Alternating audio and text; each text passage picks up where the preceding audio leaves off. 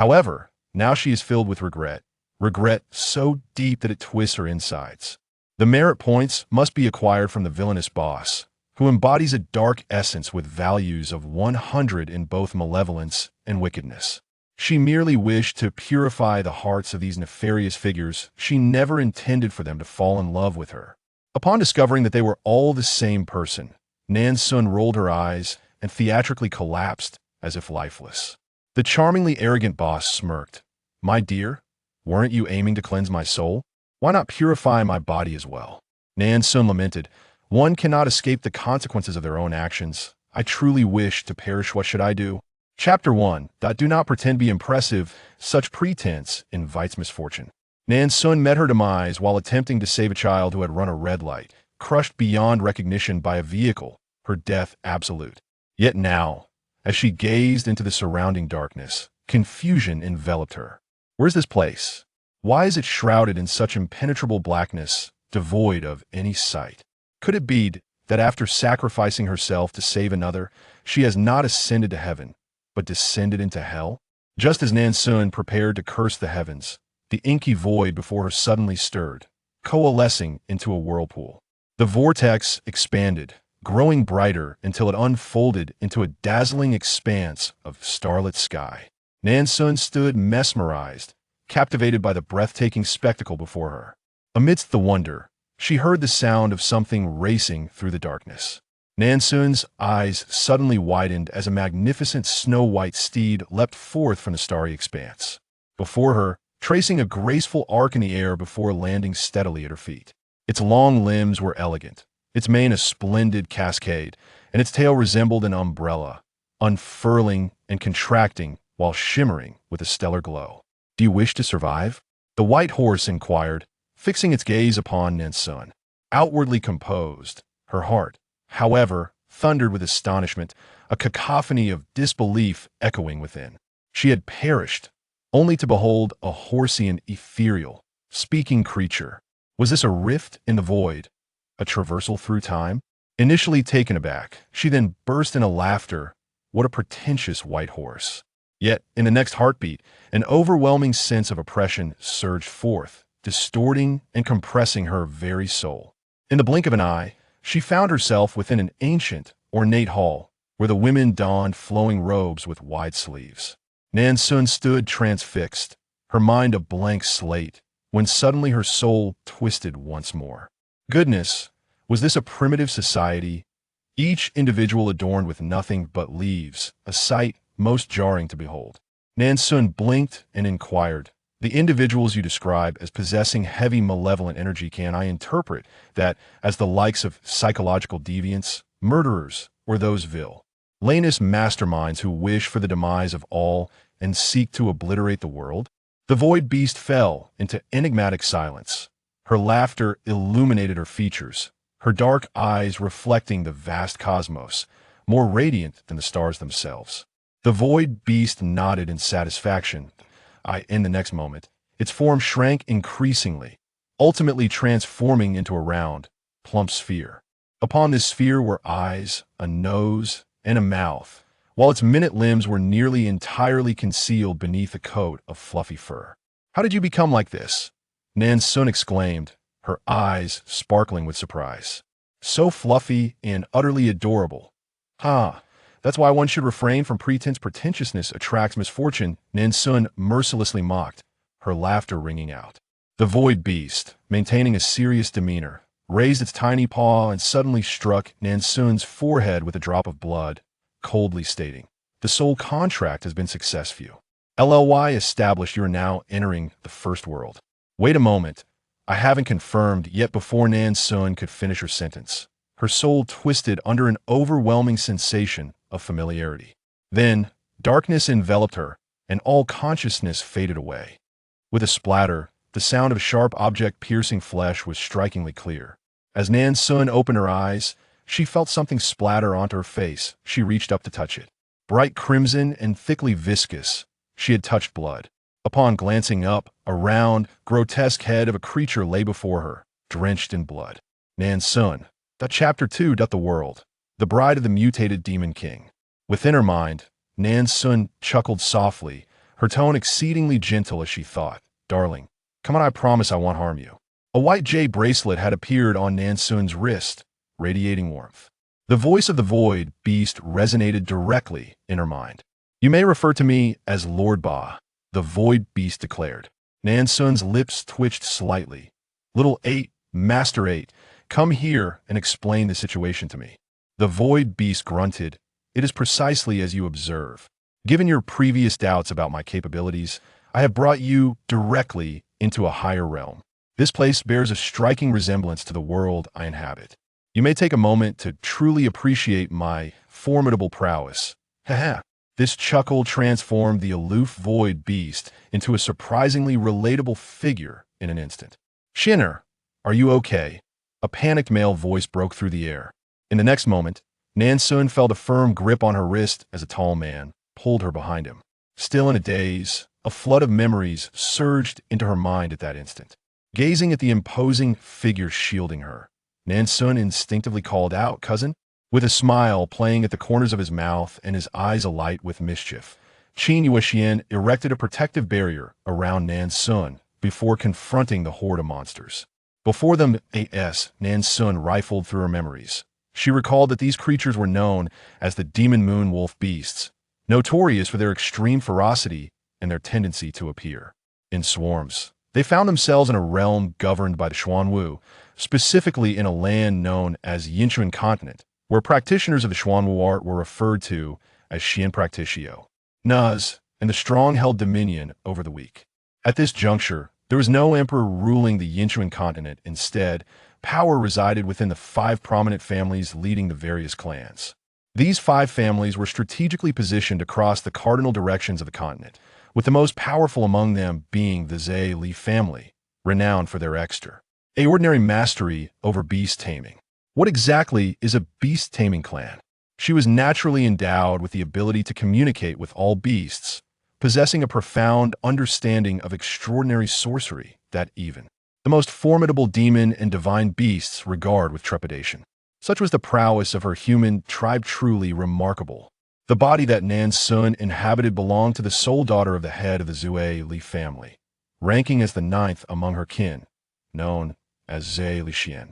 Her beauty was so striking that it could topple nations and bewitch hearts. Yet alas, she was naught but a decorative cushion pleasing to the eye, but devoid of substance.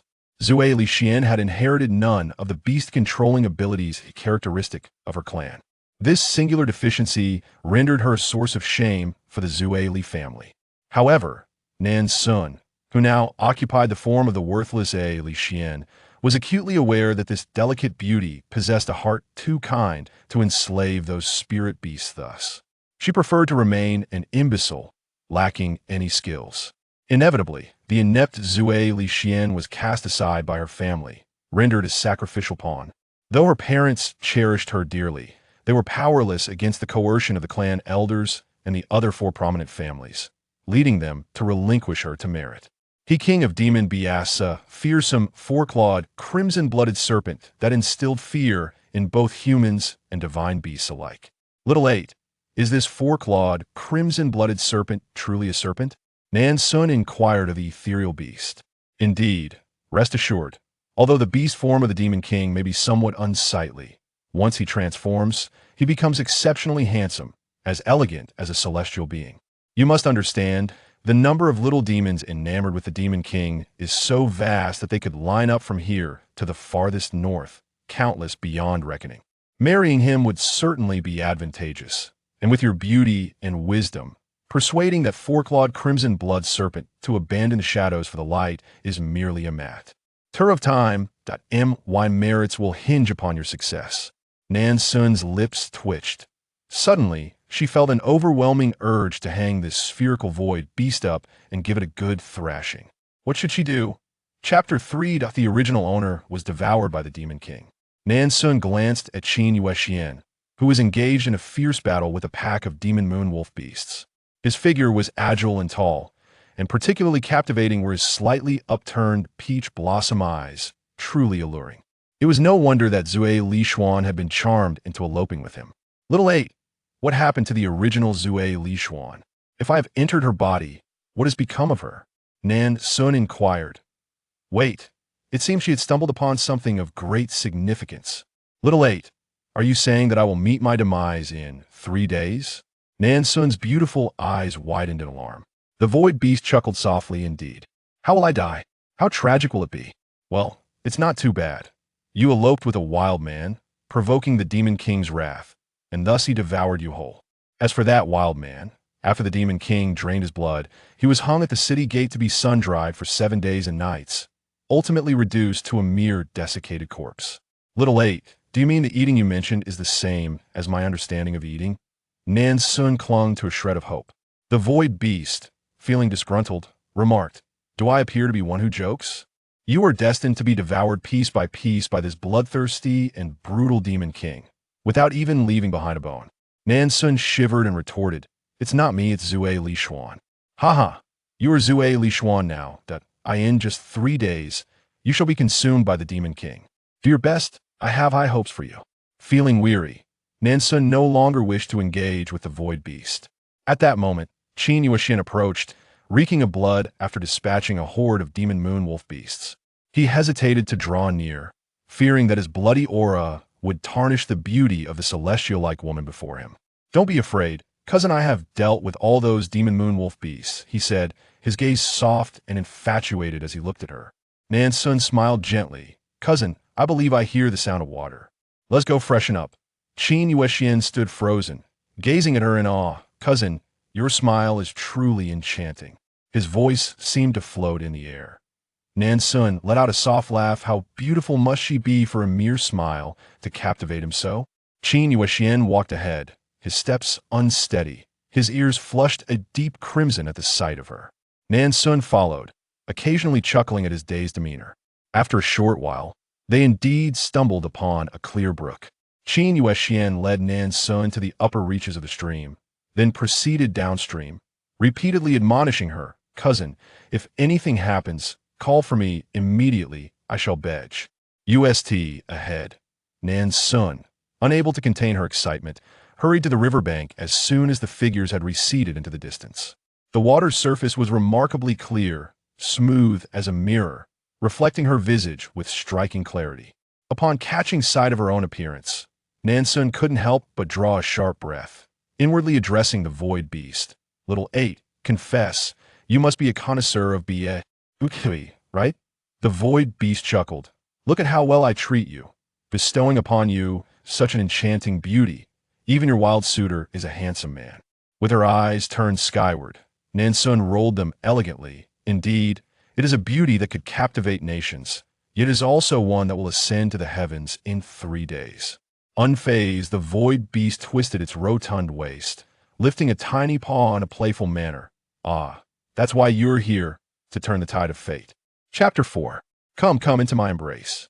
Reflected in the river was the visage of a young maiden, as beautiful as the snow lotus of Tian Shan, exuding an ethereal quality. Her captivating eyes shimmered like autumn waters, crystal clear and devoid of any impurities. Her nose was elegantly arched, and her lips, resembling peach petals, parted slightly, to reveal a glimpse of her delicate pink tongue. She embodied a purity so exquisite that one hesitated to draw near, fearing that their proximity might tarnish her unblemished aura. Nan Xun blinked at the reflection, and the figure within the water mirrored her gesture. Enough with the self-pity, quickly contemplate how to fulfill your task. The void beast's words trailed off abruptly. Little 8, Nan Xun called out several times, yet there was no response. Nan Xun murmured in confusion, glancing around but perceiving nothing amiss. Upon discovering blood smeared across her hair and face, she crouched down, dipping her flowing locks to the water, tilting her head, and using her hands to comb through her hair while pondering her predicament.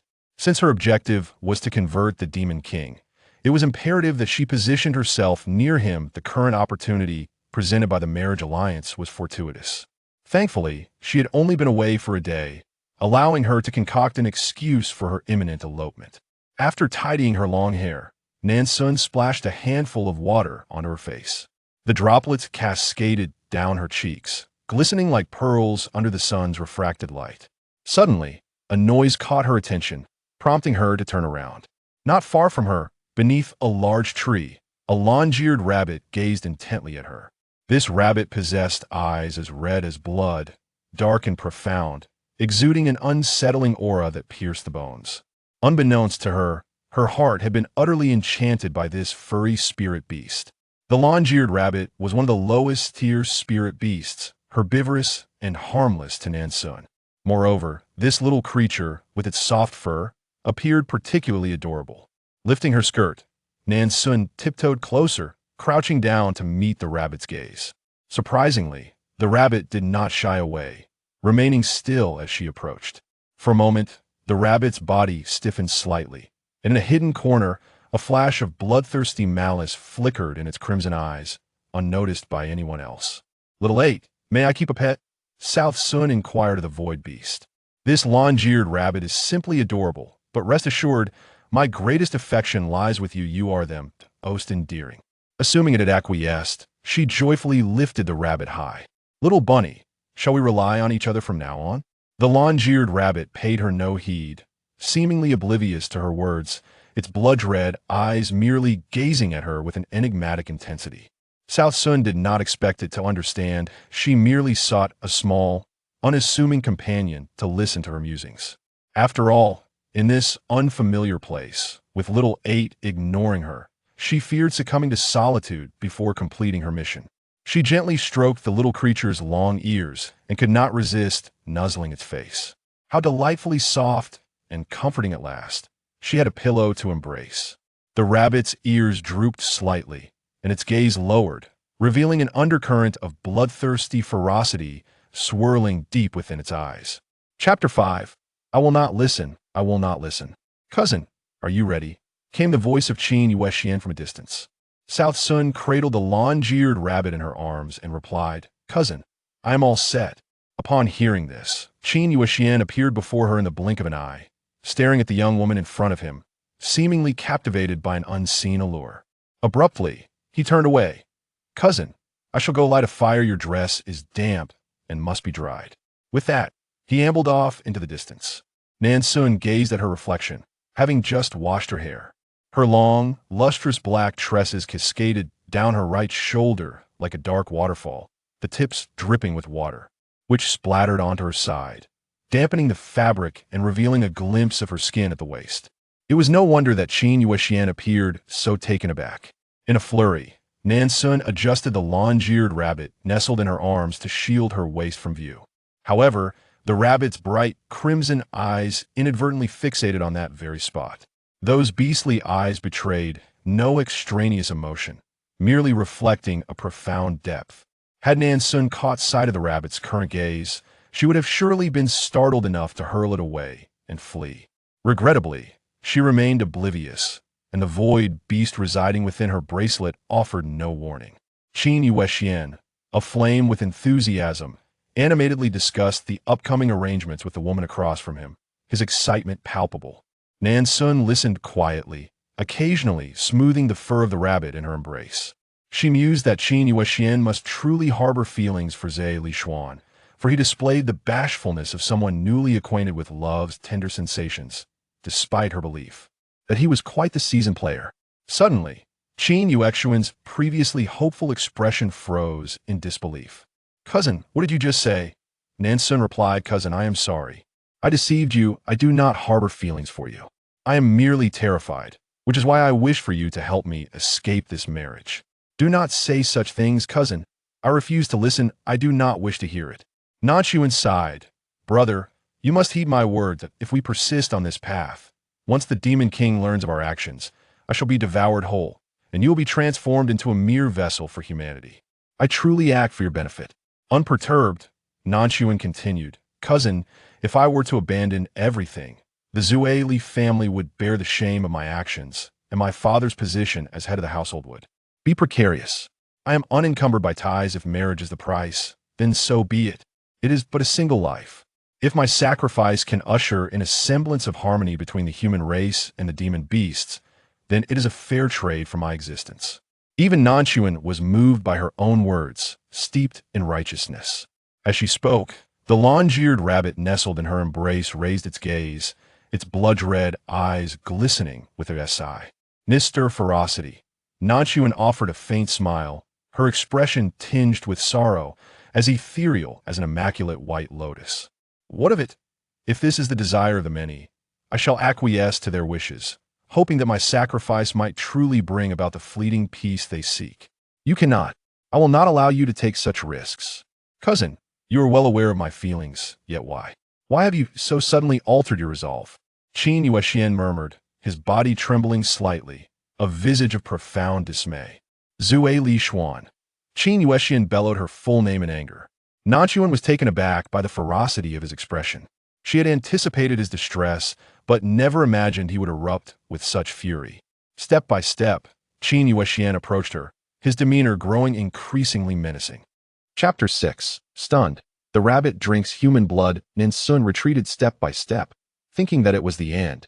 Qin Yuexian appeared to be furious and humiliated. Little 8. Speak up quickly, she urged.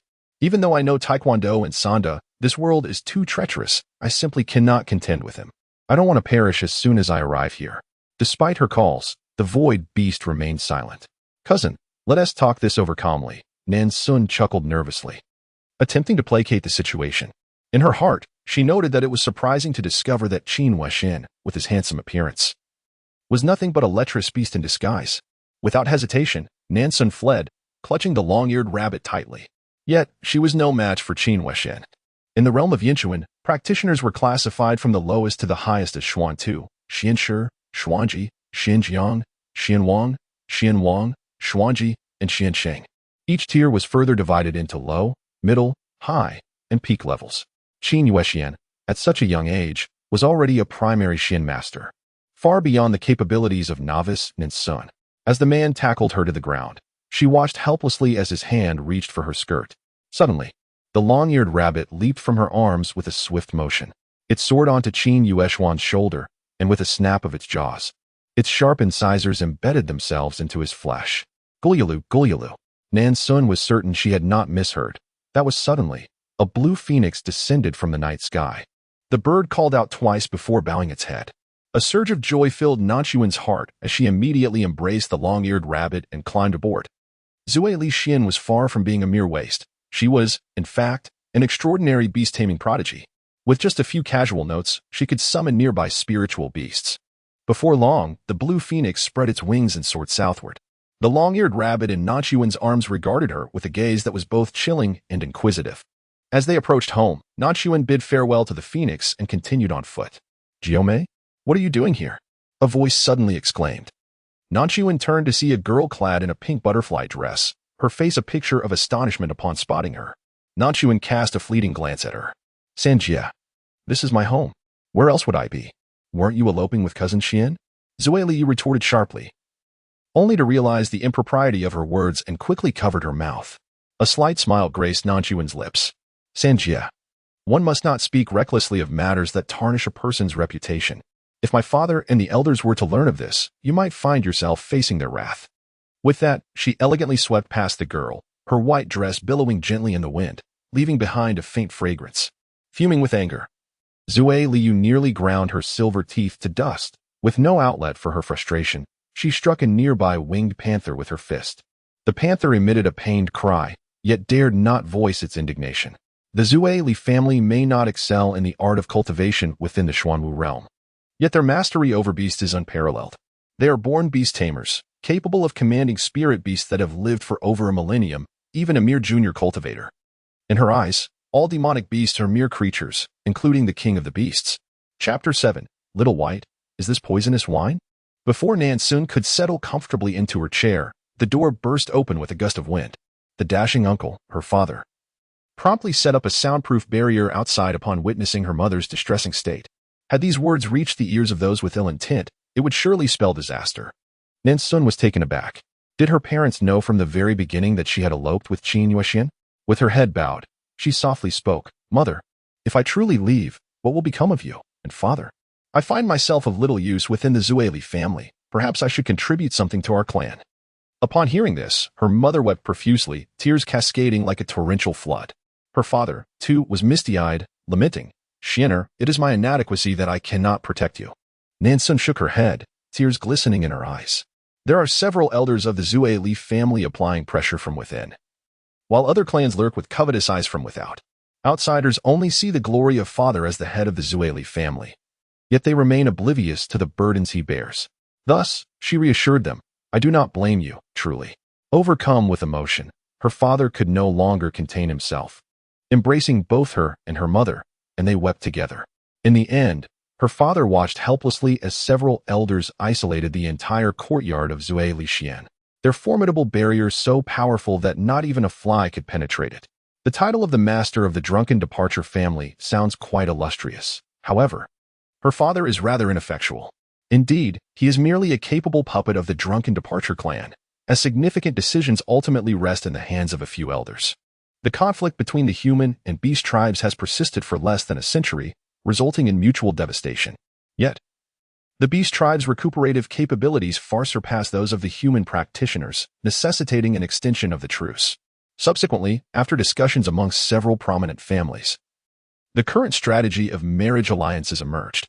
As the foremost among the 5 great families, the drunken departure clan must demonstrate sincere intentions for this alliance. Hence, the selection must originate from their lineage. However, every descendant of the drunken departure family possesses remarkable talents, and the elders are reluctant to part with any of them. Consequently, all eyes turn to drunken departure Xian, lacking in exceptional abilities, yet being the daughter of the family and possessing a beauty akin to that of a celestial being. She is deemed the most suitable candidate among the entire clan. In the vast courtyard, only Nan Xun remains, accompanied solely by the long-eared rabbit nestled in her arms. Perhaps due to the rabbit's inconspicuous presence, no one has cast a glance in its direction throughout this time.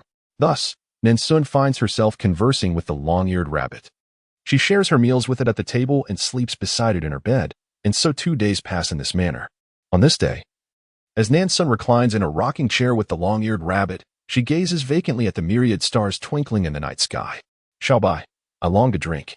If I were to become intoxicated, all my worries would dissipate, she murmurs, gently stroking the rabbit's ears, even as its ears endure her playful torment.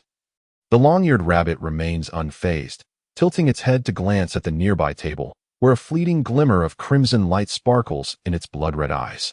In the next moment, Nan Xun pointed at the small table in astonishment. Wine? How could there possibly be a jug of wine here? She fixed her gaze on the table, nearly boring a hole through it with her intensity. Ultimately, Nan Xun confirmed that her eyes were not deceiving her. There truly was a jug of wine upon the table.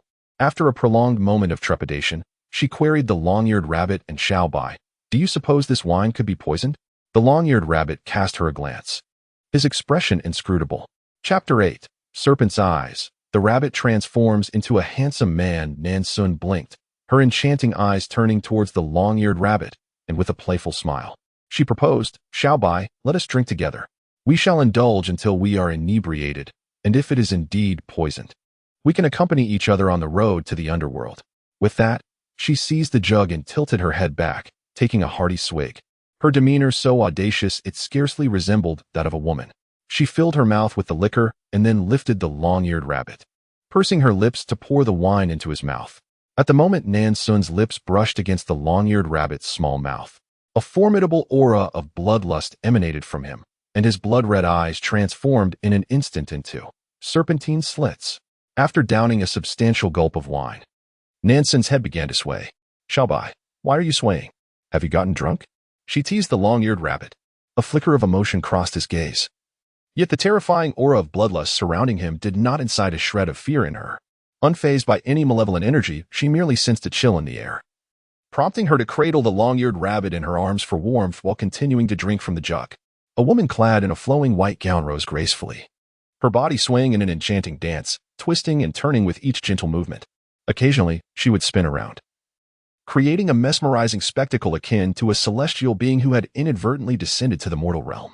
As she twirled, wine from the jug cascaded down her lips, flowing into the depths of her garment. Once the wine was exhausted, she carelessly tossed the jug aside. The resounding clatter elicited a hearty laugh from her, exclaiming, "What splendid wine, indeed!" Nan Xun gazed at the long-eared rabbit, lifting it by its ears and dancing with it in her hands. After a moment, she began to hum softly while dancing, her melodic utterances intertwining. Fa fa fa, wah wah wah, fa wah fa, fa fa wah, wah wah fa wah. The ethereal quality of her song resonated like the purest spring water, crystal clear and refreshing, drifting like the sounds of a celestial being, breaking through the heavy clouds and soaring into the heavens. The rabbit's expression subtly shifted upon hearing her celestial hum, its gaze deepening into two fathomless abysses. In the night, the untarnished woman danced gracefully, her song imbued with a purity and ethereality that captivated the very air around her. Gradually, outside the barrier, a flock of birds began to gather, a kaleidoscope of colors swirling above the courtyard, dancing in harmony with her enchanting melody. The vibrant energy radiating from the birds wove together a fantastical realm, breathtakingly beautiful and dreamlike. Witnessing such a wondrous sight, the long-eared rabbit stirred, wriggling free from her embrace, and in the blink of an eye, darted into the shadows. The humming from Nan Xun abruptly ceased. "Xiaobai, where are you going?" "Xiaobai." Nan Xun's petite face flushed slightly as she murmured a couple of times. "You heartless Xiaobai, I've cared for you so much, hic." The long-eared rabbit, now immersed in the twilight, paused momentarily upon hearing this muttering, before continuing its swift journey into the depths of the night. As the long-eared rabbit trotted along, its shadow under the moonlight elongated and broadened, ultimately transforming into a tall silhouette. This figure rose ominously from the ground, a thick black mist gathering behind the long-eared rabbit. From within this darkness, a man clad in a flowing black robe stepped forth. He stood tall and imposing, his raven hair cascading loosely over his shoulders, and his face strikingly handsome, reminiscent of a divine being, yet devoid of any expression. His brows were long and angular, and his blood-red vertical pupils were devoid of emotion, exuding an eerie aura. His nose was high and straight, akin to a jade pillar reaching for the heavens, while his lips were thin and a shade of purple. The black cloak billowed in the night, intertwining with the menacing bloodlust that surrounded him, an intense scent of blood permeating the air. Chapter 9. Demon King? Good heavens. I'm terrified. The long-eared rabbit, having just escaped from control, sensed the impending danger and emitted a sharp cry, scattering its claws and fleeing. The man's blood-red eyes tilted. A faint smile played upon the man's lips as a memory surfaced. Abruptly, his mouth opened, revealing two sharp fangs. He bit into the long-eared rabbit held in his right claw, tearing away a large chunk of flesh. Blood splattered, staining the white fur crimson. The rabbit struggled in vain as the man devoured it piece by piece. His expression remained impassive as he chewed, his purplish lips stained with blood, gleaming ominously in the night, making his handsome face resemble a blood-drinking demon. Once the rabbit was entirely consumed, the tall, handsome man in black robes approached the barrier. He tore through the seemingly impenetrable barrier with a single claw and nonchalantly walked away. As he left, a voice echoed in the young woman's mind. "I was scared to death. No wonder he is the villain with 100 evil. Oh, you're still alive? I thought you were dead. When did you learn modern slang?" She hiccuped, the taste of wine lingering in her mouth. "Of course I'm alive. Why would I die?" The voice retorted. "Then why didn't you answer when I called you countless times?" She scoffed. The void beast remained silent for a considerable time before speaking. "I never anticipated that the demon king of this world would be so formidable. The moment he manifested, I sensed an overwhelming aura of slaughter radiating from him. Had I uttered even a single word at that instant, he would surely have detected it, and both of us would have met our demise." Nan Xun, bewildered by its words, replied, "Xiaobai, what nonsense are you spouting? Where is the demon king?" "I see no one." The void beast chuckled softly. From those two chuckles, Nan Xun sensed a foreboding tone. "It's the long-eared rabbit that you hold so dearly," referring to it as Little White. Nan Xun was momentarily stunned. "Xiaobai, are you jesting with me?" "Indeed, I am jesting," the void beast confirmed. Relieved, Nan Xun exhaled, only to be met with the void beast's next remark that left her frozen in disbelief. "The demon king possesses extraordinary powers. He has concealed himself within the shadow of the long-eared rabbit, while a fragment of his essence has attached itself to the rabbit, allowing him to control its body." The void beast elucidated further. Nan Xun still found it hard to accept this revelation, questioning, but why would the demon king choose to inhabit the long-eared rabbit? Nan Xun then despondently murmured, "Xiaobai, I fear I am doomed." She wiped her face, her expression one of utter despair. The void beast chuckled and remarked, "Indeed, let me recount. When you clung to the demon king without letting go, he exhibited a hint of murderous intent. As he rubbed against your face, it happened again. When you playfully massaged his ears, yet again. Even while indulging in a banquet, you insisted on feeding him carrots, which was yet another instance. At night, as you slept, drooling while embracing him, The Demon King spent the entire night gazing intently at your neck. Just moments ago, when you forcefully compelled him to drink, the intensity of his murderous glare was potent enough to pierce through you. And lastly, you couldn't resist tugging at his ears while spinning around in circles. Chapter 10. Come now, let us inflict mutual harm. Aaaah, please cease your words. I need a moment of silence, Nan Xun implored, feeling that if she continued listening, she might be driven to slap herself in despair. Try to see things in a broader light. What's done is done, the Void Beast advised. Nan Xun suddenly recalled something and quickly accused. You clearly knew that the long-eared rabbit was the Demon King, yet you chose not to warn me? The Void Beast cleared its throat. I had no inkling of the Demon King's formidable nature. Had I spoken up, he would have undoubtedly discovered my presence. So you merely watched as I repeatedly dug my own grave? Nan Xun replied, her voice tinged with melancholy. Aaaah, have you truly not considered revealing your true form? The Void Beast scoffed. Do you think I am as foolish as you? Revealing myself would only invite your wrath. Aaaah, you are indeed clever. Nan Xun felt a wave of relief wash over her, grateful that the Demon King had possessed the long-eared rabbit rather than some small wild boar. Is there truly a distinction? The Void Beast inquired, perplexed. Had it been a wild boar, I would not have kept it. Rather, I would have roasted it for a feast. The Void Beast suddenly recalled something, and after a moment of contemplation, Nan Xun exclaimed, Aaaah, it seems that tomorrow is the final day. Oh no, I am destined to be devoured by the Demon King. The Void Beast responded with a grunt. I believe we can directly venture into the next world, Nan Xun earnestly proposed.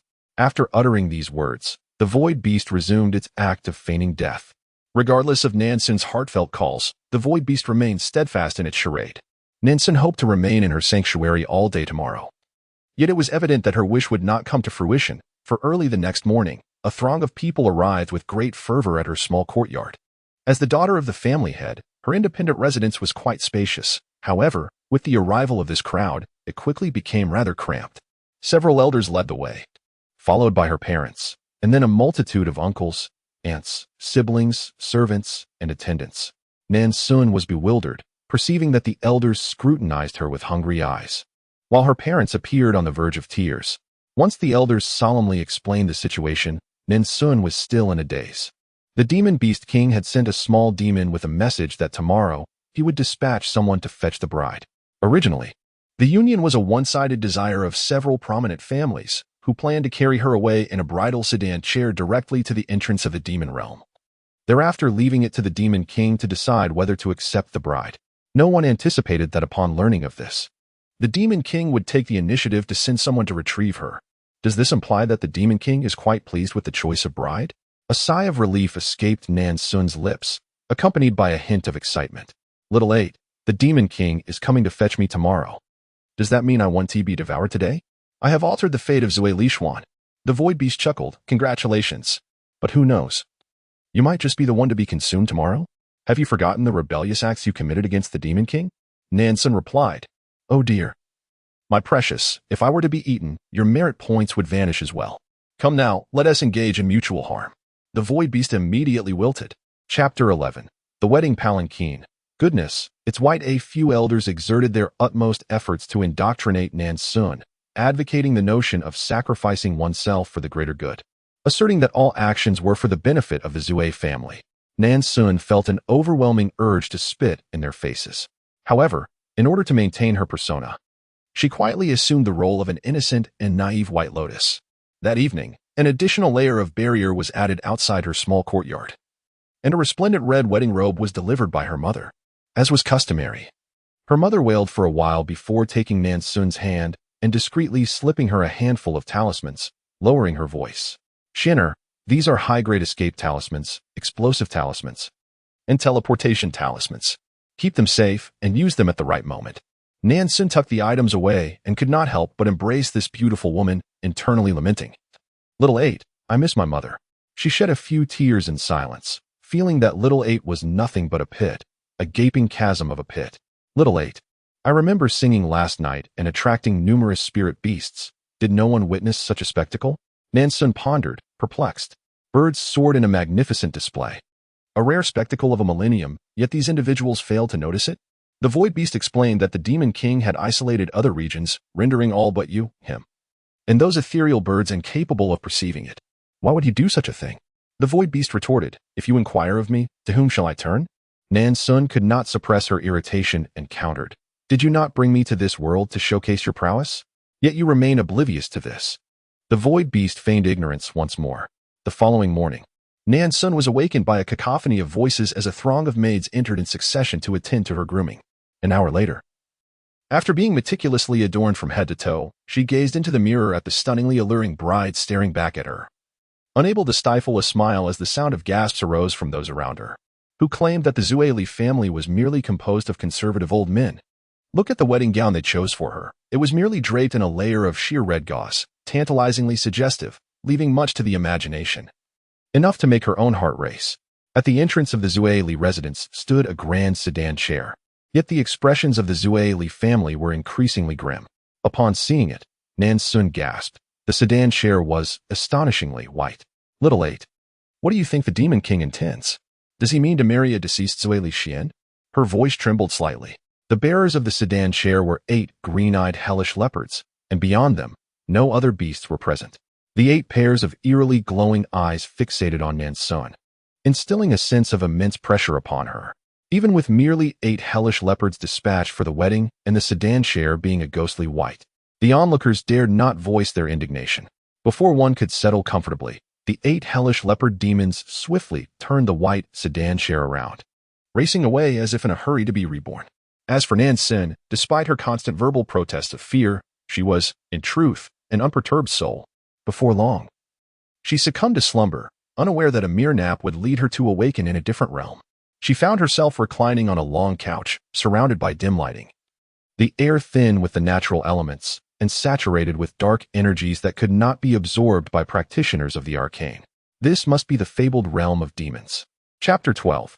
I am here to seduce the Demon King. Before she could fully open her eyes, Nan Xun heard hushed voices around her, marveling at the beauty that graced her form, expressing astonishment that a human could possess such exquisite features. Whispers suggested she was the only daughter of the Zueli family head, and that the human race had spared no expense in their pursuit of beauty. Just as Nan Xun wished to bask in the flattery, one voice suddenly interrupted, announcing that she had awakened. As she opened her eyes, she was met with 4 pairs of glossy, dark eyes. From a distance, they appeared to be 4 striking maidens. They offered a casual bow, acknowledging her presence with a tone that suggested they regarded her with indifference, clearly unimpressed by the new human bride before them. However, Nan Xun was not one to be underestimated.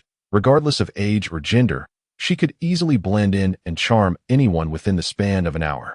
Thus, an hour later, the palace resonated with laughter and merriment, vibrant and lively. You humans are truly fascinating, utterly unlike anyone I have encountered, remarked a maid named Hong Cho, stifling a giggle behind her hand. Nan Xun winked, pondering, aren't all humans like me, with 2 eyes, a nose, and a mouth? Ha ha ha. Elsu couldn't help but burst into laughter. The implication of the red silk was that she had encountered many cunning and deceitful humans, while you remained so innocent and unversed in worldly affairs. By the way, how did you arrive in our demon realm? Nan Xun inquired. Cough. Cough, cough, cough. The group choked on a sip of water. Nan Xun immediately tapped her forehead, admonishing her, you really do speak without a filter. Remember, such words must never reach others' ears, or your life will be forfeit. The other 3 quickly nodded in agreement, earnestly advising her. Nan Xun chuckled, saying, I shall heed the teachings of my beautiful sisters. Red Silk giggled, saying, your little mouth is as sweet as honey. However, let us not dwell on that. In comparison to you, we are hardly worthy of the title of beauties. As they engaged in playful banter, sharing gossip and light-hearted chatter, a month slipped by unnoticed. Nan Xun rested her chin on her hand, gazing longingly at the palace doors. With a sudden crack, in the pitch-black hall, the Demon King lounged in his obsidian throne, delicately holding a fine wine glass. Lost in thought, the Demon King inadvertently tightened his grip, shattering the exquisite glass. The rich wine cascaded down his slender fingers, filling the room with its intoxicating aroma. Pausing momentarily, he resumed drinking with an impassive expression. A beast, standing 3 zhang away in the hall, unable to hear, repeated the question, Your Majesty, a month has now passed. How do you intend to deal with the human woman? However, was it truly necessary to drain the blood of that human woman and display her upon the ramparts of the human city? The Demon King had taken a human bride, yet left her to languish for a month, leading the myriad beasts to believe he was indulging in a form of humiliation toward humanity. Yet they preferred a more direct and sanguinary form of derision, and thus, unable to contain their impatience, they sent forth a small demon to inquire. The demon king cast a frigid glance at him and coldly retorted, "When has it become your place to meddle in my affairs?" The demon promptly knelt, acknowledging his error. The crimson eyes of the demon king narrowed slightly as he toyed with the cup in his hand, seemingly lost in thought. A sly smile crept upon his lips. "How intriguing," he mused. "I shall see just how one attempts to entice." Chapter 13. A startling encounter. Teasing the demon king, the assembly of beasts within the hall exchanged bewildered glances, uncertain as to why the demon king had suddenly begun to murmur to himself. Upon inadvertently catching sight of that enigmatic smile gracing his lips, they felt a shiver run through them, stifling any further utterances. When had the demon king last exhibited such a grin? It seemed to have been during the time he had consumed the previous demon king whole. The four companions of Green Swoi, upon hearing Nan Xun's words, were no longer surprised. Despite her seemingly innocent and unblemished demeanor, this girl was capable of uttering the most reckless statements. What rendered it all the more difficult to chastise her was the genuine innocence reflected in her expression and clear gaze. They soon realized that their own minds were tainted, leading them to misinterpret her intentions, regardless of what Nan Xun had said or done. The moment they met her eyes, pure and clear as the mountain spring, they found themselves unable to utter a single harsh word. "Ahem, dear Nan Xun. The demon king is quite occupied with affairs of state. To show some understanding." Xiling elucidated the situation, and Nan Xun's head drooped in dismay. She inwardly queried the void beast. "Xiaoba, I am both elated and apprehensive. The demon king has neglected me, and while my life is temporarily spared, what shall become of my mission if he continues to ignore me? How am I to assist you in enlightening the demon king and purifying that darkened heart?" The void beast offered no response. Nan Xun sighed deeply, contemplating the weight of her responsibilities. In her moment of ennui, she proposed, "Why don't we play a game of hide and seek?" Observing her melancholy, Sui endeavored to divert her attention. Nan Xun had already exchanged her alluring bridal gown for her favored white dress, immaculate and unblemished. Yet at that moment, her eyes were obscured by a crimson silk blindfold. The juxtaposition of white and red lent an exquisite charm to her appearance. Sui had tied the silk particularly tight, leaving Nan Xun in utter darkness. To be candid, the recreational activities of antiquity were woefully scarce, especially during the primordial era dominated by humans, divine beasts, and demons. Their amusements were limited to games of hide and seek, chasing butterflies and capturing birds. Yet, Nan Xun, feeling utterly listless, was invigorated by the simple game of hide and seek. She extended her hands to feel her surroundings. Unbeknownst to her, a mischievous girl poked her waist, while another playfully brushed against her small hand. "You naughty girls, how dare you tease me? Once I catch you, I shall plant a kiss upon you, and see if you dare to do so again," Nan Xun declared with a playful laughter. Initially, the air was filled with jovial sounds, but at a certain moment, an eerie silence enveloped the surroundings. Sensing something amiss, Nan Xun was about to remove the silk blindfold when she suddenly heard the sound of approaching footsteps. With a sly smile gracing her lips, Nan Xun thought to herself that remaining silent would keep her unaware of their whereabouts. In an instant, she lunged forward, wrapping her arms around the figure before her. And with an impish pout, she planted a kiss that resounded with a loud smack. However, this kiss did not land upon the intended cheek, but rather upon the chin. A collective gasp echoed around her, an icy chill permeating the air, sending shivers down spines. Nan Xun's heart skipped a beat. If she were unaware that she had embraced a man at that moment, she would indeed be foolish. Yet, the sequence of her actions had been utterly uncontainable. By the time she realized something was amiss, her lips were already pursed in a kiss.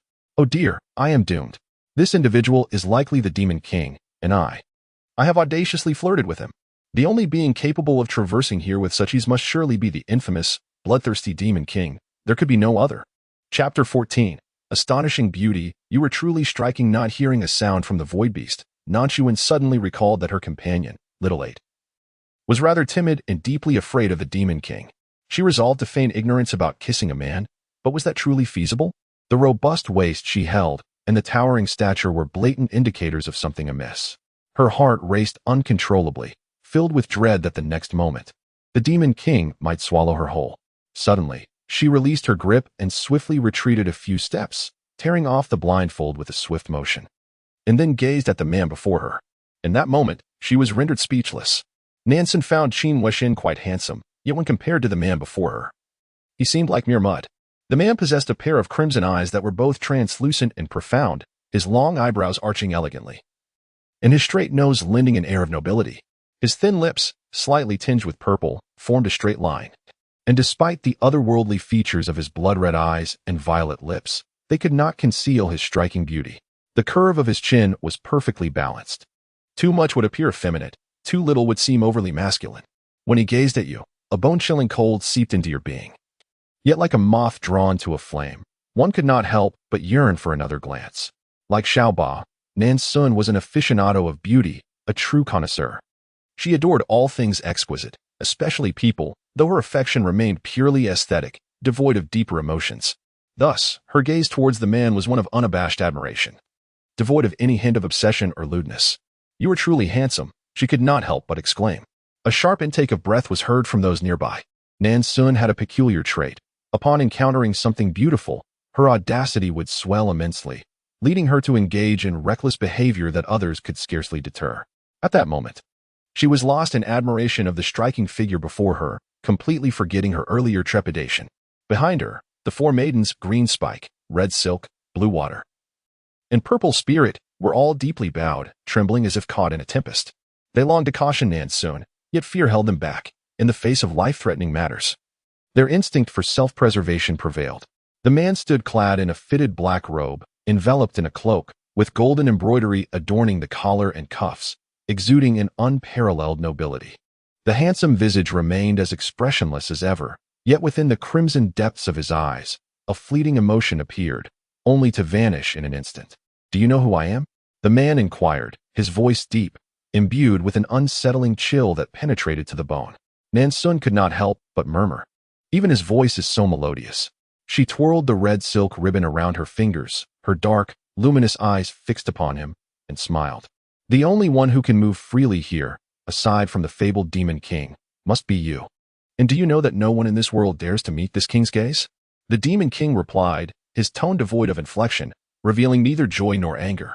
The crimson silk, kneeling in submission, hesitated, then softly pleaded, "My lord, please temper your wrath. Sun Sun is unfamiliar with the rules and did not intend to offend you." The demon king did not spare her a glance, yet in the next moment, blood spewed forth from the mouth of the crimson silk, her body collapsing entirely, as if an invisible force bore down upon her. Nan Xun's expression shifted slightly. Crimson silk. She suddenly glared at the demon king, irritation creeping into her voice. "Why can't I meet your gaze? Are you unfit to be seen or something? You are undeniably handsome. Why can't I look at you a little longer?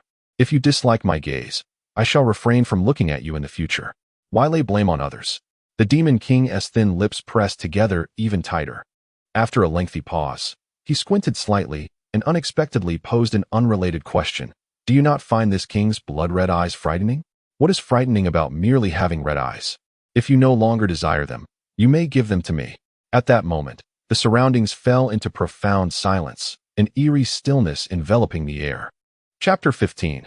"I hear you wish to entice this king." The demon king regarded Nan Xun with an enigmatic expression. His silence matched hers as she pressed her lips together, refraining from speech. Suddenly, he gestured to the four individuals behind the woman, commanding in a low tone, "You all may withdraw." Though Hong Chou attempted to interject, she was swiftly pulled away by Lan Shui and the others. After all, she was merely a human woman. Despite their regret, they possessed no power to intervene.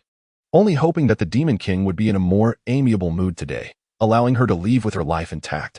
Once everyone had retreated, the imposing figure of the demon king leaned forward abruptly, casting a shadow that enveloped Nan Xun entirely. Instinctively, she stepped back 2 paces, bewildered. "What are you doing?" Only then did she realize that the man before her was not only an exquisite beauty, but also the insatiable demon king spoken of by Aaaah. Had she said something inappropriate? Was she now filled with trepidation? The demon king let out a soft chuckle, extending his long arm to encircle her waist, holding her tightly as if a mere exertion of strength could snap her slender form in two. In a moment of panic, Nan Xun raised her hands to clutch his neck, embracing him fervently, nodding vacantly as the word afraid escaped her lips. The demon king briefly stiffened, his gaze deepening with intrigue. "Afraid yet still daring to provoke me, The man before her spoke again, a subtle smile gracing his lips, forming a captivating curve. I merely spoke the truth. If my words have angered you, I shall refrain from speaking them henceforth. But might I implore you, do not consume me? Nan Xun gazed at him, her demeanor a picture of pitiful innocence. Why do you embrace my neck if you fear me? The man's calm words carried a hint of barely perceptible amusement, faint, fleeting, and ephemeral. Nan Xun tightened her hold around his neck, her voice trembling slightly as she replied. If you intend to consume me later, I shan't witness your feasting upon me. Besides, I might seize the opportunity to bite your neck. Such reasoning was undeniably amusing. Rest assured, I shall not devour you for the time being, the Demon King remarked, raising an eyebrow. Yet, Nan Xun noticed the word temporarily, and a wave of trepidation washed over her. Would he inevitably feast upon her? She anxiously called for Aaaah, but he remained too intimidated to utter a word. Quickly, she buried her face in the man's neck, grinding her small white teeth against him. Please inform me beforehand when you intend to feast upon me, so I may take a few bites of you first. I, at times, am unwilling to be at a disadvantage. The Demon King observed the woman for a long while, feeling the warmth radiating from her against his neck. His gaze darkened gradually, drifting downward to rest upon her exquisite form, causing his eyes to narrow involuntarily. Nan Xun chuckled awkwardly, desperately attempting to divert his attention. So, how do you find my figure? Is it not pleasing? The Demon King abruptly tightened his embrace, his blood-red eyes fixed intently on Nan Xun. You, woman, are truly. Despite her overwhelming fear of him, she only clung to him tighter. He found her utterly inscrutable. Nan Xun clung to his neck, gazing into his vibrant crimson eyes, feeling an inexplicable sense of ease wash over her. Suddenly, with a playful arch of her brows, she remarked, I have heard tales of your fearsome visage, with a green face and fangs, possessing 3 heads and 6 arms. When I first learned of my impending marriage to you, I was filled with dread. Yet, to my surprise, you are remarkably handsome. If I am destined to meet my end, I find myself less fearful now. The Demon King did not address her prior attempt to flee from their union. Instead, he regarded her for a moment, then unexpectedly uttered, I have heard. You wish to entice this king? Now that I stand before you, how do you intend to do so? Chapter 16. Out of control, perhaps I shall devour you. Cough, cough. Nan Xun was taken aback, nearly choking on her own saliva.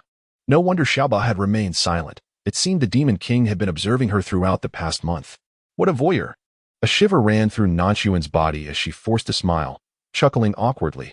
I was merely jesting. Please do not take it to heart. On the contrary, this king finds your words quite earnest, the Demon King replied. Nan Xun wondered if she was reading too much into his words, for she detected a hint of teasing in his tone. Oh, she exclaimed suddenly. In a moment of distraction, the man swept her off her feet, cradling her in his arms. Nan Xun shrank back in surprise, yet instinctively drew closer to him. What do you intend to do? She stammered nervously. Nan Xun lamented inwardly.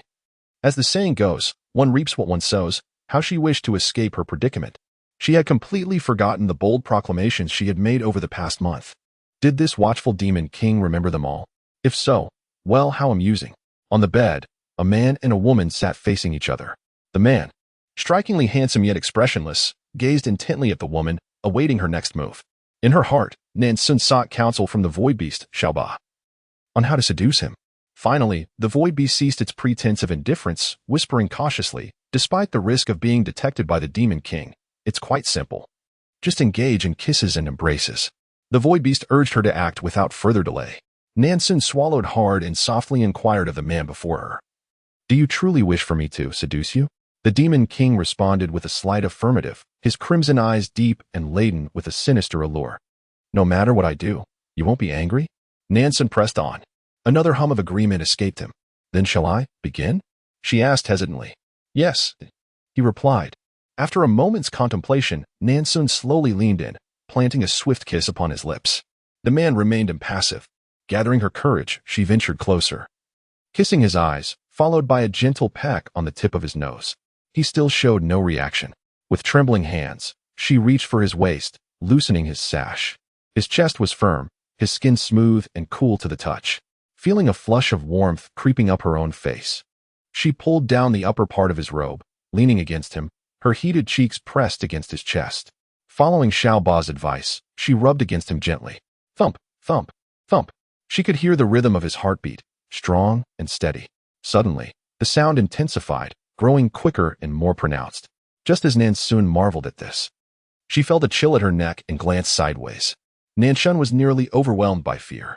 A long, forked tongue emerged from the mouth of the man before her, licking her neck with an unsettling persistence, quickly leaving a damp patch behind. Am I to be devoured by the Demon King? He is licking my neck, can't you see? Is he preparing to consume me? Nan Xun was terrified, her heart racing with dread. Indeed, in the next moment, she heard the man's sinister voice echoing from above. This king has almost lost control. Such a situation is intolerable, thus I believe it would be best to consume you directly. Chapter 17. Terrifying, the Eternal Virgin Aaaah. Aaaah, we've failed the mission. We must escape at once. Nan Xun screamed in her mind, filled with panic. After hastily issuing commands, the void beast resumed its act of feigned death. Nan Xun's thoughts were a jumbled mess. Although having faced death once made her less fearful, she truly did not wish to be devoured piece by piece, as such a fate was too torturous. Consequently, she abruptly pushed the man onto the bed, and without hesitation, pressed her lips fiercely against his. The man's chest rose and fell, and at one moment, he sharply inhaled. He finally relinquished the thought of consuming Nan Xun immediately, his large hand gripping the back of her head. Woman, should you desire a swift end, you will find regret to be of no use in the days to come. Suddenly, Nan Xun felt a chill as the man's powerful hand tore through her gown, reducing it to tatters in an instant. The bed beneath them, seemingly fragile, collapsed with a loud crash. As the few individuals sensed the departure of the Demon King's aura, they hastened into the room, hoping to retrieve Nan Xun's remains. To their dismay, the bed was empty, save for a scattering of torn garments at its foot. The bed had collapsed into a state of disarray, but a glaring pool of blood was visible upon it. The crimson silk seemed to weep, leading them to fear that Nan Xun had been consumed by the king. The others could not help but roll their eyes at her. Lan Shui remarked, Hong Cho, did you not detect a certain scent? Hong Cho nodded, continuing to weep. Of course I did. It is the scent of blood. You heartless ones, Sun Xun has called us sisters for over a month. And now she has been devoured by the Demon King. Yet you show no sorrow. Ziling could not suppress a laugh. Clearly, it is the scent of desire.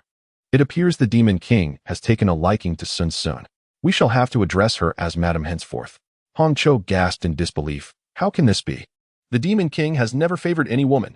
Seeing the identical expressions on the faces of the three, Hong Cho hesitantly inquired, but what of Sun Xun? Where has she gone? The king's chamber is off limits to all. Hong Cho was taken aback once more. Soon, however, she found herself convinced by their words. For the following morning, Nan Xun lay upon their newly changed bed, her face devoid of color. As they approached, they were struck with horror. The once smooth and fair skin of the woman was marred with numerous dark bite marks, resembling a grotesque tapestry. The four were filled with a mixture of joy and sorrow. Not only had the Demon King permitted her to stay, but he had also broken his own rule concerning access to his chamber for her. Upon witnessing the woeful state of the woman, an indescribable sense of concern enveloped the onlookers. Unlike the beastly creatures capable of transformation, humans are inherently frail, rendering them ill-equipped to endure the torment inflicted by the Demon King. Hastily, they assisted Nan Xun in bathing and changing her attire, and once she was tidied up, she lay on the bed, exuding an aura of despair. At this moment, the void beast was able to speak, having been liberated from the Demon King's watchful gaze. You should be grateful, for the advice I provided spared you from becoming the Demon King's meal. Nan Xun let out a hollow laugh, her vacant eyes gazing at the ceiling, while internally she wept, Little 8, I am no longer pure. I never even had the chance to experience love before arriving here. And now I have lost everything. Is that truly the case? Indeed, the void beast, unaware that its earnest counsel had led Nan Xun to a state of utter abandon, felt both relieved and exasperated. There were two pieces of good news. First, the Demon King's darkness index stood at 80, indicating he had not fully succumbed to darkness. Second, the negative energy he emitted had decreased from 100 to 95. Observing Nan Xun's gloomy demeanor, the void beast promptly sought to redirect her attention. Upon hearing this, Nan Xun indeed felt a spark of vitality. Yet she could not suppress her inner sarcasm. I have been transformed into a mere rag doll, and the negative energy has only dropped by 5 points. However, she quickly regained her spirits. Little 8. Does this not imply that after enduring the Demon King's advances 19 more times, I could potentially eliminate all his negative energy? The thought of a long untouched ancient virgin was daunting, especially considering this demon king had lived for countless millennia. On this particular evening, the ghastly marks upon Nan Xun's body had yet to fade, and the young maidens, who had been merrily laughing and frolicking with her, discreetly withdrew from the room. In the next moment, the void before her twisted, and the strikingly handsome man clad in black robes appeared abruptly before her. Nan Xun had not yet finished her cup of tea when she found herself swept away to the grand palace for the first time. The surroundings were shrouded in darkness, illuminated only by a few luminous pearls embedded in the walls, casting a faint, eerie green glow that evoked a sense of dread. Although Nan Xun was not particularly fond of this place, she appreciated the dim lighting, for it offered her a semblance of shyness. Today, the Demon King was unusually silent.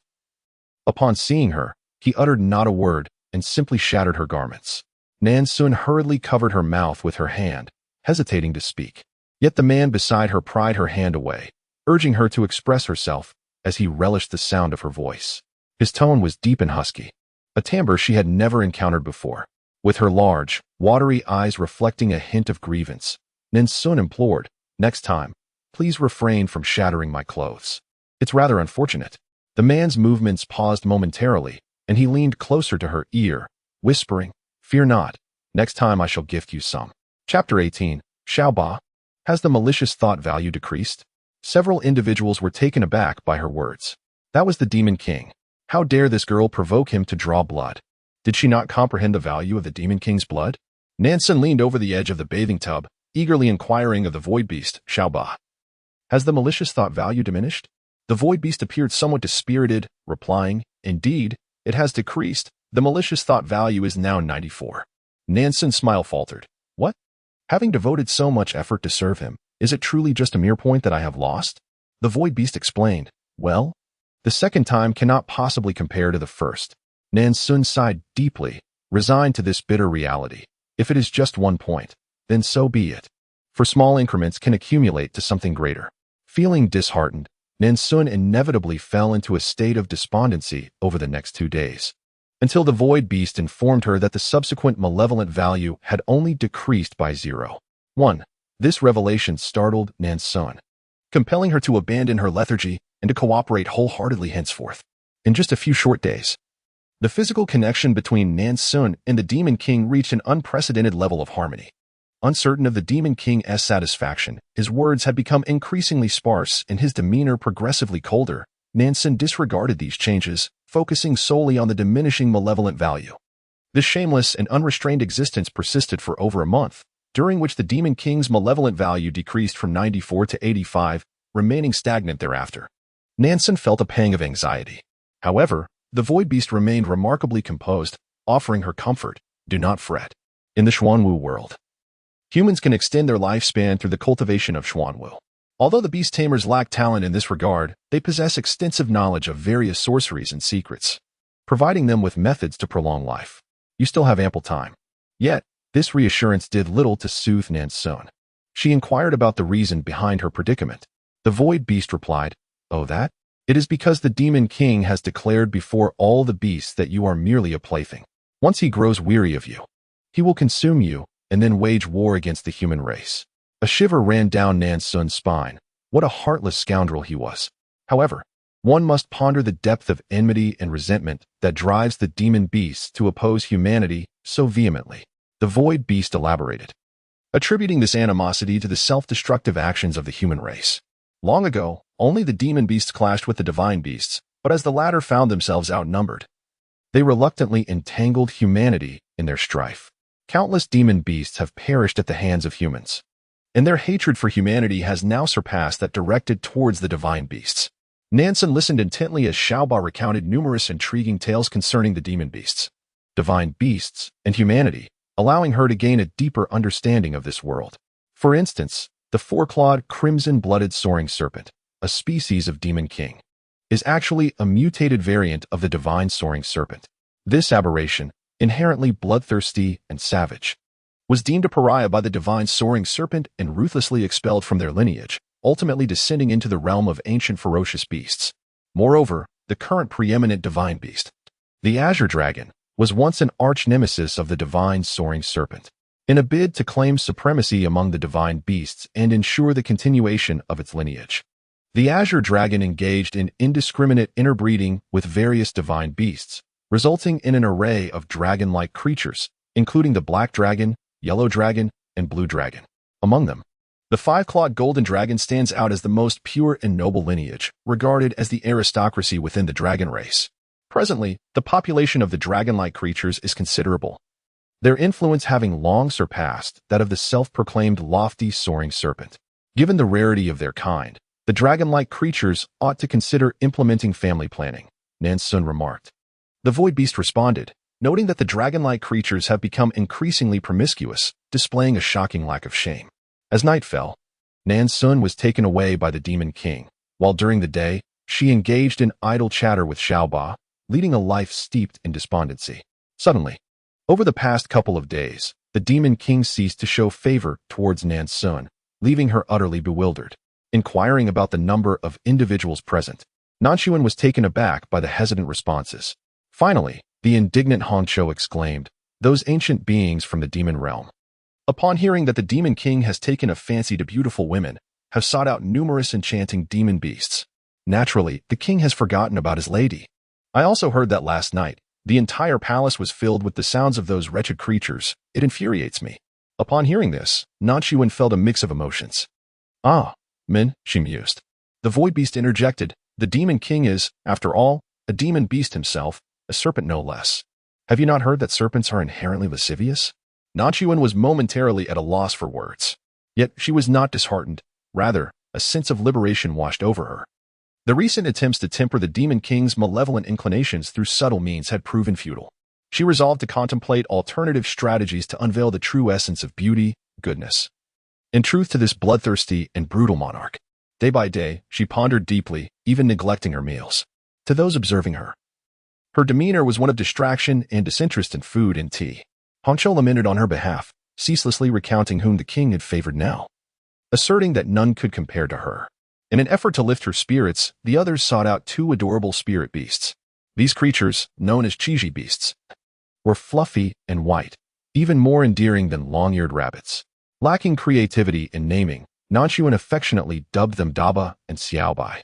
Holding a handful of verdant grass, she exclaimed, "Look, Hongqiu, Daba and Xiaobai will surely adore this fresh grass I just unearthed."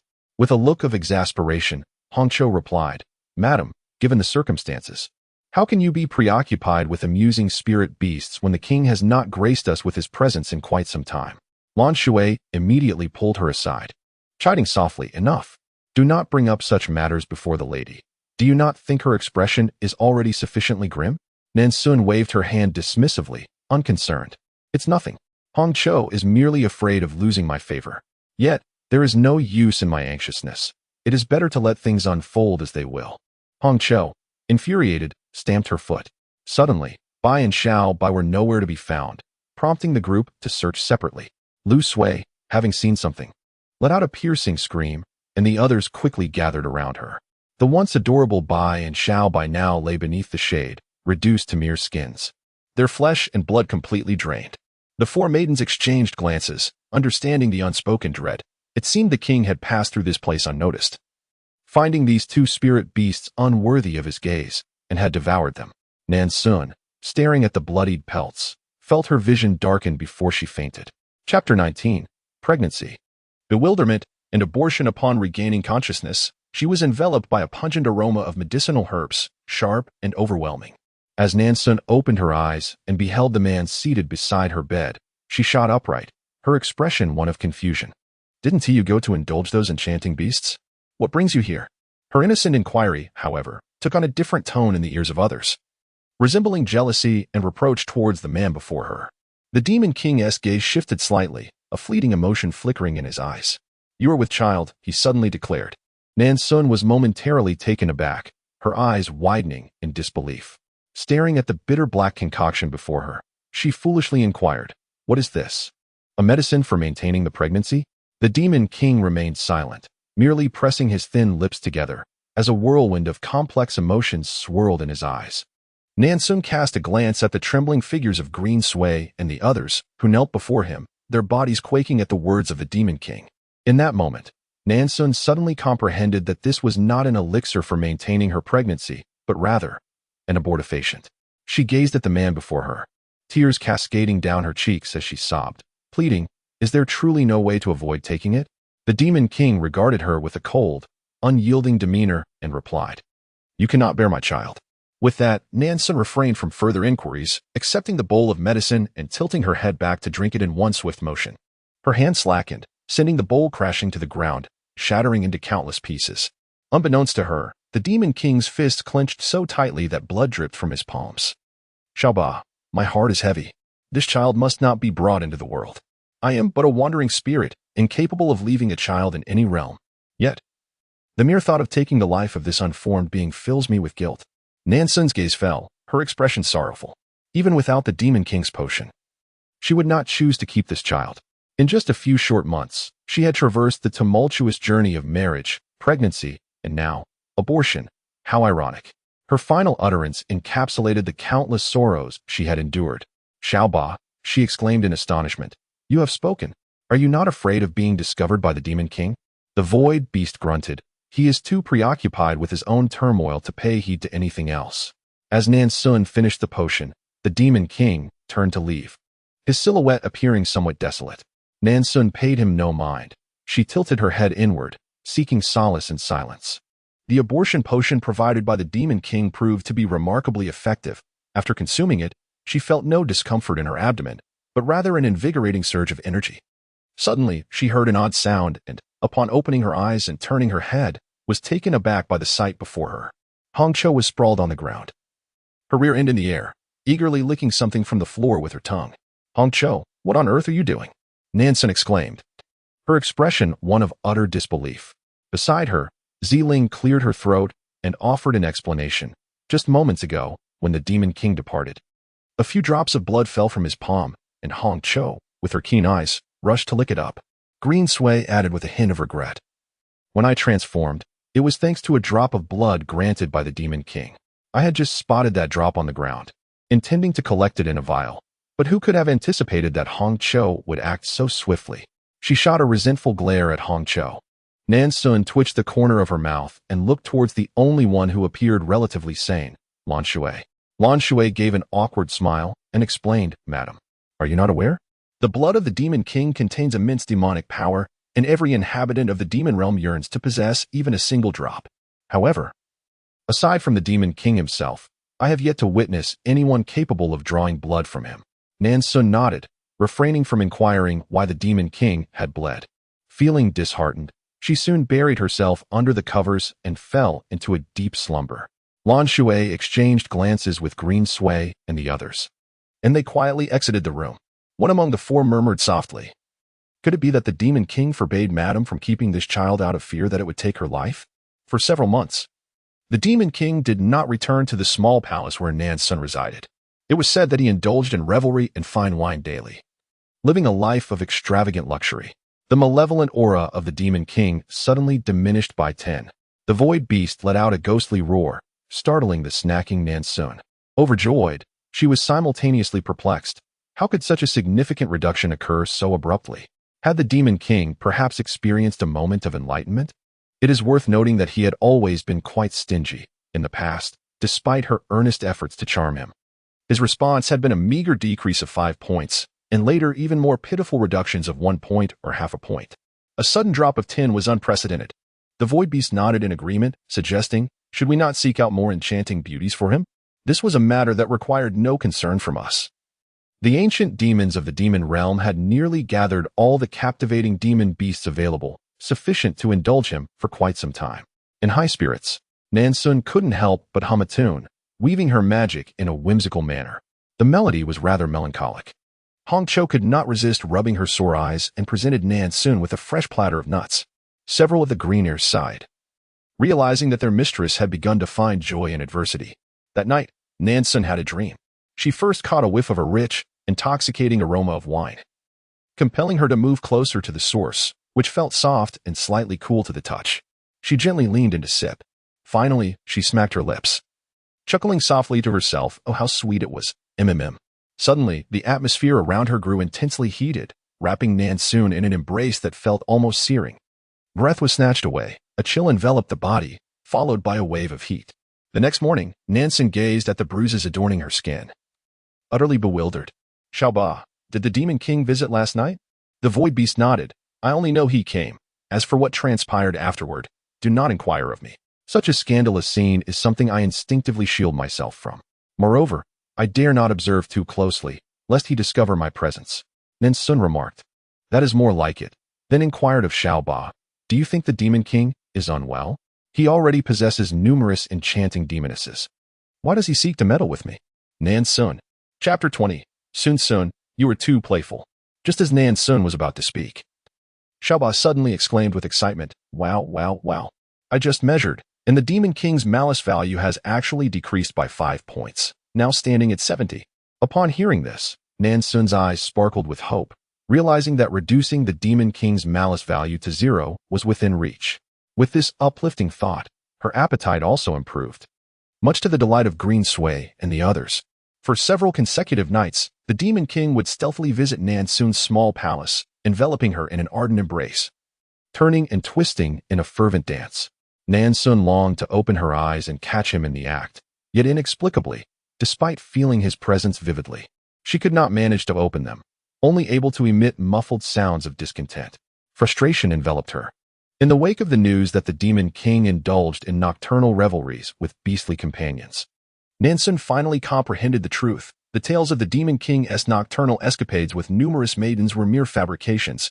He had not favored those female demons at all. Xun, a deep, husky voice, imbued with the rich scent of wine, gently resonated in her ear, intoxicating her senses. Her ears tingled, a delightful numbness coursing through her, as if she were in a state of blissful anticipation. With a fervent desire to open her eyes, she found herself at last fulfilled, feeling the heavy weight upon her and glimpsing the pair of crimson eyes, glistening ominously in the darkness. Those blood-red orbs gazed intently at her. Why do you? Nan Xun began to speak, but before she could finish, the cool, soft lips of the man captured hers, silencing her words. When Nan Xun was once again rendered a mere puddle of sensation, the Demon King enveloped her from behind, resting his chin atop her head, his hands firmly encircling her waist. Together, their eyes turned toward the moon outside the window, one pair dark and luminous, the other crimson and haunting, both momentarily lost in silence. The moon is so large and round tonight, Nan Xun remarked, her voice dry with awe. The Demon King murmured in response, no sight could rival you in my eyes. Not even a fraction. Nan Xun's lips twitched at his words. What had inspired such poetic declarations from him overnight? The timid little eight dared not speak at that moment. Xun, do you still harbor resentment toward me? The Demon King inquired. Nan Xun paused, reflecting on his question. Resent him for what? For compelling her to consume the abortifacient? Or for neglecting her for several months? This arm constricted abruptly at these words. After an extended pause, a voice filled with remorse emanated from behind her. He began, please, do not hold resentment towards me. That child, it simply could not be. How could your mere human frame endure the overbearing bloodline of a four-clawed crimson serpent? The child would claim your life, and I cannot bear to see you perish. As for the rumors circulating about those women, I have not so much as touched them. I remain unconvinced, retorted with a soft hum. The sighed, a hint of helplessness in his tone. Though I am but a beast, I have never been one to utter falsehoods. Gently caressed her abdomen, a gesture not lost on the, whose eyes filled with even greater contrition. Does this mean I shall never bear children in the future? She inquired with a touch of melancholy. He enfolded her tightly in his embrace, whispering, there will be children. I shall devise a means to fortify your constitution, ensuring you can withstand my bloodline. Therefore, I beseech you, do not harbor ill feelings towards me for this matter, my dear. Offered a slight nod, responding softly, very well. I shall place my trust in you this once. You address me as, but what shall I call you in return? Do you possess a name? The hesitated momentarily. A name? You may call me, the replied.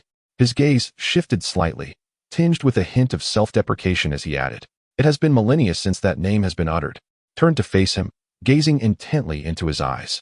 Cupping his face in her hands, she said, then I shall invoke it daily, shall I? The name, unheard for countless eons, now resonated repeatedly from the lips of the woman before him, as heart pounded fiercely within his chest. His crimson eyes narrowed, and with a swift motion, he turned her and held her beneath him. Nan Xun sighed inwardly, you are right, Aaaah. The nature of a serpent is inherently lascivious, especially one as seasoned as this. The overwhelming possessiveness of this great demon was suffocating, He forbade the maidservants from cleansing Nan Xun and took it upon himself to wash her thoroughly from head to toe, both inside and out. Just as he finished, his gaze fixated on the naked Nan Xun, suddenly igniting with an intensity so fierce it felt as if it could pierce through her very being. Alarmed, Nan Xun swiftly kicked him into the water, allowing Blood Ming to consume a few mouthfuls of her bathwater before she hastily scrambled towards the edge of the pool. In that moment, an unforgettable event unfolded within the confines of the bath. A slick, serpentine tail, crimson and glistening with a blood-like sheen, unexpectedly coiled around her waist, sending a chill down her spine. Xiang, you were too playful. A somber voice resonated from behind, laced with a hint of icy amusement. Nan Xun felt tears welling up. Xiaoba. Such a massive serpent tail. I anticipated this day would arrive, yet I never imagined it would come so swiftly. As the serpent tail tugged her backward, she was drawn into the embrace of the man. Are you afraid of me, Xiang? Blood Ming inquired, his tone unusually tender. Nan Xun strained to muster a smile, admitting, at first glance, I was certainly frightened, but with repeated encounters, I shall surely overcome my fear. Blood Ming's lips curved into a sly smirk. Once you grow accustomed to my appearance, I shall reveal my complete beastly form. By then, you will no longer be afraid. Nan Xun. Upon observing her silence, the gaze of Shui Ming darkened, and his voice suddenly turned frigid. Could it be that Sun Sun was merely deceiving me? Are you frightened by my beastly form? Do you find my beastly appearance repugnant? In her heart, Nan Xun wept bitterly. Xiaoba, the Demon King is nothing but an unpredictable pervert. With such a grotesque visage of a human body and a serpent's tail, must I truly declare it beautiful? Yet, if I were to utter that his beastly form is ugly, I wonder, would he devour me in a fit of rage? Chapter 21. Sun Sun. Your garments have been shed. Nan Xun had never cared for such creatures. It was Zui Lishuan who had experience with snakes. Shui Ming felt a mix of joy and irritation upon hearing this, tightening his embrace around her, and solemnly advised, you must alter your impulsive habit of collecting spirit beasts. Henceforth, you are forbidden from nurturing any spirit beasts. Otherwise, those two little squeaking creatures shall meet a dire fate. Nan Xun sighed inwardly, realizing that her beloved Bai Bai and Xiao Bai had indeed fallen victim to this wretched pervert. Very well, I shall amend my ways. However, Shui Ming, please refrain from consuming raw flesh in the future. It is unsanitary and unclean. She trembled internally, while maintaining a composed exterior. He chuckled deeply, but raw flesh is delectable. I relish the taste of blood. Should you misbehave in the future, I might just devour you whole. Nan Xun shivered. Upon hearing these words, Nan Xun momentarily froze, then nodded and replied, I too am uncertain about how to coexist with the demon beasts. Would you please teach me? Shui Ming chuckled. Very well. This man, usually expressionless, when he smiled, resembled the thawing of ancient ice, akin to a multitude of plum blossoms bursting forth in a single night. Nan Xun's heart fluttered. Ah, truly, beauty can be a double-edged sword. Thus, Nan Xun was taken into the Demon King's chambers, embarking on a life of unrestrained cohabitation. This news swiftly spread throughout the entire demon realm, erupting like a thunderclap among the transformed and untransformed demon beasts alike. Several ancient demons lamented the perils of captivating beauty. However, before the Demon King's overwhelming power, the multitude of demon beasts dared not voice a word of dissent. Apart from the 8 hellish leopards that accompanied the wedding procession and the 4 maidservants in constant attendance, not a single demon beast had glimpsed the visage of this human woman. They only knew that the Demon King kept her under tight guard, and now had directly brought her into his private quarters. This was a privilege not bestowed upon anyone in millennia. The demon beasts were filled with envy and jealousy, many harboring thoughts of eliminating Nan Xun.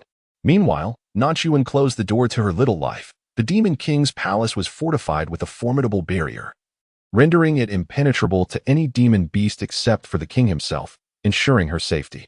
When the Demon King was absent, the Void Beast occasionally surfaced to relay updates to Nan Xun.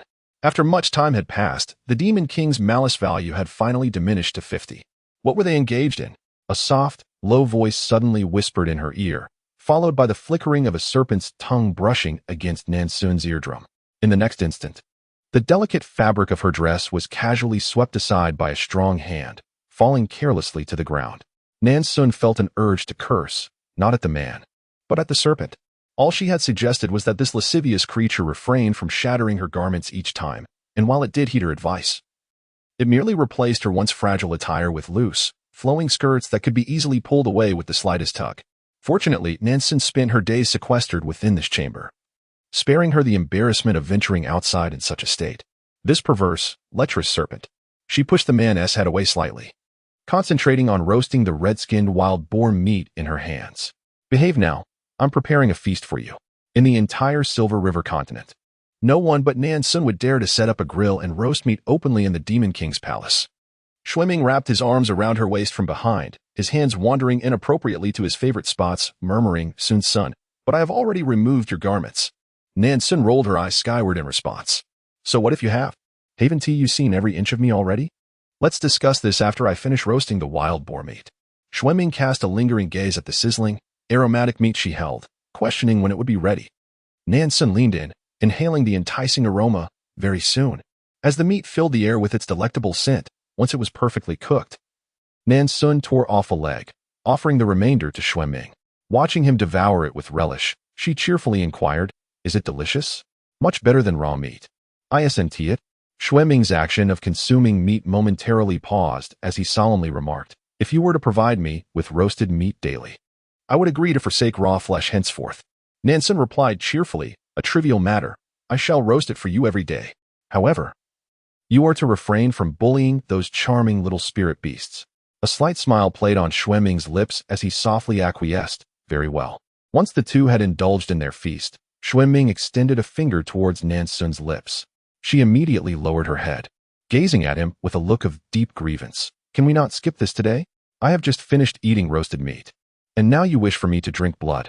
With an air of exasperation, Xun gently ruffled her hair.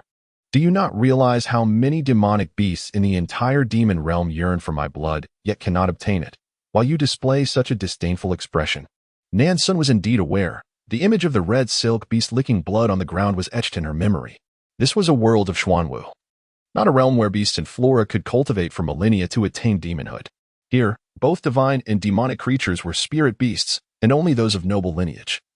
Whether divine beasts or great demons could transform into human form in less than a century. In some cases, they were born capable of such transformation. Generally, spirit beasts had to reach a cultivation level surpassing that of human emperors to attain human form. Yet, achieving the emperor level was no simple feat. Humanity spends its life striving for the holy rank, with only a scant few ever succeeding, while those who have reached the emperor level number merely in the hundreds. This is true for both mankind and demonic beasts. However, why were there so many transformed demonic beasts in the demon realm? This was all due to a great demon, the lecherous serpent that stood before Nan Xun. The four-clawed crimson blood dragon, a mutated serpent, possesses a level of demonic power that surpasses even that of the divine beast dragon. Its blood inherits this formidable power. Anyone who partakes of the blood of the four-clawed crimson blood dragon will experience a remarkable surge in their cultivation, advancing to the imperial rank within a mere 500 years, while humans require 4,000 to 5,000 years, or even longer. It can be said that throughout the demon realm, aside from a few ancient demon beasts who have achieved mastery through their own efforts, the majority of shape-shifted beasts have done so by consuming the blood of the Demon King. It is not without reason that humanity and divine beasts seek to eliminate the Demon King. Such extraordinary abilities are indeed daunting. Nan Xun, holding Blood Ming's finger, gazed at the elongated, smooth digit and murmured, But I do not relish drinking blood. It has an unpleasant metallic taste. Blood Ming flicked her forehead gently and replied, Be good. Drinking it is beneficial for your health. Reluctantly, Nan Xun bit into his finger, taking a few tentative sips. After consuming the blood, she contemplated the next task, making pancakes. Indeed, this time Blood Ming prepared the pancakes with great fervor, yet midway through, he suddenly fixed his intense gaze upon Nan Xun and inquired, Xian. I reveal to you my beast form daily. Are you ready? Chapter 22. Starvation or seeking death. Nan Xun instantly understood his implication, hastily shaking her head. Could you grant me a bit more time? The prospect of her charming companion transforming into a massive crimson serpent adorned with fleshly wings and 4 claws was too overwhelming for her. She feared she would faint at the mere thought. A flicker of disappointment crossed Blood Ming's crimson eyes as he sighed. Very well, this king shall wait for you. In her heart, Nan Xun wept for Xiaoba, utterly perplexed as to why the Demon King insisted on engaging with her in such a manner after transforming. Did her psychological endurance truly appear so formidable? This fleeting disappointment from the Demon King metamorphosed into a surge of motivation, he fervently continued to prepare the pancakes. In a moment of excitement, Nan Xun clawed at his back. Without needing to look, she knew it would surely draw blood. With that scratch, the color of Blood Ming's eyes darkened as he abruptly tightened his embrace around the woman beneath him. In the next instant, a pair of colossal, fleshy wings erupted from the man's bare back, and a row of sharp, backward-facing spines emerged along his spine, resembling a line of blood-colored daggers. Nan Xun gasped in astonishment. The wings of the four-clawed crimson serpent. It was said that the base of the wings was the most vulnerable spot. How could the Demon King reveal such a weakness to her? The enormous wings spread wide and then enveloped them, concealing a glimpse of spring within. The following day, upon awakening, Nan Xun heard the Void Beast exclaim joyfully that the malevolent energy had diminished to 40. The Void Beast, unperturbed, declared that according to its divine assessment, it was the mightiest entity in this realm, impervious to the schemes of mere mortals. Suddenly realizing something, Nan Xun sat up in alarm, her heart sinking. This was disastrous. Blood Ming had repeatedly warned her not to step beyond the confines of the chamber. The Demon King had established a formidable protective barrier outside, unless she willingly ventured out. No outsider could breach its sanctity. The Void Beast yawned and suggested, then simply do not go outside. Nan Xun, her face falling, replied, he left nothing for me to eat. If I remain confined here, I shall surely starve to death. Upon reaching the realm of the Demon King, one no longer requires sustenance from the mundane grains. However, for Nan Xun, such indulgence is not an option, for she would truly perish from hunger. The Void Beast remained silent for a considerable time before responding. As far as this divine beast is aware, beyond the gates of this palace, there exists a multitude of demonic creatures eager for your life. Thus, the dilemma ensued. Should she venture outside, she risked being treacherously slain. Yet, remaining within would inevitably lead to starvation. After enduring 3 days of hunger, feeling lightheaded and frail, Nan Xun finally stepped out of the Demon King's chamber. Nan Xun found herself in unfamiliar territory near the Demon King's quarters, as she was typically cradled by the Demon King and transported instantaneously into the palace, never having ventured out since her arrival. "Madam, how have you come out?" a startled voice exclaimed shortly after her exit. Upon recognizing the speaker, Nan Xun's heart leapt with joy. "Hong Cho? What a surprise to see you here. Where are Lan Shui and the others? Why is it only you who has come?" Hong Cho, upon hearing this, stamped her foot in frustration. "I was worried about you, so I came to check on you. However, all the demonic beasts are aware that the area beyond the palace is forbidden grounds, and no creature is permitted to approach. Lan Shui and the others are quite rigid. They absolutely refuse to accompany me." Touched by her concern, Nan Xun immediately took Hong Cho's arm. "Thank you, Hong Cho, but do not blame Lan Shui and the others. In this entire demonic realm, who would dare defy the Demon King's orders?" Hong Cho replied, "Yet I have done just that. Albeit the Demon King has been absent these past few days, unaware of my presence here." Feeling somewhat embarrassed, Nan Xun confessed, "Hong Cho, I am rather hungry. Could you possibly procure some food for me?" Red Silk was momentarily taken aback, then burst into a charming laugh. "Oh, Wong. How could you forget that Our Lady is not like us transformed beasts? She requires sustenance from the grains of the earth." With the support of Red Silk, Nan Xun ultimately avoided the disgrace of perishing from hunger. The answer was evidently, no, she could not. Red Silk chuckled and remarked, "Ordinary individuals would struggle, but you, my lady, are different. Having shared a passionate bond with the Demon King for several years, you have already absorbed his essence. A mere whisper of mystical energy would suffice to breach the barrier." Upon hearing the words "several years," Nan Xun was momentarily stunned and hurriedly inquired of the Void Beast, "Xiao Ba, have I truly spent several years in this palace with the Demon King?" The Void Beast replied, "Indeed, what else did you expect?" Overwhelmed by a wave of emotion, Nan Xun heeded Red Silk's advice and boldly approached the barrier, only to find herself bumping her forehead and swelling a bump. She turned to Red Silk, puzzled. "Didn't you say that only a whisper of mystical energy was needed?" Red Silk, face-palming, apologized. "My apologies, my lady. I forgot that you are merely a novice grand mystic." Nan Xun believed her progress to be quite rapid. However, she discerned a hint of disdain in Red Silk's tone. When she first arrived in the demon realm, she was merely an apprentice, daily nourished by Blood Ming with various elixirs, which had enabled her to attain her current status as a novice grand mystic.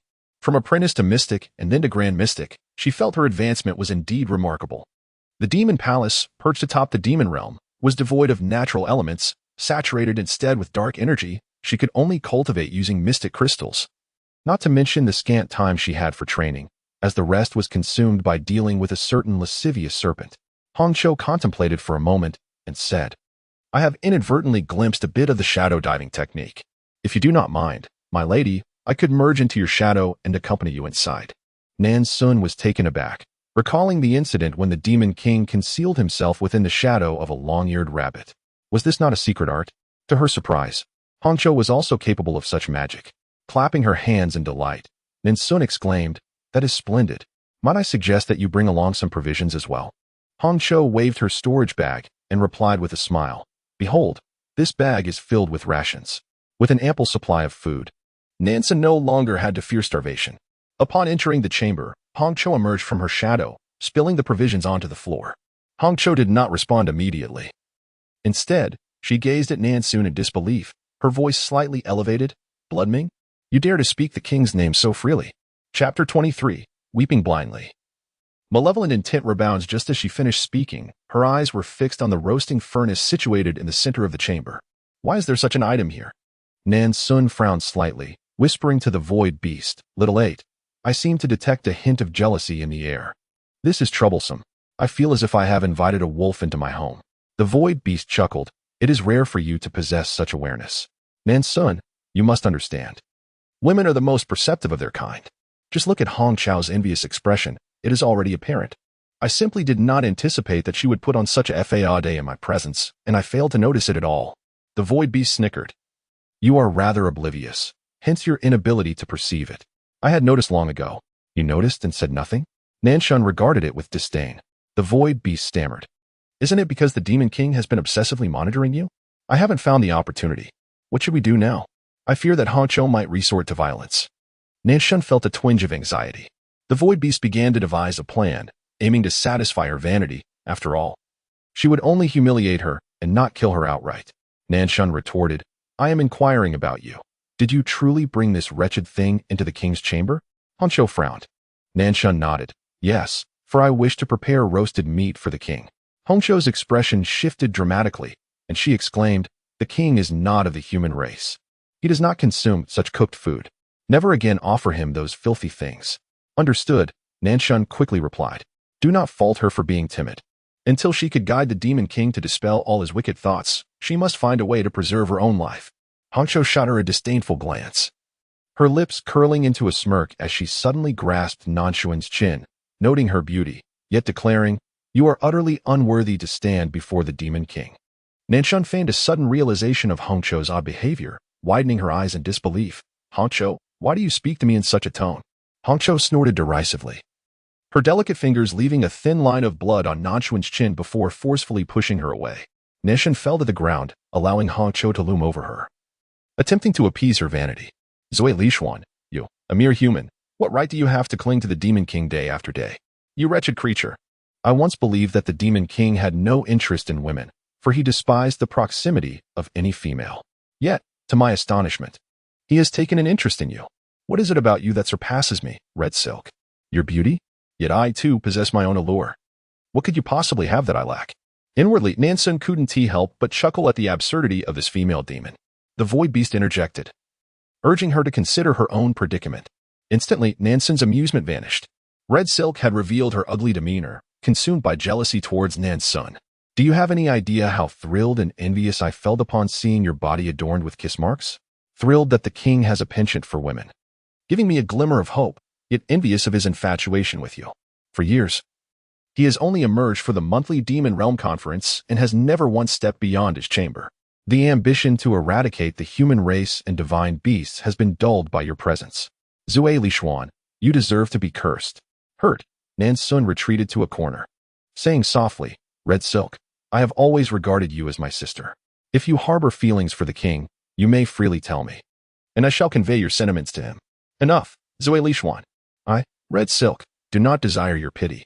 Red Silk looked down upon her with disdain, sneering, Now, I present you with two choices. Either leave the king's chamber at once, facing the fate of being devoured by various beasts outside, or remain here to serve me.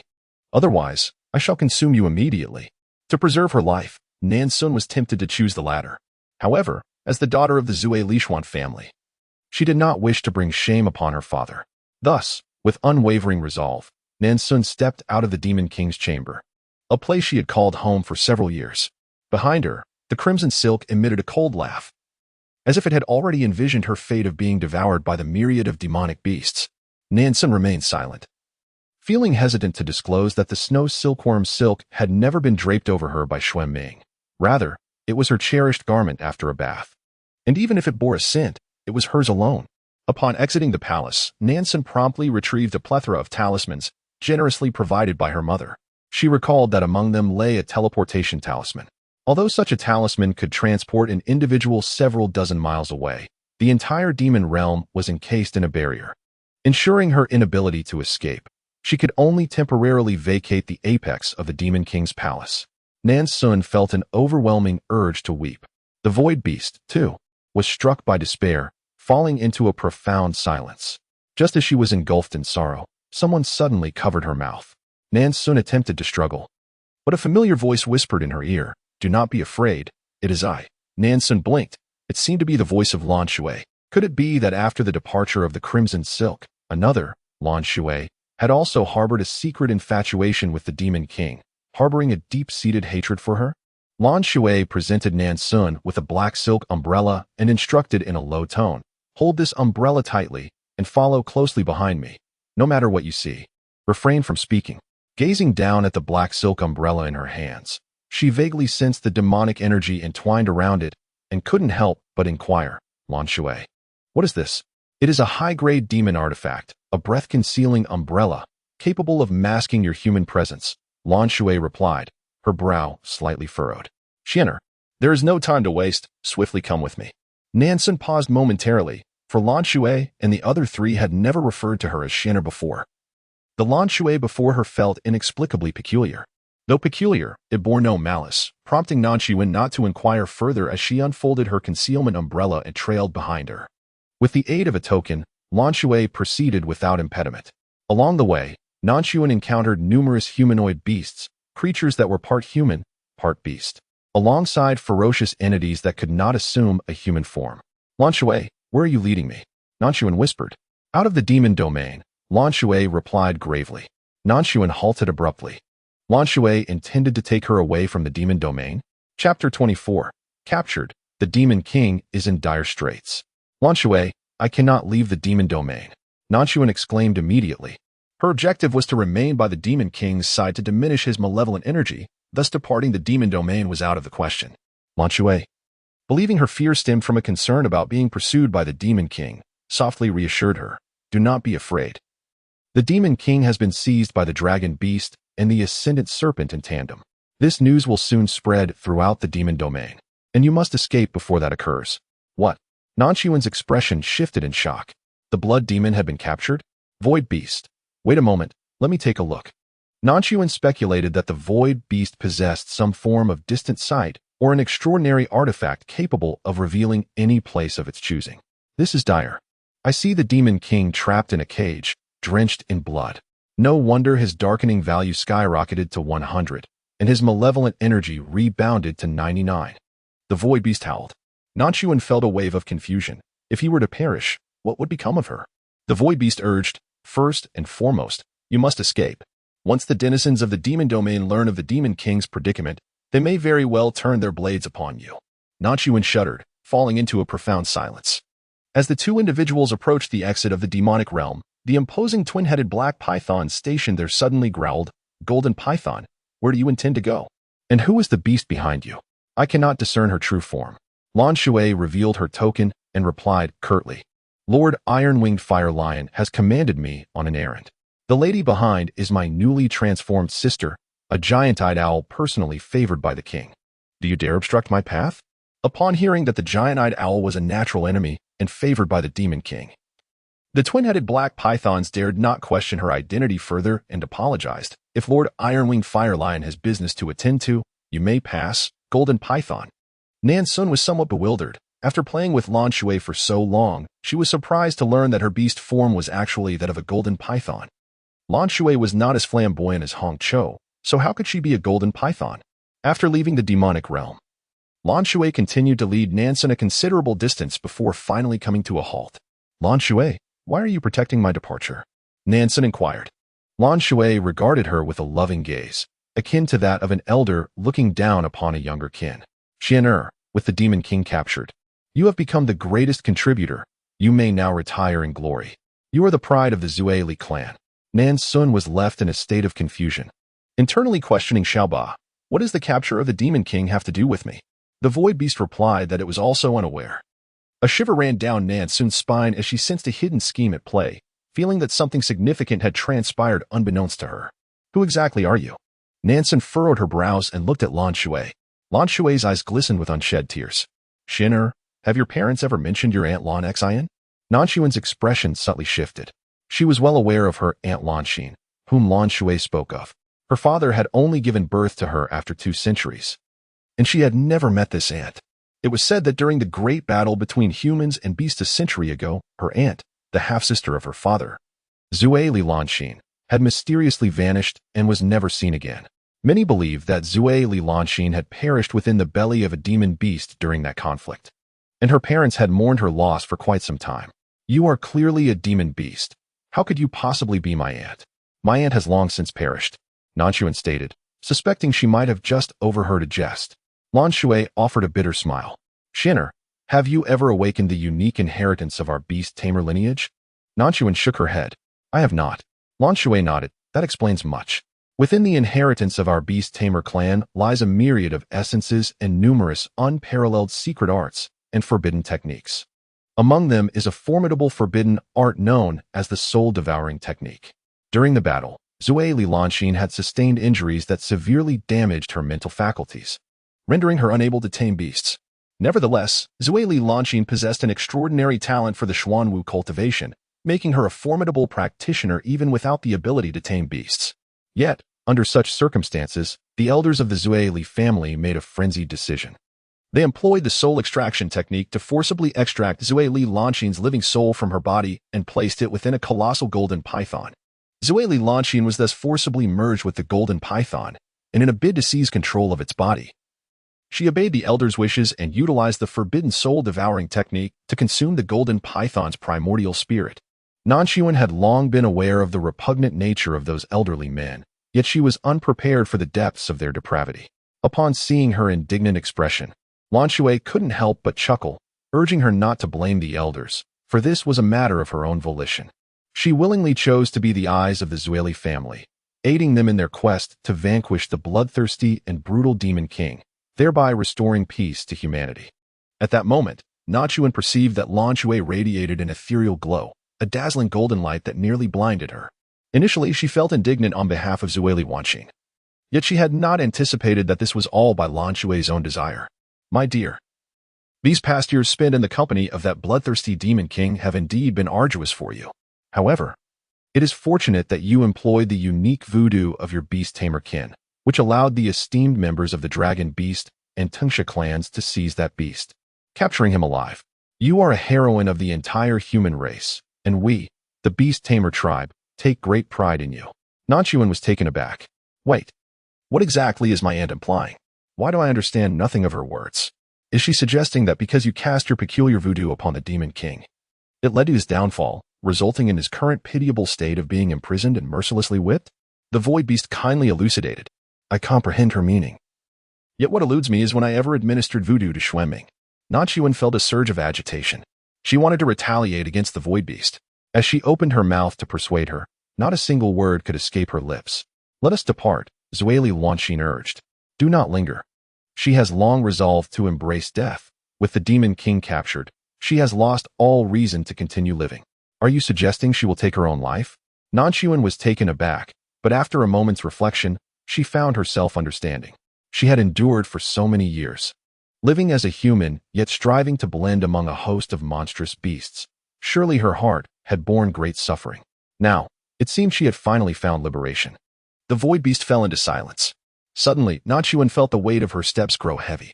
Chapter 25. Wronged, entangling with her man to outsiders, Nan Xun was a celebrated heroine. Most admired her selfless actions, though a few cast her curious glances, for she had long submitted to the Beast King, her own purity tarnished. Fatigue enveloped Nan Xun as she embraced her mother, whispering, "Mother, I feel rather weary." Her mother, with tear-brimmed eyes, urged her to rest well before departing. With a sigh, Nan Xun addressed Xiaoba, "I apologize for the time wasted. I have failed to diminish the Beast King's malevolent intent, and your merit cannot be earned." The Void Beast replied, "Do not be disheartened. There will be another opportunity. The Beast King has been captured, not slain." Nan Xun sprang from her chair in sudden alarm. "Xiaoba, what do you mean? Is it possible the Beast King could escape?" The Void Beast chuckled softly. "As I have mentioned, the Beast King is the most powerful entity in this realm. His demise is not so easily attained, and his escape is merely a matter of time." "Xiaoba, do you comprehend the implications of this?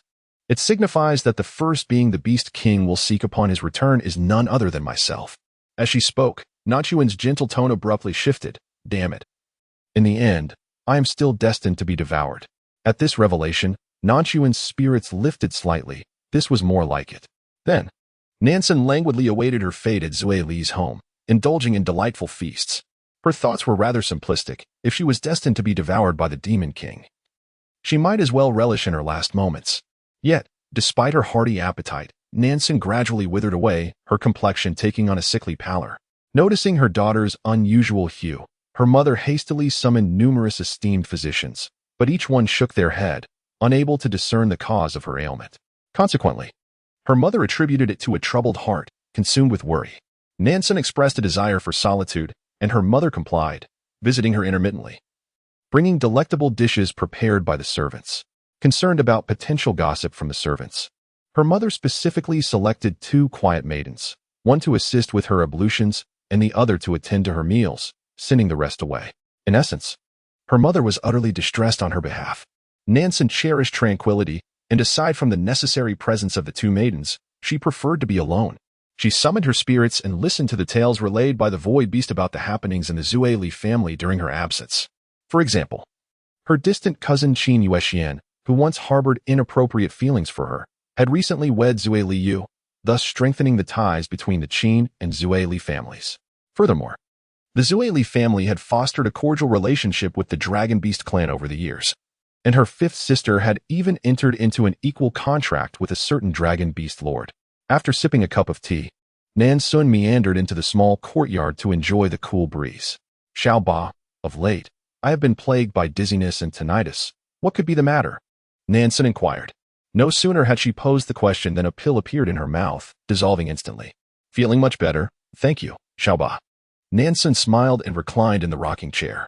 The Void Beast remarked, "Your sudden politeness towards me is quite disconcerting." Nan Xun remained silent. As the rocking chair creaked rhythmically, a wave of drowsiness enveloped her, and she unwittingly drifted into slumber. Abruptly, she sensed an itch on her face, jolting her awake. Upon seeing a looming, enlarged face approaching, she swiftly rolled away, exclaiming in anger, "You scoundrel! How dare you offend me?" Only then did Nan Xun realize that the intruder who had stealthily entered her courtyard was none other than Qin Yuexian, the very person who had once failed miserably in his attempt to steal chickens.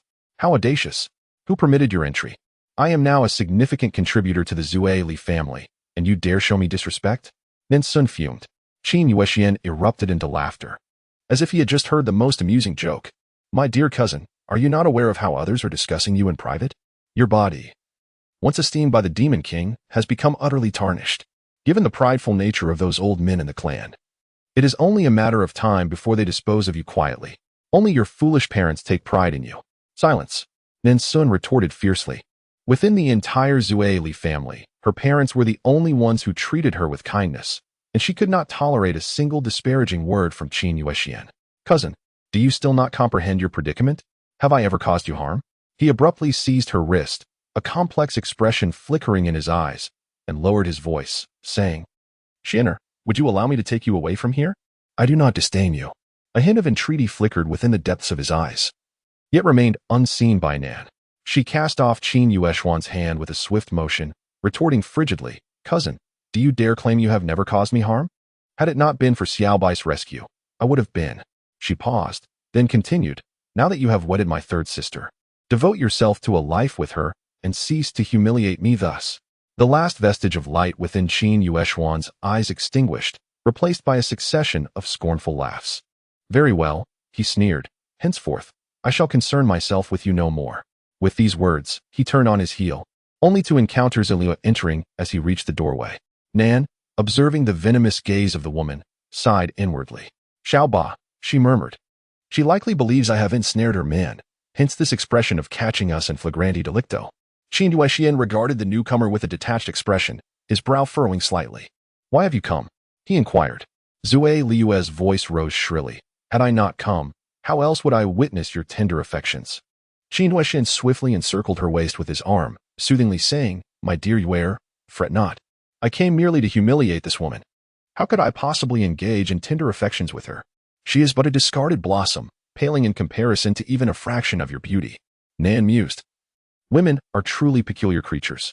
She observed Zue Liu's face instantly brighten with a smile as she nestled against Qin Duexian, asking coyly, Oh, Xiangij, do you truly mean it? Indeed, I do, Qin Duexian affirmed, curving her chin upward with a smile before leaning in for a kiss. Nan averted her gaze, feigning ignorance. Unaware that this action seemed to provoke the couple further, Nan Xun remained unfazed, her gaze lost among the twinkling stars in the night sky. Unbeknownst to her, when she turned her eyes back, only Zue Liu was left, a once charming beauty whose face now bore the marks of envy, rendering it particularly grotesque. Zue Li Xian, I advise you to keep your distance from Li Xian. At present, you are unworthy even to serve as his shoelaces. Zue Liu spat venomously before turning away with a cold laugh. With a sigh, Nan Xun pondered, Do I truly appear as someone desperately seeking support? She murmured softly, gazing at the night sky, feeling drowsy once more. What was happening to her? Why did her body feel increasingly feeble? The demon beasts soon realized that the defensive layout of the demonic realm had been stolen, and an internal traitor was among them. They quickly suspected the human woman married to the demon king, and all fingers pointed towards Zue Li Xian, the daughter of the Zue Li family. Listening to the report from the void beast, Nan Xun felt a surge of frustration, nearly spitting out a mouthful of old blood. Why must all the blame fall on me? She contemplated the matter, suspecting that her aunt, Zue Li Lan Xian, had pilfered the defensive layout for the Zue Li clan. As for the deadly poison afflicting the demon king, she could not fathom who was responsible. With Blood Ming's vigilance, no one could approach him undetected. Well, it's of little consequence. After all, we are all destined to be devoured by the demon king. If I must bear the blame, so be it, Nan Xun shrugged. Accepting her fate, the void beast suddenly inquired, Do you know why this divine beast took a liking to you in the first place? Nan Xun yawned lazily. Could it be due to my unparalleled beauty? The void beast paused for a moment, its tone imbued with an unprecedented seriousness. You appear to be carefree, living with an air of nonchalance, effortlessly getting along with anyone. Yet, in truth, you are devoid of sentiment, rarely investing emotionally. Able to slumber like a dead pig even when the sky falls. However, once you take something to heart, you devote yourself entirely, displaying a terrifying level of obsession. Such individuals often achieve a high success rate when undertaking tasks. Why are you suddenly praising me? It's rather embarrassing. Nan Xun shyly covered her face. The void beast. So, all those previous remarks were entirely overlooked by you? Xiaoba, am I truly afflicted with some dreadful illness? I feel as though my essence has been siphoned away, as if I am on the verge of exhaustion, Nan Xun said, clutching her chest. She slightly tilted her head. Resting her hand against her brow, her ethereal and otherworldly visage drained of color, pale as parchment. This time, the void beast remained silent for an extended period. In truth, I suspect you may be. Before it could finish, the void beast sensed something, abruptly altering its tone. The demon king has broken free from the dragon clan's treasured 9 hearts binding prison and has now escaped. Instantly, Nan Xun felt her heartache dissipate. Her head no longer pained, and with a quivering heart, she inquired, It is said that the demon king was terribly tormented while imprisoned by the dragon beasts. Xiaoba, is there any way for me to witness the current state of the demon king? The tone of the void beast grew peculiar. Do you truly wish to see? Nan Xun nodded vigorously, believing that having a glimpse would better prepare her mentally. No sooner had the void beast spoken than she felt a warmth in her eyes. And soon, she beheld the demon king's palace.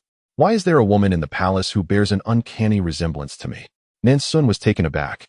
But soon clarity dawned upon her. The barrier of the demon king was not something just anyone could penetrate.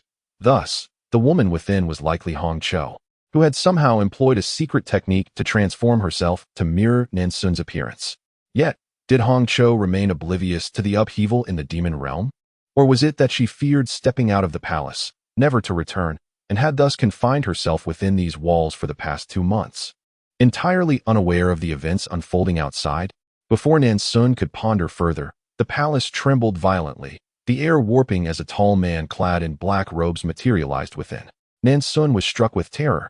Despite the dark robes, the multitude of wounds adorning his body was unmistakable.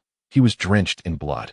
Particularly striking were the deep, jagged whip marks across his once handsome face, flesh torn and revealing glimpses of stark white bone, complemented by his eyes that radiated a bone-chilling hatred, rendering him akin to a malevolent specter risen from a bloodbath. Inside the palace, Zhuai Lishuan was rendered pale with fright, staggering backward a few steps.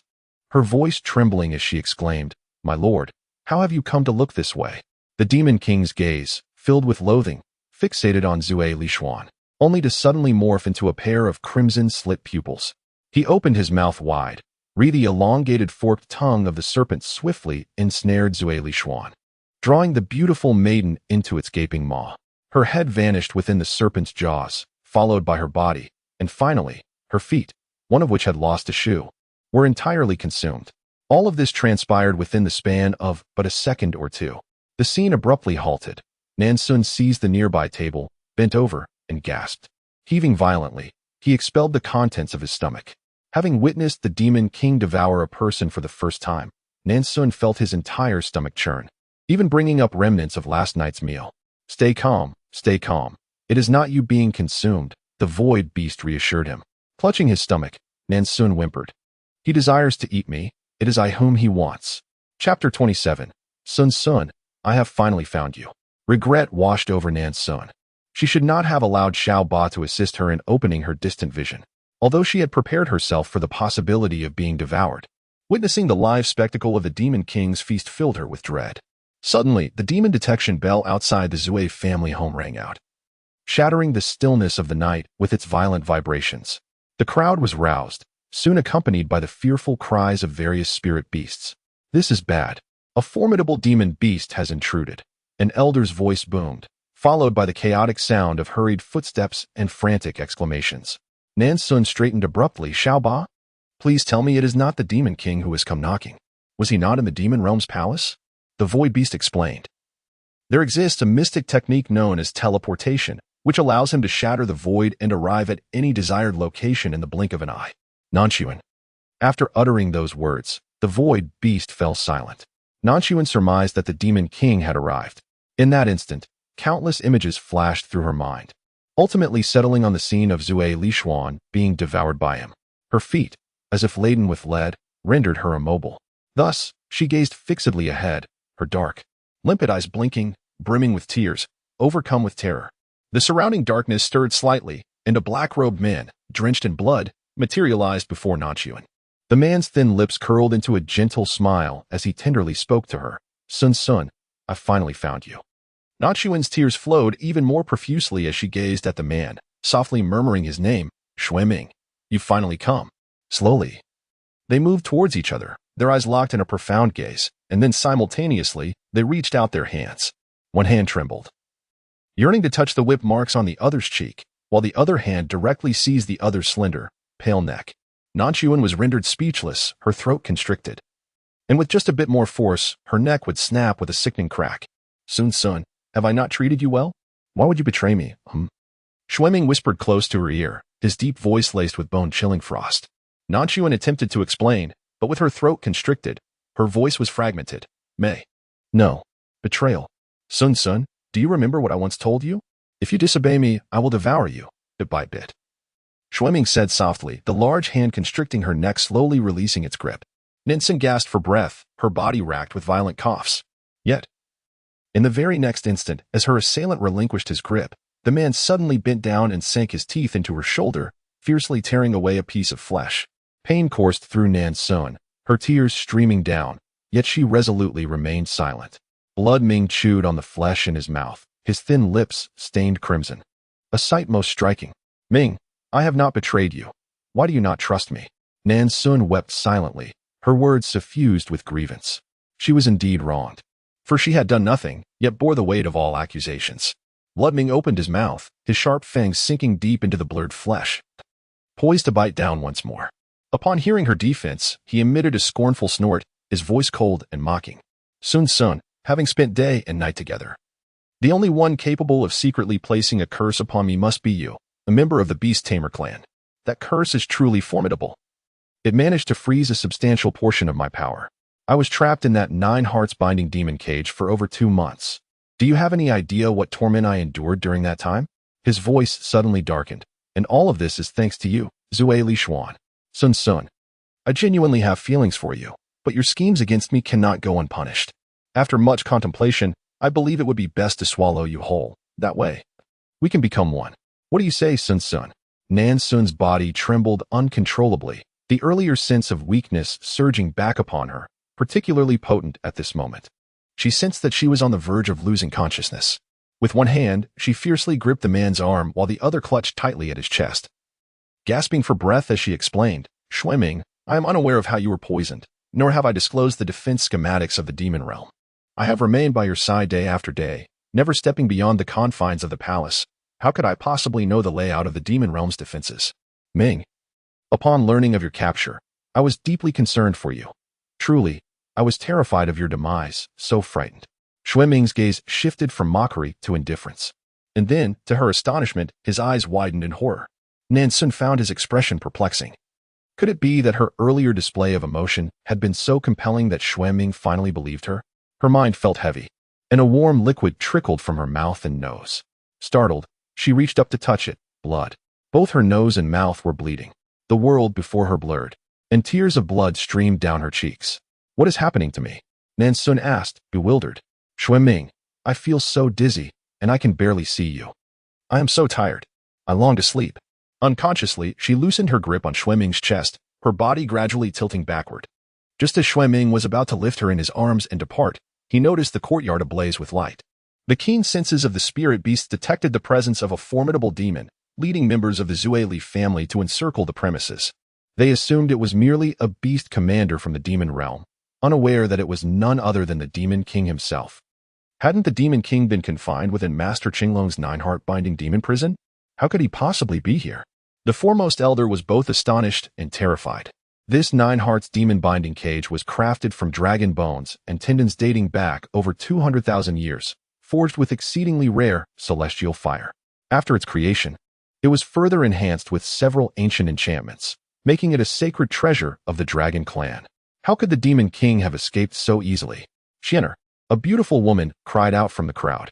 The woman in the Demon King's arms was in critical condition, bleeding from all orifices, her shoulder a mangled mess.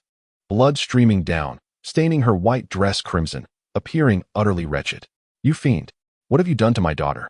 Zue Li Qingshi, the head of the Zue Li family, roared, his expression drastically changing.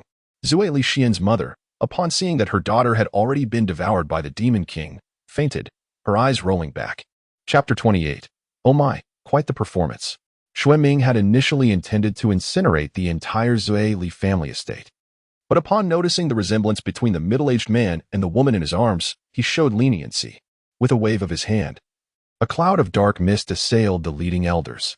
As the black mist enveloped them, the elders spontaneously combusted, their screams echoing.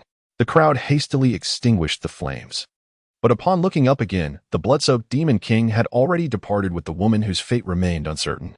Patriarch, the elders are, someone lamented. The crowd watched in anguish as the piles of black ash before them confirmed that the elders had been reduced to nothing by the Demon King's crimson black mist. Zue Li Xian's father, Zue Li Qingshi, clenched his fists. Uttering each word with grim determination, the Demon King murdered my precious daughter and incinerated 5 elders of the Zue Li family. If I do not avenge this, I will have failed our ancestors. I am deeply remorseful towards all members of the Beast Tamer's clan. Henceforth, the Demon King shall be the sworn enemy of every one of my kin, and I, Zue Li, will spare no effort to eradicate this abomination. When Nan Xun awoke, she found herself cradled within the arms of the Demon King, his blood-red eyes fixed upon her, devoid of the previously consuming hatred that yearned to rend her asunder. Instead, they now harbored a fervent, molten love and profound regret. Slowly, Nan Xun lifted her hand to caress the gruesome wound on the man's face. Her heart aching as she spoke, it seems that in just a few days apart, you have transformed into this ghastly visage. Yet, it matters not, in my eyes. You remain as captivating as the first moment we met. Her voice was a mere whisper, as if she might drift into slumber at any instant. The corners of her mouth lifting ever so slightly, infusing her pale cheeks with a hint of vitality. Bloodming reciprocated her smile, acknowledging, I had forgotten. Sun Sun has always favored this countenance of mine. I had not to frighten you with such a ghastly appearance. With that, he summoned a swirling mass of dark mist in his palm, which enveloped his face. As the mist dissipated, his scarred visage transformed back into that of a strikingly handsome demon. Nan Xun chuckled softly, playfully poking his cheek with her finger. You see, I do not find you unappealing. You should tend to your wounds first. Very well, I shall heed your words, Bloodming replied, his voice surprisingly gentle and low. He proceeded to heal all of his injuries, though the wound upon his chest appeared quite severe, necessitating a longer duration for its restoration. Sensing something amiss, Nan Xun hastily pulled aside his garments, revealing a glaring bloodied hole in his chest. Bloodming, this is the place of the Dantian. Could it be that they have extracted your beast core? Nan Xun, heartbroken, shed 2 lines of tears, unable to restrain herself from gently caressing the gaping wound. How could they? How could they? Bloodming tenderly touched her head, pressed a gentle kiss on her pale lips and the tip of her nose. Murmuring softly, Sun Sun, do not worry. Even if I am afflicted by witchcraft, they shall not easily inflict grave harm upon me. My beast core has not been lost. It is merely temporarily placed elsewhere. After a brief pause, he gazed deeply into Nan Xun's eyes and asked, Sun Sun, are you aware that you have been poisoned by witchcraft for quite some time? Nan Xun widened her eyes in astonishment. Ming, what are you saying? I am afflicted by witchcraft? When did this happen? Bloodming caressed her delicate neck, a vulnerable spot that he could easily crush with a slight exertion of force. Yet, the woman in his embrace remained oblivious, exposing all her fatal weaknesses before him. This woman, why must she provoke him? He would not let her go. He would never let her escape. She would be bound to him for a lifetime. Xueming gazed at her, gently tucking a stray lock of hair behind her ear, and spoke softly. I have often pondered when you cast that voodoo upon me. Though I cannot recall the moment, it is undoubtedly your doing. At that time, I believed you wished for my demise, which fueled my anger to the point of wanting to consume you entirely, ensuring you could no longer deceive me. However, upon discovering that you, too, were afflicted by the voodoo, I began to understand. Sun Sun, before arriving in the demon realm, you had already been ensnared by a formidable curse. My nightly revelries with you allowed that curse to seep into me. As he spoke, Xueming's blood-red eyes brimmed with a thirst for violence, his entire being enveloped in a gloomy, ferocious aura. Upon hearing this, Nan Xun thought to herself, Little 8, what use are you to me? You don't even know what cursed poison I am afflicted with. The void beast chuckled dryly, despite its vast powers. It was not omniscient. This intoxicating curse was beyond the discernment of even skilled physicians. You actually spoke? Nan Xun exclaimed in surprise. The void beast snorted. The demon king is gravely injured, and even that formidable beast core was forced down your throat. Despite having 4 eyes and 4 ears, he remains oblivious to my presence. Nan Xun was taken aback. Xueming gave you the beast core? She wondered. The normally timid Little 8, who feared the demon king to no end, seemed untroubled by him now. How severe must his injuries be? She gazed at the man before her and suddenly asked, Ming, what of the voodoo afflicting you? Xueming smiled faintly and replied, Do not worry, Sun Sun, it has been resolved. Nan Xun breathed a sigh of relief. But her countenance shifted slightly as a thought struck her. She promptly inquired, What of the beast core? Where is your beast core? Xueming pursed his lips and responded softly, There is no need for you to fret over that, my dear. Suffice it to say, I am unharmed. Suddenly, Nan Xun's eyes reddened as she queried, Is it within me? Is it? Tell me. Xueming remained silent. Nan Xun nearly lost her composure, but she managed to restrain herself. Xueming absorbed the distress in her eyes, and his embrace tightened. He lowered his head and ardently kissed her lips, insatiably seeking more. It remains unknown what facet of her words pleased the demon king, but it elicited a joyful chuckle from him. The deep laughter resonated within his chest, transmitting through their close bodies to Nan Xun's ears, uplifting her spirits. What are you laughing at? I am serious, Nan Xun retorted, somewhat flustered. Xueming chuckled as he tore her garments apart, hoisting her onto the bed without another word. Before he could approach, Nan Xun abruptly pushed him away, exclaiming, Are you courting death? The sorcery within me has yet to be dispelled. Xueming jested. The sorcery within me has been entirely eradicated. And the sorcery within you is controlled by my beast core, preventing it from transferring to me for the time being. When Nan Xun opened her eyes once more, the man beside her had vanished. Aaaah, where has the Demon King gone? Nan Xun inquired with a yawn. The newly awakened lascivious serpent was too formidable. She felt as though her body was no longer her own, aching and weakened throughout. The tone of the void beast soared as it remarked that the Demon King had gone to quell the restless beasts of the demon realm. Nan Xun, it inquired with a cheerful demeanor, are you in high spirits today, little eight? The void beast chuckled, just last night. The Demon King's malevolent energy plummeted from 99 to a mere 10. How could my mood possibly be poor? The power of love is truly immense.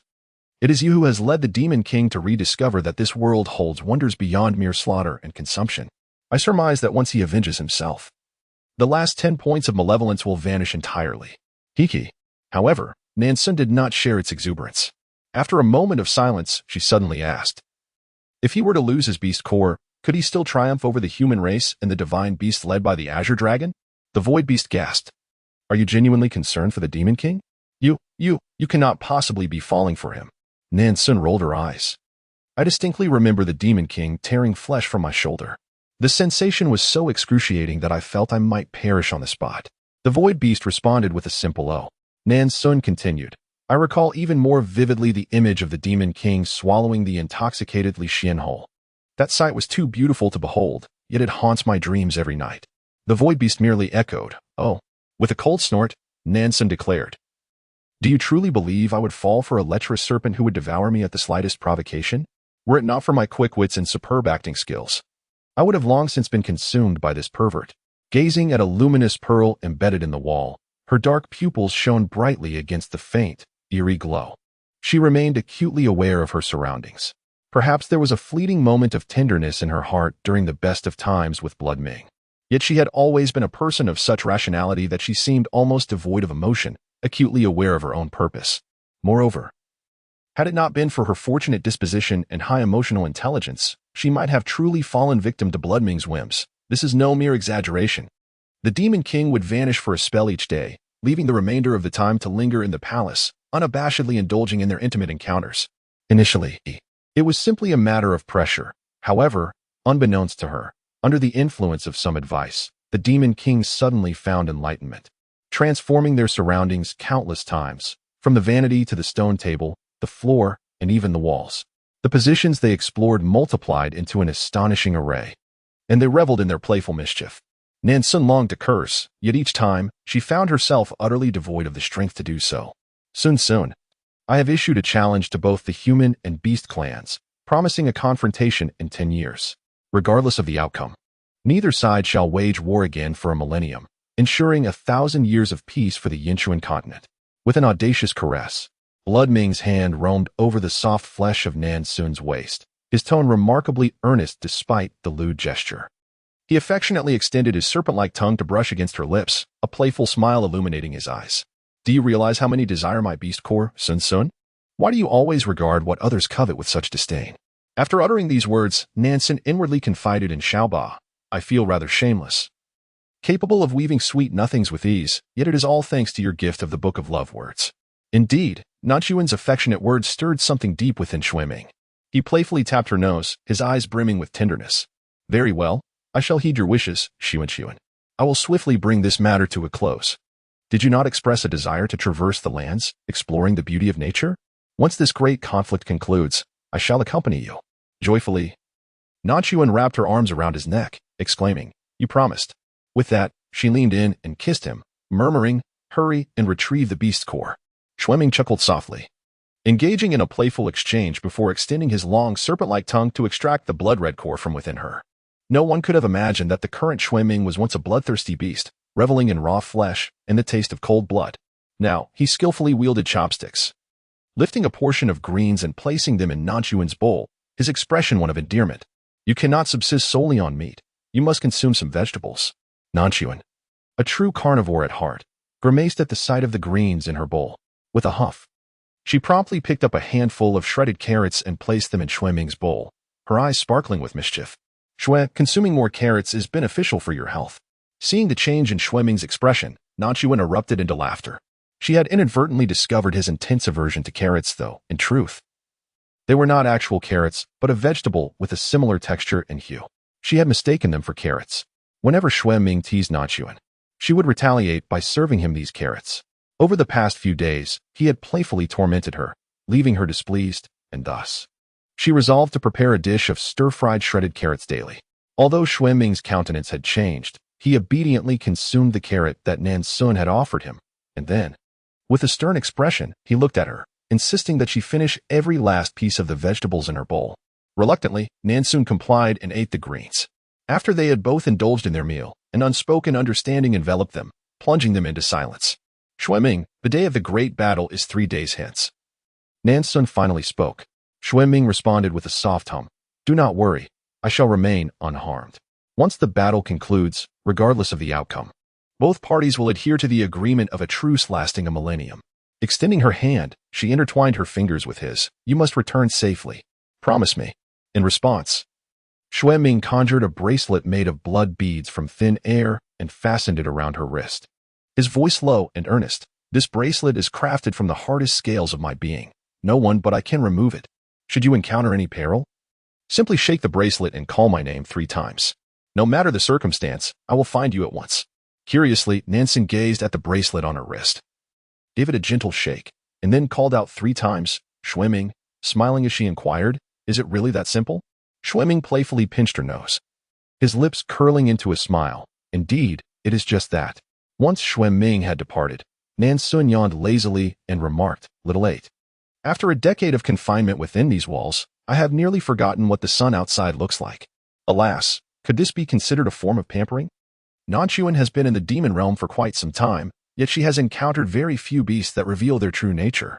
Regarding the white palanquin, Nan Xun later inquired about the reason behind it from Xue Ming. With an innocent expression, he stated that he believed white suited her well, thus commissioning the creation of a white palanquin made from the silk of ancient snow silkworms. Upon hearing this, Nan Xun found herself both amused and exasperated. The void beast yawned, remarking that after witnessing their affectionate displays daily, its eyes were nearly blinded. On a brighter note, the malevolent energy of the Demon King had diminished to 5. Nan Xun propped her chin on her hand and asked, if I eliminate all of Xue Ming's malevolent energy, does that mean I will immediately leave this world? The void beast affirmed, indeed, that is correct, though you might be granted a few days' grace. A sudden silence enveloped Nan Xun as she fell into contemplation. This impending conflict was destined to be unprecedentedly grand. To prevent the suffering of innocent civilians and surrounding beings, the demons, humans, and divine beasts agreed to confine the battleground to a desolate expanse spanning several hundred miles. Such a vast arena would suffice even for battles between imperial powers. On the eve of war, Xue Ming, as was his custom, embraced Nan Xun while making pancakes. Nan Xun, feeling lethargic, allowed him to indulge in his culinary pursuits. Just as he became engrossed in cooking, he unexpectedly kissed her earlobe, whispering something softly. Nan Xun, her mind clouded, failed to catch his words, assuming he was merely uttering sweet nothings, and responded with a vague mm. In that instant, Xue Ming's crimson eyes sparkled with intensity as he gazed at her intently. Feeling a twinge of unease, Nan Xun timidly turned to the void beast and asked, Xiaoba, did I just agree to something I shouldn't have? However, Nan Xun vaguely heard the malicious laughter of Xiaoba, which sent a chill down her spine. Suddenly, in the next moment, her pupils constricted sharply, and her heart felt as though it had exploded. In the blink of an eye, the enchanting beauty of the Demon King transformed into a complete beast form of 4-clawed crimson-blooded serpent. Nan Xun was rendered speechless, her gaze blankly fixed upon the enormous serpent head suspended above her. The thick, scarlet serpent body coiled around her, leaving only her neck and head exposed, while 2 dragon-like front claws supported her on either side, and vast crimson wings enveloped both her and the beast within their embrace. A pair of blood-red eyes, ablaze with fury, stared intently at her. On the following day, the Demon King had already rushed off to the battlefield, leaving Nan Xun to bury her face in her pillow. Wishing to avoid any company, the void beast cleared its throat, reassuring her that the nightmare of the previous night had passed, and the Demon King's malevolent intent had diminished to a mere one. Soon, they would be able to depart from this wretched world. Nan Xun lifted her face, her eyes red-rimmed. Xiaoba, can I still trust you? Of course. Who else could you trust if not me? This conflict between humans and beasts would not conclude in less than 3 to 5 years. With Nan Xun's guidance, this time Blood Ming did not starve her, but instead presented her with a storage ring capable of containing living beings. This was an imperial-grade treasure, impressively powerful. As soon as Nan Xun donned it, she found it hard to part with, utterly enamored. The storage ring housed numerous spiritual herbs, fruits, and beasts whenever she felt hungry. She could summon a spiritual beast to roast or pluck some vegetables to eat. Nan Xun lived a life akin to that of a rice weevil, eating when hungry and sleeping when tired. Unbeknownst to her, 5 months had effortlessly slipped by. Nan Xun, feeling a pang of melancholy, remarked, "Aaaah, do you think I've gained a bit of weight?" The void beast snickered, retorting, "With your days consumed by eating and sleeping, if you've only gained a little, you should be quite pleased." Sighing despondently, Nan Xun replied, "What else can I do? The tales that Xueming procured for me have been devoured in mere days. Shall I broadcast the epic battle between the Demon King and the Divine Beast of Humanity instead?" The Void Beast suddenly proposed. A hint of hesitation crept into Nan Xun's voice as she inquired, "Will it be very gruesome?" The Void Beast responded, "You've already witnessed the Demon King devouring humans. Would you truly fear something more bloody?" After a moment's contemplation, Nan Xun acquiesced, armed with a mental preparation. She managed to maintain her composure when confronted with scenes of maimed bodies. "Aaaah, look quickly. In the center of the battlefield lies a colossal, majestic azure dragon. Could this be the legendary azure dragon, the foremost of the divine beasts?" Nan Xun exclaimed with excitement. "And over there, look. Is that the enormous serpentine creature with massive fleshly wings, the divine beast Tingxi?" She pointed eagerly to another spectacle. Having recently encountered Xueming in beast form, she immediately recognized the creature as Tingxi. In comparison, Xueming's crimson-scaled beast form was merely a Tingxi with 4 dragon-like claws, its scale sharper, its dorsal spikes even more menacing, and its hue a vivid blood red rather than the deep black of the night, yet it bore no remarkable distinctions beyond these features. Ordinarily, the 4-clawed crimson blood serpent, though a mutated serpent with a proclivity for bloodlust, cannot be denied its lineage as a descendant of the divine serpent and a member of its clan. Why, then, do these serpents exhibit such callous indifference? Determined to bring about Xueming's demise, Xueming once recounted how, in his youth, he endured relentless torment due to his distinct appearance from his siblings. He silently bore the brunt of their cruelty, suppressing his innate sanguinary nature without retaliation, yet remained unloved and unacknowledged. On one occasion, however, he succumbed to his instincts and devoured a tusked, red-skinned boar raw. His method was exceedingly gruesome. He plunged his claws into the boar's abdomen, extracting its entrails and consuming them with a face smeared in blood. Chapter 31. Aaaah, the 4-clawed crimson blood serpent. This macabre scene was witnessed by Xueming's half-brother, who, though still a juvenile serpent, was terrified by the sight and orchestrated a significant scheme. He stunned a young serpent cub, severely wounded by a demonic beast, and transported it to Xueming's hunting grounds, where he cast an illusion upon the cub. Consequently, Xueming perceived not a serpent cub but a red-skinned boar, which he devoured piece by piece. Unbeknownst to him, this entire scenario was meticulously planned by his half-brother. He had cruelly consumed his own kin, a grievously injured cub. This act was witnessed firsthand by the elders of the Serpent Clan, who were appalled by his bloodlust and brutality. Blood Ming had previously elucidated his plight. Yet no matter how he articulated his circumstances, the Tingxi remained resolute in their disbelief, trusting solely in the evidence before their eyes. Even his own progenitors were appalled by his brutality, regarding him with shame. Thus, Blood Ming was condemned to death, with no one willing to lend credence to his words. All desired his demise. In an effort to assimilate with his kin, he repressed his sanguinary instincts, only to ultimately gain nothing in return. Consequently, he succumbed to darkness, escaping the Tingxi tribe at the cost of half his life, and thereafter embraced a reckless abandon, freely unleashing his primal nature, devouring spiritual beasts with insatiable appetite, indulging in the most gruesome of feasts. His insatiable hunger only grew, augmenting his power, until he consumed the previous Demon King whole, ascending as the new sovereign of demons, continuing his unrestrained existence. In this manner, the 4-clawed crimson-blooded Tingxi gained a notorious reputation, instilling dread in both humanity and divine beasts alike. While the Tingxi tribe viewed him as a disgrace, even allying with their arch-nemesis, the Dragon Beast clan, to eradicate this pariah. When Blood Ming recounted these past events, his demeanor was chillingly composed, yet Nan Xun felt a pang of sympathy. Once, Blood Ming had been an innocent child, pure in spirit, alas. Fate compelled him to transform into a bloodthirsty fiend. As these thoughts crossed her mind, her fondness for the Tingxi on the battlefield dissipated, even casting a scornful glance at the majestic azure dragon. "Little 8, have you seen Blood Ming?" "I can't seem to find him," Nan Xun inquired.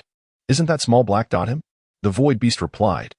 Nan Xun squinted for a long time before finally discerning a tiny black dot perched atop the head of a dual-tailed black python. The serpent was inherently dark, and clad in his own black robe, it was exceedingly difficult to detect. After locating Xueming, Nan Xun's gaze remained fixed upon him, observing as he unleashed a formidable attack while standing atop the black python. With a mere flick of his hand, the terrifying crimson blood mist surged forth, ensnaring its target and eliciting anguished cries from either the divine beast or the formidable beings of the human race, swiftly reducing them to mere ashes. Truly, my eccentric companion is remarkable, Nan Xun mused, as the azure dragon led several mixed dragons in a frontal assault, while several soaring serpents encircled from behind.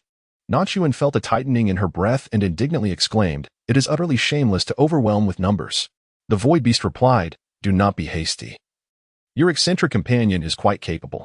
Just watch closely. However, why must your precede eccentric?" At that moment, just as the void beast finished speaking, the black dot atop the python's head shot forth with astonishing speed. A dense black mist rapidly coalesced around the dot, forming an expansive cloud of darkness. At that instant, all the combatants, the demon beasts, human warriors, and divine creatures, paused, their gazes transfixed on the vast black mist, their expressions revealing either terror or apprehension. Nan Xun widened her eyes, focusing intently on that spot. As the black clouds dissipated, an immense entity emerged, obscuring the sky. Upon discerning the form of this colossal creature, Nan Xun gasped in astonishment. Indeed, the demon king she had previously encountered had shrunk to a fraction of its former size. The dim light of the chamber cast a somber atmosphere, and at that moment, the two were engaged in an intimate act of shyness, thus she had scarcely taken a proper glance at the beast king's formidable form. Yet now, the mere manifestation of the beast's physique instilled a profound sense of dread and trepidation within all who beheld it. The immense skeletal wings unfurled, obscuring half the daylight. Its colossal serpentine body was cloaked in a dense array of crimson scales. The four robust claws, tipped with razor-sharp talons, accentuated its terrifying presence. Blood-red eyes, exuding a chilling thirst for carnage, glimmered with malevolence, while a row of jagged spines adorned its back like a series of blood-stained blades. As its gaping maw revealed a pair of menacing fangs gleaming with a sinister silver sheen, Nan Xun felt her heart race. It was astonishing to recall that not long ago, she had embraced and caressed such a ferocious creature. The Beast King's four blood-red serpents, in a brutal display of ferocity, swiftly devoured a multitude of powerful beings from the human race, valiant pioneers of the front line, all at least of royal caliber, who had no chance to struggle before being consumed whole. A shiver coursed through Nan Xun. Despite the gruesome imagery, it was still unsettling. Those were once living souls, now devoured in an instant by the Beast King. If it is too distressing to witness, it is better not to force yourself, the Void Beast wisely suggested, promptly shutting off the live feed. Although Nan Xun felt a tinge of regret, she ultimately acquiesced to the Void Beast's counsel. Just as she prepared to recline and succumb to slumber, an abrupt tremor shook the entire chamber. It was the barrier. Someone was tampering with the protective enchantment outside. A sudden change washed over Nan Xun's expression. The multitude of entities and beasts outside yearning for her demise is overwhelming. Presently, the Demon King is stationed in that desolate battlefield, far removed from the realm of demons. Although the barrier lies within his dominion, its power pales in comparison to when he resided in the demon realm. Should a formidable force endeavor to breach this barrier, it is not beyond the realm of possibility. As Nan Xun listened to the relentless pounding, her heart raced in tandem. The one attempting to breach the barrier is a soaring serpent, accompanied by your beastly cousin. The Void Beast remarked, slightly alleviating Nan Xun's anxiety. At least they were not the kind of beasts that devour indiscriminately. However, she recalled your father. The Void Beast hesitated before adding, which brought a spark of joy to Nan Xun. Did he come to rescue her, believing she was imprisoned by the Demon King? Although she sensed something amiss in the Void Beast's tone, she brushed it aside for the moment. With her somewhat negligent father present, it seemed unlikely that the soaring serpent and the beastly cousin would pose a threat to her. The series of booming sounds instilled a sense of urgency. Yet the individuals outside continued their relentless assault on the barrier. Your father employed a forbidden technique to draw strength from the heavens, augmented by the divine beast. The soaring serpent. The barrier is likely to shatter soon, warned the Void Beast. What? Drawing strength from the heavens? Nan Xun gasped, incredulous. Was he out of his mind? This was one of the most perilous forbidden techniques, notorious for its backlash. Did he dare to wield such arcane knowledge?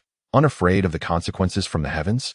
Just then, a deafening crash resonated from outside the palace, and in the next instant, the grand doors of the chamber were shattered by a single strike. Chapter 32. Pain and Tears. Struck by a blow, Nan Xun immediately spotted her negligent father, a wave of concern washing over her as she hurried towards him. "Father, what brings you here?" A resounding slap echoed through the air. Before Nan Xun could utter a single word, Zueli Qingshi struck her with a forceful slap, sending her sprawling to the ground.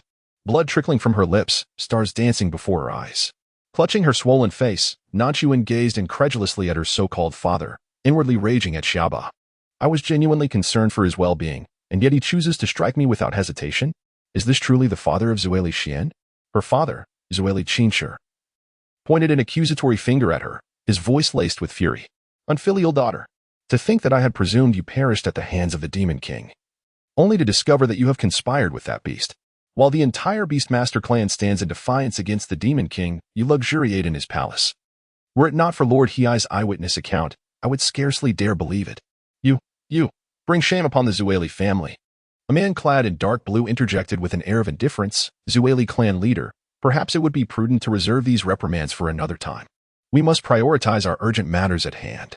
Listening to the discourse of these three, Nan Xun felt an ominous premonition of impending calamity. She wished to resist, yet found herself utterly powerless in their presence. Ultimately, she was rendered unconscious and taken away by her father. Bloodming's impatience morphed into a violent fury. Upon regaining consciousness, Nan Xun found herself surrounded by several figures: her father, her mother, her beastly cousin, and the man known as Hei's. Her mother grasped her hand, tears streaming down her face. "Xianer, how could you engage in such reckless folly? That Demon King is a monstrous being, a savage who feasts upon human flesh. 10 years ago, he slaughtered several elders from our clan. How could you be so easily swayed? Have you forgotten that you are a member of the Beastmaster clan, the daughter of the Zueli clan leader?" Nan Xun understood that her adoptive parents genuinely cared for her, yet she felt a chill in her heart upon hearing the recent words. When they sent her to the demon realm for a political marriage, did they truly consider her feelings? Was it noble to sacrifice oneself in the belly of the Demon King, while she, living well, was somehow in the wrong? She believed she had committed no transgression against humanity. She merely fell in love with the Demon King. Was it truly so intolerable to the world? Suddenly, Nan Xun let out a derisive laugh and raised her eyes to her adoptive parents, softly inquiring, "Do you know about the curses placed upon me by the elders back then? From the moment I was chosen for this union, I became nothing more than a pawn sacrificed for the so-called greater good. In their eyes, I had long since been dead." Zueli Qingshi's gaze flickered at her words, a hint of guilt surfacing. "Xianer, I only learned of this later. Although the elders have wronged you, their unwavering dedication to the Zueli family over the years has driven all their decisions, aimed at preserving our lineage and safeguarding the common people. As long as the Demon King remains, peace will be elusive." Nan Xun slightly curled her lips, murmuring, "So? Am I to die then?" Zueli Qingshi's face turned ashen. "Do not speak further. Being with that Demon King tarnishes our family name. I would rather you perish under that curse." Her mother, embracing her, wept. "Xianer, do not argue with your father. Just admit your mistake, please, I beg you." Nan Xun replied firmly, "I have done nothing wrong. Are you here to take my life? If so, then go ahead and act." The Void Beast was taken aback by her unyielding yet composed demeanor, genuinely admiring her as she resembled a heroic woman about to face her demise, particularly striking. The Void Beast. It must have been momentarily blinded. Nan Xun stubbornly refused to acknowledge her mistake, maintaining her defiant posture. Her father, with a heavy heart, turned to the serpent and declared, "Lord Hei's, please proceed. I shall pretend I have never had a daughter." Her mother, with tears streaming down her face, knelt before Lord Hei's, pleading for her daughter's life, claiming she was merely misled by the Demon King in a moment of confusion and infatuation. Nan Xun gasped in surprise, never expecting her mother to kneel before the serpent to save her. Lord Hei's replied coolly, "Madam, please rise. I can spare her life, but I must temporarily seal the blood pact marked upon her soul by the blood demon." Upon hearing the serpent's proposal, the beautiful woman tightly embraced Nan Xun, gently reassuring her, "Xianer, do not be afraid. Lord Hei's only requires one of your hands." "What? One hand?" Nan Xun's eyes widened in shock as she watched the serpent approach her, placing a seal upon her forehead. Then, she helplessly observed as her mother raised her left hand, adorned with a bloodbeat bracelet, just as Lord Hei's waved a mysterious blade across her wrist. In the next moment, a piercing scream escaped Nan Xun's lips, and her complexion turned as pale as parchment. They had severed her hand. Staring at the bloodied, delicate hand lying on the ground, tears cascaded down her cheeks. The void beast, perplexed, wondered, is it truly that painful? I had just shielded you from 90% of the pain, said Nan Xun. Thank you, Aaaah. No wonder it wasn't particularly painful earlier. However, my tears are not shed for the pain. They stem from the loss of my hand, leaving me incomplete. For someone with an obsession for beauty, this is worse than death itself. The void beast remarked, Oh, I see. Then perhaps it would have been better for you to have suffered to death. Nan Xun believed she would forever bear this disfigured hand. Little did she anticipate that, in the next moment, her mother would feed her a medicinal pill, gently coaxing, Xian'er. Do not cry. This is a flesh and bone pill. Eat it, and your hand will soon regenerate. Overjoyed within, Nan Xun maintained an outward demeanor of indifference, appearing as though she were a soul bereaved of all hope. The serpent of the void, Aaaah, departed. Clutching the blood-red bracelet that Blood Ming had personally fastened onto Nan Xun's wrist, still stained with her blood, he also took away the dress she had been wearing, now soaked in crimson. Confused, Nan Xun hurriedly inquired of the void beast, Aaaah. What does it mean that this obviously malevolent serpent of the void is leaving with my bracelet and bloodied garment? What could his intentions be? Chapter 33, The Beast Pill, which exploded with a resounding bang. The void beast sighed, its tone grave. They are courting death, seeking to provoke the Demon King with your demise. Do they not understand the terrifying consequences of inciting the Demon King's wrath? Drunkenly, Li Qingshi nodded erratically, fatigue evident in his voice as he said, Nearly half of my beast masters have ventured to the battlefield. I have done everything within my power to procure what Lord Aaaah desired, even resorting to forbidden techniques. We beast masters have fulfilled our obligations. Nan Xun listened, her heart racing with trepidation. She hastily inquired of the void beast, Aaaah, will Xueming be all right? Could he truly believe I am dead and have fallen into their trap? The void beast assured her emphatically, absolutely not. Do you think so highly of yourself? That pervert may adore you, but he would never sacrifice himself for your sake. Nan Xun breathed a sigh of relief, finding comfort in those words. After a brief pause, she added, there is still a sliver of malevolent energy that needs to be dispelled. Xueming cannot afford to encounter trouble at this juncture. The void beast replied, Did I ask for your explanation?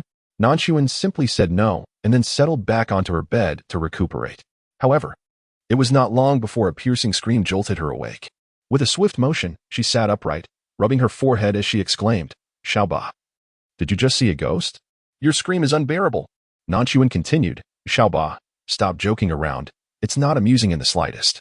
The void beast persisted in its cries, I am not jesting. Nan Xun stumbled to the window, only to find the sky had darkened, devoid of stars. A gloomy overcast looming overhead. Gazing into the night, she spoke with an expressionless demeanor. After wandering for over a decade, it all culminates in naught but an empty endeavor. Aaaah, my heart is heavy.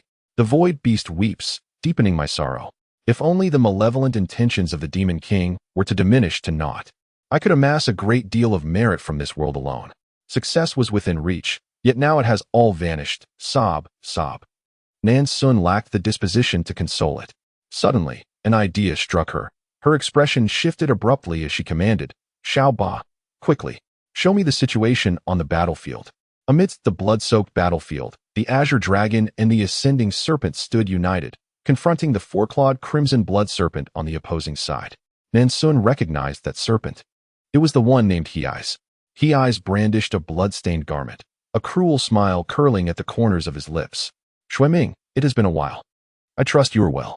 He paused momentarily before adding, with a smirk, my brother. Xueming's gaze fixated ominously on the blood-stained garment, icy and penetrating. Not a word of what you say holds any truth, he declared. Aaaah chuckled mockingly, yet you have already accepted it, have you not? The barrier outside your palace has been shattered, and it was I who captured your precious heart. With that, he hurled the blood-stained garment before Xueming and opened his palm to reveal a bloodied bracelet. This bracelet was crafted from your most resilient scales and enchanted with a forbidden spell. Only she herself could remove it. Oh, and let us not forget the blood pact you inscribed upon her soul. You can no longer sense it, can you? Xueming, cease your self-deception. The human woman you have long protected is already dead. No, it cannot be. Sun will not die. She cannot die. I had promised her that once this matter was resolved, I would indulge in the pleasures of nature, yet I have yet to fulfill her wish. She cannot die. She must not perish. Blood Ming clutched the blood-soaked garment, murmuring to himself, his expression bordering on madness. He nodded subtly toward Qinglong, and the two exchanged a discreet signal behind them. The individuals in the rear began to retreat silently. At this moment, the Demon King was in a state of turmoil, making it the perfect opportunity to activate the ancient blood curse grievance formation. From the moment the battlefield was determined, Qinglong and He Eyes had sought the secret methods of the Beast Tamer clan to set up the ancient blood curse grievance formation at the heart of the battlefield. This formation, fueled by blood, summoned the vengeful spirits of the world, harnessing their multiplied strength to annihilate all living beings within its confines. The formation had no means of resolution until the last living creature within it was consumed, at which point it would automatically dissolve. As long as everyone withdrew beyond the borders of the formation, the head of the Qin family could release the Dream Weaver beast to lure the Demon King into the array. Once the formation was activated, no matter how formidable the Demon King may be, he would find it impossible to escape the grasp of the ancient blood curse grievance formation. Yet before the formation could be initiated, all present witnessed the Demon King suddenly throw back his head and laugh maniacally. His grip tightening around the bloodied garment of the human woman, his eyes a vivid crimson, laughter more sorrowful than weeping. Since Xuan is dead, what purpose do you serve in living? What is left in this world? Better to annihilate it. Destroy it all, ha ha ha ha. The man, cloaked in black and strikingly beautiful like a demonic deity, laughed frantically, his aura of bloodlust swelling, causing a small cluster of royal-level practitioners around him to bleed from their noses and mouths, collapsing to the ground. Kurosawa's eyes widened in terror as he exclaimed, "Blood fiend. What are you planning to do?" The Azure Dragon's gaze sharpened with rage as he retorted, "Blood fiend, how dare you?"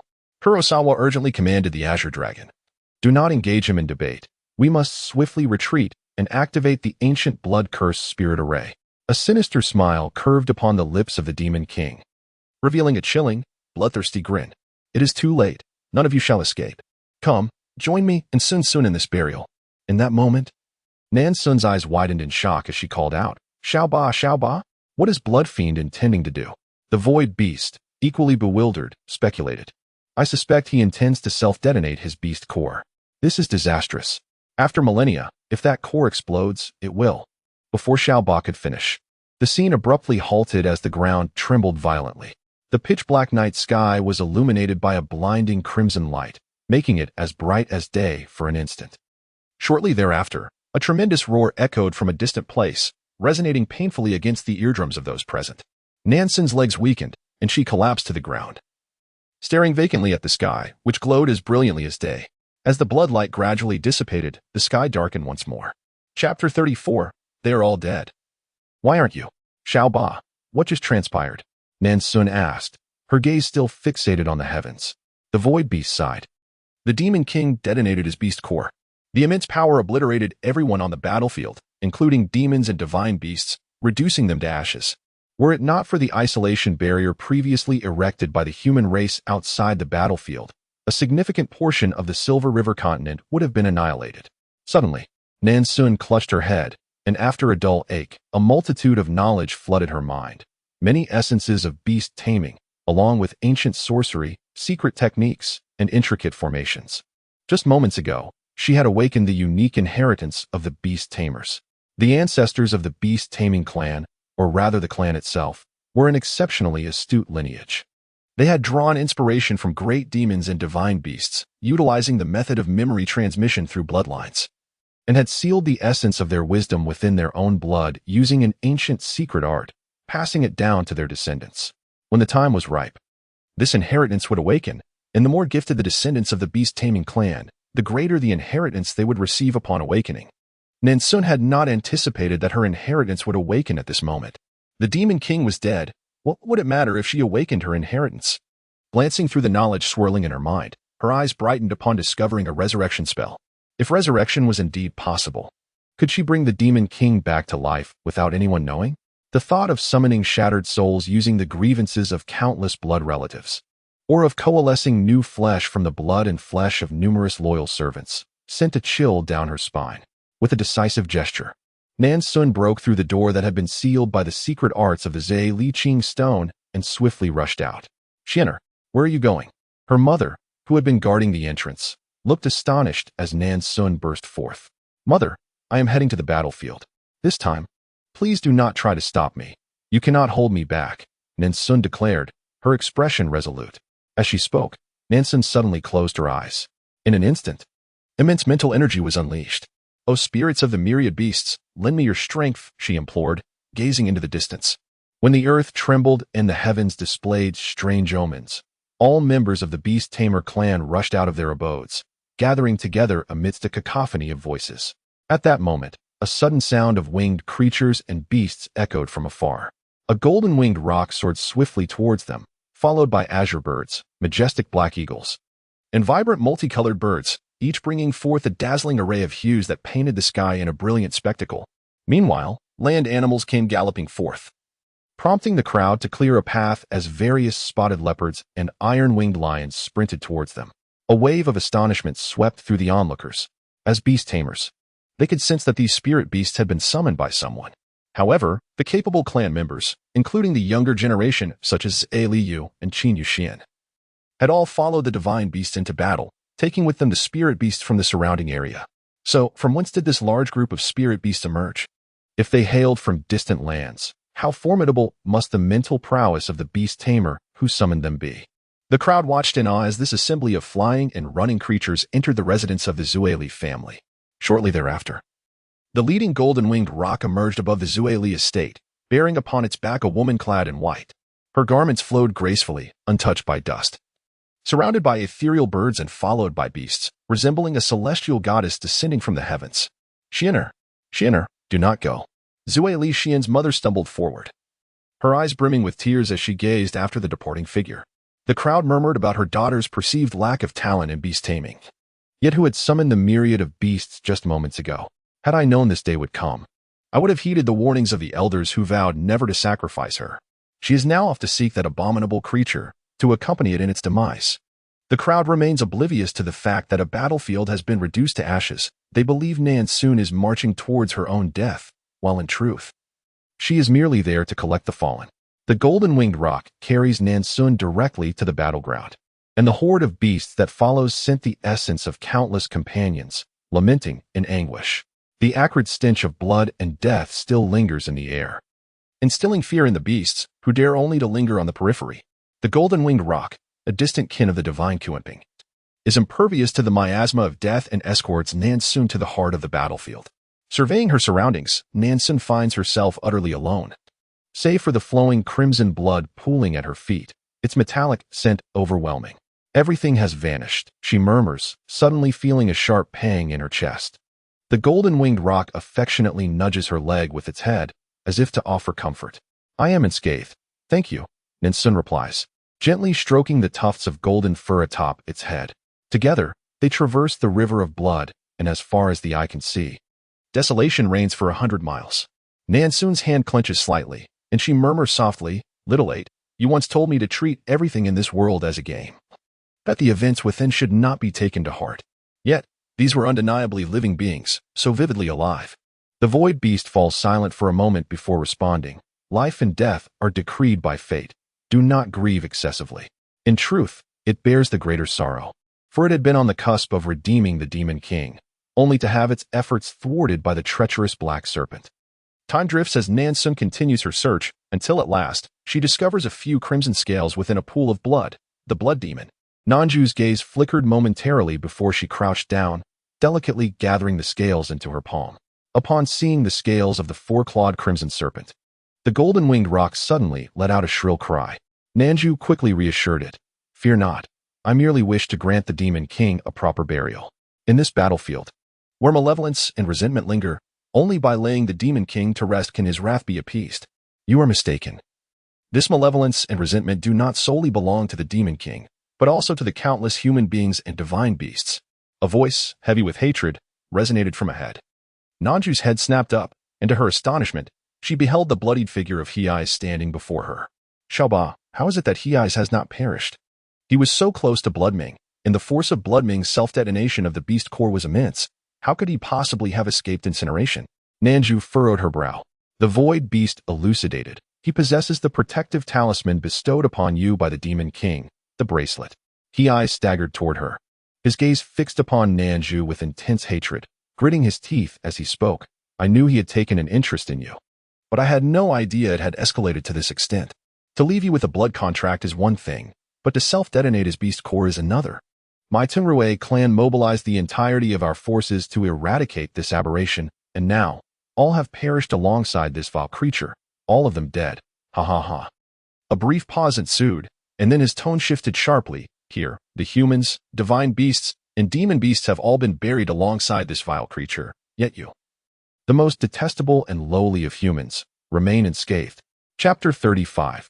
You are pregnant, Nan Xun, upon witnessing the profound hatred and murderous intent in his eyes, could not help but let out a cold laugh. Do you harbor hatred for me? Greetings, Lord Koizumi. How peculiar you are. Had it not been for your own cunning that incited the wrath of Xiumin, we would not have found ourselves in such dire straits.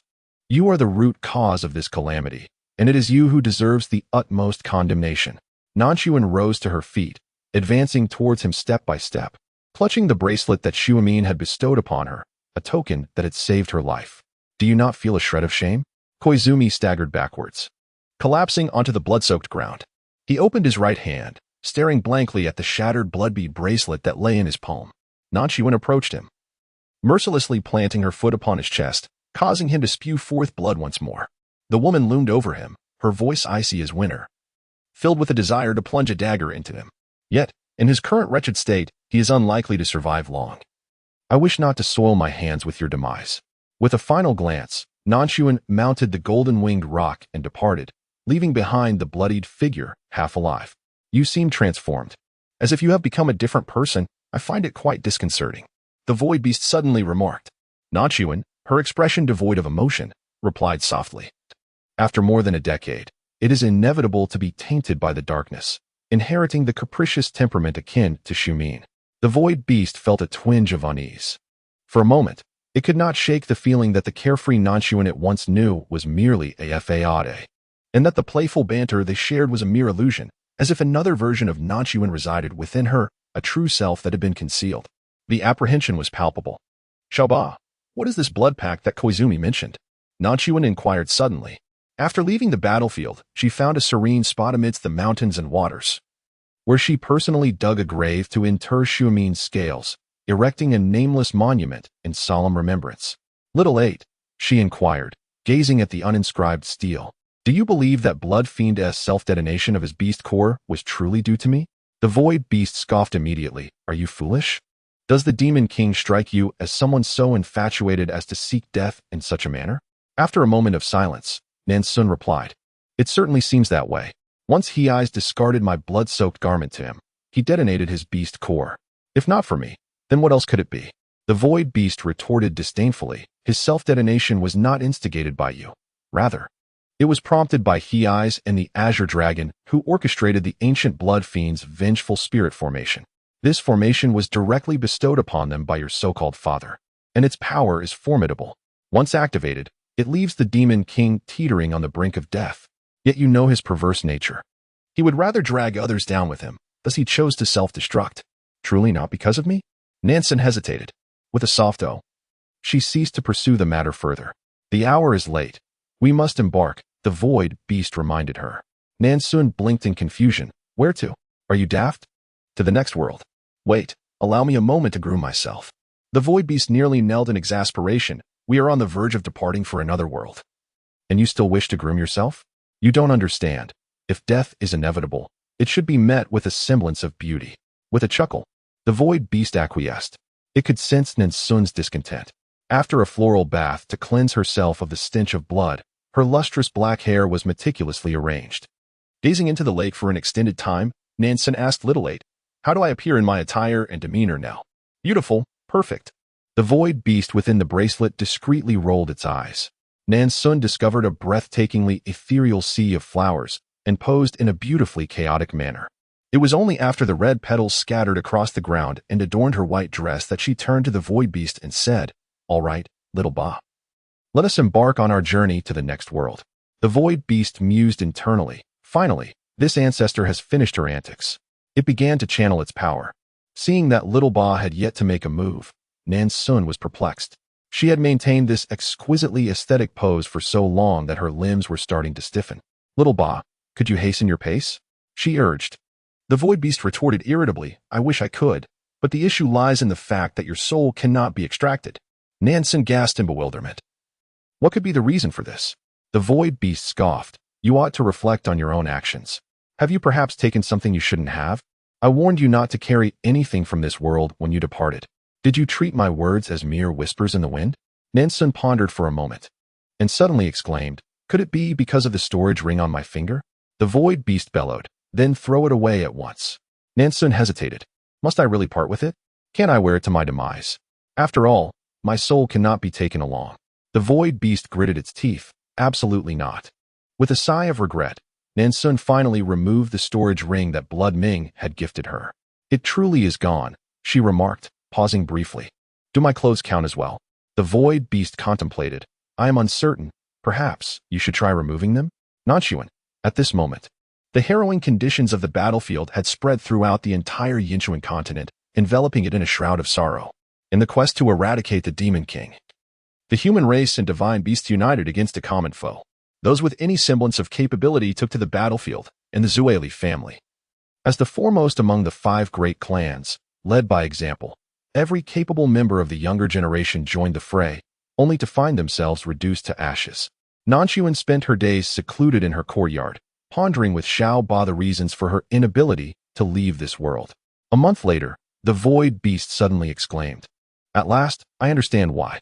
Startled while munching on a sour fruit, Nan Xun inquired, "Why?" The void beast nearly growled in frustration. "Are you seriously asking me why? Just take a look at your own rotund waist." Taken aback, Nan Xun retorted, "It's just a bit of weight gain. Why are you so upset?"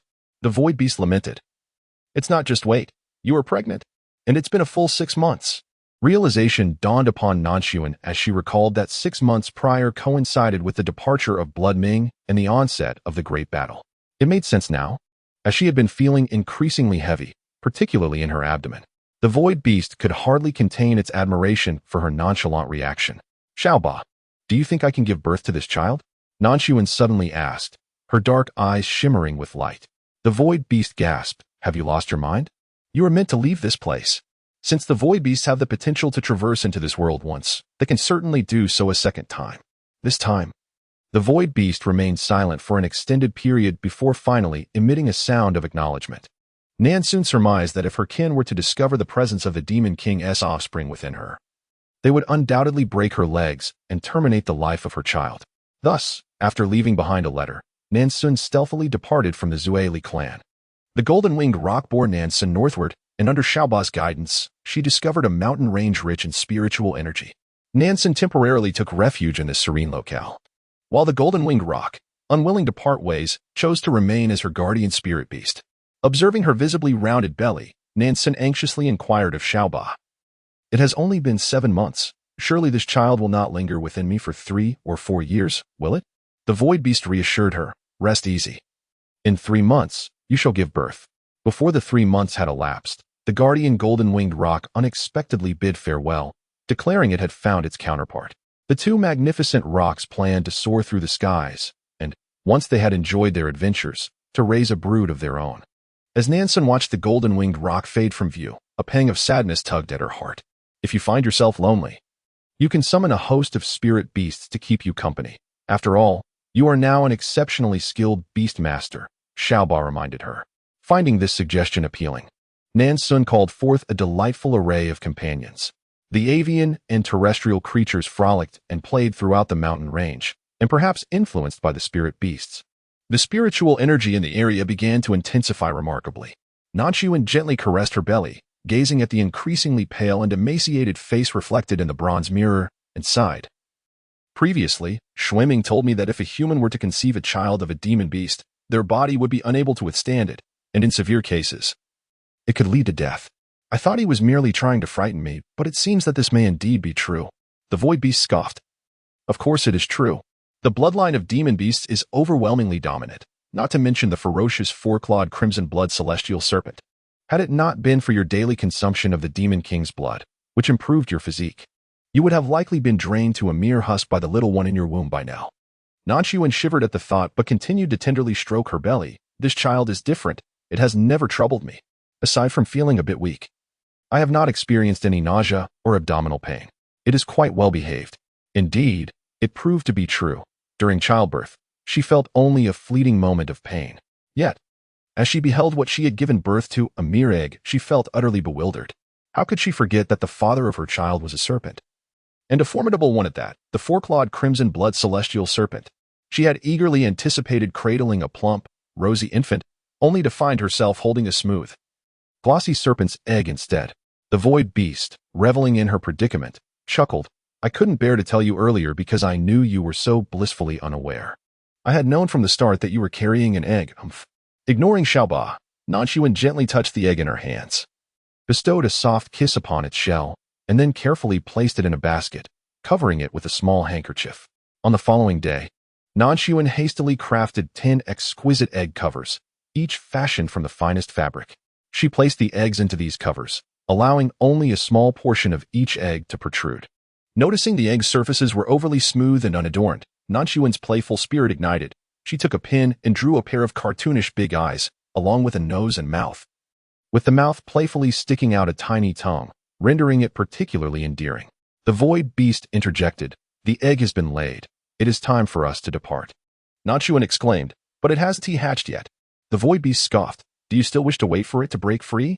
The demon king's offspring is quite astute. He likely senses your intent to leave and has no intention of hatching. If he were to remain unhatched for centuries, do you intend to wait for centuries as well? Nan Xun was taken aback, her eyes sparkling with curiosity. Little 8, are you suggesting this egg possesses its own consciousness? And how do you know it's a boy? The void beast feigned indifference, weary of conversation. Thus began Nan Xun's whimsical life with the egg. By day, she would hang the egg, adorned in its cover, at her waist, wandering aimlessly. By night, she cradled the egg in her arms, regaling it with stories. Over time, Nan Xun came to realize that her egg was quite intelligent, favoring covers made of snow silkworm silk and preferring the water from the spiritual spring. It showed disdain for the egg face she had drawn, often wiping it away whenever it had the chance. A year passed without any sign of hatching, prompting Nan Xun to sigh and declare, Little 8, I believe you. This egg is indeed deliberate in its choice. I have made up my mind. Once I complete my final task, we shall depart. What is it that you wish to do? The void beast inquired, and Nan Xun replied, the sins committed by Egg's father are too grave. I wish to accrue some merit for my family's egg. At present, the malevolent aura on the battlefield lingers, and if this continues, vengeful spirits will surely arise. I intend to seal off that battlefield. The void beast exclaimed, how noble of you. Do you have any idea how vast that battlefield is? It cannot simply be sealed at your whim. Nan Xun chuckled softly in the heritage of the Beast Tamer clan. There exists a secret technique that can enshroud an entire space into a hidden realm. Thus, Nan Xun set forth alone to the outskirts of the battlefield. After 3 full days and nights of effort, she finally succeeded in sealing the entire battlefield, leaving only a single opening, which she secured with a jade slip. She thought to herself, one should not place all their eggs in one basket. Should this jade slip fall into the hands of those with ill intentions, and they attempt to breach this hidden realm, the consequences would be dire. However, upon hearing Aaaah's words, Nan Xun nearly spat out a mouthful of blood. The jade slip she had entrusted to her mother had inexplicably split into 2, each fragment falling into the hands of the Dragon Beast clan and the dark serpent He-Eyes. Fear not, He-Eyes is gravely wounded and barely clinging to life. Any attempt he might make would be futile. As for the Dragon Beasts, their ancestor, the Azure Dragon, is deceased, and the remnants of their clan have become insignificant. Moreover, they are cursed by the Demon King and are destined for annihilation, the Void Beast remarked. At this, Nan Xun nodded, feeling a sense of relief wash over her, believing she could now face her demise with peace. Chapter 37. Naming. Egg is called Drunken Maple. I have placed nearly 100 restrictions upon Egg, which will sustain for at least 500 years. We are ready to depart at any moment, Nan Xun declared. The Void Beast, with a tone of irritation, remarked, just look at your current state. Your soul is so feeble that if I were to take you into the void now, you would be destined to disperse into nothingness. Recently emerging from the sealed battlefield, Nan Xun appeared pale as a ghost, emaciated like a withered branch. Feeling somewhat embarrassed, he confessed, I believed the application of this secret technique would be rather simple. Yet I have overestimated my own abilities. After a moment of silence, the Void Beast relented, saying, very well. I shall grant you an additional 20 years to nurture your primordial spirit. However, You must understand that my leniency towards you stems solely from my blunder that resulted in you carrying the offspring of a demon king. Such indulgence will not be afforded to you again. Nan Xun felt an overwhelming urge to affectionately kiss the forehead of Aaaah, saying, "Thank you, Aaaah. Nevertheless, 20 years will suffice. 19 years will be ample." The void beast responded, "Is there truly a difference?" In the ensuing 19 years, Nan Xun dedicated himself to recuperating his body while seizing opportunities to converse with the egg. "Aaaah, I believe I should bestow a name upon the egg." "Oh? May I incorporate my surname, Nan?" "That is not permissible. In this world, there is no Nan Xun, only Zui Li Xian." Thus, Nan Xun had no choice but to relent. One day, as he gazed upon the vibrant crimson leaves adorning the mountains, inspiration struck him. He clapped his hands and exclaimed, "I've got it." He then took the egg pouch from his waist and, with a beaming smile, inquired, "My son, shall I name you Zui Li Feng?" The void beast scoffed. How trivial and unappealing. Nan Xun chose to disregard its opinion. To ensure that the egg would recognize its name, he meticulously engraved the characters Zui Li Feng onto the bottom of the eggshell. "Aaaah, you once mentioned that when we transition to the next world, I could request one condition. Is that still valid?" Nan Xun inquired. The void beast grunted, "It is valid." After a moment of contemplation, Nan Xun expressed her desire. "I hope the main antagonist in the next world will already have an affection for me, as that would make the pursuit considerably easier." The void beast was momentarily taken aback. Seeing its stunned expression, Nan Xun couldn't help but burst into laughter. "I was merely jesting. Do not take it to heart." The void beast chuckled. "I am taking it seriously. This request I can indeed fulfill." At this, Nan Xun was rendered speechless, and with a hint of emotion, she remarked, "Aaaah, you truly care for me." In the final year before her departure, several wandering practitioners arrived at Miao Mountain. Since she was set to leave, she welcomed them. But to her surprise, they expressed a desire to remain and even inquired if they could establish a sect there, pledging to honor her as their master. Nan Xun nodded and waved her hand casually. "Very well, let it be named Miao sect." After placing her son, Zui Li Feng, into a cave secured with enchantments, Nan Xun resolved to embrace death.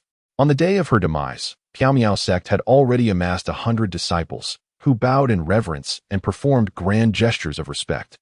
Standing atop the mountain, arms clasped behind her back, she exuded an air of a transcendent being, gazing down upon the splendid landscape. A sense of fulfillment washed over her as she mused, "Who would have thought that I would establish a sect before my end? I have a premonition that, in the future, this Miao sect shall undoubtedly become a formidable institution." The void beast interjected, "Enough of this nonsense, let us swiftly depart from this wretched world." The soul of Nan Xun detached itself from her body, carried away from this world by the void beast. Just before succumbing to darkness, she faintly heard Aaaah's voice, as if something was trailing her. Upon awakening, Nan Xun found herself lying on a single bed, its rigid surface causing her discomfort. As she opened her eyes, she was taken aback by the meager surroundings, a dilapidated room furnished solely with a small bed and a tiny table, which was almost entirely covered by a thick stack of books. The modern, yet shabby furniture evoked a sense of nostalgia within her. However, upon noticing her delicate arms and legs, she widened her eyes in astonishment. "Aaaah, you have bestowed upon me such a tender body to confront a villain with a malevolent intent score of 100? The void beast rolled its eyes, retorting, "Tender? She's already 13. After this remark, its tone became grave. "There was an incident during our passage into this world." Nan Xun felt a twinge of anxiety at its serious demeanor. "What kind of incident?" The beast responded, "I sense that something is following me. Yet, this should be impossible. Tearing through the void requires immense power. Aside from our kind, the void beasts, who are the natural masters of space and time, it is nearly impossible for anyone else to breach the void so effortlessly." Sensing the uncertainty in its tone, Nan Xun sought to reassure it, "Perhaps you are overthinking the matter." The void beast seemed to recall something, and suddenly coughed uneasily, stating, I somewhat mismanaged the temporal coordinates while traversing worlds, and at this moment, the malevolent energy of that villainous boss has yet to reach its full potency. It will take another decade." Nan Xun responded, "My dear, what is it you wish to convey? This world is deficient in spiritual essence, and I cannot possibly transport you to a decade hence in the short term. Please wait for me. Allow me some time to recuperate, and I shall then take you to the future." Nan Xun felt a twinge of regret. Had she known, she would have lingered a few more years in the previous world. In that realm, she had a son, while here, She was beset by trivialities and an unending mountain of assignments. The body she inhabited was named by Mo, whose father was a notorious drunkard and gambler, who ultimately absconded with the family's wealth. Her mother struggled to raise her, subsisting on pickled vegetables and radishes. Yet despite such hardships, Mo did not wither away, rather, she blossomed into a striking young woman. However, her uncle harbored ulterior motives, wishing to marry her off to a 40-year-old blind man from the town. Mo, determined, excelled academically and gained admission to a prestigious city school, with her mother fiercely protecting her from her uncle's designs. Yet, life in high school proved to be fraught with difficulties. In her second year, her mother was diagnosed with gastric cancer, and she juggled the demands of labor with her studies, frequently rushing to the hospital. The burdens of life weighed heavily upon her, and in her final year, her mother passed away, causing her to miss the college entrance examinations. Mo resigned herself to her fate, ultimately being wed to the blind, unattractive man her uncle had chosen for her.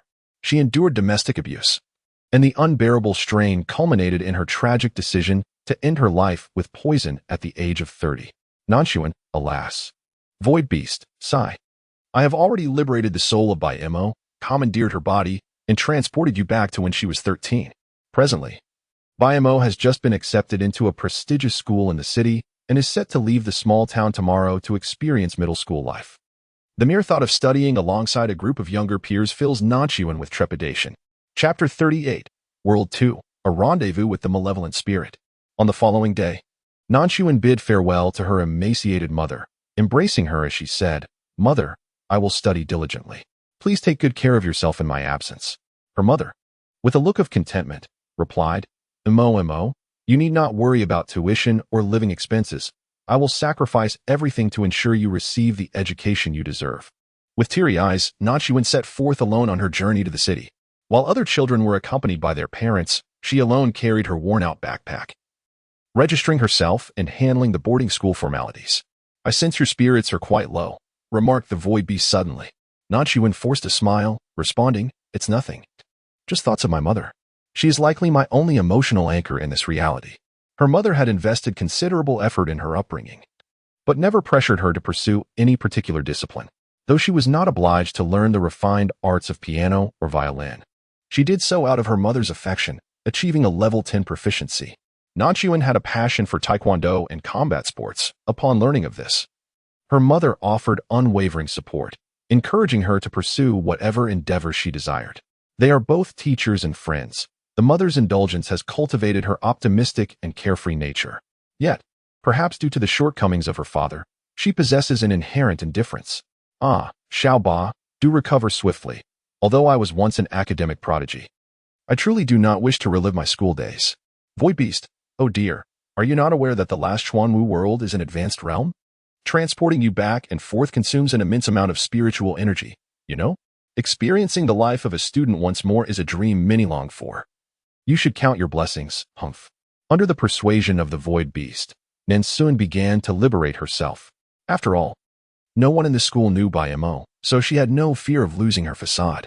Mo, with her striking looks, excellent grades, and vibrant, helpful personality, quickly amassed a large group of followers, leading a life of abundant joy.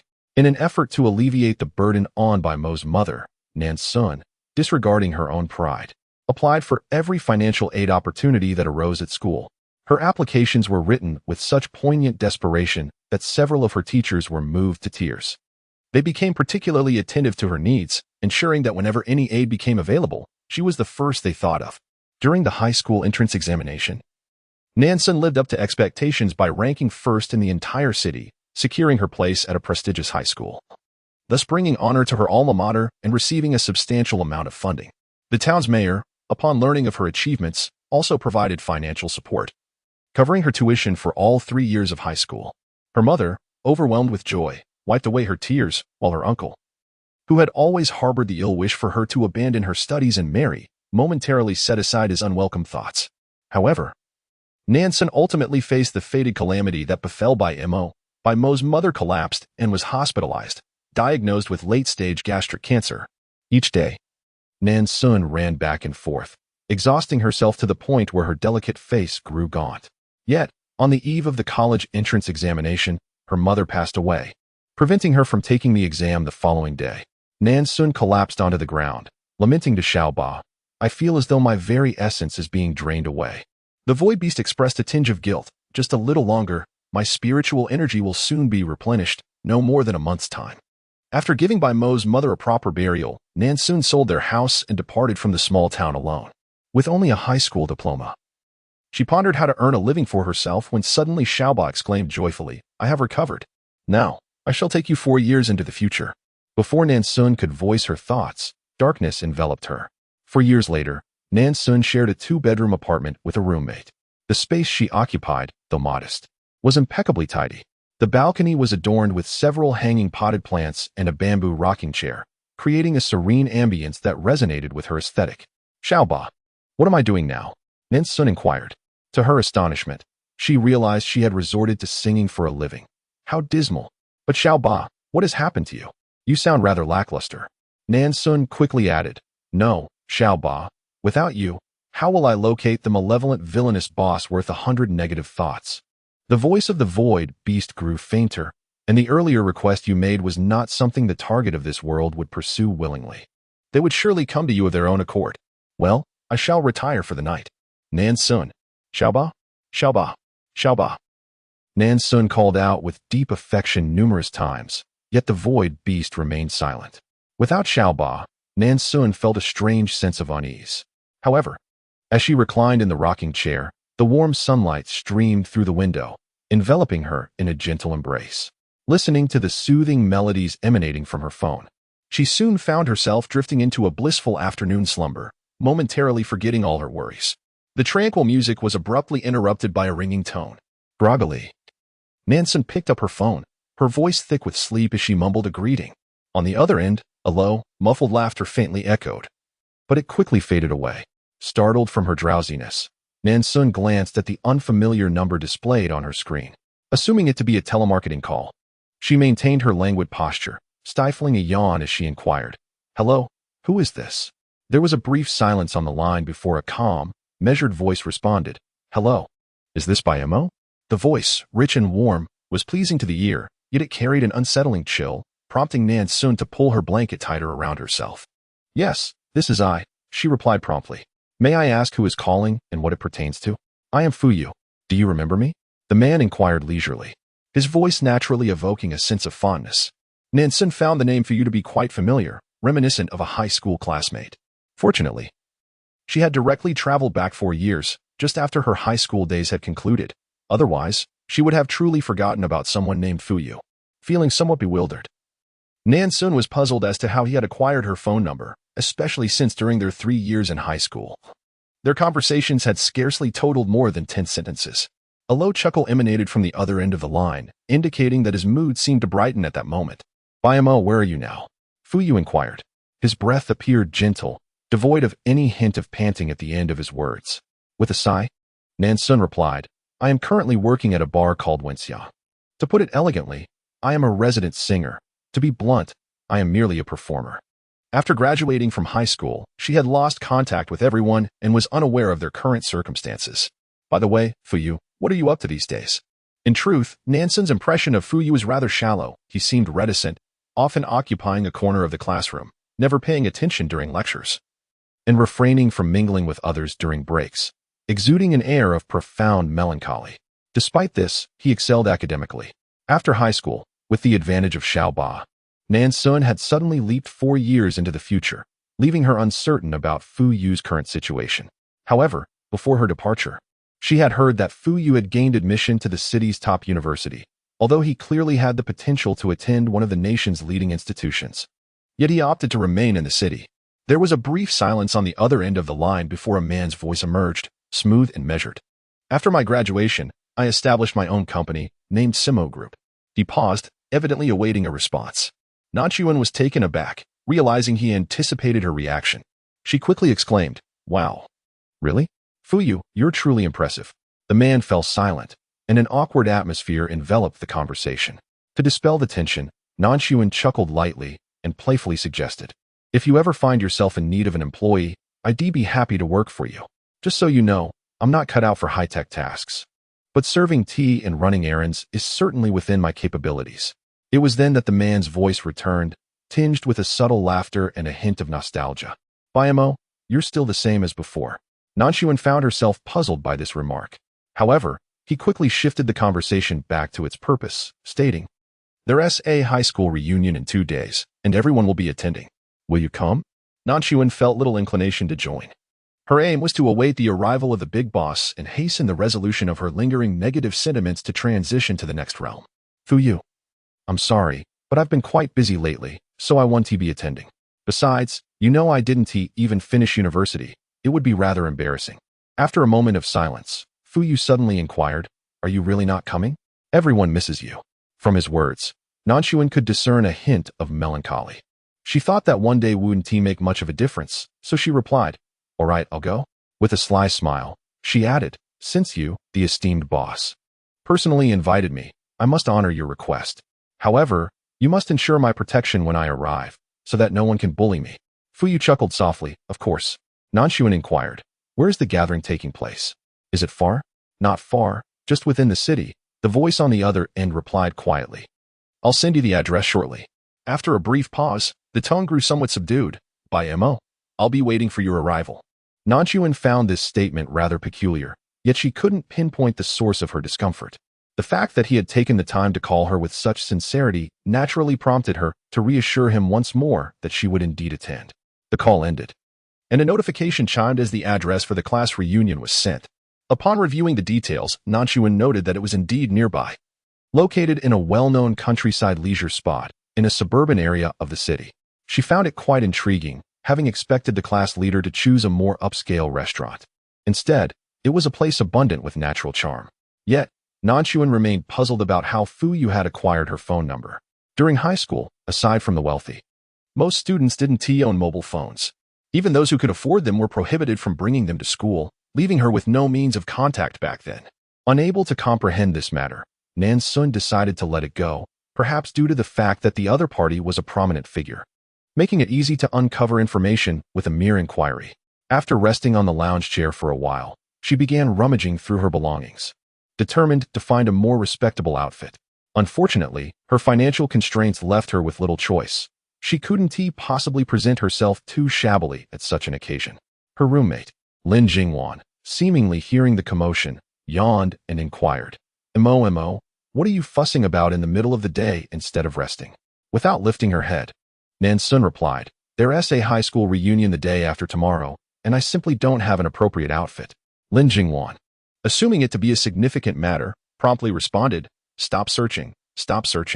I have plenty of clothes that would suit you perfectly." Lin Jingwan's carefree nature complimented Nan Xun well, and she was known for her loyalty. However, there was one aspect of Lin Jingwan's life that Nan Xun found quite intolerable: her chaotic private life, characterized by hedonism, not only in material pursuits but also in carnal desires. Although Nan Xun had considered finding a new place to live, her laziness prevailed. Once she settled in, she became reluctant to move. Thus, she continued to reside there. On the weekend, Nan Xun took a day off and hailed a taxi directly to the venue of the gathering. As soon as she alighted from the car, she noticed a considerable crowd had already gathered ahead, at least 30 people. "Oh, look who has arrived, our stunning beauty," Aaaah. A heavily made-up woman approached, embracing Nan Xun and pulling her inside with exuberant warmth. "Aaaah, do you still remember me? I am Zhang Wenwen." Nan Xun let out a soft chuckle, reminiscing about her school days when she had a devoted little admirer. She never expected that the chubby girl from her past would blossom into a stunning beauty. Time truly is a master sculptor. The years spent in school seemed to represent the purest phase of one's life, particularly during the naive days of high school. Although several years had elapsed since they last met, the friends quickly fell back into familiar conversation. They divided their tasks. The women prepared water and vegetables while the men caught chickens and fish. Nan Xun found herself in the small group that lingered, strolling along a country path with Zhang Wenwen. They chatted about their recent lives. In a moment of distraction, Nan Xun cast her gaze toward a certain direction. Without knowing what she had spotted, her eyes widened in alarm, and she dashed ahead. With a splash, she leapt into the pond. Nan Xun had seen a young boy struggling in the water, desperately fighting to stay afloat. She swam towards him, nearly reaching him when she suddenly felt something wrap around her leg beneath the surface, a force pulling her downward with relentless strength. Chapter 40. He died just 3 days ago, glub, glub. Nan Xun struggled a few times, but the strange force dragged her completely under, her head submerging. Breathing became labored, bubbles escaping her lips. She vaguely heard someone on the shore shouting a name, Bimo. As her consciousness began to fade, she felt a presence encircle her waist. A chilling touch upon her lips, followed by a rush of life-giving oxygen. Instinctively, Nan Xun clung to the figure, greedily absorbing the precious air being offered. She seemed to hear a helpless sigh, imbued with boundless tolerance and indulgence, which occupied the last vestige of her consciousness. When Nan Xun awoke, she found herself nestled in the arms of a stranger. "You're awake. Are you all right?" The man beside her inquired urgently. Nan Xun shook her head, gazing dazedly at the handsome man who held her. "Did you save me?" Upon hearing this, he nodded slightly, his face etched with concern. "How do you feel now?" "I am Bai Shiye, the brother of Bai Ju Yuan. You fell into the water just now, and everyone was startled." Nan Xun hastily glanced towards the distant pond. What happened to the little boy who fell in? Jiang Wenwen's expression turned peculiar. "Boss Bai, what are you talking about? There was no little boy in that pond. I only saw you, seemingly entranced, rushing in and jumping in with a splash." Nan Xun replied, bewildered, "But I truly saw a little boy drowning. I jumped in to save him." A moment of silence enveloped the group before they burst into laughter. Bai Xie gently placed the back of his hand against her forehead, expressing his concern. "Are you feeling a bit overheated, perhaps seeing things?" The crowd assisted Nan Xun to a farmhouse to rest, all insisting that she was merely imagining things. Reflecting on this, she pondered whether she indeed had been seeing illusions. A sense of dread washed over her. Her external support, Xiaoba, was still in slumber. If anything were to happen during this time, it would be catastrophic. After sitting for a while, Nan Xun decided to help in the kitchen, suddenly recalling something. She quickly turned to Jiang Wenwen and asked, "Has Fiyu not arrived yet?" As soon as she finished speaking, she covered her mouth and chuckled. "I was mistaken. I shouldn't have casually assigned nicknames to others. However, I have not heard from the Invisible Man in recent years, so I am not quite aware of his current circumstances. Yet, for someone like him, even if the class monitor were to put aside his pride and reach out, he might not respond." Nan Xun furrowed her brow slightly and inquired about a few others, only to find that they too were unaware of Fuyu's attendance. Even the class monitor appeared somewhat astonished, admitting that he had not been in contact with Fuyu. Furthermore, he was surprised that Nan Xun was present today at all. "I assumed other classmates would have informed you, as I have been trying to gather information about you for quite some time without success." Regarding Fuyu, the class monitor paused, a glimmer of envy flashing in his eyes. "You may find it hard to believe, but the once timid Fuyu is now the owner of Simo Group. I have heard that he began his entrepreneurial journey in his sophomore year, and since graduation, his company has flourished." The people present couldn't help but murmur in astonishment. It was indeed hard to fathom. In their memories, Fuyu was akin to an enigma, always sitting alone in a corner, seemingly isolating himself from the world. In truth, many privately speculated that Fuyu might suffer from severe autism, a condition said to be formidable and best avoided. "Class monitor, given Fuyu's current success, why don't you invite him to join us for a gathering?" Jiang Wenwen inquired eagerly. The class monitor chuckled awkwardly. "Back in high school, I hardly acknowledged him. It would seem rather inappropriate to suddenly reach out now." The individuals nearby could not help but mock him, exclaiming, "Look at your current timid demeanor. Where is the commanding presence of the former class leader?" Laughter erupted among the crowd, yet Nan Xun merely curled her lips in a feeble attempt at a smile. The previous phone call had yielded a definitive piece of information. Fuyu would indeed attend the reunion. However, time had passed, and his absence was still keenly felt. To her surprise, while everyone awaited Fuyu, it was Qin Jia who arrived. She drove a BMW, adorned in an elegant black gown, her makeup subtle yet exquisite. Nan Xun felt a deep sense of gratitude towards Qin Jia. During their high school years, when Nan Xun faced financial hardships, she often sought odd jobs nearby. Yet, due to her age, few were willing to employ her until this little girl had come to her aid, enabling her to work as a waitress in a CAF and a Western restaurant. Even as a waitress, her status had significantly elevated. It was said that Qin Jia's family maintained a good relationship with Fuyu's, and the two families frequently interacted. As Qin Jia removed her sunglasses, her gaze swept across the gathering, and upon resting on Nan Xun, a look of astonishment crossed her face. "Bimo, you actually came?" Qin Jia scrutinized her for an extended moment. Nan Xun, feeling somewhat uneasy under her intense gaze, explained, "I received a call from Fuyu. He provided me with the address, which is why I am here." Unexpectedly, Upon hearing her words, Qingjia's eyes widened in shock, a flicker of fear flashing across her features. Yet, she remained silent as others began to gather around. With Qingjia's arrival, nearly all the high school classmates, excluding Fuyu, had assembled. The owner of the farmhouse restaurant presented a table laden with an abundance of dishes, and the group commenced their feasting and merrymaking, filled with laughter and conversation. Qingjia remained silent until the conclusion of the dinner gathering, when she suddenly pulled Nan Xun aside for a casual conversation. Aaaah, we have been searching for you for quite some time, she remarked, using the term we. Prior to Qingjia's arrival, Nan Xun had gathered a fair amount of information regarding everyone's recent circumstances. It was heard that Qingjia and Fuyu attended the same university in the city, though Fuyu had entered as the top student in the province, while Qingjia had merely gained admission through her family's financial means. You left without a word. Truly not a trace of communication left for us. In this vast sea of humanity, where could we possibly search for you? Qingjia stated with a hint of indifference. Nan Xun couldn't shake the feeling that there was something peculiar in Qingjia's demeanor, a subtle resentment perhaps. Yet, given the absence of any interaction between them over the years, from where could such resentment originate? Suddenly, Qingjia fixed her gaze upon her, an icy glint in her eyes. Aaaah, do you know? She inquired, before unexpectedly dropping a bombshell revelation. Fuyu has died. She added coldly. It happened just 3 days ago, in a car accident. Nan Xun's eyes widened in shock, struggling to comprehend the gravity of the statement. Just the day before, Fuyu had called her, and they had shared a light-hearted conversation for a considerable time. Could it be that someone was playing a cruel joke? Chapter 41. The boy and the chilling kiss. Upon uttering these words, Qingjia's gaze dimmed. Our families enjoyed a harmonious relationship. Her parents had even contemplated the prospect of me marrying into their family as a daughter-in-law. Initially, I held a disdainful view of him, perceiving him as somewhat peculiar. However, after 4 years of university interactions, I gradually developed a fondness for him. The notion of that proposal seemed rather appealing, yet alas, he had already harbored affections for another.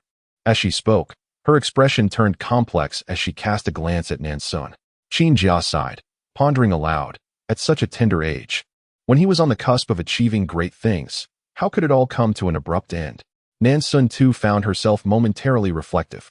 Indeed, it was far too early for such a fate.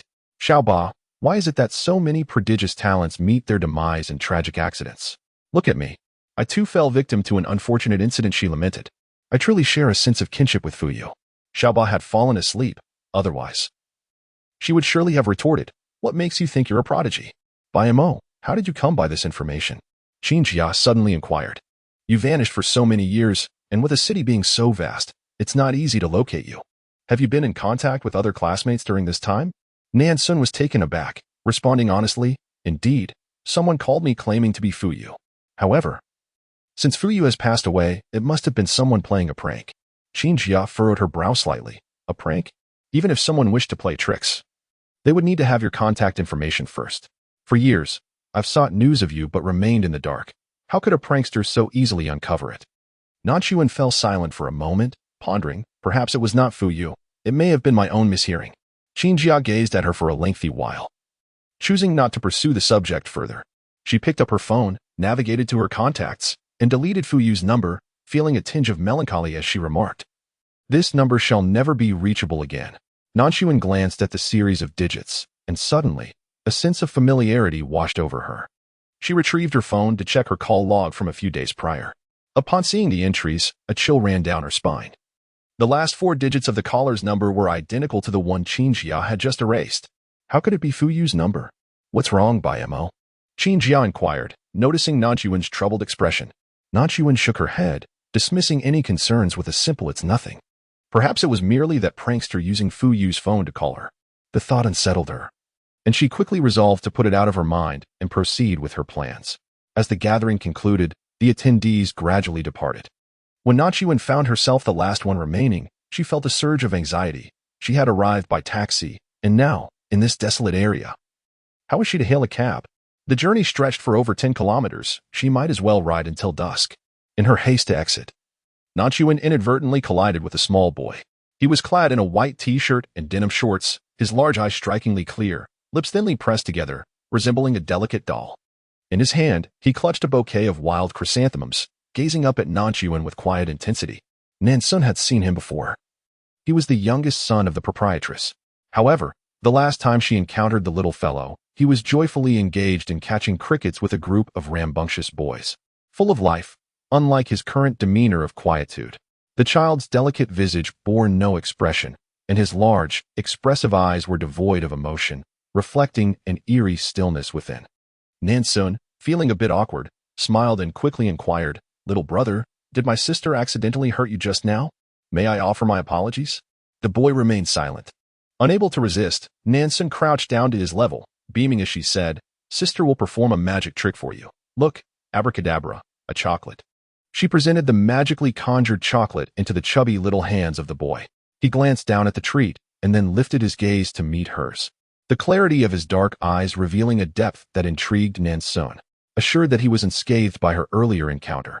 She gently ruffled his fuzzy head and continued on her way. He continued to observe her in silence, though the corners of his bright red lips curved into a subtle smile. Nan Xun mirrored the gesture, secretly reveling in her triumph, thinking to herself, "I knew it. With just a little effort, even the most difficult of children would be won over by me." The little boy approached her slowly, with steady steps. Unlike the usual exuberance of children, he offered her the wild chrysanthemum he held in his hand. "Is this flower for sister?" Nan Xun asked. "Thank you so much."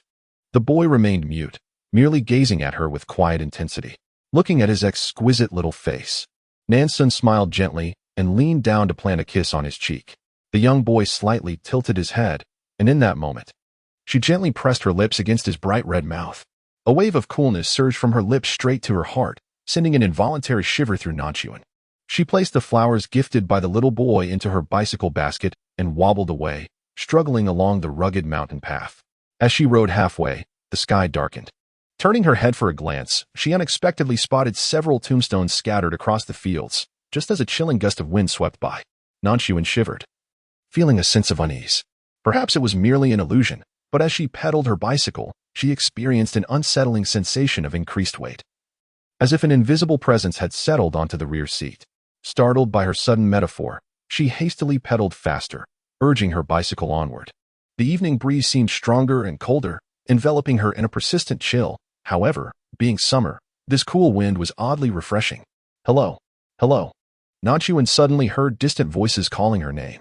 After taking a shower, she sprawled on her bed in a starfish position. A thought struck her, prompting her to descend the stairs once more to retrieve the wild chrysanthemums from her bicycle basket. After all, they were a gift from an adorable little child, and it felt wrong to discard them. In Chapter 42, she resolved to seek a man who could cook. Nan Xun arranged the wild chrysanthemums in a beautiful glass vase. The white blooms exuded a delicate fragrance that she found delightful, so she placed the vase on her bedside table. In the evening, the fragrant scent of flowers wafted through the air, creating the perfect ambience for a delightful dream. That night, Nan Xun indeed enjoyed a restful slumber. Upon awakening the following day, she made her customary visit to the bar.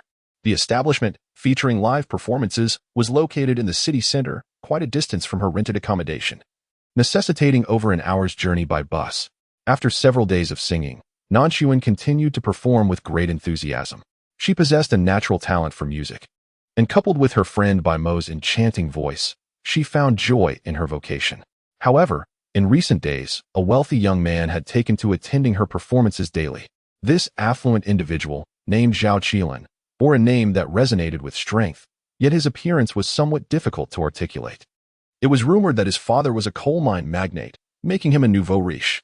Nan Xun pondered over Xiao Ba's words from the night before, speculating whether this Zhao Qilan could be the target boss she was meant to enlighten. Yet, the image of Zhao Qilan's corpulent figure immediately dispelled that notion. Like her, Xiao Ba had a penchant for aesthetics, and it was implausible that a chosen boss would possess such an unappealing visage. After a few days of restraint, Zhao Qilan could no longer contain himself and directly confronted her, expressing his desire for a fleeting romantic encounter. Nan Xun's countenance darkened instantly, and she, suppressing her irritation, graciously declined his advances. In a fit of rage, Zhao Qilan shattered a glass on the table, spewing profanities, declaring that as a mere singer, she ought to consider herself fortunate for his attention, and admonishing her not to overstep her boundaries. "Did you not simply desire wealth? I shall bestow upon you 200,000 tonight for a mere evening. Should you grant me pleasure, I shall offer an additional 200,000. Nan Xun, infuriated, seized a bottle and struck him upon the forehead. The resounding crash rendered the entire bar silent. Nan Xun cleared her ears and let out a cold chuckle, relishing the newfound tranquility of the world. Later, the bar owner, with a conciliatory demeanor, escorted this Zhao Qilin out, casting a dark glance at Nan Xun. Fortunately, wherever Nan Xun went, she was well-liked, and the other patrons rallied to her defense, prompting the owner to refrain from outright dismissal, instead opting to deduct a month's wages. Since the owner had not expelled her, Nan Xun shamelessly chose to remain. Before long, she learned that the affluent Zhao Qilin had perished in a car accident. Whispers suggested that the circumstances surrounding his demise were rather peculiar. Indeed, he had died in his own manner, yet as the vehicle approached, something inexplicable had propelled him outward. The peculiar nature of this force was emphasized by the absence of any nearby individuals. Even the surveillance footage revealed that he was inexplicably thrust out, colliding with a small car and meeting his end instantly. Nan Xun, upon hearing this, paid little heed, aware that rumors often mutated through retelling, ultimately distorting the truth. It was likely an ordinary accident, she mused. From the kitchen, Lin Jingwan's voice emerged. Today, I am in good spirits, so I shall treat you to a grand feast. Starving, Nan Xun eagerly retrieved a bowl and chopsticks, and as Lin Jingwan placed the final dish upon the table, she could hardly contain herself, hastily grabbing a piece of braised chicken and savoring the delightful taste. Your craftsmanship is truly remarkable.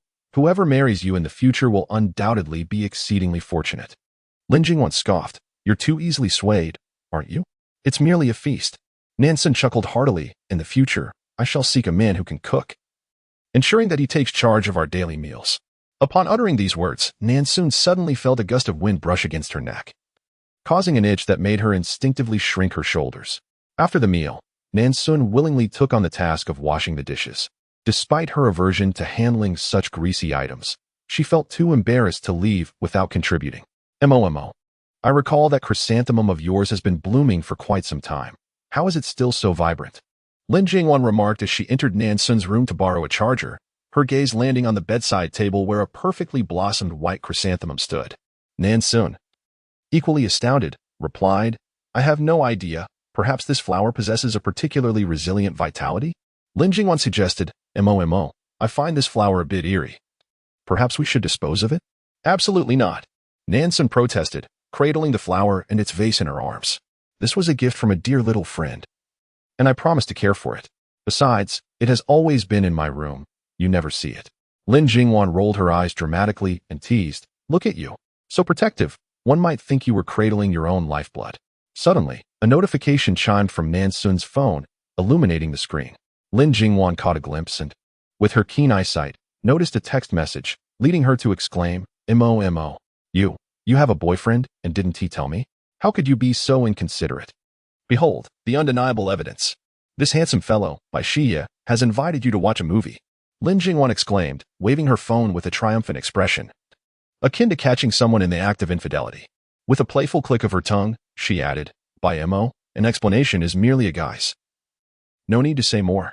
Go on your date. I shan't utter a word against it. Nan Xun truly intended to honor the invitation, primarily because Bai Shiye had once saved her life, and secondly, there lingered a suspicion that he might be the elusive antagonist she had been waiting for. Xiaoba claimed that the villain had long harbored affections for her, and she had gleaned some insights from Bai Shiye. This was not their first encounter, as it had transpired during a previous class reunion. It appeared that Bai Shiye had experienced love at first sight that day. Xiaoba was somewhat of a connoisseur of handsome faces, ensuring that her choices were at least aesthetically pleasing. Bai Shiye certainly fit the bill. Coupled with his fondness for her, Nan Xun could not help but entertain the notion that he was indeed the formidable boss she awaited. Chapter 43. Suspicion. The man in the empty seat. Given that Bai Shiye did not outwardly resemble a nefarious villain, Nan Xun took it upon herself to investigate his background, which turned out to be quite respectable. His family possessed a modest wealth. This was somewhat surprising. Yet Nan Xun speculated that Bai Shiye might be masquerading as a benevolent figure while harboring sinister intentions. Having identified her target, Nan Xun resolved to be thoroughly prepared. After Bai Shiye extended his invitation, she readily accepted. As she descended the stairs, she noticed his car parked below.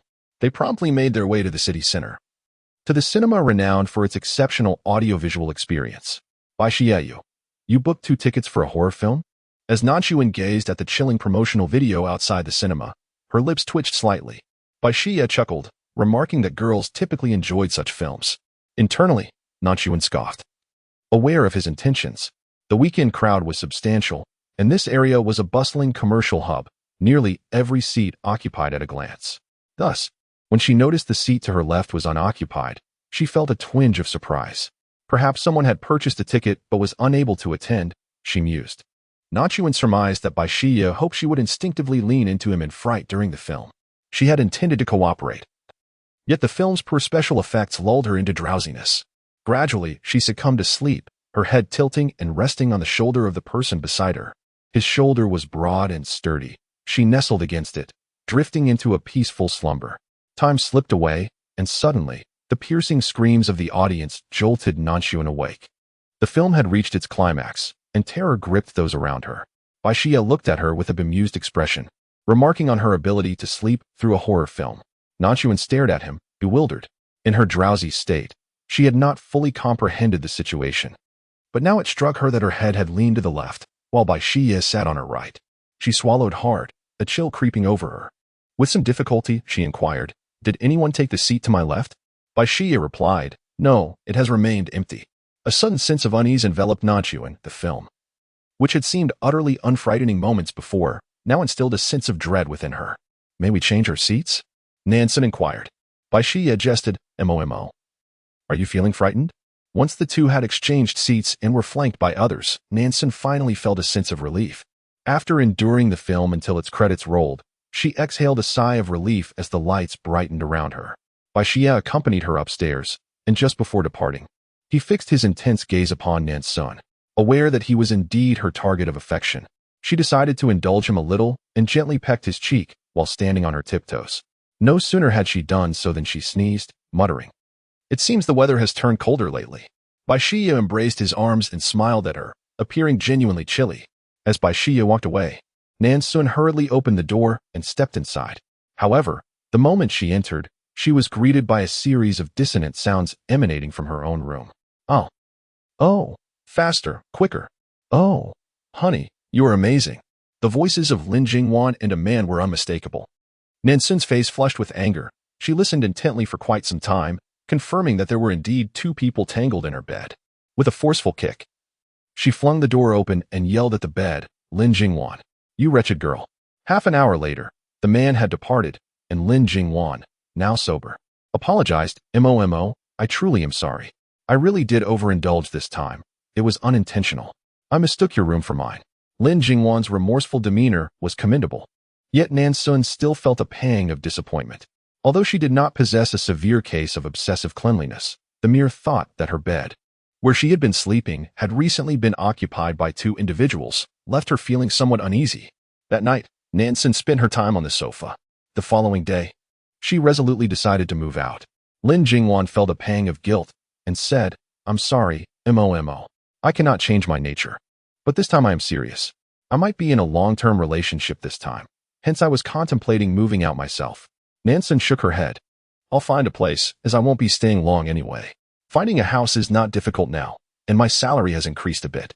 Understanding her character, Lin Jingwan acquiesced to her decision. That evening, a despondent Nan Xun moved to stay at a bar. Upon learning that she was residing at the bar, Baixia immediately offered her a vacant villa where she could stay.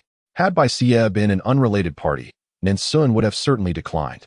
But since he was the formidable boss with a malevolent value of 100 that Nan Xun aimed to transform, moving in would grant them ample opportunities for interaction.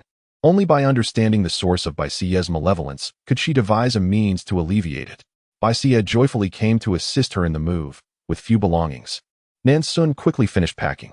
She left behind a few pots of hanging orchids on the balcony and did not take the white chrysanthemum. Feeling somewhat glum, she feared she would not have the time to care for any plants. With a loud crash, after they departed, the vase fell to the ground, shattering into pieces. And the white chrysanthemum scattered across the floor, glistening with droplets of water, appearing particularly vibrant. The two individuals tidied up the villa together. This villa, with its 2 stories, had a spacious balcony on the second floor that Nan Xun particularly cherished, prompting her to relocate her belongings to the upstairs bedroom. After ensuring her comfort, Baixia prepared to leave, casting a lingering glance back at her. Nan Xun playfully blew him a kiss and remarked, "Thank you, Xia, for for always being such a gentleman. Xia offered a wry smile, saying, Mo, do you think I don't wish to stay? I'm merely concerned about startling you. In her heart, Nan Xun rolled her eyes, thinking, then why not boldly ask me if I would like to be your girlfriend? If you did, I would undoubtedly agree without hesitation. She felt as though she were a hidden little secret of Xia, kept in the shadows. Yet, none of that mattered, as long as they had time together. She believed she could gradually dispel the sinister thoughts that lurked within him. However, after spending nearly a week together, Nan Xun was perplexed as to the source of Xia's concealed malice. He came from a privileged background, had a healthy upbringing, and was now thriving in both love and career, embodying the quintessential victor of life. Nan Xun began to question whether she had indeed chosen the wrong person. Chapter 44. Applause. The ones behind. After bidding farewell to Xia, Nan Xun, drenched in sweat, decided to indulge in a warm bath. She reached for the zipper on her back, struggling for some time before finally managing to pull it down. Suddenly, she felt a chill run down her spine, as though someone were watching her from behind. She swiftly turned around, only to find the space empty and desolate. The floor-to-ceiling window seemed to have a slight gap, allowing a cool breeze to seep in, causing the delicate curtains to flutter and settle. Nan Xun hurriedly shut the window, then continued to remove her skirt. Halfway through, the sensation of being watched by something intensified. She turned around and stared for a long while, only to breathe a sigh of relief upon confirming the absence of any presence. Lately, she seemed to be rather anxious. In a flurry, Nan Xun shed her dress and dashed towards the bathroom with the speed of a sprinter. A low, ominous chuckle echoed, vanishing into the wind in the blink of an eye. Although she had taken residence in the abandoned villa of Xia, who had subtly indicated his willingness to support her, Nan Xun was a fiercely independent woman, determined to pursue her career in the bar scene. On that particular day, the bar was rather quiet. As she took the stage for the late-night performance, only a handful of patrons were present. Nan Xun seated herself on stage and softly sang a soothing love ballad titled Chasing. Her voice, tender and melancholic, narrated a tale of unrequited love. Upon finishing the song, the audience erupted into applause. The bar where Nan Xun performed was a serene establishment, known for its pleasant atmosphere, frequented by those seeking to unwind with a drink while enjoying the gentle melodies that alleviated the burdens of the day. A glance around revealed that the few patrons wore smiles, clearly savoring the experience. Everything seemed perfectly normal, yet an inexplicable sense of unease began to creep into her mind. A sudden chill swept through her, causing Nan Xun to shiver involuntarily. Where could such a breeze come from in this enclosed bar? Gripping the microphone tighter, she found herself questioning whether she had been falling ill recently, plagued by auditory hallucinations or fanciful thoughts. Nan Xun sat alone on the stage, enveloped by a chilling air that left her feeling trapped. She endeavored to cast aside the unsettling thoughts, gripping the microphone tightly as she began to sing her second song. Unrequited love.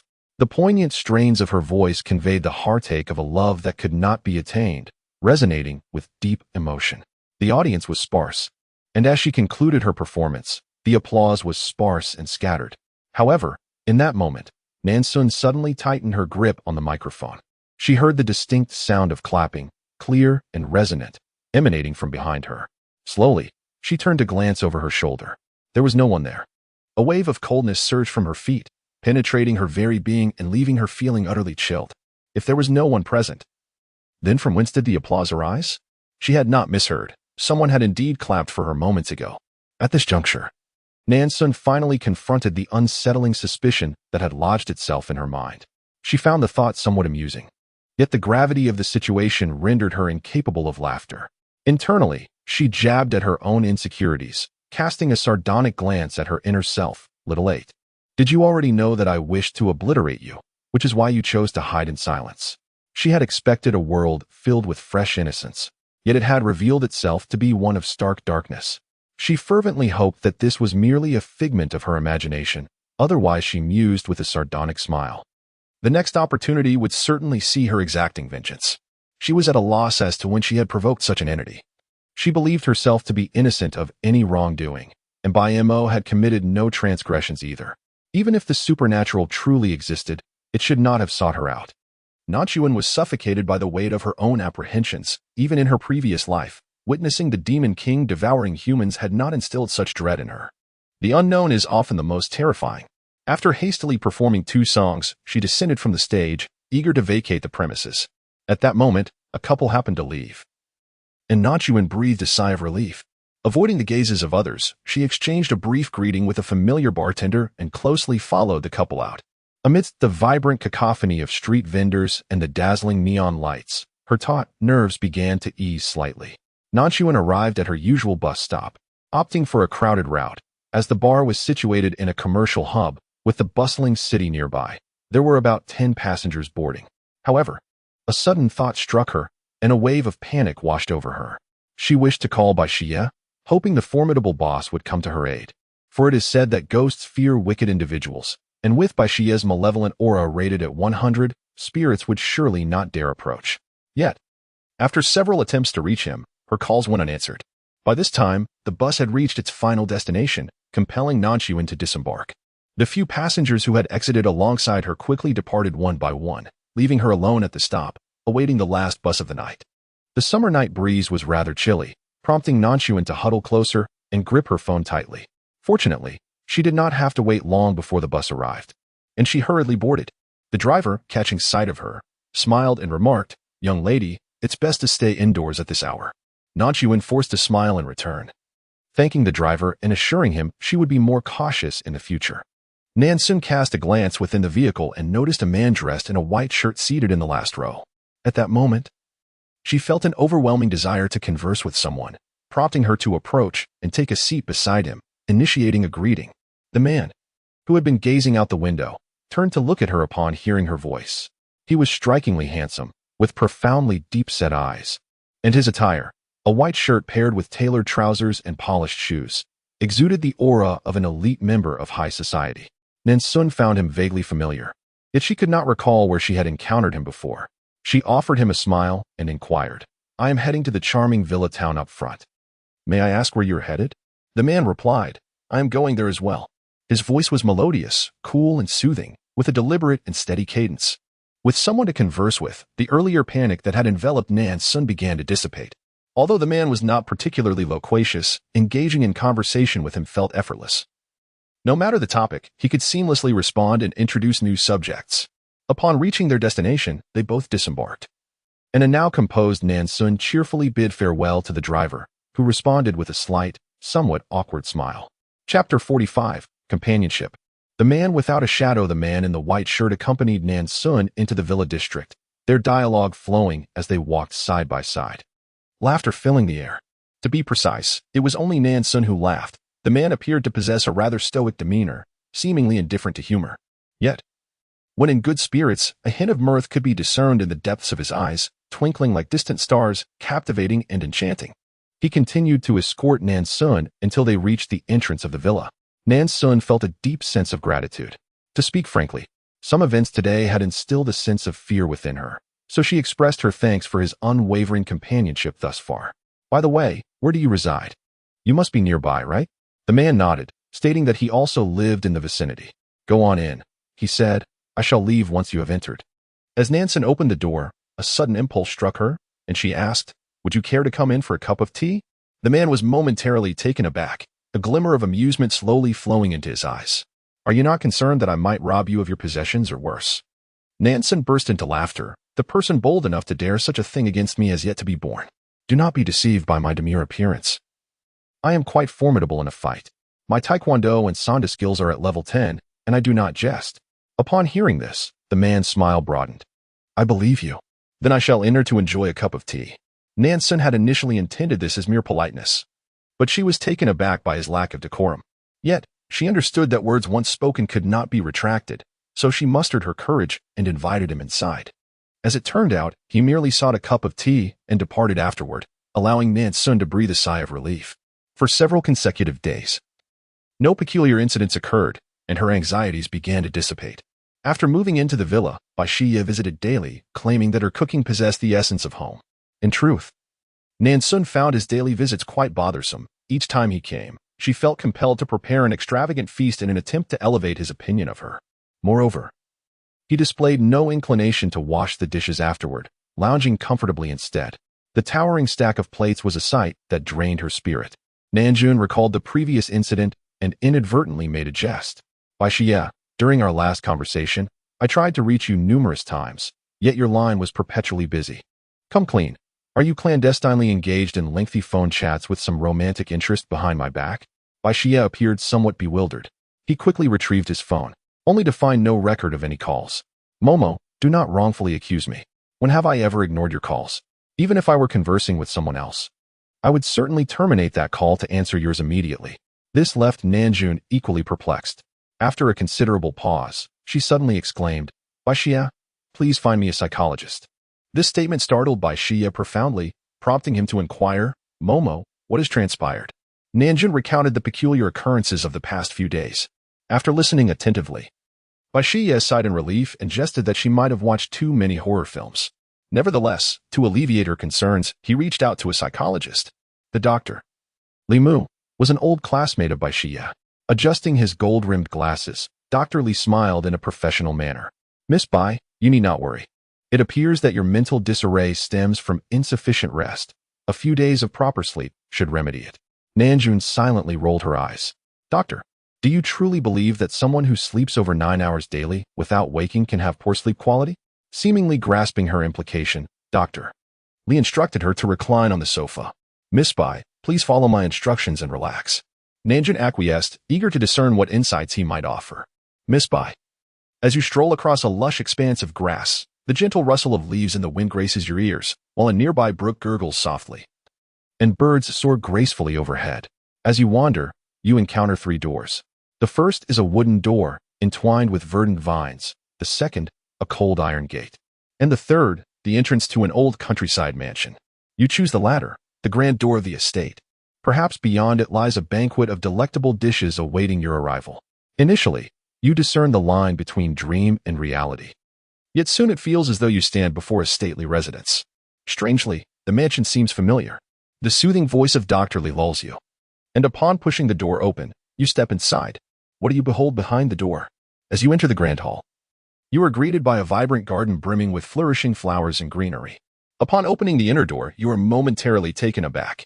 To your astonishment, the dining table is laden with an array of fragrant dishes, all of which are your favorites. Unable to resist, you take a seat and savor a few bites, discovering that the flavors rival those of a 5-star establishment. At that moment, the sounds of chopping and dicing emanate from the kitchen. Setting aside your utensils, you slowly make your way towards the source of the noise.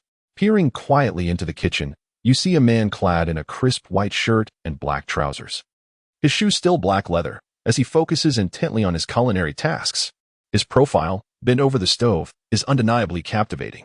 His physique was impressive, his legs were straight, and the muscles in his arms flexed and relaxed with the rhythmic motion of chopping vegetables, causing the rolled-up sleeves to sway gently. He was engrossed in his task, seemingly sensing someone behind him, his movements momentarily pausing before he slowly turned his head.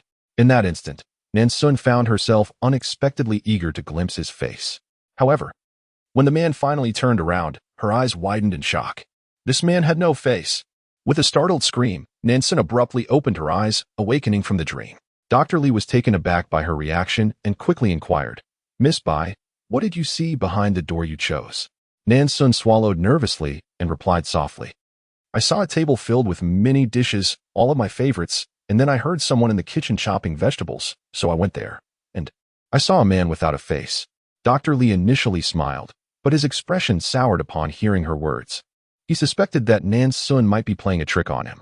After his previous hypnosis, patients typically saw elements he had deliberately arranged within the scene. Behind those doors were wealth, beautiful women, and handsome men. To witness a faceless man suggested that she was perhaps overwhelmed by stress, caught in the throes of material pursuits or emotional turmoil. What else could it mean if she was tea-jesting? If not for the fact that this woman had been personally introduced by Xia, he might have dismissed her outright. Nan Xun discerned that Dr. Li was in a state of discontent, not wishing to cause any trouble for the esteemed boss. She offered a gentle smile and remarked, Perhaps I have been watching too many horror films lately, which has led to this peculiar illusion. In Chapter 46, titled Hypnosis, The Figures in Dreams, Dr. Li suggested, let us attempt this once more. This time, you must cooperate fully. Nan Xun promptly agreed, her gaze fixated on the oscillating pocket watch. And as she continued to watch, her eyelids grew heavier, eventually succumbing to closure. Surrounded by a dense whiteness, it was not until a distant tick resonated through the air that the fog began to dissipate, allowing her to gradually discern her surroundings. She found herself standing on a bustling street, where vehicles flowed incessantly and pedestrians awaited the green light to cross the intersection. As she glanced across the street, her eyes fell upon a man clad in a white shirt and black trousers, as if he had just emerged from his workplace. Tall, erect, and handsome, he was easily distinguishable amidst the crowd. Nan Xun felt a sense of bewilderment. She could clearly see his face, yet she was unable to retain a memory of its features. The man stood at the edge of the street, his expression impassive and somewhat aloof. Suddenly, he turned his gaze in her direction, and his profound eyes locked onto hers. Shifting from indifference to a subtle gleam of joy, Nan Xun instinctively glanced to her sides, realizing there was no one else nearby. He was looking at her. In an instant, the man dashed towards her, his eyes seemingly fixated solely on her presence, as if all else had faded from his mind. Then, Nan Xun heard the piercing sound of brakes followed by a violent crash. A man collapsed to the ground, his body drenched in blood. Nan Xun stared blankly at the man who had been struck by the vehicle, suddenly finding it difficult to breathe, as if the air had been snatched from her lungs. The man lying in the pool of blood moved his lips slightly, seemingly attempting to utter something, perhaps white foam. Suddenly jolted awake, Nan Xun sat upright. Gasping for breath, she looked around in bewilderment and met the concerned gaze of Dr. Li. "Miss Bai, what did you just see?" Nan Xun recounted her recent dream, prompting Dr. Li to furrow his brow even more tightly. "Miss Bai, your condition is more severe than I had anticipated. Unless you are jesting, it appears you may be experiencing some psychological issues." Nan Xun felt a surge of indignation at the implication that she was being labeled as mentally ill. "Miss Bai, if these medications do not yield improvement, I would recommend." He hesitated, adjusting his glasses perched on his nose, considering a consultation with a psychiatrist. "Please do not take offense. I merely wish to express my objective suggestion, and you are free to hold your own opinions." As he spoke, he instinctively glanced at the wall clock. However, in that brief moment, his gaze appeared to become fixated, as if time itself had frozen. Nan Xun called out twice, "Dr. Li?" "Dr. Li." Sensing something amiss, she quickly observed his eyes, only to discover that his expression had turned vacant, as if he were entranced by the clock. Not long after, he suddenly widened his eyes in terror, blood streaming from his mouth and nose, his entire body beginning to convulse, resembling an epileptic seizure. Nan Xun was frightened and rushed outside, calling for help. Dr. Li was taken in for emergency treatment, and Nan Xun was uncertain about his subsequent condition. She only heard that he seemed to be experiencing some sort of mental disarray and was temporarily admitted to the neurology department for treatment. After this incident, neither Bai Xie nor Nan Xun mentioned the idea of seeing a psychologist again. Nan Xun became increasingly convinced that she was entangled with some malevolent force. However, with Bai Xie, the formidable figure possessing a malevolent score of 100, by her side, Nan Xun felt a bit braver. It is said that ghosts fear wicked individuals. And with Bai Xie's substantial malevolence, she believed that as long as she remained near him, that entity would not dare to harm her.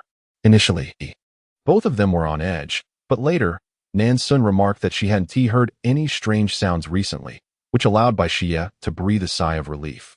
During these days when Nan Xun was feeling unwell, Bai Xie would stay a little longer to accompany her, yet he was always cautious with her, never once requesting to stay overnight.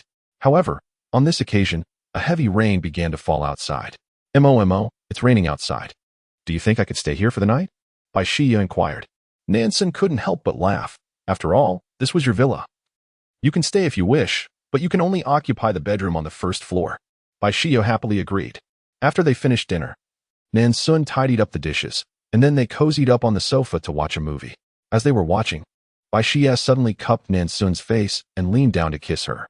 Nan Xun was taken aback, hastily raising her hand to shield her face, and chuckled awkwardly. "Xie, are we perhaps advancing too swiftly?"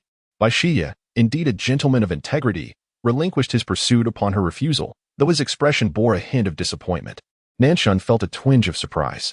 Was he truly so easily deterred? Was this truly the formidable villain with a malicious value of 100? "Momo, do you genuinely harbor feelings for me?" Bai Xie inquired suddenly. Nan Xun paused, then quickly replied, "Of course I do. Just look at you. Handsome, affluent, and so kind to me. Where else could I find such an exceptional boyfriend?" Upon hearing this, Bai Xie couldn't help but chuckle. "Momo, you are truly forthright. And that is precisely what I admire about you. You know, on the day we first met, a pickpocket stole your belongings. And you flung off your high heels and chased after him. In that moment, I realized how rare it is to encounter a woman so spirited and carefree. Nan Xun's lips twitched, thinking to herself, this is hardly impressive. You haven't seen me roll up my sleeves for a brawl. That's truly impressive. As the hour grew late, Nan Xun yawned and prepared to ascend the stairs to sleep. Bai Shiye gazed at her for a long while, feeling an urge rising within him, unable to resist. As Nan Xun stood to leave, he seized her arm and stole a kiss on her cheek. Nan Xun promptly swatted his hand away, admonishing, stop it, it's already very late. Only then did Bai Shiye release her. Nan Xun slept soundly through the night, waking with the dawn. Stretching her limbs, she pulled back the curtains of the floor-to-ceiling windows, watching as golden sunlight poured in, warming her as it touched her skin. Nan Xun descended the stairs and discovered that Bai Shiye had already departed. She made her way to the kitchen to heat a cup of milk and then prepared a fried egg. Just as she finished her breakfast, she received a text message from Bai Shiye stating that he needed to see her and asked her to wait for him beside a Western restaurant. In order to maintain the best impression, Nan Xun intentionally changed into her favorite white dress. Before she reached her destination, she spotted Bai Shiye across the street, holding a large bouquet of red roses and smiling as he waved at her. However, in the next moment, his eyes widened in terror, and he was unexpectedly propelled forward, landing in the middle of the road. Just then, a large truck came barreling towards him. Chapter 47. What? I have encountered the big boss. Bai Shiye attempted to roll to the side, but he felt as if something had ensnared his body, rendering him immobile. The next instant, a deafening crash echoed, followed by a chorus of terrified screams and various cacophonous sounds. Everything transpired too swiftly. Nan Xun stood frozen, unable to react, her wide eyes fixated on a pool of blood and scattered limbs. Nan Xun trembled uncontrollably, and then, bending over, she retched violently. How could this happen? Bai Shiye was undeniably the malevolent being with a value of 100. How could he be dead? How could this be? Why did I awaken to such a gruesome scene? Suddenly, a familiar voice echoed in her mind. The void beast remarked, weren't you fine while I was gone? Why is it that upon my return, you have become so foolish? Nan Xun, let's leave this place for now, said the void beast. Nan Xun replied with a bewildered "oh," her expression quickly turning to one of near tears. What happened to Bai Shiye? How could he just die? He was perfectly fine just last night, and now he has gone. Although their time together was brief, Bai Shiye had treated her with genuine kindness. The suddenness of it all overwhelmed her. She had never contemplated that Bai Shiye might perish. After all, wasn't he the villainous boss with a malevolent value of 100? The void beast offered some consolation, stating that life and death are predetermined and lamentation serves no purpose. After a prolonged moment of reflection, Nan Xun suddenly remarked, Aaaah, I always feel fearless when you are by my side. The void beast haughtily snorted, of course. Even if you encounter trouble, I can whisk you away through the void in an instant. So don't be afraid. Be bold in confronting the villainous boss. I've got your back. Just a moment, let me calculate our progress. Just as Nan Xun was about to inform him that the villainous boss might have been slain by a ghost, Aaaah abruptly shouted, Nan Xun, what have you done this time? I recall when I first brought you here, the target's corruption level was merely 50. How has it skyrocketed to 100 now? And that 100 malevolence value, none of it has diminished. What on earth have you been up to all these days? Nan Xun, utterly bewildered, innocently inquired, Aaaah, isn't the villainous boss Bai Shiye? The void beast chuckled dismissively, it's not him. Then who is it? Nan Xun pressed eagerly. The void beast fell silent for a moment, hesitatingly stating, since you have yet to discover it, let it be. Soon enough, you will know. Nan Xun remained speechless. The traffic police promptly arrived at the scene following a report, cordoning off the area. Aaaah, have I truly provoked something I should not have? The void beast paused for a while before giving a slight affirmative. Was Bai Shiye's death caused by you? The void beast hesitated again, then responded with another affirmative. Suddenly, Nan Xun was engulfed in anger. If there is something, confront me directly. Why harm the innocent? What is it about ghosts that allows them to kill indiscriminately? Following her fury came an overwhelming wave of guilt and self-reproach. She had initially believed Bai Shiye to be the formidable foe she awaited, which is why she allowed him to draw near, willingly accepting all his assistance. Had she known how it would unfold, had she foreseen such dire consequences, she would never have engaged with him in the first place. Aaaah, do you think the deceased can encounter another void beast like I did, thus gaining a second chance at life? Nan Xun gazed at the bustling crowd around her, her mood suddenly plunging. The void beast replied, perhaps. Nan Xun's indifferent gaze softened slightly as she murmured, then that is good. The void beast comforted her. Their lives and deaths are not within your control. Even if it were not you, they would meet their end in another way. Trust me, in every world, the fate of each individual is preordained. We can intervene but cannot disrupt the established balance. Nan Xun quietly acknowledged with a low hum, choosing not to speak further. However, this is not a long-term solution. Nan Xun began to search online for rental information nearby. After much searching, either the prices were exorbitant or the locations were too distant. With a yawn, Nan Xun sprawled on the sofa in the private room. Aaaah, you have seen it yourself. You have provided me with such a troublesome vessel that provokes malevolent spirits. The Dr. Li I interacted with has turned into a lunatic, and the remaining Zhao Qilin and Bai Shiye have both perished, tragically struck by vehicles. Have you ever experienced being flung into the path of an oncoming car? What do you wish to say? The void beast paused momentarily and replied. You are overthinking it, truly. In the previous world, you performed admirably. The Demon King's malevolent energy unexpectedly surged from 1 to 100, which was purely coincidental.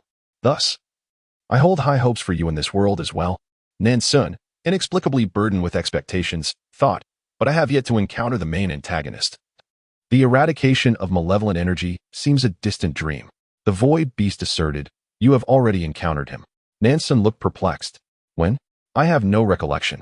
The void beast cleared its throat. Think again, he is quite handsome after all, as I am rather discerning when it comes to appearances. The antagonist I have in mind is an exceptionally attractive gentleman with long legs. Nan Xun genuinely could not recall.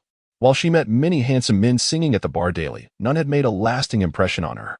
Wait, Aaaah, how do you know I have encountered someone? Weren't you still unconscious before? Nan Xun questioned suspiciously. The void beast chuckled lightly. I occasionally wake up, and at that moment, I happen to witness your conversation. I initially intended to give you a heads up, but seeing you two engrossed in conversation, I chose to return to my slumber. Nan Xun. She still couldn't recall who it was. There had been quite a few who had engaged her in delightful conversation. Chapter 48. How vulgar. Your thoughts are truly impure. Nan Xun believed she was already unfortunate enough, only to find that the next day would bring even more misfortune. The bar owner, having heard rumors from an unknown source, labeled her a jinx, claiming she brought calamity to those around her, and promptly dismissed her. The recent 2 car accidents were rather peculiar. The deceased seemed to have been violently thrown out by some unseen force, landing in the middle of the road, helplessly watching as they were crushed by oncoming vehicles. While the likelihood of such accidents was low, the fact that both victims had interacted with the same person raised eyebrows. Little 8.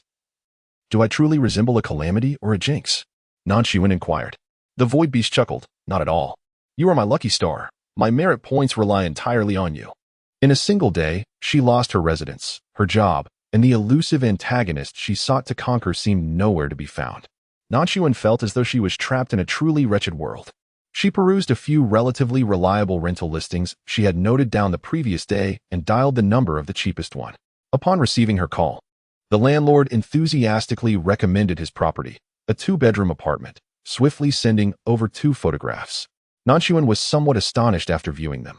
The room appeared splendid, well decorated, and the landlord had left all the furniture behind, including an exquisite piano. Why was such a marvelous place so inexplicably affordable? The landlord hesitantly offered an explanation, citing personal reasons for the urgency to rent out the property. With Aaaah by her side, Nan Xun felt reassured and proceeded directly to her new residence after leaving the bar. The apartment indeed lived up to the landlord's claims, furnished impeccably. However, it wasn't long before Nan Xun sensed something amiss. It appeared that she was the sole occupant of the entire building, even in an older community. It seemed unusual for other units to remain vacant. Wasn't he that an egregious waste? She inquired with Aaaah if he knew the reason behind this peculiar situation. Aaaah quipped, if you're frightened, perhaps you should find a roommate. Nan Xun retorted, I'm not scared at all. Living alone is wonderfully liberating. I can be as carefree as I wish. After a moment's contemplation, Aaaah surprisingly agreed. I too find solitary living quite agreeable. Nan Xun then mused, No, I suddenly feel that living alone is indeed a tad lonely. I shall seek a roommate, and it will help share the expenses. Aaaah remarked, truly, you are a capricious woman. Without delay, Nan Xun posted a roommate advertisement online, noting that all bedrooms were equipped with locks and specifying no gender restrictions. She anticipated a wait of several days for a response, yet unexpectedly, she received a call that very evening. The number seemed vaguely familiar, but she could not place it. Hello, is this Ms. Bai? A male voice inquired, low and measured, exuding a gentlemanly aura. I came across your roommate advertisement online. Would you be open to a short-term rental?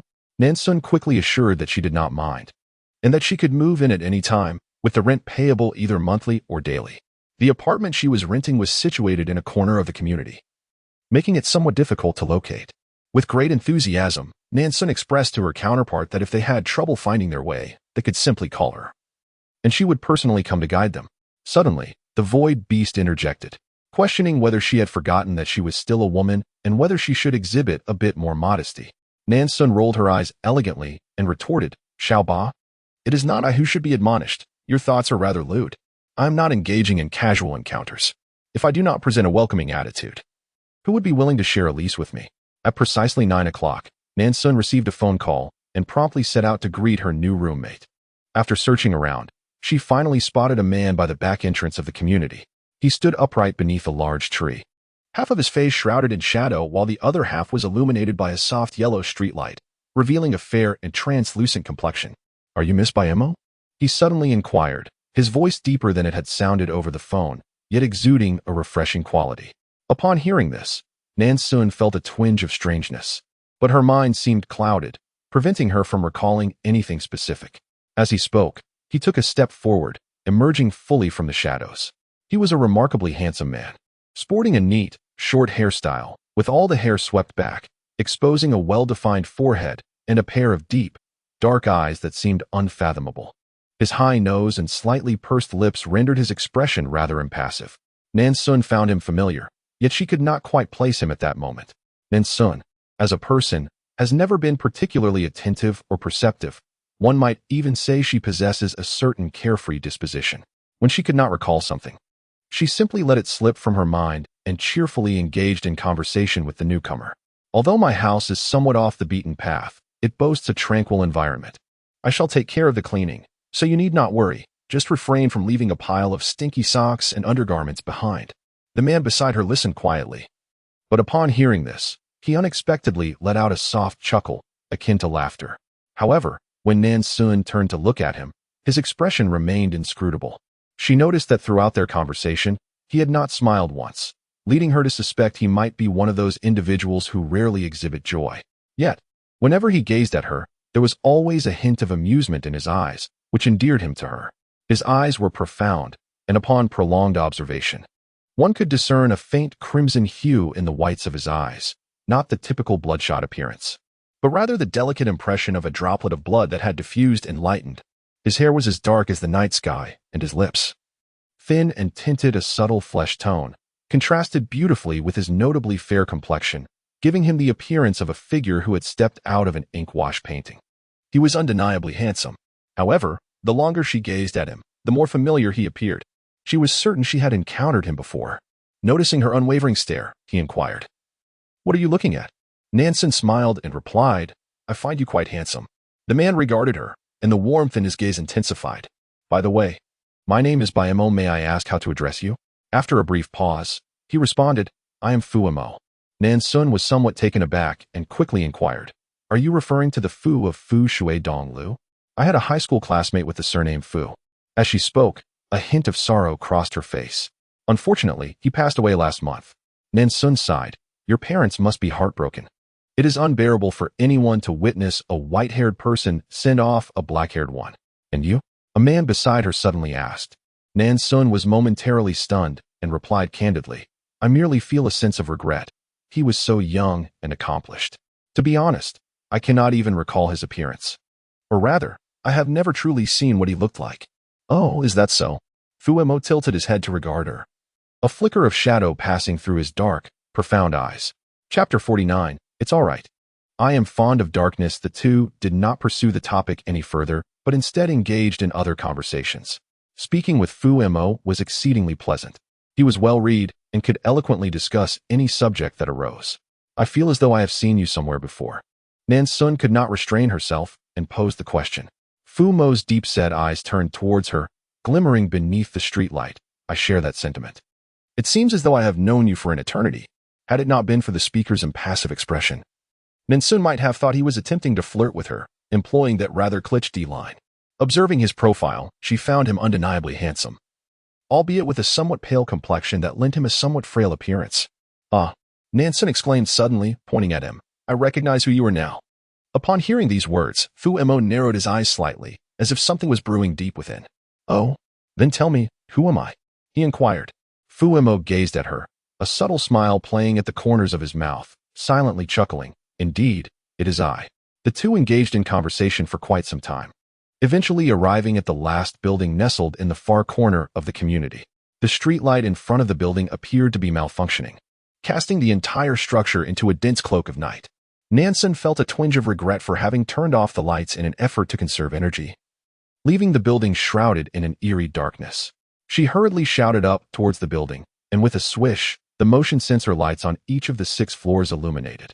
After her outburst, Nan Xun cleared her throat apologetically and explained to the person beside her, these lights are quite outdated. They might not respond to movement. A shout helps in such instances. The mirth in Fu Mo's eyes remained undiminished. It's quite all right. I relish the darkness. I can ascend without the aid of light. As they proceeded upstairs, Nan Xun eagerly led him to another room. This room is even larger than mine, though it doesn't receive as much light. If you fancy it, I could swap with you. Fu Mo shook his head and replied, no need. I am quite fond of this room. I do not favor overly bright sunlight. From his words, Nan Xun understood that he intended to stay, yet she assumed he was merely visiting to view the property and would move in the following day, as he had brought nothing with him. To her surprise, Fu Mo had already seated himself on the sofa in the living room. Are you planning to stay here tonight? Nan Xun was somewhat taken aback, noticing that it seemed he had brought nothing with him. Fu Mo glanced at her, a hint of mockery flickering in his eyes. Aren't you available for immediate occupancy? Indeed, Nan Xun had advertised online that she was ready for immediate occupancy. But surely that meant being able to move in with a suitcase rather than empty-handed. Didn't he it? Nan Xun responded with an "oh," suggesting, then you should stay here. By the way, have you had dinner? Would you like me to prepare a bowl of egg noodles for you? Typically, such inquiries were made casually. So when she saw Fu Mo nod, she felt a mix of amusement and exasperation. She hadn't anticipated that Fu Mo would be so unreserved. However, she appreciated straightforward individuals. The sounds of cooking emanated from the kitchen as Nan Xun fried an egg, then sliced a bit of carrot and scallions to sprinkle in. Finally, the fragrant noodles were ready. She placed the dish directly on the coffee table in the living room, demonstrating excellent service by preparing chopsticks for Fu Mo. Suddenly recalling something, Nan Xun asked, these are my used bowls and chopsticks. You don't mind, do you? Fu Mo replied, if they belong to you, I have no objections. With that, he took the egg noodles and chopsticks, leisurely beginning to eat.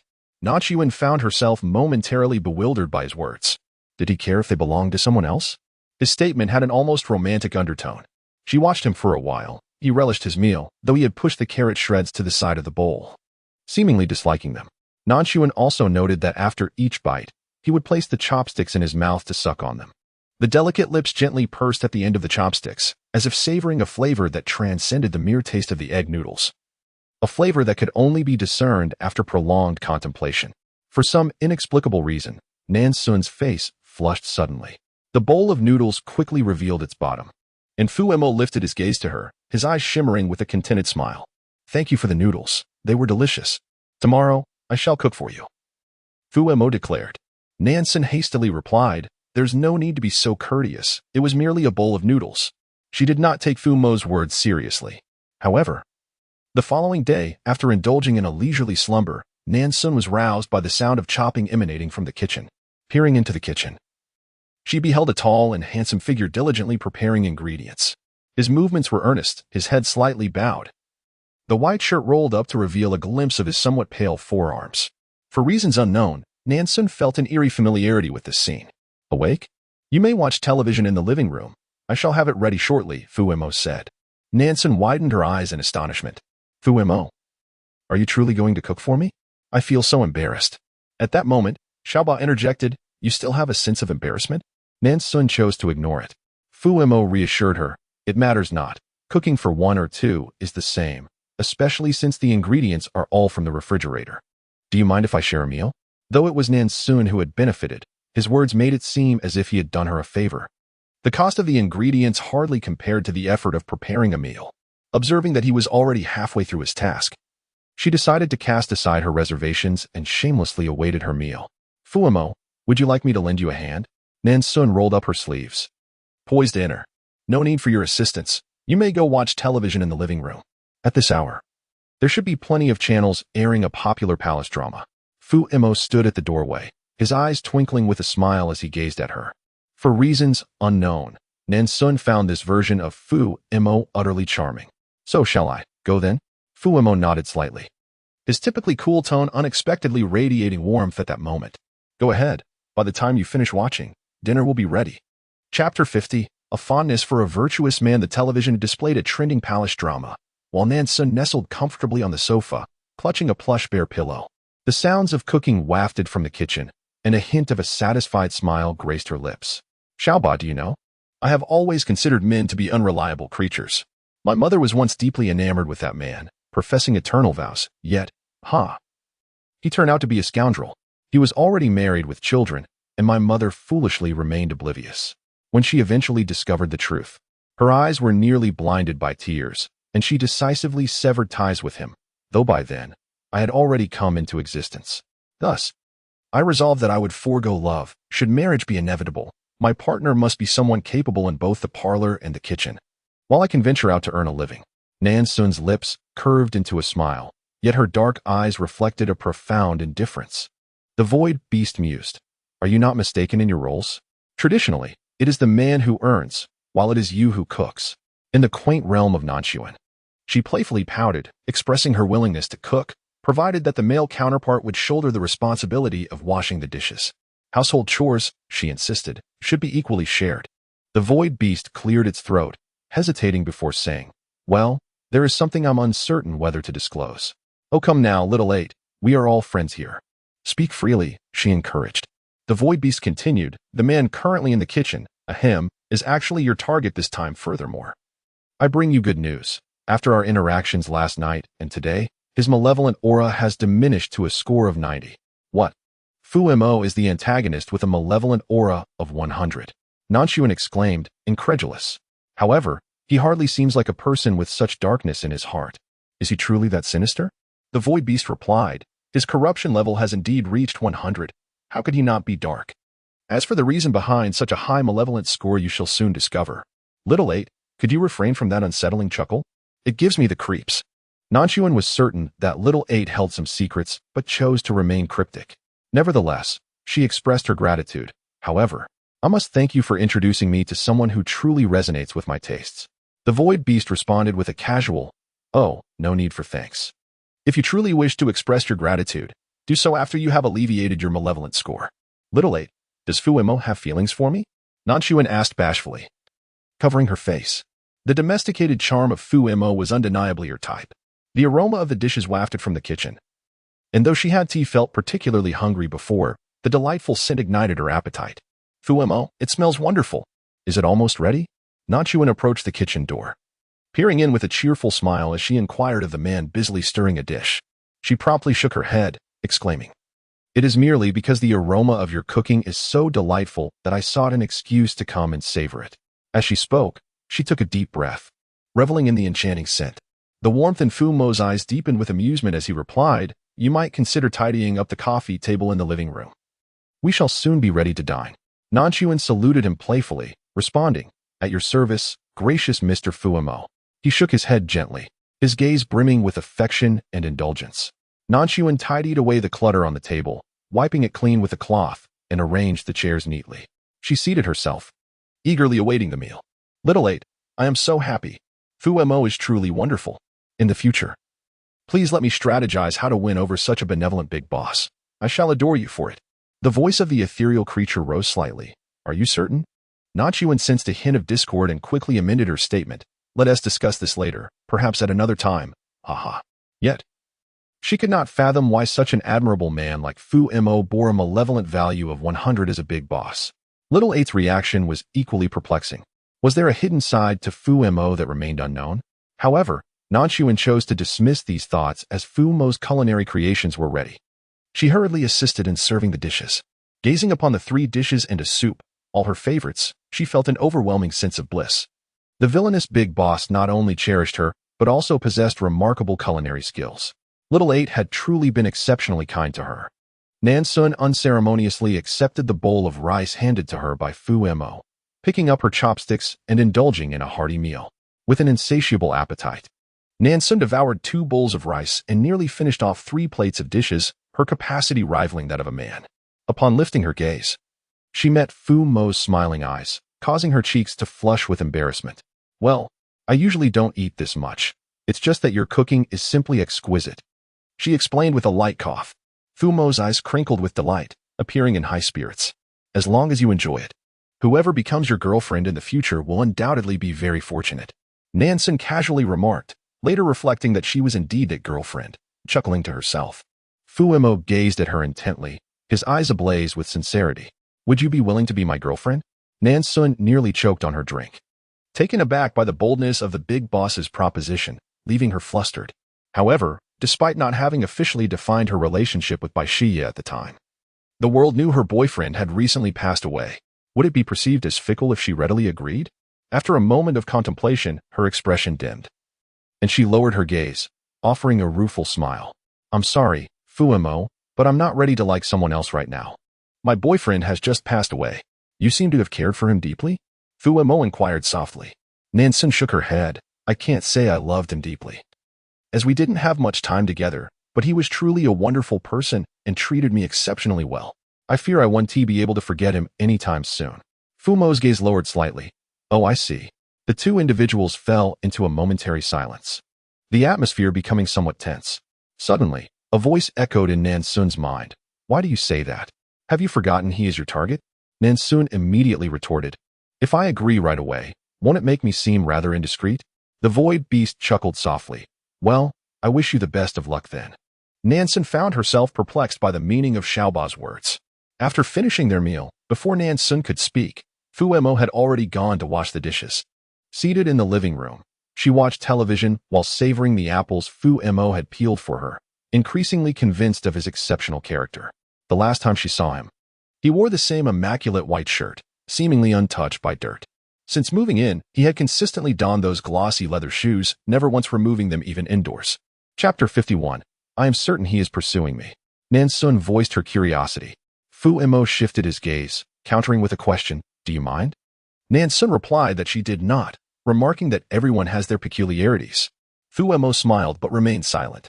After their meal, Nan Xun nestled on the sofa, continuing to watch her historical drama, while Fu Mo took to mopping the floor before joining her. She experienced a peculiar sensation. His presence seemed to refresh the air around her, dissipating the summer's oppressive heat, bringing a sense of comfort. Nan Xun handed him the remote, inviting him to change to a channel of his preference. Fu Mo shook his head. I don't particularly enjoy watching television. You may watch what pleases you. I will accompany you. Thus, Nan Xun resumed her viewing. As she gazed into the distance, Nan Xun suddenly felt a wave of drowsiness wash over her. Fu Mo chuckled softly, suggesting, if you're tired, why not take a brief nap on the sofa? I'll wake you when the time comes. A faint smile curved at the corners of Nan Xun's lips as she replied, just remember to call me when the time comes. Fu Mo lowered the volume of the television, casting his gaze downwards at the woman reclining beside him. A flicker of intense madness glimmered in his cold eyes, and gradually, a sly smile crept onto his lips, lending an air of eerie intrigue to his otherwise fervent demeanor. Suddenly, Nan Xun let out a terrified scream, jolting awake from her nightmare. Fu Mo, still seated beside her, immediately expressed concern, asking, what happened? You look rather pale. With a ghostly complexion, Nan Xun looked at Fu Mo, her expression teetering between tears and fear. I just had a nightmare. It was dreadful. Fu Mo reassured her, there's no need to be afraid. It was merely a dream. Surprised that she could have such a nightmare in broad daylight, Nan Xun felt her earlier terror slightly dissipate upon realizing Fu Mo was there beside her. I dreamt of Bai Xie, my boyfriend. He asked me if he was handsome, and I said, of course, you are. But then, his face suddenly transformed into the visage he bore at the time of his death, mangled and bloodied from a truck accident. The most terrifying part was that he kept asking me if his face was still good-looking. I was utterly petrified and woke up in fright. Fu Mo gently patted her back in a comforting manner, saying, do not fear. Such dreams are merely manifestations of thoughts from the day. If you choose not to dwell on him, you will find peace. In Nan Xun's heart, words fail to articulate her feelings. Even when her thoughts occasionally drift to Bai Xie, it is merely a flicker of guilt, an acknowledgement of her perceived burden upon him, far removed from the longing that Fu Mo imagines. Yet now, the very idea of Bai Xie is a source of trepidation. She dares not entertain any sentiment towards him. Let us sleep a little longer. I'll be right beside you, Fu Mo reassured her. Nan Xun shook her head. Having just awoken from a nightmare, she was reluctant to succumb to slumber once more. Fu Mo, however, remained resolute. Trust me, you won't have nightmares again. Perhaps it was the soothing quality of his words. But she felt drowsiness wash over her once more. Just a short nap, and please wake me, she mumbled before drifting back to sleep on the sofa. This time, her slumber was profound. Nan Xun vowed to the heavens that she intended to sleep for merely half an hour. Yet she succumbed to a deep sleep and awoke to find it was already evening. Upon opening her eyes, she was greeted by the sight of Fu Mo's enlarged visage, pale and smooth, exquisitely handsome. You slept soundly. You even drooled on my leg, Fu Mo remarked, his eyes sparkling with amusement, a charm that effortlessly ensnared one's heart. Startled by his words, Nan Xun sprang up, hastily wiping her mouth, only to discover nothing amiss. How could he jest so seriously? Did I sleep for a long time? Why didn't you wake me? She inquired, deftly changing the subject. Fu Mo's gentle gaze lingered on her flushed cheeks as he replied, I couldn't bear to disturb your peaceful slumber. You looked so adorable while asleep. Nan Xun found herself blushing fiercely. It was the first time anyone had complimented her cuteness, leaving her feeling rather bashful. Was the boss teasing her? Yet, could he truly jest with such gravitas? Had his expression been even slightly lewd, she would have undoubtedly kicked him squarely in the face. But at present, with Fu Mo's demeanor so earnest, she simply could not bring herself to act, realizing she needed to regain her composure. Nan Xun shook off the remnants of sleep that clouded her mind, preventing her from thinking clearly. After splashing cold water on her face, she emerged to find Fu Mo standing before the elegant white piano in the living room. The grand instrument, illuminated by sunlight streaming through the window, cast a warm glow upon the black and white keys, softening its otherwise frigid appearance. Approaching Fu Mo, she explained, this was left by the landlord. Oddly enough, for such a valuable item, she should have taken it with her. I wonder why it remains. Moreover, this piano is exceedingly heavy. I had intended to move it to a different position, but I simply cannot budge it. Upon hearing this, Fu Mo's eyes narrowed slightly as his gaze fell upon the piano bench, seemingly inspecting something. In truth, having the piano here is quite lovely, Nan Xun continued, though I feel it obstructs some light, making the living room appear rather dim. Without hesitation, Fu Mo replied, where would you like to move it? I can assist you. Nan Xun smiled. Having a roommate like you truly feels like a stroke of good fortune. Fu Mo effortlessly lifted the piano and relocated it to the designated spot in Nan Xun's living room, ensuring that the expansive window remained unobstructed. Sunlight cascaded through the large window, bathing the floor in a warm glow. Although it was still summer, the positioning of the building rendered it incapable of receiving ample sunlight, resulting in a gentle, rather than harsh, illumination. Nan Xun promptly shifted the sofa forward, so that when she reclined, the sunlight would grace her face and body, a thought that brought her comfort.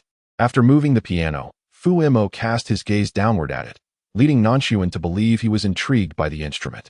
She approached him, sharing a smile as she inquired, do you play the piano? Fu Mo nodded, albeit admitting that he hadn't played in quite some time.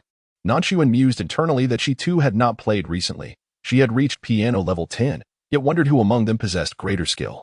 However, she refrained from shattering her carefully crafted persona. It was Nan Xun who played the piano, while Bai Mo did not. Thus, when Fu Mo inquired about her abilities, she shook her head, expressing, such a talent feels too extravagant for me. A hint of disappointment crossed her features. Xiaoba, as per usual, applauded, remarking on her improving acting skills, observing her dejected expression that vividly depicted the character of a poverty-stricken girl who dared only to dream. Nan Xun dismissed Xiaoba's comments like a fleeting breeze. Mo, would you like to learn? I can teach you. Fu Mo's voice deepened as he looked at Nan Xun, imbued with an alluring undertone. As Nan Xun lifted her gaze, she was instantly captivated by a pair of eyes as profound as black holes. Her heart raced, and she immediately confided in Xiaoba, I am increasingly convinced that Fu Mo is pursuing me. Chapter 52, Momo, follow my lead. The way he casually referred to Momo was that of a seasoned charmer. Xiaoba chuckled, isn't that a good thing? You don't have to take the initiative. The big boss is coming to you. Happiness arrived so swiftly that Nan Xun nearly struggled to maintain her composure. The sensation of the formidable Fu Mo taking the initiative to engage her, rather than her painstakingly trying to earn his affection, was indeed delightful. Yet, she reminded herself to remain composed. She must not allow herself to smile. Fu Mo, Is it too late for me to learn now? Nan Xun inquired. A faint smile illuminated Fu Mo's previously somber eyes, his tone softening. It's not too late. You are a clever girl. Nan Xun felt her cheeks flush again. If she continued to be teased by Fu Mo, it would only be a matter of time before she revealed her true feelings. Fu Mo chose not to say anything further and seated himself at the piano, gesturing for Nan Xun to join him. She sat beside him with a sense of restraint, unsure of where to place her hands. Without warning, Fu Mo raised his hands and began to play the piano. Nan Xun was struck by the elegance of his long fingers as they danced gracefully across the keys, each note blossoming like flowers, filling the air with intoxicating fragrance. The melody ebbed and flowed, a beautiful, enchanting symphony. Nan Xun was utterly mesmerized. She had not anticipated Fu Mo's exceptional piano skills. As the piece concluded, she remained lost in the reverie it had created. Wonderful, Nan Xun praised. Come, Momo, give me your hand. Suddenly, Fu Mo reached out towards her. Nan Xun paused momentarily, dazed. Before extending her left hand, both hands, Fu Mo gently reminded her. Then, with a charming innocence, Nan Xun offered her other hand as well. Fu Mo's right arm slipped beneath her armpit, enveloping her in a delicate embrace, maintaining a gentlemanly distance without actually touching her. He meticulously unfolded Nan Xun's fingers, one by one, gradually laying them atop his own palm, aligning them until their fingers intertwined perfectly. His body temperature was somewhat cooler than usual, almost chilly. That slight coolness traveled through their joined fingers, sending a shiver through her. Momo, follow my lead, Fu Mo whispered. Nan Xun agreed, and in the next moment, she felt her fingers move in sync with Fu Mo's, gradually beginning to dance. He intentionally slowed the tempo, and the music shifted from lively to a more languid pace. As they played, Nan Xun suddenly sensed a burning gaze upon her profile. Turning her head, she noticed that Fu Mo had shifted his gaze towards her, his eyes reflecting a chilling fervor that sent a shiver down her spine. Startled, she scrutinized him further, only to find that his eyes held a gentle smile, evoking a sense of comfort. The earlier glance seemed to have been merely a figment of her imagination. With that thought, she hurried into the kitchen. As soon as she entered, a voice echoed, "Congratulations. The malevolent energy level has dropped to 80. What? So soon? Compared to the Demon King of the previous world, this speed is akin to soaring on a rocket." Nan Xun was elated, realizing that her counterpart indeed harbored affection for her. Xiaoba, what was the big boss doing during those few hours I was asleep? Nan Xun inquired. Xiaoba's exaggerated tone amused her greatly. Once the guests departed, Fu Mo sat quietly at the piano, his gaze dark and brooding, gradually emanating a chilling aura. Suddenly, Nan Xun's little head peeked through the kitchen door. She looked at the man who seemed to have been motionless since earlier and reminded him, "There are plenty of fruits in the refrigerator. If you feel hungry, you might want to eat some to tide you over." "All right," Fu Mo replied, and the cold atmosphere around him began to dissipate. He suddenly curled the corners of his mouth into a faint smile. His pale pink lips appeared considerably more vivid than before, and coupled with his smile, they exuded an enchanting charm, akin to the blood-red flowers of the corpse lily blooming on a grave, releasing a potent fragrance amidst decay. As the night deepened, it was the perfect time for dreams to unfold. While Nan Xun drifted in and out of slumber, she was abruptly stirred by a scratching sound emanating from the living room, reminiscent of someone straining to drag something heavy across the floor. Moments later, discordant piano notes filled the air, jarring and unpleasant. Frowning, Nan Xun wondered what Fu Mo was up to, creating such a racket at this late hour. After murmuring a few complaints, she resolved to rise and investigate, but just as she attempted to get up, the cacophony of piano sounds abruptly ceased, and the living room returned to its previous tranquility. Thus, Nan Xun remained undisturbed, continuing her deep slumber. In the pitch-black living room, Fu Mo cast a sinister gaze upon the little girl seated on the piano stool, the instrument having been returned to its original position by her. The girl, adorable in her appearance, began to weep as she sat on the stool, tears streaming down her cheeks like streams of blood. "Mom, I was wrong. I will practice diligently. I will no longer indulge in play." As her sobs intensified, the girl's countenance suddenly transformed, her face becoming unnaturally pale as she bared her teeth at Fu Mo, ferociously exclaiming, "Why won't you let me play the piano? Why won't you let me play? Is my music displeasing? I practice for several hours each night. I will improve. If I play well, Mother will no longer be angry." Fu Mo narrowed his eyes slightly, interrupting her. "You are too loud. Mind your own business. This is my domain. Do you dare provoke me?" The girl, enraged, lunged at Fu Mo. In an instant, he seized her by the throat, coldly stating, "You are courting death." The girl cried out in terror, "Please spare me, I shall not dare again." "Too late," Fu Mo retorted, tightening his grip. The girl let out a piercing scream as her body shrank abruptly, and then he unceremoniously swallowed her whole, his throat convulsing. Gazing at the cold, white piano that stood in the living room, Fu Mo was suddenly reminded of the moments they had spent playing together earlier that day. Stirred by the memory, Nan Xun listened intently for a long while, finally confirming that she was not dreaming. There was indeed someone playing the piano in the living room. Chapter 53. The Red Star Moves. The Old Tree Blooms. It was unmistakably Fu Mo. With a yawn, Nan Xun rose from her bedroom. The black and white keys danced beneath his slender fingertips, enchanting notes cascading effortlessly from his touch. Outside the window, the moonlight was just right, casting a silvery glow upon the man's exquisite profile, so pale it seemed as if he could dissolve into the moonlight at any moment. Nan Xun quietly stood beside him, making no effort to disturb his reverie. It was not until the final note fell that Fu Mo turned his head to regard her, softly inquiring, "Did I disturb you?" Nan Xun shook her head, smiling gently. "I've already slept for quite a while during the day, so I'm not too tired. What about you? Are you unable to sleep?" Fu Mo replied with a slight hum, admitting that he experienced a bit of insomnia at night. "I see. In that case, let me keep you company for a while," Nan Xun offered. Fu Mo shifted to the side, patting the space beside him. Mo, come sit here." Nan Xun settled beside him, tilting her head to look at him. Her eyes, dark and bright, glistened with moisture, reflecting the moonlight that created ripples adorned with twinkling stars. Her hair cascaded down, appearing soft and inviting, evoking a desire to touch. Mo, do you still wish to learn the piano?" Fu Mo asked.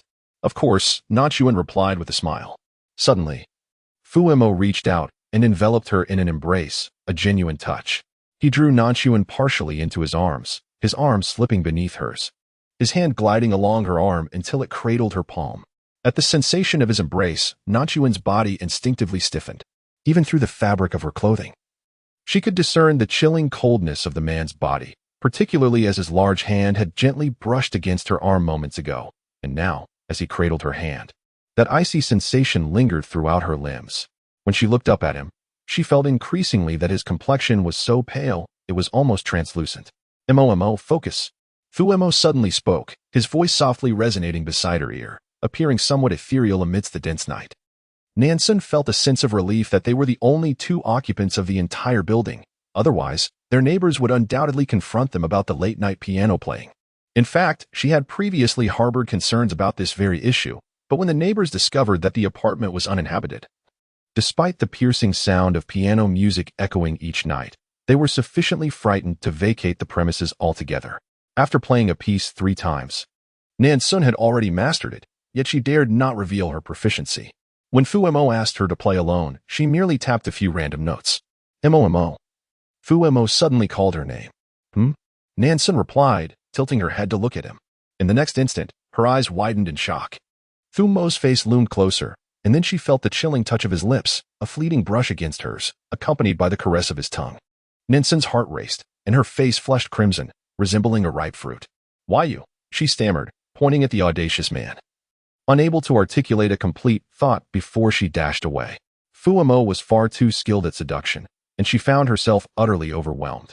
The void beast yawned and remarked, "This is a good thing, but let me tell you, the Red Lawn Star will be fine with just a little movement. It simply must not fall." Nan Xun was somewhat taken aback. "Xiao Ba, are you still the same Xiao Ba I know? I thought you were adamant about me not interfering with our target's affairs."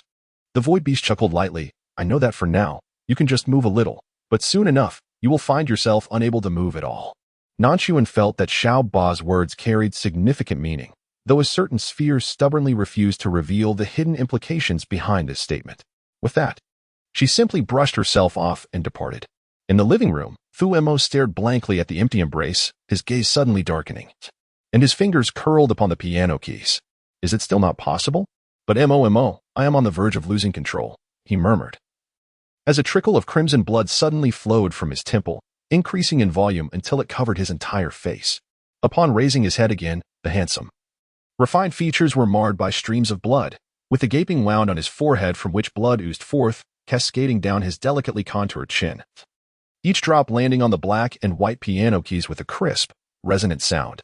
Meanwhile, Nan Xun, feeling her cheeks still warm as if she might bloom like an old tree, opened her bedroom window a little wider. The half-open window allowed a gentle breeze to in a haze of confusion. Nan Xun suddenly felt a chill sweep over her. Beneath the soft, warm quilt, the sensation slowly crept up from her feet, extending all the way to her thighs. The icy touch sent shivers throughout her body. In that instant, her body tensed abruptly, and it seemed as though her breath had frozen. She wished to move, yet found herself utterly immobilized, unable to utter a sound, only able to breathe in shallow gasps as she passively endured the pleasure induced by that presence. Her heart raced violently, and with her mouth agape, she finally let out a scream. Ah! With a sudden surge, Nan Xun sat up, panting heavily, drenched in sweat. She glanced around. There was nothing there. It had merely been a dream. She found herself at a loss, unsure whether to label it a nightmare or a spring dream. The following day, Nan Xun's gaze towards Fu Mo was somewhat vacant. After hundreds of years without experiencing such a dream, she found herself dreaming of him merely 2 days after their acquaintance. She realized that she must have developed some unutterable feelings for Fu Mo. Having lived together for 3 days, with Nan Xun procuring groceries and Fu Mo preparing meals, she savored the life of a carefree parasite, waiting to be fed. Although their time together was brief, their synergy felt instinctual. Fu Mo indulged her, never displaying anger, and Nan Xun felt as though she was cherished by him. She believed that if their relationship continued in this manner, her bond with the formidable boss would deepen. And eventually, when the time was right, he might propose a romantic relationship, to which she would effortlessly acquiesce. When the time comes, the closest person to the formidable boss will soon rid him of his malevolent thoughts. Thus, when Fu Mo expressed his intention to depart on the 4th day, Nan Xun was utterly bewildered. She suddenly exclaimed, "What will I do if you leave?" Upon hearing her words, Fu Mo gazed at her for a moment before bursting into laughter, a smile dancing upon his lips, his eyes shimmering with mirth. Mo, I shall never allow you to leave me, not ever." Upon hearing this, Nan Xun felt an inexplicable flutter of anxiety. Chapter 54, The Bells Chime. Her melodious voice Fu Mo tilted his head slightly, chuckling, "You could always come to find me." Subsequently, Nan Xun received an address, and Fu Mo departed without taking a single cloud with him. "Xiaoba, I've just realized that ever since I've been with the boss, I haven't encountered that thing again. Fu Mo truly is the formidable boss with a malevolent thought index of 100. Even ghosts fear him." With this thought, Nan Xun felt a pang of unease. Now that Fu Mo is left, I hope I won't run into that thing again. Xiaoba cleared his throat and remarked, "That's easily remedied. You should find a way to stay close to the boss. With him around, no foul entity would dare approach you." Nan Xun sighed, slumping onto the sofa, her gaze sweeping over the empty room, which felt eerily silent, leaving her suddenly melancholic. Had she been alone from the beginning, she might not have felt this way. However, with 2 people, she had grown accustomed to a leisurely life, waiting for meals and enjoying the simple pleasures, supported by Fu Mo's strong presence. Now that he was gone, she found herself utterly unaccustomed to the void left behind. With 3 days' rent pressed into her hand by Fu Mo before his departure, Nan Xun strolled through the supermarket, purchasing some supplies. That evening, as the cashier was tallying the day's earnings, she stumbled upon 2 Joss paper notes, nearly sending her into a fit of terror. The girl, teary-eyed, recounted her ordeal to her colleagues, lamenting how she had mistakenly accepted the ghostly currency. Her supervisor reprimanded her for her lack of discernment, unable to differentiate between Joss paper and real money. Yet, the young woman felt wronged, for she had clearly seen only legitimate notes during the day. Nan Xun replenished her refrigerator and mopped the living room floor once more. As she glanced across the way, she noticed that the door to Fu Mo's former room was ajar, a narrow gap revealing an abyss of darkness. Staring at the crack for too long caused her heart to race uncontrollably. This room, once occupied by Fu Mo, should have been filled with vitality. Yet the mere sight of that inky doorway evoked a sense of desolation within her. Standing at the threshold, she gently pushed the door open. The creak of the hinges resonated, magnified in the stillness of the moment. A sudden wave of anxiety washed over her. "Xiaoba, do you think Fu Mo might have left something shameful behind?" She fretted, feeling her pulse quicken. The void beast reassured her, "Fear not, for I am here to protect you. Should there be anything unworthy of your gaze, I shall promptly shield your senses." Thus, emboldened, Nan Xun stepped inside.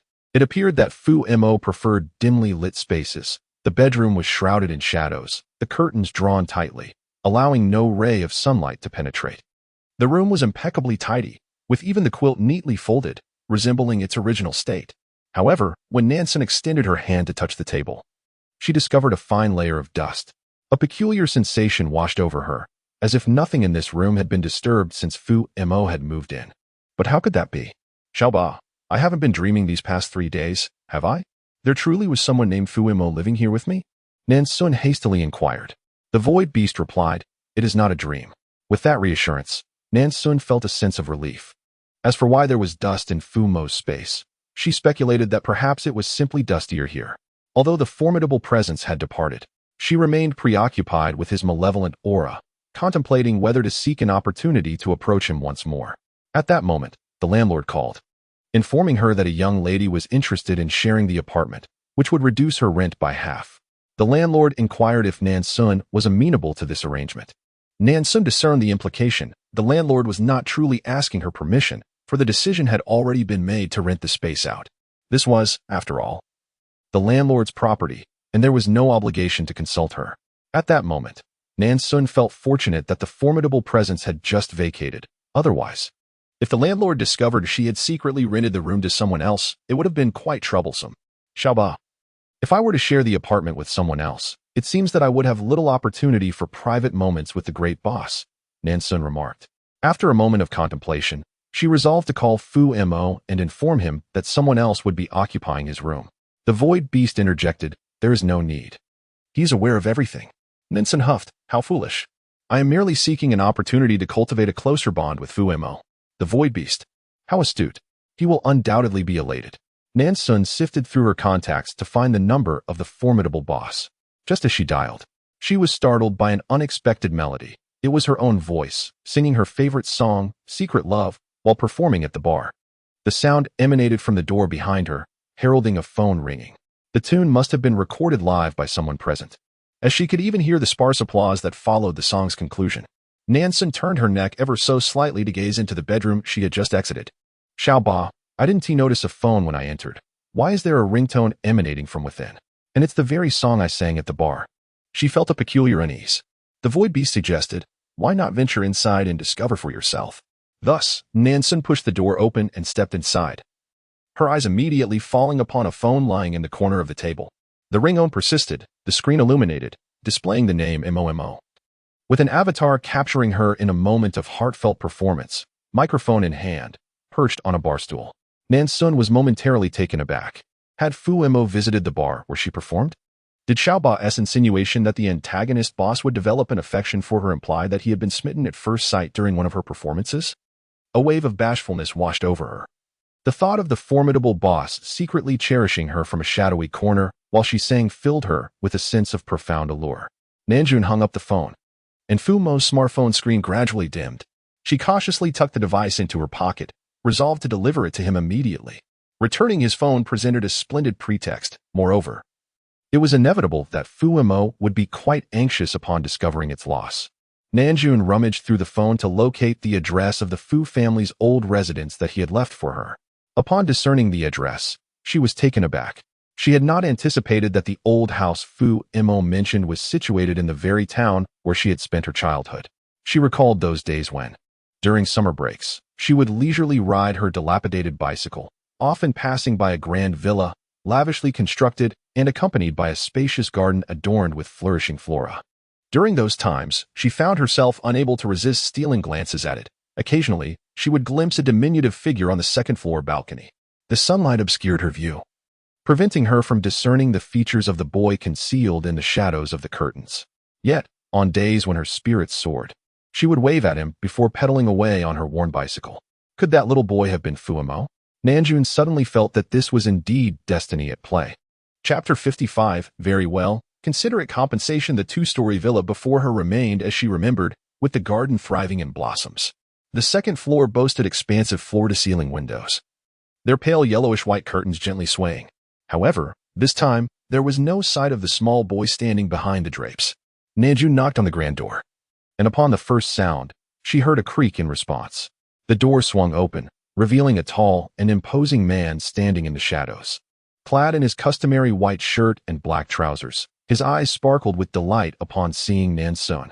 Mo, what brings you here? Fu Mo inquired. Nan Xun waved her phone with a smile, replying, You left in such a hurry that you forgot your phone.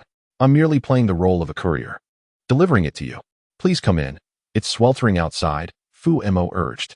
As Nan Xun followed Fu Mo into the house, she surveyed the living room's decor and was suddenly overwhelmed by a sense of deja vu. Fu Mo went to the kitchen to fetch her a glass of water, and Nan Xun couldn't help but follow him. Observing his back, she felt a bead of cold sweat form on her forehead. She recalled where she had seen this before. During a hypnosis session with that psychologist, namely, the door she had envisioned in her dreams was precisely this house's entrance. And the scenes within mirrored the very surroundings she now beheld, identical in every detail. Just then, as she watched the man turn around with the glass of water, her breath hitched. Mo, what's wrong? Why are you sweating so much? Fu Mo approached her, reaching out to wipe her brow. It was not an unrecognizable face, but Fu Mo's. Relief washed over Nan Xun, yet instinctively, as he drew near, she took a step back, evading his touch. Noticing her retreat, Fu Mo's expression darkened momentarily, but he quickly regained his composure. Mo, I was merely concerned for you, he sighed. Nan Xun steadied herself, silently chastising her own overreactions. I'm quite well. Perhaps it is merely the heat outside, Nan Xun hastily replied, then took the water from his hand, gulping it down eagerly. The man observed her as she drank with such vigor, showing no surprise at her boldness, but rather a glimmer of amusement flickered in his eyes. Nan Xun did not leave immediately. Instead, she boldly lingered for a while. Fu Mo turned on the television, switching to a channel she favored, and they watched together for some time. It was not until dusk began to settle that Nan Xun bid farewell. Fu Mo, I shall take my leave now. Fu Mo gazed at her for a considerable time without uttering a word, and after a lengthy pause, he finally said, Mo, I truly wish I could swallow you whole, so we would never be apart. His tone was imbued with warmth, and his eyes sparkled with mirth. Nan Xun rolled her eyes playfully at him. If you continue to tease me like this, I might just get angry. Fu Mo chuckled softly. After escorting Nan Xun to the door, he did not follow her outside, but instead watched her intently and said gently, Mo, do not hesitate to call me anytime. Nan Xun cleared her throat lightly. All right. Just as she stepped out of the villa, the ethereal beast arrived with good news. Congratulations. The malevolent energy has decreased once again. It is now at 75. As she stood there, feeling a tinge of disappointment with no one in sight, she suddenly noticed a man standing behind the gently swaying white curtains of the second floor when Fu Mo's form was ensconced in the shadows cast by the floor-to-ceiling curtains. Her lips, slightly more crimson than usual, curled into a faint smile. Upon returning to her residence, Nan Xun was taken aback to discover an unexpected presence within the confines of her abode. Hearing a sound, the woman seated on the sofa turned to glance at her, offering a slight nod as she spoke. Hello, my name is Su Han, and I am your new roommate. The woman before her appeared to be in her mid-20s, sporting a pragmatic short hairstyle. Her features were well-defined, her gaze penetrating, and her complexion bore a sun-kissed hue. Nan Xun was astonished by the swiftness of the situation. She had merely stepped out for a brief moment, and now a new roommate had moved in. Greetings, I am by Mo, Nan Xun replied, momentarily taken aback before extending her hand with a smile. It is a pleasure to meet you. Soon, Nan Xun learned that Su Han held the occupation of a police officer, which explained her formidable demeanor. Curiosity piqued. Nan Xun wondered what had prompted Su Han to seek accommodation here, sensing that she might be investigating something of significance.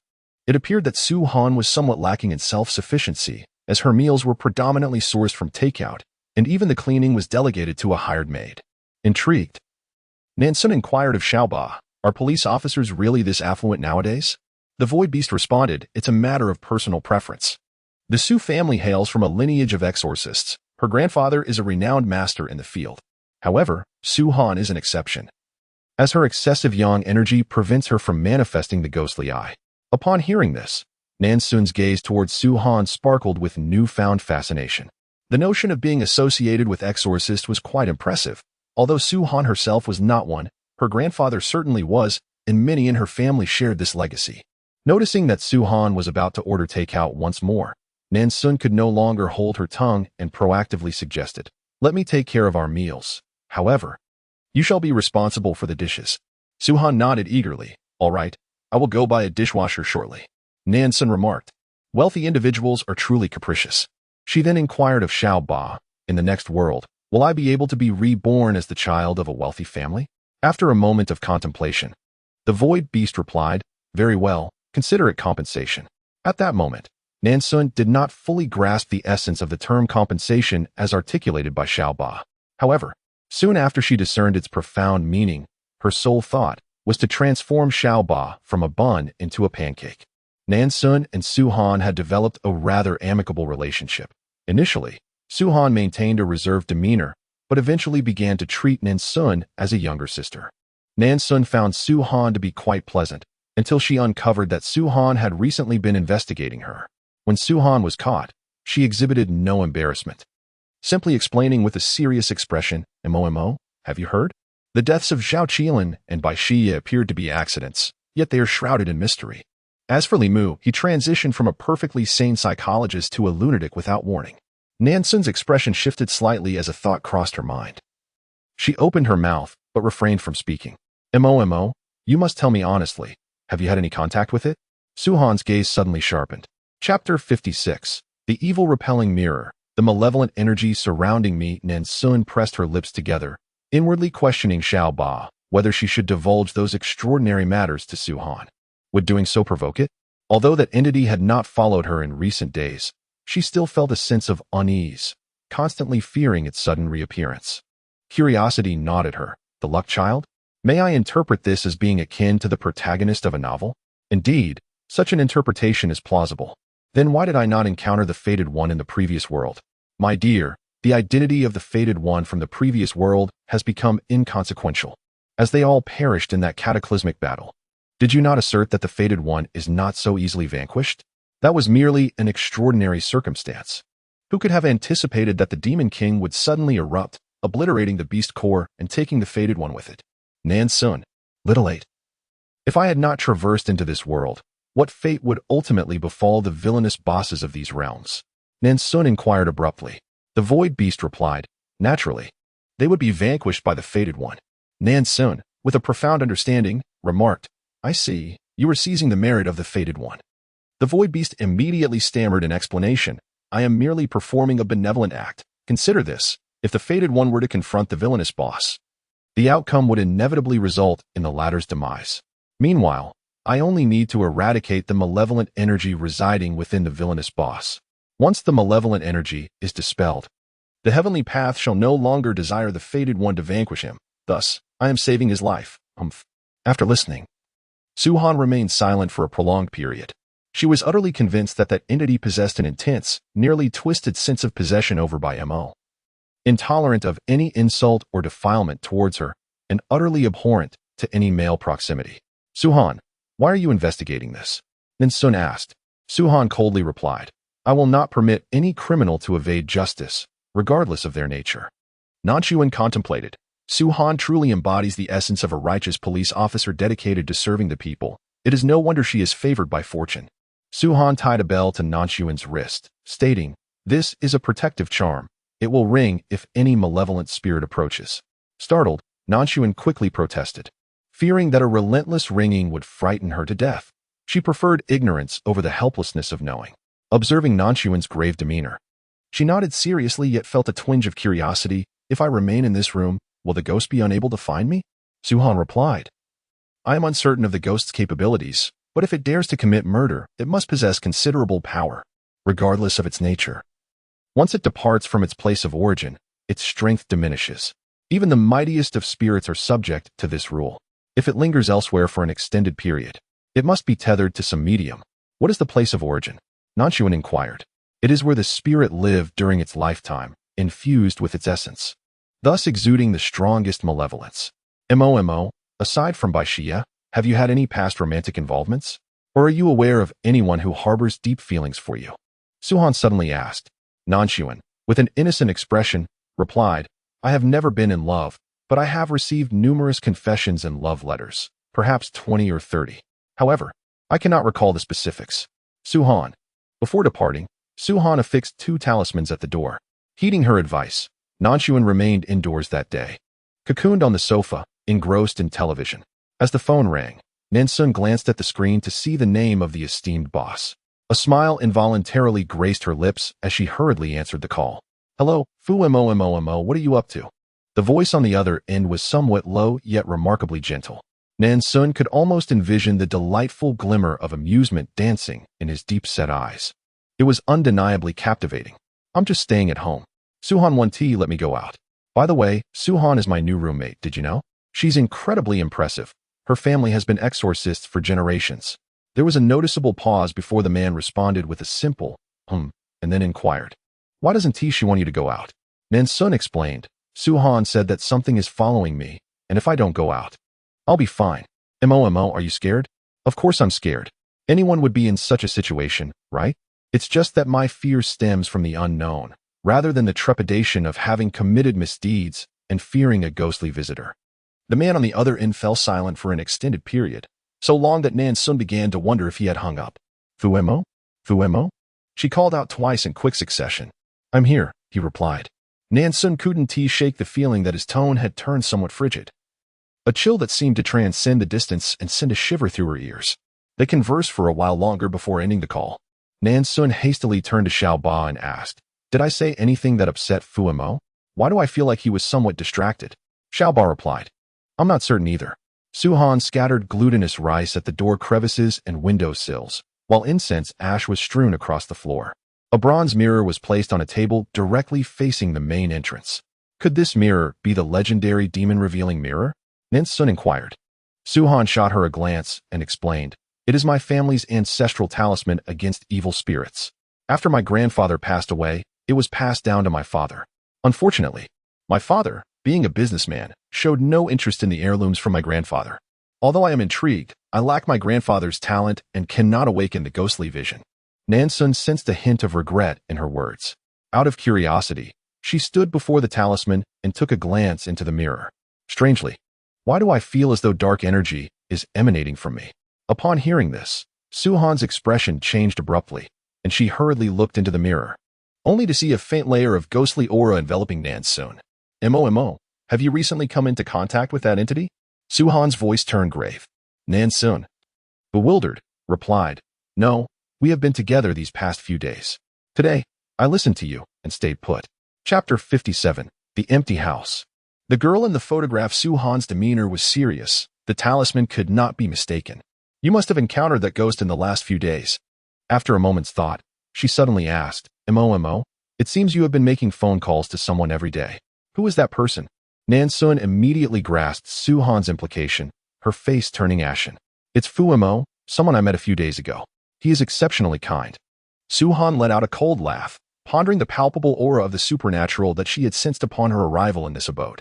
Nan Xun, Mo, pass me your phone. Suhan instructed. Nan Xun's hand trembled as she fished her phone from her pocket.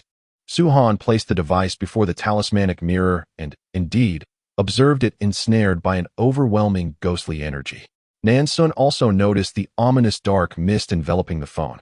Suhan inquired about Fumo's phone number, to which Nan Xun pointed it out. Without delay, Suhan dialed the number, seemingly seeking assistance to trace its owner.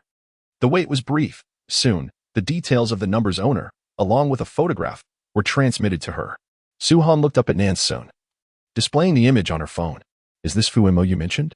Nan Xun leaned in for a closer look, and upon recognizing the face on the identification card, she staggered in shock. How is this possible? Suhan replied nonchalantly, the owner of this number is named Fuyu, the CEO of the emerging company Simo Group, who tragically perished in a car accident a month ago. Nan Xun's eyes widened in disbelief. Who? Did you say Fuyu? Upon learning that Fuyu was a high school classmate of Bai Mo, Suhan cast her a significant glance.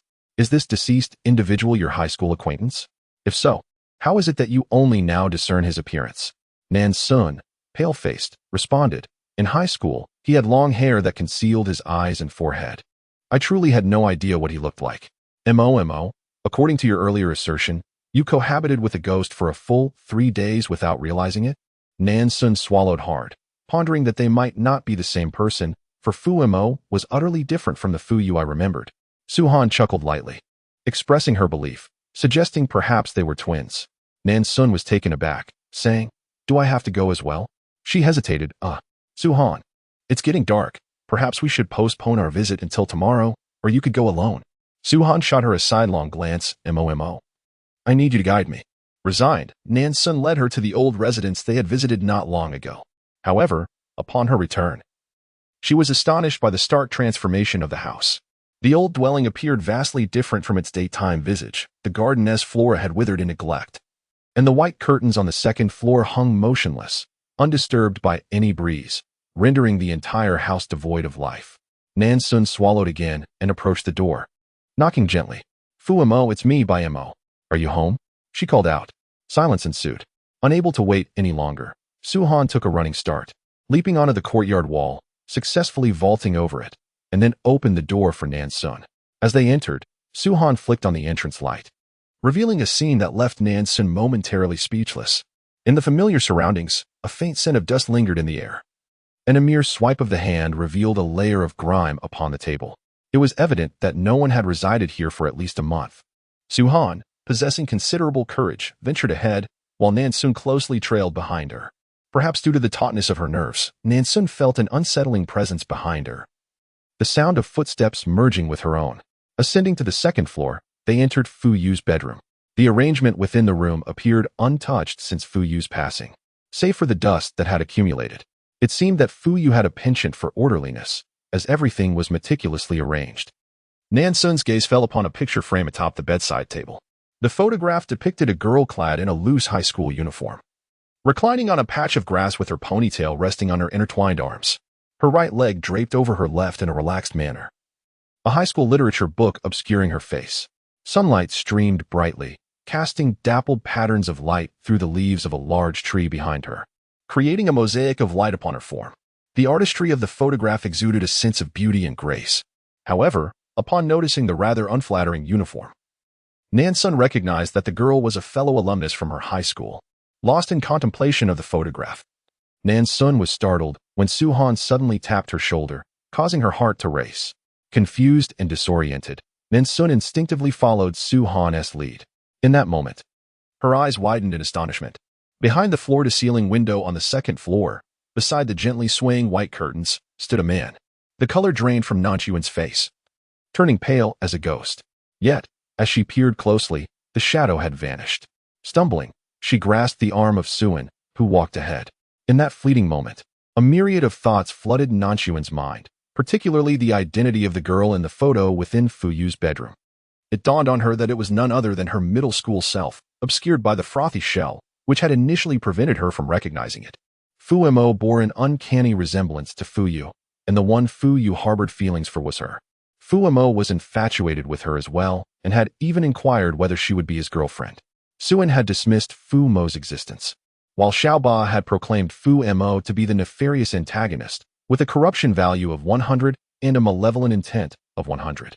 The revelation that the villainous boss had an affection for her unraveled all the answers Nan Xun sought within her heart. To her astonishment, the rare feelings she harbored for someone were directed not at a living being, but rather a specter. How ironic. Suddenly, Xun rose from her seat. "Momo, I must make a pilgrimage to Linging Temple to summon Master Wuchan. Recently, malevolent spirits have been rampant, and the atmosphere is thick with their presence. We can no longer permit these entities to roam unchecked." Nan Xun opened her mouth, attempting to voice her thoughts. "Are you intending to have that Master Wuchan confront Fu Yu? But perhaps Fu Yu is not inherently a wicked spirit. Baimo, are you pleading for a malevolent ghost?" Xun's expression darkened in an instant. Chapter 58, Uncertainty. Who covered the quilt? Nan Xun fell silent, internally questioning Xiaoba whether, should the protagonist cross paths with the villainous boss, the latter might meet his demise at her hands. Upon hearing this, Nan Xun let out a slight sigh of relief. But soon her expression darkened as a thought crossed her mind. "Xiaoba, you have deceived me quite thoroughly." After a brief pause, her voice suddenly escalated. "You actually expect me to guide a ghost?" Nan Xun nearly burst into tears. "You even want a ghost to fall in love with me? Thank you very much. But I truly do not need this." The void beast feigned death for a while before finally speaking up. "Why can't you grasp my good intentions? It has not been easy for me to find a world that meets your criteria. Although it is a ghost, this ghost adores you immensely.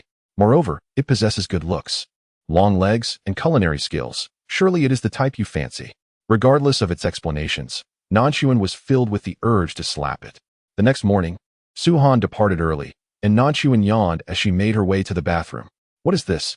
Nan Xun stared at her reflection in the mirror, noticing a red mark on her neck. This mark was all too familiar.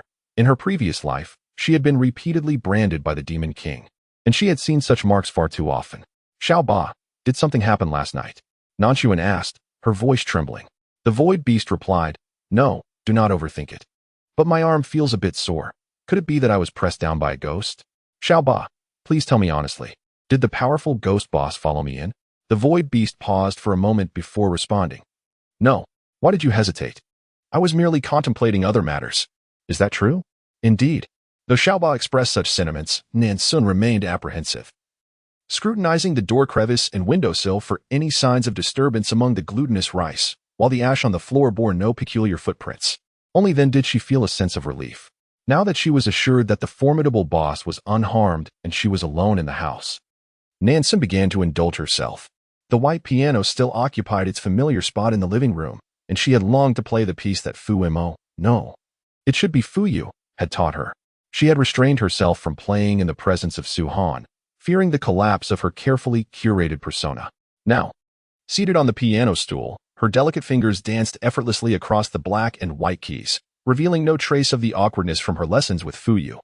The melodious notes intertwined with Nan Xun's voice, filling the room with an exuberant harmony. Void Beast, you. Sigh. Never mind. There are no outsiders here. Let the facade crumble. Nan Xun thought nonchalantly. Void Beast. While there are no people, there is indeed a malevolent spirit present. I refrained from mentioning it to spare you from fright. However, the Void Beast did not anticipate that when Nan Xun revealed her true self, the malevolent energy of the nearby ghost would swiftly diminish. Feeling fatigued from playing, Nan Xun reclined on the sofa and inadvertently dozed off. When she awakened, it was already time for dinner. She yawned and, noticing the blanket draped over her, felt a bit disoriented. Aaaah. Did I cover myself with a blanket before falling asleep? Nan Xun wondered with a hint of skepticism. Really? The Void Beast spoke with unwavering certainty. Indeed. Nan Xun responded with a soft acknowledgement, rising to prepare dinner. Having remained indoors all day without replenishing the refrigerator, she resolved to visit the supermarket the following day. After dinner, Nan Xun reclined on the sofa to watch television for a while before heading to the bathroom for a shower. As she entered, she sensed a chilling breeze wafting in, leaving her uncertain if it was merely an illusion. Aaaah, why did I just feel a gust of cold wind? It must be a change in the weather. Wash well, I will soon shield your senses. As Nan Xun disrobed, the sensation of being enveloped by the chilling air became more pronounced. Was she truly overthinking it? Feeling somewhat cold, she instinctively raised the water heater's setting. While washing her hair, she suddenly realized she had forgotten to bring a towel. The shampoo's foam stung her eyes, prompting her to reach for the towel on the rack. The process of retrieving the towel unfolded more seamlessly than she anticipated as her hand grazed the edge of the rack. She found the towel as if someone had intentionally handed it to her. That night, Nan Xun dreamt vividly. It was likely during her sophomore year, when her face still bore the innocence of youth. After school, she had intended to head straight to the hospital to visit her hospitalized mother, Aaaah. You little rascal, hand over all your money to honor us. Nan Xun turned to see a group of ruffians blocking a young boy, demanding money.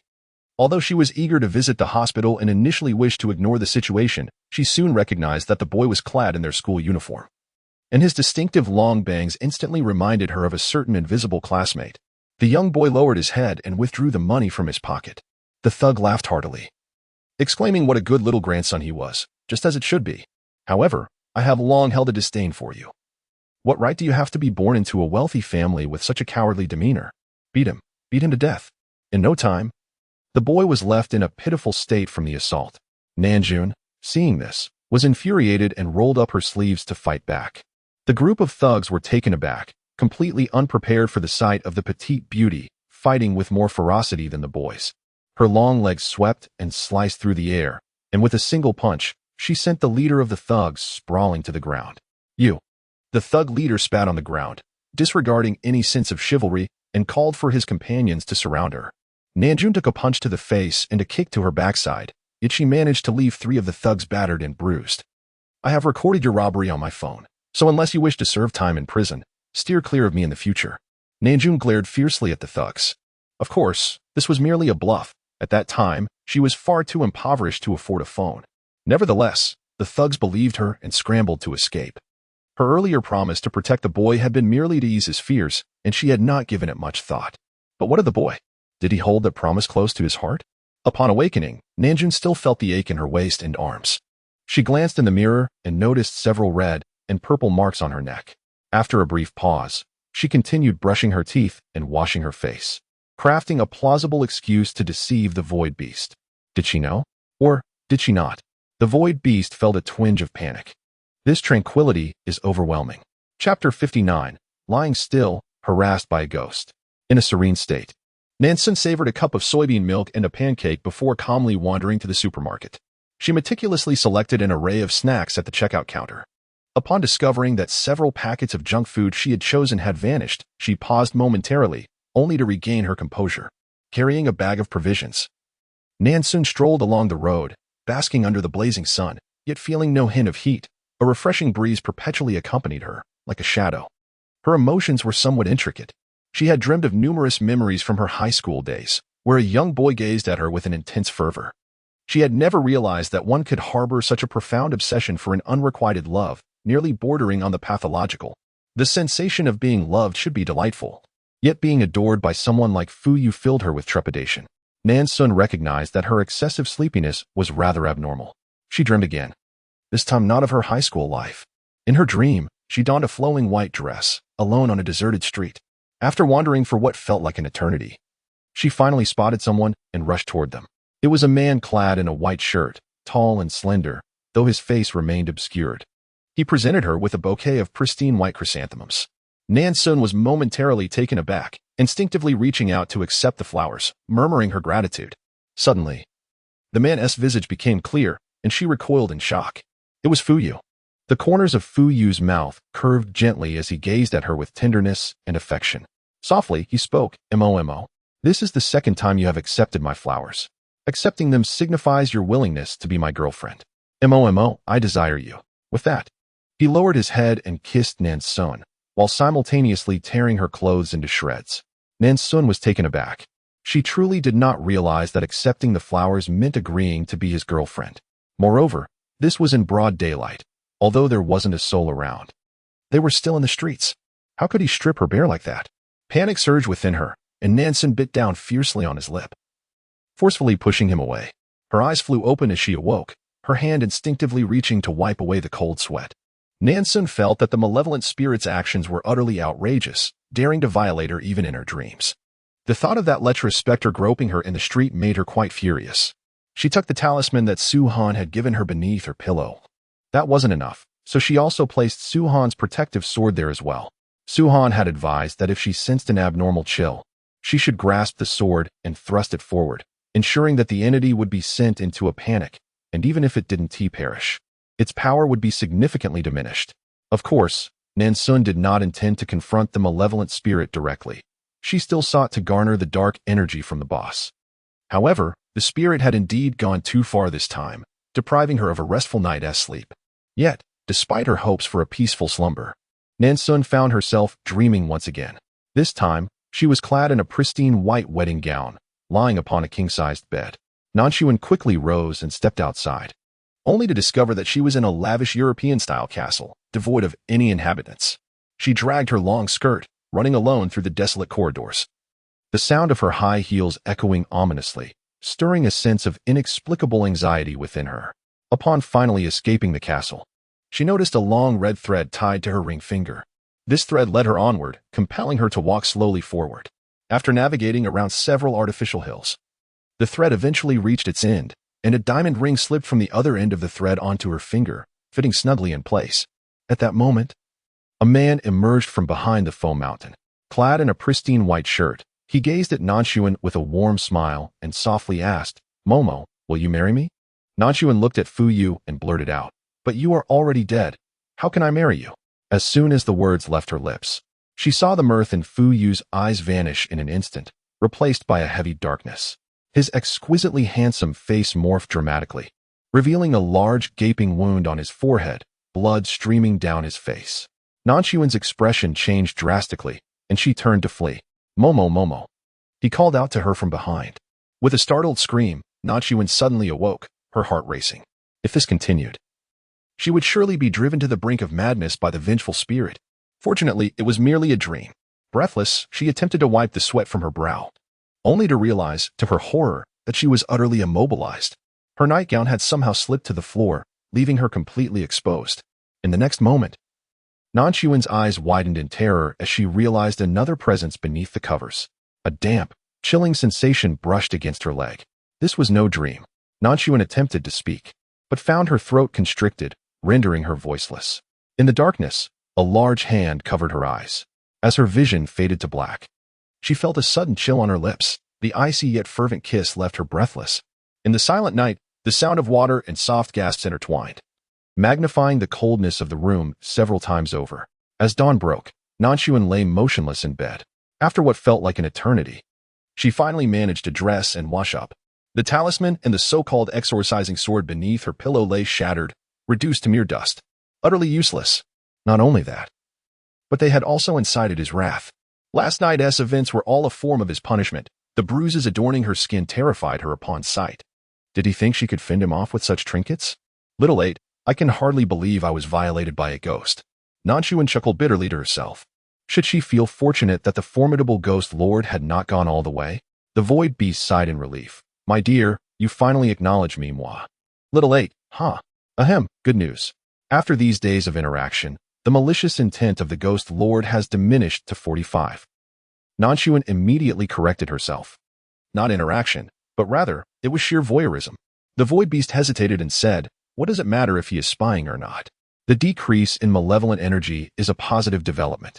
Xiaoba, I genuinely wish I could strike you into a pulp. The void beast continued. Chapter 60. Oh no. It's the spirit gathering array. After releasing her frustrations, Nan Xun began to contemplate serious matters. With 45 points of malevolent energy remaining, it was neither an insignificant amount nor an overwhelming one. She pondered what wishes Fu might have harbored in life. If she were to fulfill them, would the malevolent energy dissipate? The void beast explained.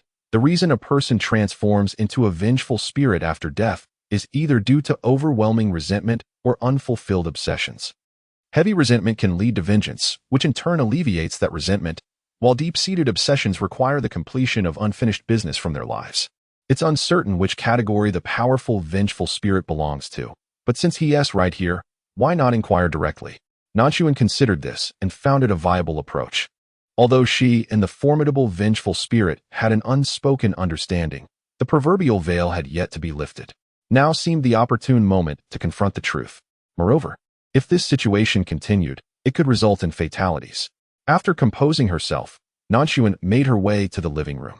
She took a seat on the sofa and surveyed her surroundings with a complex expression. Fu Yu, I know you are here. I wish to have a conversation. A chilling gust swept through the room, and Nan Xun felt the temperature plummet significantly. The spirit was indeed present within the confines of this space. Fu Yu, I only just realized that you have feelings for me. Thank you for caring for me, truly. My life has been fraught with suffering. My father was a drunkard who absconded with the family's money, and subsequently, my mother passed away, leaving me utterly alone in my misery. I have seldom savored the sweetness of being cherished, yet you have bestowed that upon me. If you possess any unfulfilled wishes, do share them with me. For I shall traverse mountains of blades and pools of boiling oil to fulfill them. Nan Xun promptly inquired of Xiaoba about the cause of this situation, wondering what she had said to provoke him. The void beast responded, do not attempt to fathom perverse thoughts. No amount of guessing will bring clarity. Nan Xun swallowed hard, her eyes fixating on the fresh shoe prints that marred the layer of fragrant ash on the ground, rapidly extending toward her until they halted right before her. Even without sight, she could feel his gaze, cold yet searing, an amalgamation of contradictions that fell upon her, rendering her unable to escape. Her heart raced violently, and she distinctly felt a damp chill enveloping her earlobe, followed by a gentle voice whispering in her ear. Mo, I desire nothing but you. At 8 this evening, I shall await you at home. Mo, you must come. Once these words were uttered, the chilling wind dissipated. A sense of panic gripped Nan Xun as she questioned Xiaoba. Is the vengeful ghost boss inviting me? The void beast affirmed. Indeed. Should I go then? She pondered. Of course, why not? Yet, trepidation filled her heart. Do not fear. I am here with you. The void beast reassured her, continuing, have you forgotten our purpose?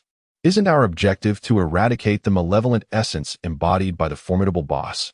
It has been stated that the only desire is for you. The void beast consoled her, suggesting that by sacrificing oneself, one could redeem this world's villainous boss, thereby saving countless souls. What a magnificent and laudable endeavor this is. However, Nan Xun remained unclouded by its praises and rationally articulated.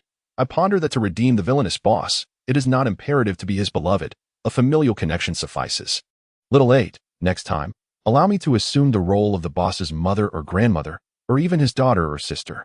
The void beast contemplated and replied, if this mission is accomplished, I shall certainly fulfill your request in the next realm. With newfound courage for the happiness of the next world, Nan Xun ventured alone to the old residence of the Fu family. As dusk descended, darkness began to envelop the isolated mansion. Upon reaching the front of the old residence, Nan Xun felt a pang of anxiety. Little 8, sing me a song. If you do not sing, I shall not enter. The void beast silently rolled its eyes and resignedly began to sing. Arise, ye who refuse to be slaves, let our flesh and blood. Nan Xun. When Su Han sought Master Wuchen at Lingyan Temple, the master was in seclusion. She waited 2 days for his emergence. Upon learning her purpose, Master Wuchen shook his head and uttered a single sentence. This spirit harbors excessive malice and fixation. It is best to avoid rather than provoke. She realized that Bai Mo must have gone to the Fu family mansion, yet venturing there now would be akin to walking into a trap. Does she truly comprehend that Fu Yu is no longer human, but rather a malevolent spirit? A spirit so deranged that it has crossed into the realm of madness. As Su Han's worries intensified, she hurriedly made her way to Lingyan Temple in the dead of night. Master Wuchen, lives are at stake. I implore you to assist me. Master Wuchen remained silent for a prolonged moment before finally sighing. Alas, every matter has its cause and effect. I owe your grandfather a debt of gratitude, and now it is time to repay it. The old residence was shrouded in darkness, devoid of any glimmer of light. Master Wuchen gazed at the house before him, his expression grave. The malevolent energy here was overwhelming, and this spirit was more formidable than he had anticipated. Can you confront it, Master? Su Han inquired hastily. Since she had come to save someone, she could not allow Master Wuchen to be in peril. Master Wuchen, as he fiddled with the Buddhist beads in his hand, replied calmly, it is worth a try. The Fu residence remained unchanged from her previous visit, enveloped in an eerie silence where not a sound could be heard. Su Han, keep your protective talisman ready and stay close to me, Master Wuchen advised. Together, they ascended the staircase leading to the second floor. In the oppressive silence, the only sound was their footsteps, which unervingly echoed in the stillness. With each 2 steps, Master Wuchen affixed a talisman to either side of the staircase. After placing 5, he suddenly halted. At that moment, a chilling wind swept around them. Su Han faintly discerned a blend of cries and laughter, intertwining and assaulting her eardrums. Master Wuchen's expression shifted sharply, and he abruptly exclaimed, this is not good. There is a ghost gathering formation here. No sooner had he spoken than Su Han, who had been following closely behind, let out a startled cry. Suddenly, a hand emerged from the shadows, pulling Su Han's leg downward with relentless force. Master Wuchen swiftly hurled a talisman behind Su Han, and a piercing scream echoed as the specter dragging her was instantly reduced to ashes. Shaking her slightly dazed head, Su Han regained her footing. Master Wuchen spoke gravely. There exists a ghost gathering formation here, with malevolent spirits and wronged souls congregating within a radius of several miles. Yet I have yet to discern the formation's core. Hold the protective talisman tightly. Should you encounter another ambush from a vengeful spirit, apply the talisman directly to it. The malevolent spirit was preventing them from ascending the stairs, and she was now utterly convinced that Bai Mo was upstairs. She was in peril. Chapter 61. The Ritual. I am infuriated. Master Wuchen continued his ascent, adorning the staircase with talismans at every step, while Su Han clutched the protective talisman firmly in her hand. Proceeding with utmost caution. As they approached the second floor, the previously subdued malevolent energy surged suddenly, intensifying severfold, accompanied by the anguished cries of spirits echoing around them. Su Han strained to listen and discerned several chilling phrases. I do not wish to die. Do not wish to die. Give me your life. I demand your life. Woe is me. Why won't you save me? Why won't you save me? I am dead. You must die too. I will kill you. Why do the police not arrest you? Why? It was you who killed me. Above them, a multitude of ghostly faces materialized, emanating a putrid stench, glaring at them with malevolence.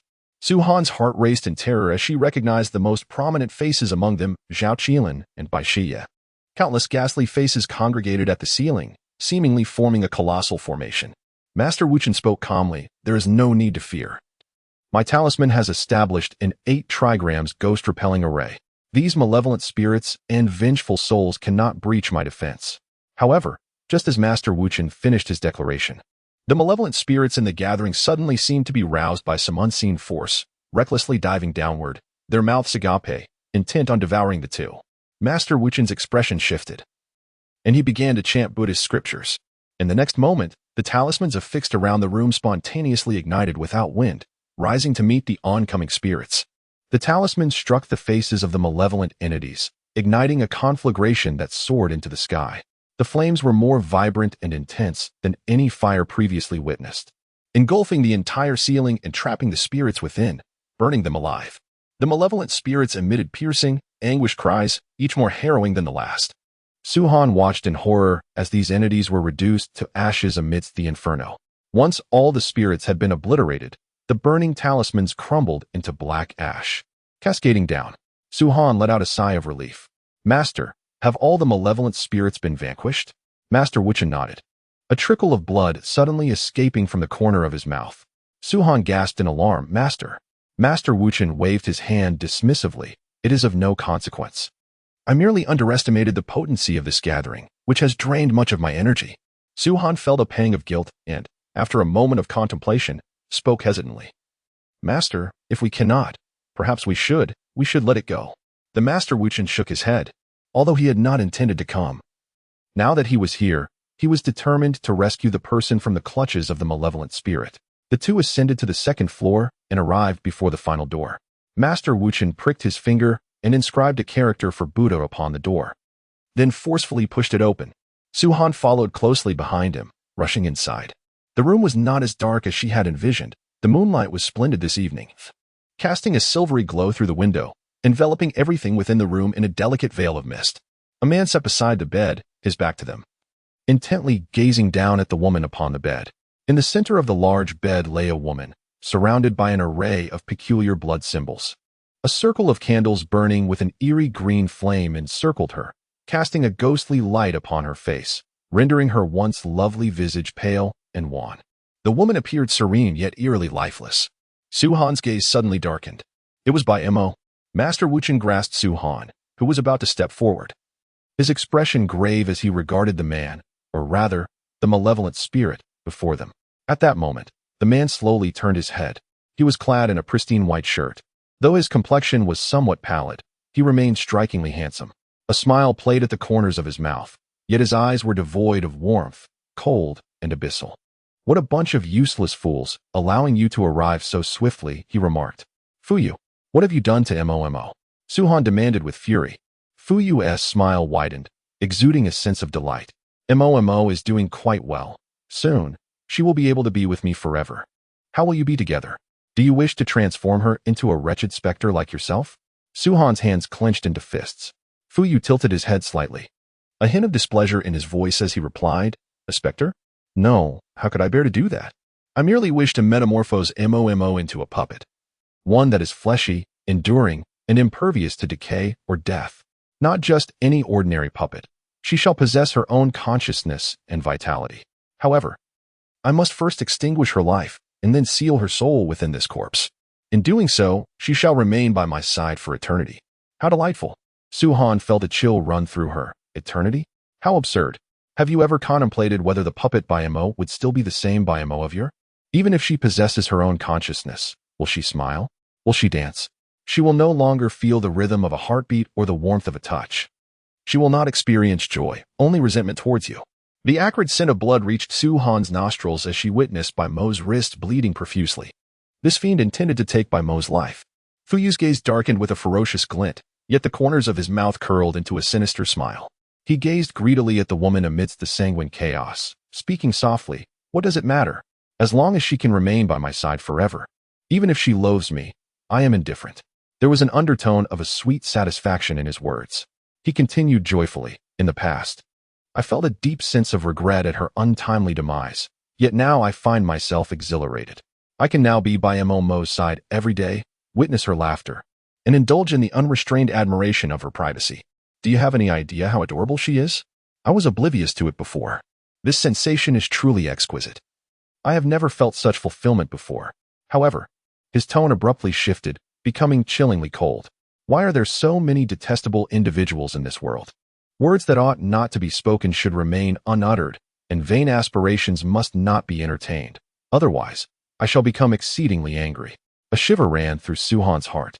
So, for this ludicrous reason, you took the lives of 2 innocent souls and turned a psychiatrist into a lunatic? And now, you even contemplate the murder of your most cherished woman. Su-han, your arrival today with this bald old monk has interrupted Imomo's ceremony. And I am quite displeased as well.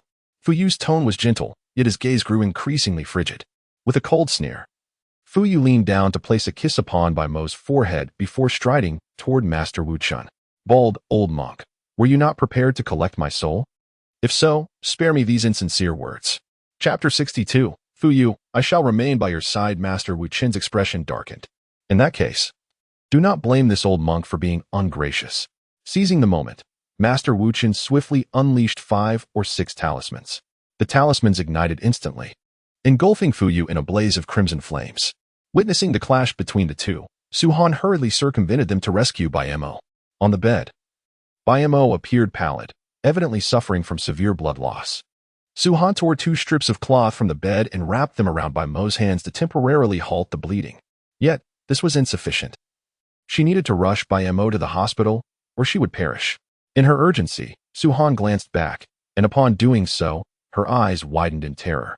The talisman of the Dustless Master had indeed ignited Fuyu's corporeal form, and she witnessed the malevolent spirit's body beginning to char.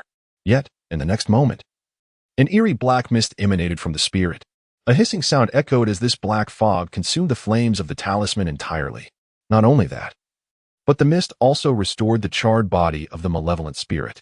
You have provoked my wrath, old bald donkey, the spirit sneered, its eyes glowing a menacing red as it advanced towards the Dustless Master. In a flurry, the master hurled his beads one by one. However, the once powerful beads, imbued with supreme intent, were corroded upon contact with the spirit, proving utterly ineffective. The Dustless Master's eyes widened in disbelief, enveloped by an unprecedented sense of oppression. Fuyu, with a swift motion, struck the Dustless Master to the ground, poised to deliver a fatal blow to his skull, yet his body suddenly froze. Su-han pressed a protective talisman against his back. Fuyu hesitated momentarily before slowly turning his head. Su-han's eyes widened in shock as she beheld him.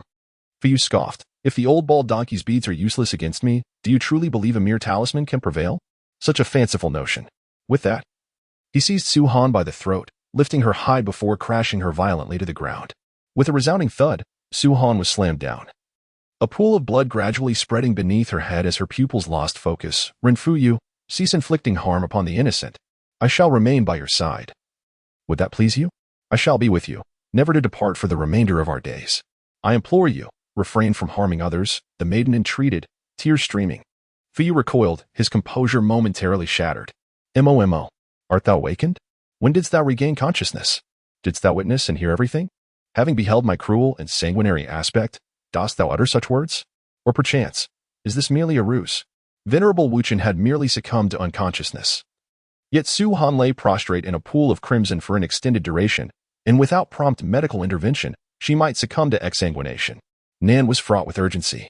At this juncture, she harbored an impulse to utter a coarse phrase. Had Su-han not promptly staunched her bleeding and Xiaoba administered a cardioprotective elixir to rouse her in a timely fashion, her very existence would have been forfeited. Fuyu, thou art a veritable fiend.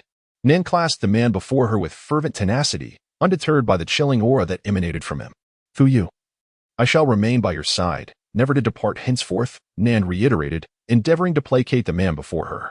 Fuyu gingerly raised his hand, his frigid palm enveloping her hand at her waist. He was incredulous. Mo, dost thou speak the truth? Wilt thou genuinely remain by my side? Forevermore? Nan nodded vigorously. Indeed. Fuyu was elated.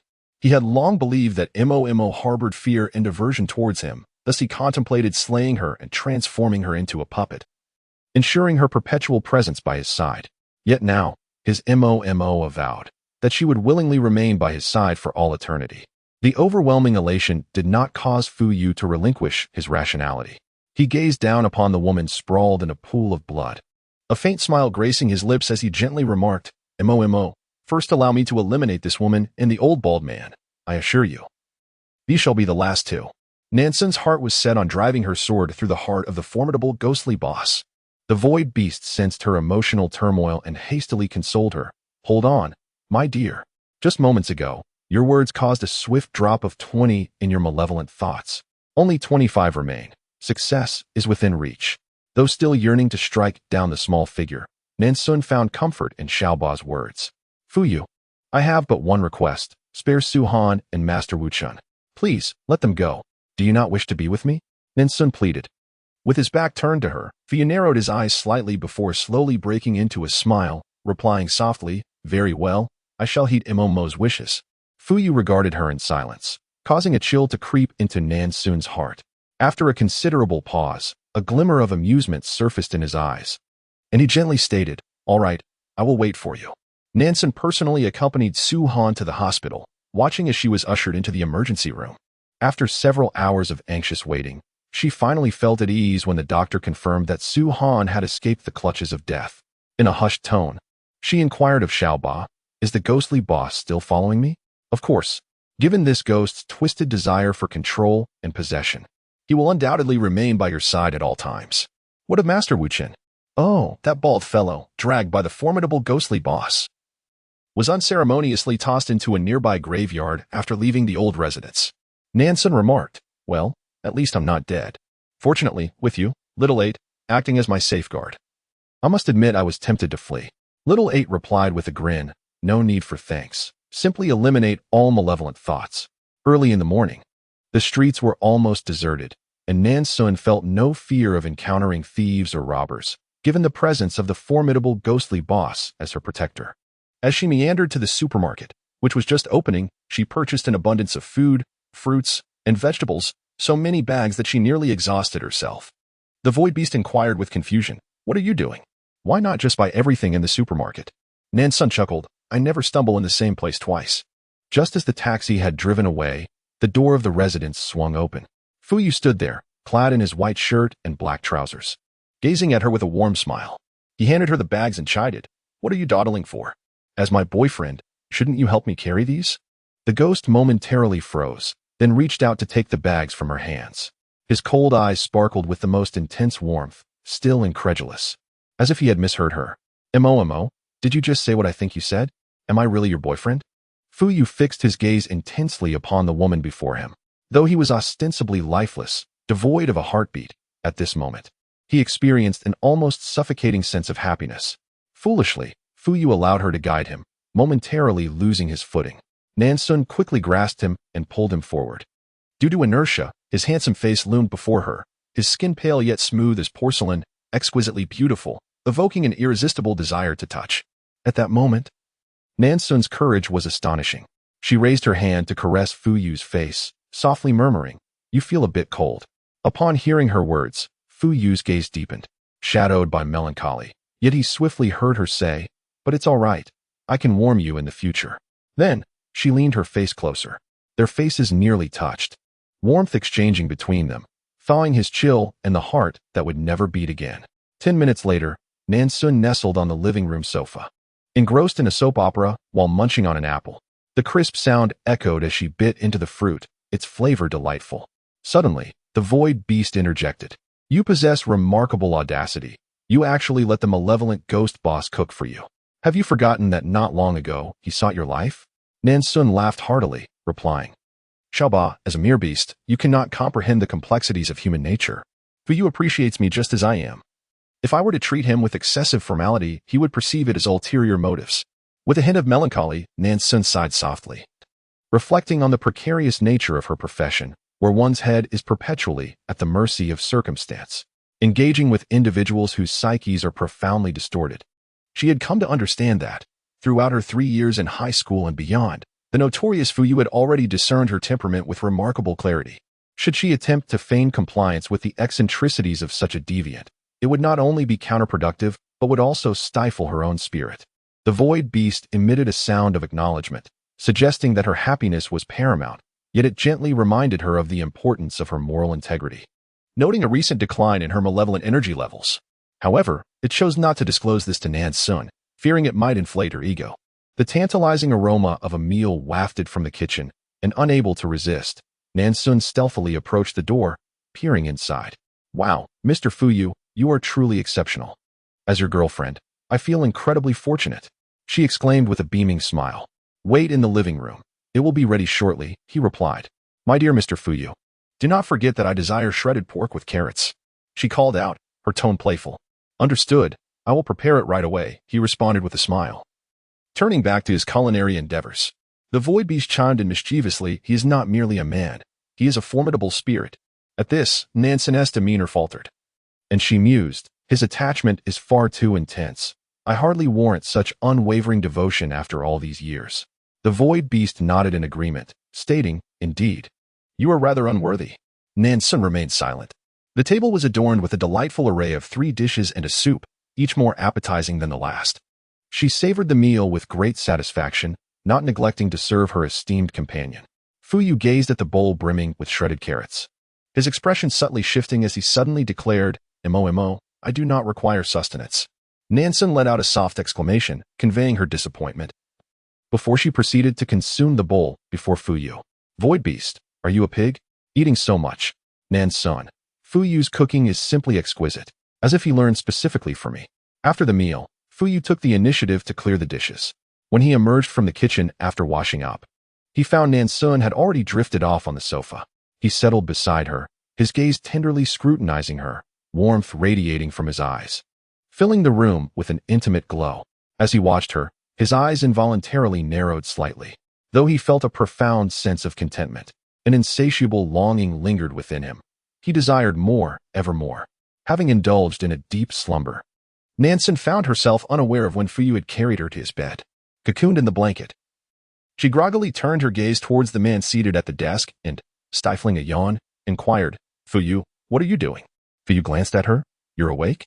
Nan Xun got up and approached him, catching sight of a drawing on the desk. Her mouth fell open in astonishment. Is that me?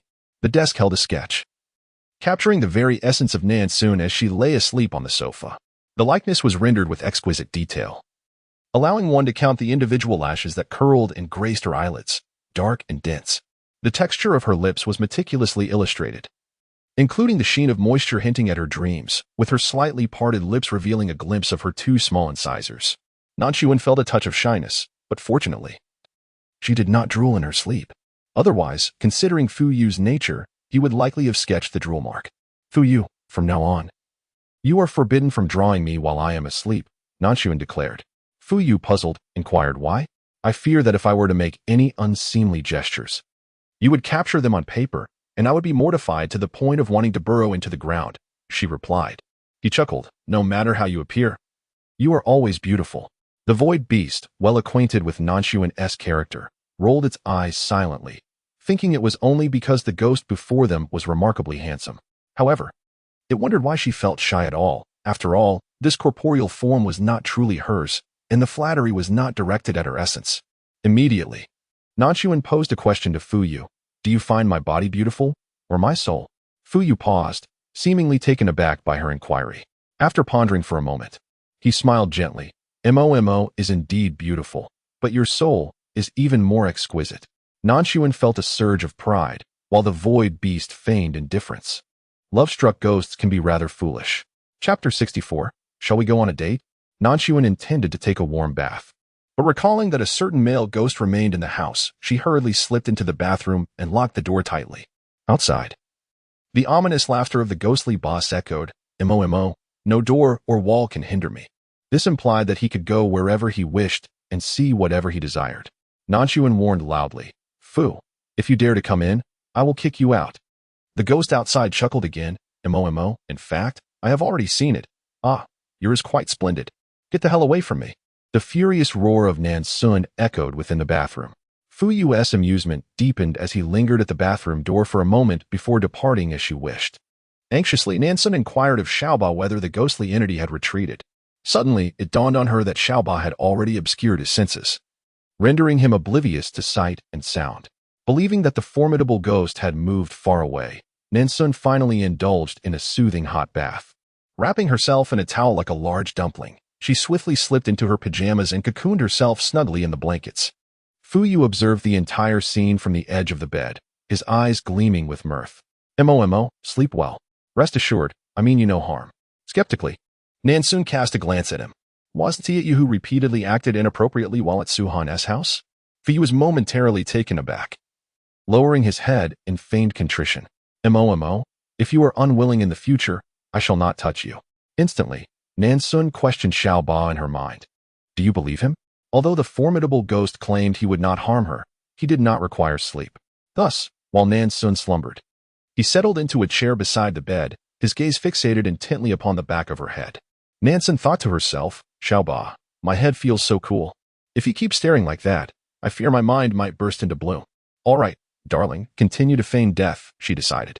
Despite the lurking specter behind her, Nan Xun, undeterred, gradually succumbed to a deep slumber. Before her consciousness faded, she mused that since Mr. Li Gui wished to play the gentleman, she would allow him to indulge in that pretense. However, in the dead of night, Nan Xun vaguely sensed a chill sweeping through the quilt, enveloping her completely. Upon waking in the morning, she found herself alone under the covers, and the ghostly gentleman had vanished. Descending the stairs, she discovered a steaming cup of milk and a freshly baked loaf of bread awaiting her on the table. Fu, she called out twice, but was met with silence. After finishing her breakfast, she ventured into the yard to tend to the weeds. The day before, while shopping, she had casually purchased some flower seeds and decided to turn the soil over to plant new blooms.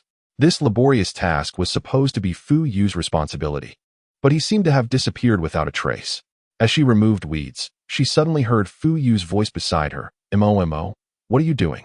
Startled, she nearly scolded him for his silent approach, but then recalled that as a ghost, he was naturally soundless in his movements. I wanted to plant flowers and was hoping to enlist your help with the weeding, but you were nowhere to be found. Upon hearing this, Fu Yu's gaze softened immensely as he offered her a bouquet of wild chrysanthemums, smiling gently as he said, I just picked these from the fields. You vanished this morning just to gather flowers for me?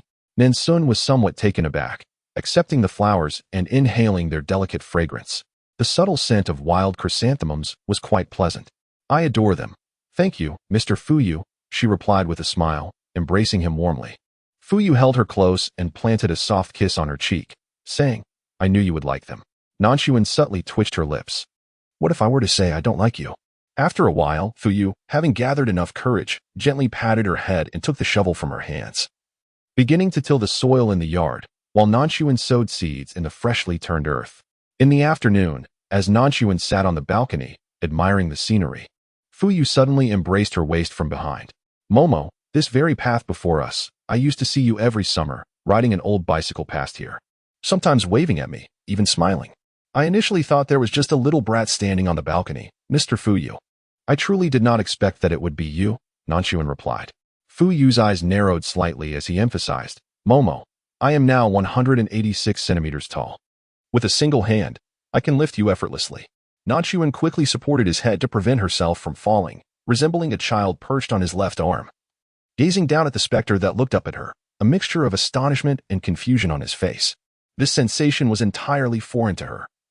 She had never experienced the security of such a formidable embrace, never before. Why must you be a specter? How delightful it would be if you were not. In a moment of impulsive clarity, Nan Xun blurted out, Fu Yu, let us go on a date. Fu Yu stared blankly at the girl perched on his shoulder, murmuring, a date? It is already quite late today, so we can only watch a movie. As for tomorrow, we can go shopping, visit the amusement park, and row boats in the park. There are countless delightful activities that lovers typically partake in. Nan Xun rambled on incessantly. Fu Yu's gaze grew increasingly bewildered, eventually turning somewhat melancholic. Momo, have you forgotten? I am already dead. Nan Xun replied, I am aware, but what does that matter? We can still go on dates. Nan Xun was a woman of action. With some savings at her disposal, she decided to purchase a lovely dress and then enjoy a movie later that evening. Dragging her ghostly companion along, Nan Xun energetically explored a shopping mall. After trying on several outfits, she sought his opinion, only to find that he nodded approvingly no matter what she wore. Finally, when she emerged in a white, fitted dress, his eyes widened in astonishment. Chapter 65, Don't Cry. I will be very light by Mo's once slender frame had been nurtured by Nan Xun, and now she boasted alluring curves and a delicate waist. The simple yet elegant design of the white dress accentuated her figure beautifully, making it an ideal choice for her. Fu Yu stepped forward, wrapping his arms around her waist, and said, Momo, I wish to buy this dress for you myself. Nan Xun cast him a sidelong glance, mercilessly retorting, how would you buy it? With ghost money? The ghostly gentleman was left momentarily speechless, for indeed, His current funds were entirely composed of such currency. Nan Xun felt a slight headache and quickly grasped his hand. Mr. Fuyu, I am yours now. Others can only gaze, but you are different. She initially believed it would take considerable effort to quell Fuyu's anger. Yet he seemed to have pondered something, lowering his head slightly with a faint smile. Mo, I understand now. Nan Xun was somewhat bewildered. What exactly do you comprehend? Spirit Lord? I am utterly lost. During the movie, Nan Xun purchased 2 tickets. Although it appeared to outsiders that the seat beside her was vacant, she alone knew it was occupied by a possessive spirit. Throughout the film, that icy hand tightly clasped hers, fixated not on the screen but solely on her. Fortunately, Nan Xun possessed a resilient heart. Even with the Spirit Lord's intense gaze upon her, she maintained her composure and continued to immerse herself in the film, eventually captivated by it. As the film reached its climax, the female protagonist succumbed to cancer, and the male lead, unable to endure her loss, crashed his car, leading to both their demises. The plot was rather melodramatic, yet the performer's skills and the exquisitely lavish setting elevated it. Surrounding her were sobs, as the audience was deeply moved by this tumultuous love story, tears streaming down their faces. However, Nan Xun shed not a single tear. She found the sentiment utterly contrived. Fuyu, who had scarcely watched the film, caught the last scene and suddenly turned to Nan Xun. Mo, if you were the male protagonist, would you follow him into death? His grip on her hand tightened abruptly as he coldly inquired. If the one who perished were I, would you accompany me? Nan Xun suddenly felt a chill run down her spine. Had she inadvertently uttered something to displease the boss? The void beast replied, I wish you luck. After a moment of emotional contemplation, she turned to him, her gaze unwavering. Fuyu, do you wish for me to follow you into death? If that is your desire, I shall comply, for my beloved mother is no longer with me, and there is nothing in this world that binds me. Fuyu remained silent for a while before shaking his head. If Mo were to perish, the warmth we share would vanish. Even if I were to turn you into a puppet, you would no longer be the Mo I cherish. I prefer the living version of you. Nan Xun grasped his hand and pressed a kiss upon it, saying, Fuyu, you may do as you wish. Even should you err, I shall not hold it against you. The film had yet to conclude, and Fuyu, the vengeful spirit, hurriedly led Nan Xun away. Throughout their journey, he remained taciturn, his grip on her hand unyielding. Upon reaching the ancestral home, the door opened of its own accord. Fuyu swiftly lifted Nan Xun and pressed her against the door, a fervent kiss sealing their connection. Nan Xun's eyes widened in surprise. Had her earlier, not entirely romantic words provoked the wrath of the formidable spirit boss? Oh dear, this is troubling. I fear the boss may desire something more.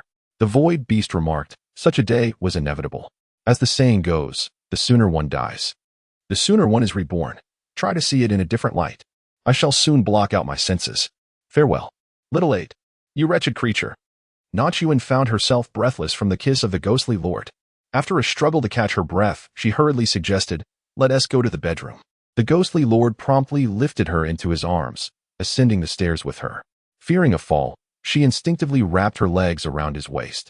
Suddenly, a chill enveloped her. Glancing down, she realized her clothing had been stripped away, her shoes scattered haphazardly across the wooden floor of the living room. Her undergarments followed suit, leaving a trail behind. With a resounding thud, the bedroom door slammed shut. Moments later, anguished cries echoed from within. The ghostly lord tenderly licked away her tears, murmuring softly, don't cry. Mo, I will be very gentle. Yet, her wails persisted throughout the night. Fuyu, you deceitful specter. Mo, this time I promise to be gentle. You better keep your distance, there will be no second chances. The following morning, Nan Xun cocooned herself like a silkworm, revealing only her head. Her vacant gaze fixed on the window. The satiated ghostly lord had vanished, presumably preparing breakfast downstairs. The void beast inquired, my dear, are you all right? Hee. I bring good news. Following last night's intense struggle, the malevolent energy of the ghostly big boss has decreased by 20 points. Just 5 more, and we shall succeed. The void beast feigned death. Nan Xun, clutching her blanket, sat up, suddenly recalling something, and called out, Xiaoba, stop pretending. I need to ask you something important. The void beast sprang back to life. My dear, feel free to ask. Last night, while I was engaging in a whimsical conversation with the esteemed Lord Ghost, I was suddenly struck by an overwhelming sense of familiarity, as though our souls were intertwining. Why do you suppose I felt this way? Nan Xun inquired. The void beast, with a playful tone, responded, oh dear, How scandalous. Instead of speaking of soul intertwining, you could simply say bodily fusion. Nan Xun sighed. Aaaah. I am earnestly seeking your insight on this matter. The void beast paused momentarily before suggesting, perhaps you are simply overthinking it? Nan Xun murmured in acknowledgement, falling silent as she gazed out the window, her thoughts seemingly adrift and unfocused. Chapter 66. Surrender. The final opportunity. Fuyu, feeling a sense of helplessness, served a meal he had prepared and placed it before Nan Xun, coaxing gently, Mo, it's time to eat. I've made all your favorite dishes. He then lifted the silkworm resting on the bed and, holding the bowl in one hand, used a spoon to feed her a generous helping. Though Nan Xun initially had no desire to eat, her stomach audibly protested at that moment. After a night of making pancakes and waking up at noon, it was no surprise she felt hunger. She obediently accepted the spoonful of food, eagerly awaiting more. Fu chuckled softly, feeding her spoonful by spoonful until the bowl was empty, at which point he went to replenish it. Nan Xun consumed a bowl and a half, but eventually shook her head, patting her rounded belly to signify she was full. Fuyu affectionately ruffled her hair, leaned in, and planted a tender kiss on her greasy lips before tidying up the dishes and departing. Nan Xun lay contentedly in bed, engaging in light banter with Aaaah. Fuyu truly was a commendable companion, his culinary skills delighting her palate immensely. However, the void beast abruptly pierced her bubble of happiness, reminding her of the dark past where the ghost master had taken the lives of two individuals and driven another to madness. Nan Xun retorted, Darling, why bring this up? Everything was fine. The void beast huffed, warning her that in any realm, want it not to disturb emotions that should remain untouched. Startled by its words, Nan Xun stammered, Aaaah. What do you mean? Do you think I harbor feelings for the ghost master? You have a rather macabre sense of humor, even if every man in the world perished. I could never find affection for him. He is a malevolent spirit, and might I remind you, he nearly took my life? The void beast huffed again. As long as you are aware. With the provisions in the house dwindling, Nan Xun realized she could not rely on a ghost to procure food for her. Thus, she soothed the ghost master and ventured out with some money in hand. Upon reaching the door, she noticed Fuyu gazing intently at her. Be a dear and tend to the flowers and weeds at home while I make a quick trip to the supermarket, she said, caressing his handsome face. Fuyu smiled faintly. All right, I shall await your return. The void beast interjected, Husband, you ought to be off to buy groceries. Nan Xun strolled through the supermarket, her cart brimming with a variety of delectable items, catching the attention of the cashier several times. Aaaah, are you certain the formidable ghostly boss did not accompany me? She asked, still in disbelief. The void beast assured her, indeed, this time he did not follow. Nan Xun contemplated whether to take advantage of the absence of the ghost lord to explore elsewhere. However, she quickly reconsidered, recognizing that she should not keep the ghost lord waiting for too long, lest he become irate.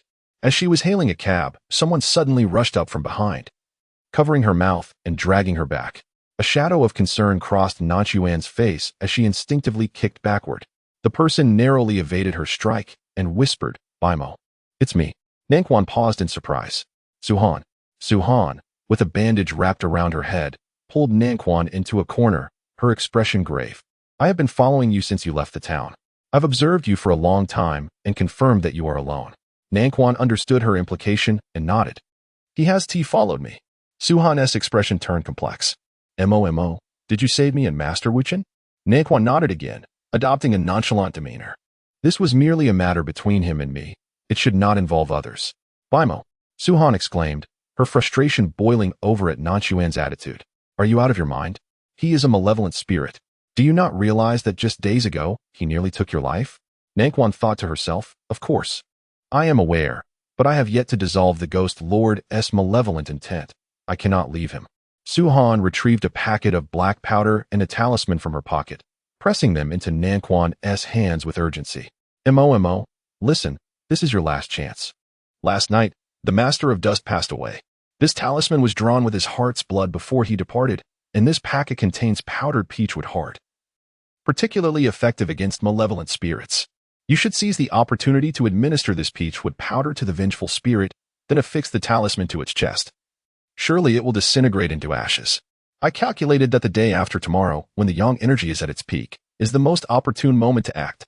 Nan Xun, in a daze, accepted the two items, watching as Suhan's lips moved rhythmically, suddenly asking Aaaah, how come Suhan, who nearly met her demise last time, still has not given up? The void beast replied, "She is a child of fortune, favored by the heavens. Her luck is abundant, making it quite difficult for her to perish." Mo, did you comprehend what I said? Nan Xun quickly nodded. Oh, yes, I understand. Suhan reiterated her instructions several times before taking her leave. After she departed, Nan Xun sniffed the black powder in her hand, wrinkling her nose in distaste. How foul! Did the Master of Dust add black dog blood to this? The void beast expressed surprise. You even know about black dog blood? Impressive. Upon hearing this, the void beast appeared to ponder deeply. Nan Xun examined the black powder and talisman for a while, considering that this was the Master of Dust's final effort. It would be a pity to simply discard it. She then inquired of Xiaoba about nearby locations with densing energy. Xiaoba led her to a particularly shadowy alley, where Nan Xun scattered the peachwood heart powder along the way and affixed the talisman at a crucial point in the alley. Once she completed her task, Nan Xun dusted off her hands and continued on her journey, laden with her bags of provisions. As they approached the residence, Nan Xun spotted a figure standing at the entrance from a distance. Fu Yu emerged from behind the door, readily taking the items from her hands. However, he remained stationary for an extended moment, his gaze fixed intently on Nan Xun, as if something profound was rapidly accumulating in the depths of his eyes. Fu Yu, what is wrong with you? Nan Xun inquired. Without uttering a word, Fu Yu sprang into action, lifting her effortlessly and turning to ascend the stairs. Chapter 67, Departed. Souls diverging. Xiaoba, has the Ghost Lord encountered some distress? Why is he so fixated on cooking pancakes in broad daylight? Nan Xun exclaimed in astonishment. Xiaoba cleared his throat. In my hazy recollection, though the Ghost Lord is not physically with you, the myriad spirits within a radius of several hundred miles are under his command. Whatever you have done, the little spirits must have reported it to him long ago. Nan Xun pondered. He might, in a fit of rage, simply consume me, in the literal sense. On this occasion, Fu Yu appeared particularly exhilarated. Since that day, the ghost, having indulged excessively, became insatiable, seizing every opportunity to press Nan Xun into pancake making. This ghost, well-read and knowledgeable, skillfully executed the 81 techniques, never repeating a single one throughout the week. As nearly a month passed, one day Nan Xun startled at her reflection in the mirror. Who was that staring back at her? Why did her complexion resemble that of a ghost, as pale as parchment? Gazing at her ghostly visage, Nan Xun suddenly asked, "Does Fu Yu know about this?" The void beast remarked that, logically, one should be aware of this. However, being an astute deity, it had cast an illusion early on, ensuring that in his eyes, she appeared with a rosy complexion. He might have momentarily forgotten that ghosts could absorb yang energy.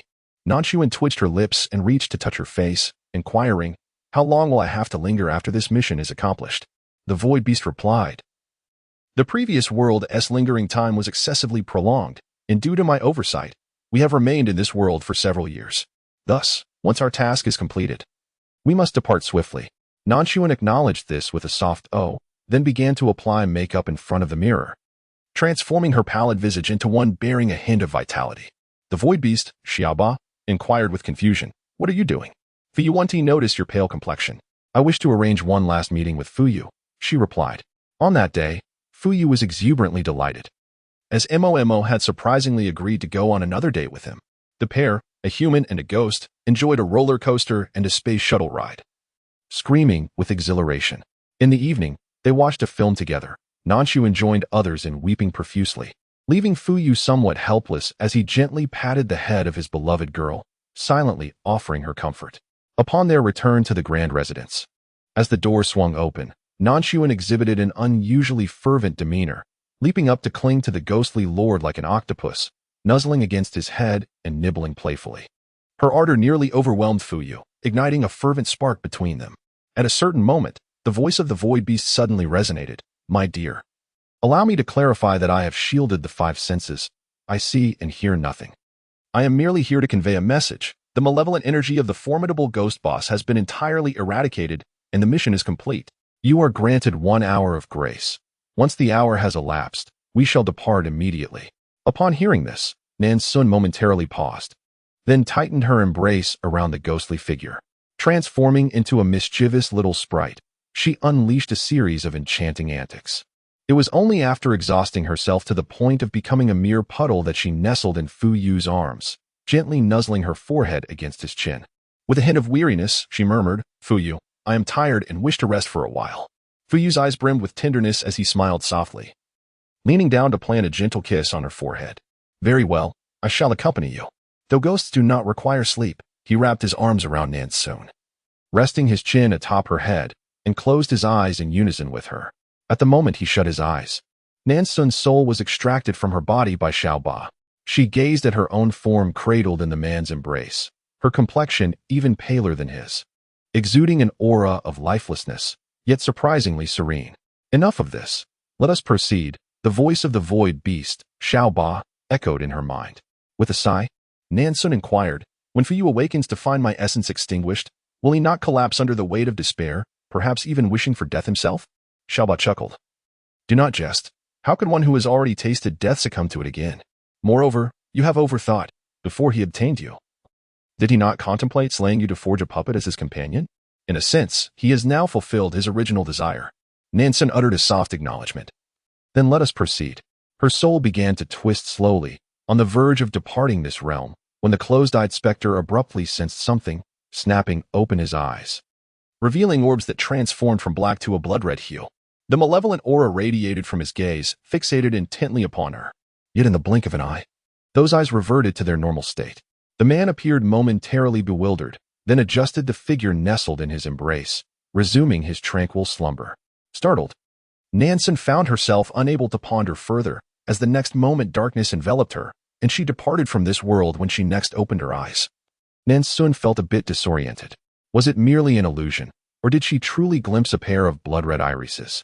However, she soon found little time to contemplate anything else, for she detected that she was being held in someone's arms. The grip around her was rather tight, and the embrace was awkward, making it difficult for her to breathe. Struggling to tilt her head back, she glanced upward, only to be confronted by an enormous face hovering before her. In shock, Nan Xun swung her arm and, without a second thought, delivered a slap to the exaggeratedly large visage. The sound was soft and feeble, a mere whisper of impact. Remarkably, that grand face remained unaffected, not even casting her a glance, illustrating just how feeble her strike was. Confused, Nan Xun raised her hand, staring at it for a prolonged moment. A plump, delicate little hand, soft and tender, adorned with the innocence of youth, stretched out its 5 fingers, revealing 5 adorable dimples. With a cheerful demeanor, Aaaah exclaimed, "Grandfather is merely fulfilling your wishes. You expressed a desire to be born into a wealthy family and to have a familial connection with your target of affection. Behold, this is precisely it. Your adoptive brother, the esteemed Li Xiao, and your adoptive father, Grandpa Li, come from a remarkably affluent household. Indeed, their ancestors were once entangled in the underworld, but during your grandfather's generation, they reformed their ways and established the formidable Li Group, engaging in real estate, entertainment, dining, transportation, and various other industries. Truly impressive. You shall indulge in a life of luxury henceforth. Although you are not their biological child, you are cherished even more than a true daughter. The beloved little princess of the Li family. Isn't this identity simply splendid? You ought to express your gratitude to grandfather." Nan Xun, however, was not inclined to show gratitude, her cherubic face forming a distinctly cautious expression. The target of this world's entanglements was. Chapter 68, World 3. The sweetheart little sister of the underworld president. Upon hearing those words, Nan Xun's face brightened with joy. This is fantastic. As such an adorable and obedient adopted daughter, I am certain I can win over my adoptive father through familial affection. Aaaah interrupted with a chuckle. Grandfather hasn't he finished speaking yet? He is not your adoptive father. Nan Xun immediately became alert. If it was not her adoptive father involved in this affection, then who could it be? Aaaah smiled mysteriously. It's your adoptive father's son, your adoptive brother. Nan Xun fell into silence. Aaaah, pardon my candor. Since you have promised me that in this world I could use the bonds of kinship to sway the grand boss, why not procure for me a true blood relation? Is this endeavor feasible? Although Nan Yuan has only traversed 2 realms with Aaaah thus far, she has discerned Aaaah's unreliable nature. This divine beast is indeed formidable, capable of traversing worlds and even reaching the past and the future. Such abilities are truly extraordinary. Yet, the so-called divine beast is also remarkably untrustworthy. Upon hearing these words, Aaaah immediately retorted, "Your primordial spirit is so feeble. Do you truly believe that finding a body compatible with you is a simple task?" This adopted daughter and younger sister were arduous to procure, It is already commendable that they fulfill your requirement for emotional manipulation through familial bonds. And yet, you dare to be picky. Xiaoba continued, I have stated that you are the cherished darling of the Li family. Instead of expressing gratitude, you question my intentions. Do you not appreciate my earnest efforts? Nan Xun quickly responded, Oh, it was my error to doubt you. Xiaoba, your efforts to meet my needs are truly commendable. However, why did you send me back to such an early age? Could we not directly pursue the target of affection in adulthood? Xiaoba promptly replied, You are foolish. Familial affection is distinct from romantic love. If you wish to sway the heart of the cold-hearted grand boss with familial ties, it must begin from childhood. Being 1 year old is perfectly timed. While Nan Xun found this reasoning somewhat compelling, she still felt, Xiaoba, I believe it would be more advantageous to pursue a stepfather. As for an older brother, our ages are too similar, making the endeavor rather challenging. He himself is a little bundle of flesh. Thus my charm as a cute little dumpling would inevitably be diminished. You have allowed me to appear so adorably. Is it not to enable me to begin my endeavor of cuteness? Xiaoba exclaimed with a playful tone, You can indeed be clever at times. Yes, indeed. Fear not. Your elder brother is not a little dumpling. He is significantly older, already 13, and his cuteness is undeniably effective. After a deliberate pause, Xiaoba exaggeratedly proclaimed, Your elder brother is exceptionally handsome. Nan Yuan pondered whether to inquire further, as her heart was enveloped in anxiety. Yet, Xiaoba interrupted her thoughts. Silence. You are the most troublesome woman I have ever encountered. Refrain from asking any more questions. Nan Yuan pouted slightly, resigned to accepting her diminutive, fluffy form. She leaned back, adjusting her position to a vantage point from which she could observe the entire face of the girl holding her. In her early 20s, with a high ponytail, her skin was so delicate it appeared capable of yielding moisture. She possessed a striking innocence reminiscent of a university student, and she was quite beautiful. Nan Xun, intrigued, inquired, Xiaoba, who is this girl? Nan Xun continued, I was merely asking you a question. Why resort to insults? Xiaoba retorted, I did not insult anyone. She is your mother. Nan Xun was taken aback. Xiaoba, are you certain you are not jesting? This woman can hardly be more than 20. Her appearance is so enchanting, with skin as tender as that of a young girl, clearly a pure and innocent university student. Xiaoba rolled her eyes in disdain, exclaiming, What do you even know? Purity is merely a facade. This individual is seasoned in experience. Truly, she is but a delicate flower. Believing that giving birth to you would somehow lead her to seek you out. Upon hearing this, Nan Xun scrutinized the woman anew. With Xiaoba's insight, she discerned the calculating glint in her eyes. Indeed, she is no innocent. Wait a moment, Xiaoba. Did you not claim I was an illegitimate daughter? How dare this woman approach me? In such affluent families, any claims of kinship would undoubtedly require a paternity test. Does she presume she can deceive the Li family with a falsehood? Is she truly so foolish? You are the foolish one. Your so-called mother is quite cunning. Do you comprehend your adoptive father's standing? Countless women aspire to ascend through his connections, yet few possess the acumen to successfully navigate his world. Nevertheless, your mother managed to draw close to him and even found a way to incapacitate him. For this reason alone, she is undoubtedly shrewd.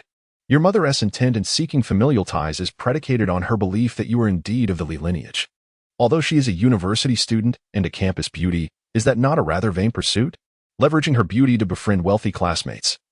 She ascended through their connections until she ultimately encountered your adoptive father, known as Master Li. However, your mother's allure was insufficient, despite her relentless efforts. She could not capture the interest of a man who has seen far more than her inexperienced charms. On a moonless, tempestuous night, your mother, in her shrewdness, intoxicated your godfather, harboring aspirations of bearing a daughter and securing a prosperous future, hoping for a swift success in her endeavors. Yet, she was acutely aware of the ruthless nature of Lord Li and, after her scheming, fled. Subsequently, indeed, your mother found herself with child. As her belly grew day by day, she abandoned her studies and sought refuge to secretly give birth to you. When you reached the tender age of 1, blossoming into a delightful and endearing infant, she sought you out. Alas, in her cleverness, she was misled. The man she had initially entangled with was not the formidable Lord Li. Had it not been for your cherubic appearance, she might have believed that both she and her dear child would have been unceremoniously cast into the river to feed the fish by this father-son duo. Little Nan Xun, upon hearing this revelation, shivered involuntarily, offering a nervous chuckle, pondering the cruelty that could transpire in broad daylight. Xiaoba, with a mischievous grin, remarked on the villainous nature of the so-called big boss and his father. Nan Xun felt a wave of dismay wash over her. Could such merciless individuals truly expect a mere infant to appease them? Suddenly struck by a thought, Nan Xun inquired if the big boss were indeed her elder brother. Then, despite not being a plump little bundle, he could hardly be of imposing stature, could he? Are you certain he was already a villainous entity with a malevolent value of 100 at such a tender age? Yes, indeed, I assure you. He was already a big boss with a malevolent value of 100. However, I have faith in you. Persevere. The little dumpling you are is undeniably adorable. Employing your irresistible charm will certainly captivate the formidable boss, Nan Xun. However, she lacks confidence in herself. Wait, Xiaoba. A child born under circumstances like mine is bound to be unappealing. Are you certain that I could be cherished as a treasured gem by my future godfather and earn the affection of the esteemed big brother boss? Upon sensing her apprehension, Xiaoba promptly reassured her, do not fret. The original owner eventually entered the Li family, with only one child under old Master Li's roof. And the household being rather quiet, they wouldn't mind nurturing another little pet. Oh, I mean, another goddaughter. You are simply too charming, and given your godfather's advanced age, he is drawn to such vibrant life. In the original world, both old Master Li and young Master Li treated the original owner quite well. Regrettably, the original owner was too indulgent, spending her days in frivolity without any ambition. Eventually, her dashing godbrother found a woman and sired a new brood of even cuter offspring, causing old Master Li's attention to shift towards doting on his grandchildren. Subsequently, the original owner began to act recklessly, competing for affection with a horde of godnephews and nieces. Completely oblivious to her own status, everything she possessed was bestowed by the Li family, yet she foolishly attempted to challenge those of true Li blood. Was she courting disaster? As her antics escalated, she ultimately met her demise. Nan Xun's lips twitched. So, the godbrother she was to pursue was, in fact, a notorious womanizer? Chapter 69. This woman is a master of performance. A brood of little ones? Indeed. How can he not fear the chaos that will ensue among the offspring of various women vying for inheritance? In her role as a younger sister, attempting to utilize familial affection to win over the formidable patriarch, Nan Xun found the entire scheme rather dubious. However, having ventured this far, despite her reservations, she could only muster the courage to press on. With a slight slurp, her rather unrefined mother displayed a look of disdain, promptly producing a handkerchief to wipe her mouth, striving to keep the little cherub in a state of utmost adorability and cleanliness. Darling, our future wealth and splendor hinge entirely upon you. When you meet others, remember to smile, all right? You mustn't cry. Once your mother successfully marries into the Li family, you shall become their little princess. A status that many will envy but can never attain. The woman's fervor grew with each word, her eyes glinting with avarice and ambition. Nan Xun responded with a couple of cheerful sounds. Rest assured, dear mother, I shall undoubtedly become the Li family's little princess, though I fear you may never achieve the status of their matriarch. They lingered at the entrance for quite some time until a luxurious, extended vehicle approached from a distance. The woman cradling her hurried forward to position herself before the sleek black car as it came to a halt. The door swung open, revealing a tall man clad in a tailored suit. Nan Xun craned her neck to get a better look, pondering how robust her godfather appeared, with such a strong jawline. Would her brother resemble this in his adulthood?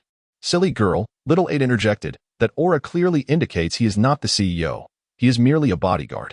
3 burly, dark-clad bodyguards approached, seizing her scheming mother and unceremoniously casting her aside. She, with a cunning mind, fell to the ground, weeping bitterly towards the car. Li Yi, it's me.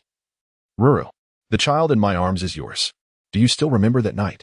At that moment, the car door swung open, and 2 individuals stepped out. One in front and the other behind. The leading man, likely in his 50s, was a handsome gentleman, and beside him, Nan Xun strained her neck to catch a glimpse of the person's face and was momentarily captivated. A particularly striking young man emerged. His face still bore the freshness of youth, yet the contours hinted at a cool and handsome visage. His nose was especially prominent, and his gaze, somewhat frosty and profound, was complemented by thin lips that added an air of coldness to his demeanor. Although his face had not fully matured, the tailored, expensive suit he wore bestowed upon him a level of maturity and gravitas that belied his years, instilling an inexplicable sense of intimidation. Moreover, despite his youthful appearance, he stood at an impressive height of approximately 176 meters, and as he grew, it would surely be remarkable.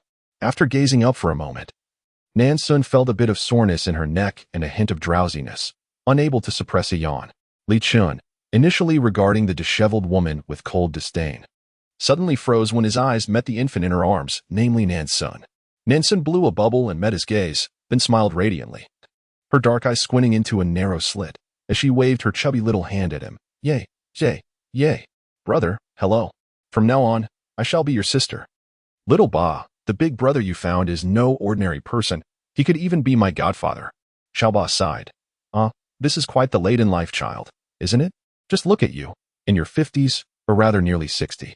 Your older brother here is merely 13. And boys at this age are particularly fond of your adorable little self. He will undoubtedly dote on you. Nan Xun immediately gasped, her emphasis resting on the earlier part of the statement.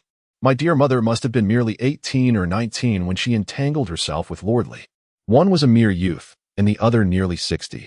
How could she find the audacity? Xiaoba chuckled. What of it?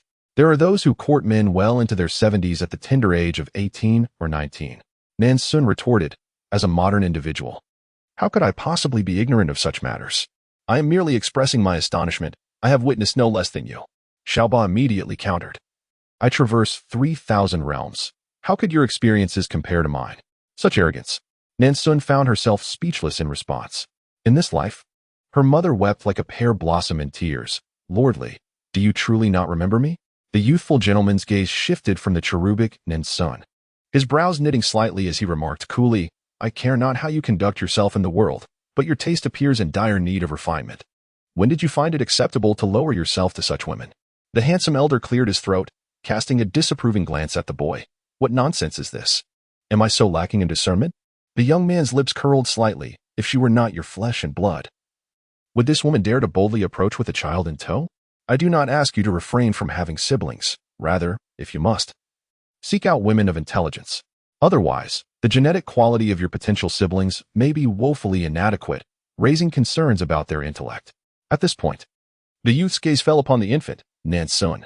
Look at this child. She appears utterly foolish. She will surely grow up to be dim-witted. Nan Xun's forced smile instantly froze, nearly causing her to splutter in indignation. You are the foolish one. Am I not aware of whether I've brought a life into this world? I would indeed like to have numerous younger siblings, but you are well aware of your father's condition. The handsome man fixed his gaze upon the sobbing, innocent girl, and after a moment's contemplation, he finally recalled who she was. It is you. The handsome man's expression darkened immediately. Nan Xun mused, there's a hint of malice about him. A woman who had plotted against Li Mingde, and I have refrained from causing you trouble, yet you seek me out? The woman knelt on the ground, cradling the child, and implored, Master Li, I truly admired you at that time and acted foolishly in a moment of passion, but this child is innocent. You cannot deny her existence. Master Li, the youth beside her scoffed, having encountered numerous women of this ilk. Li Mingde also let out a cold laugh. And what do you propose I do? Should I, in consideration of our shared bloodline, take you as my wife?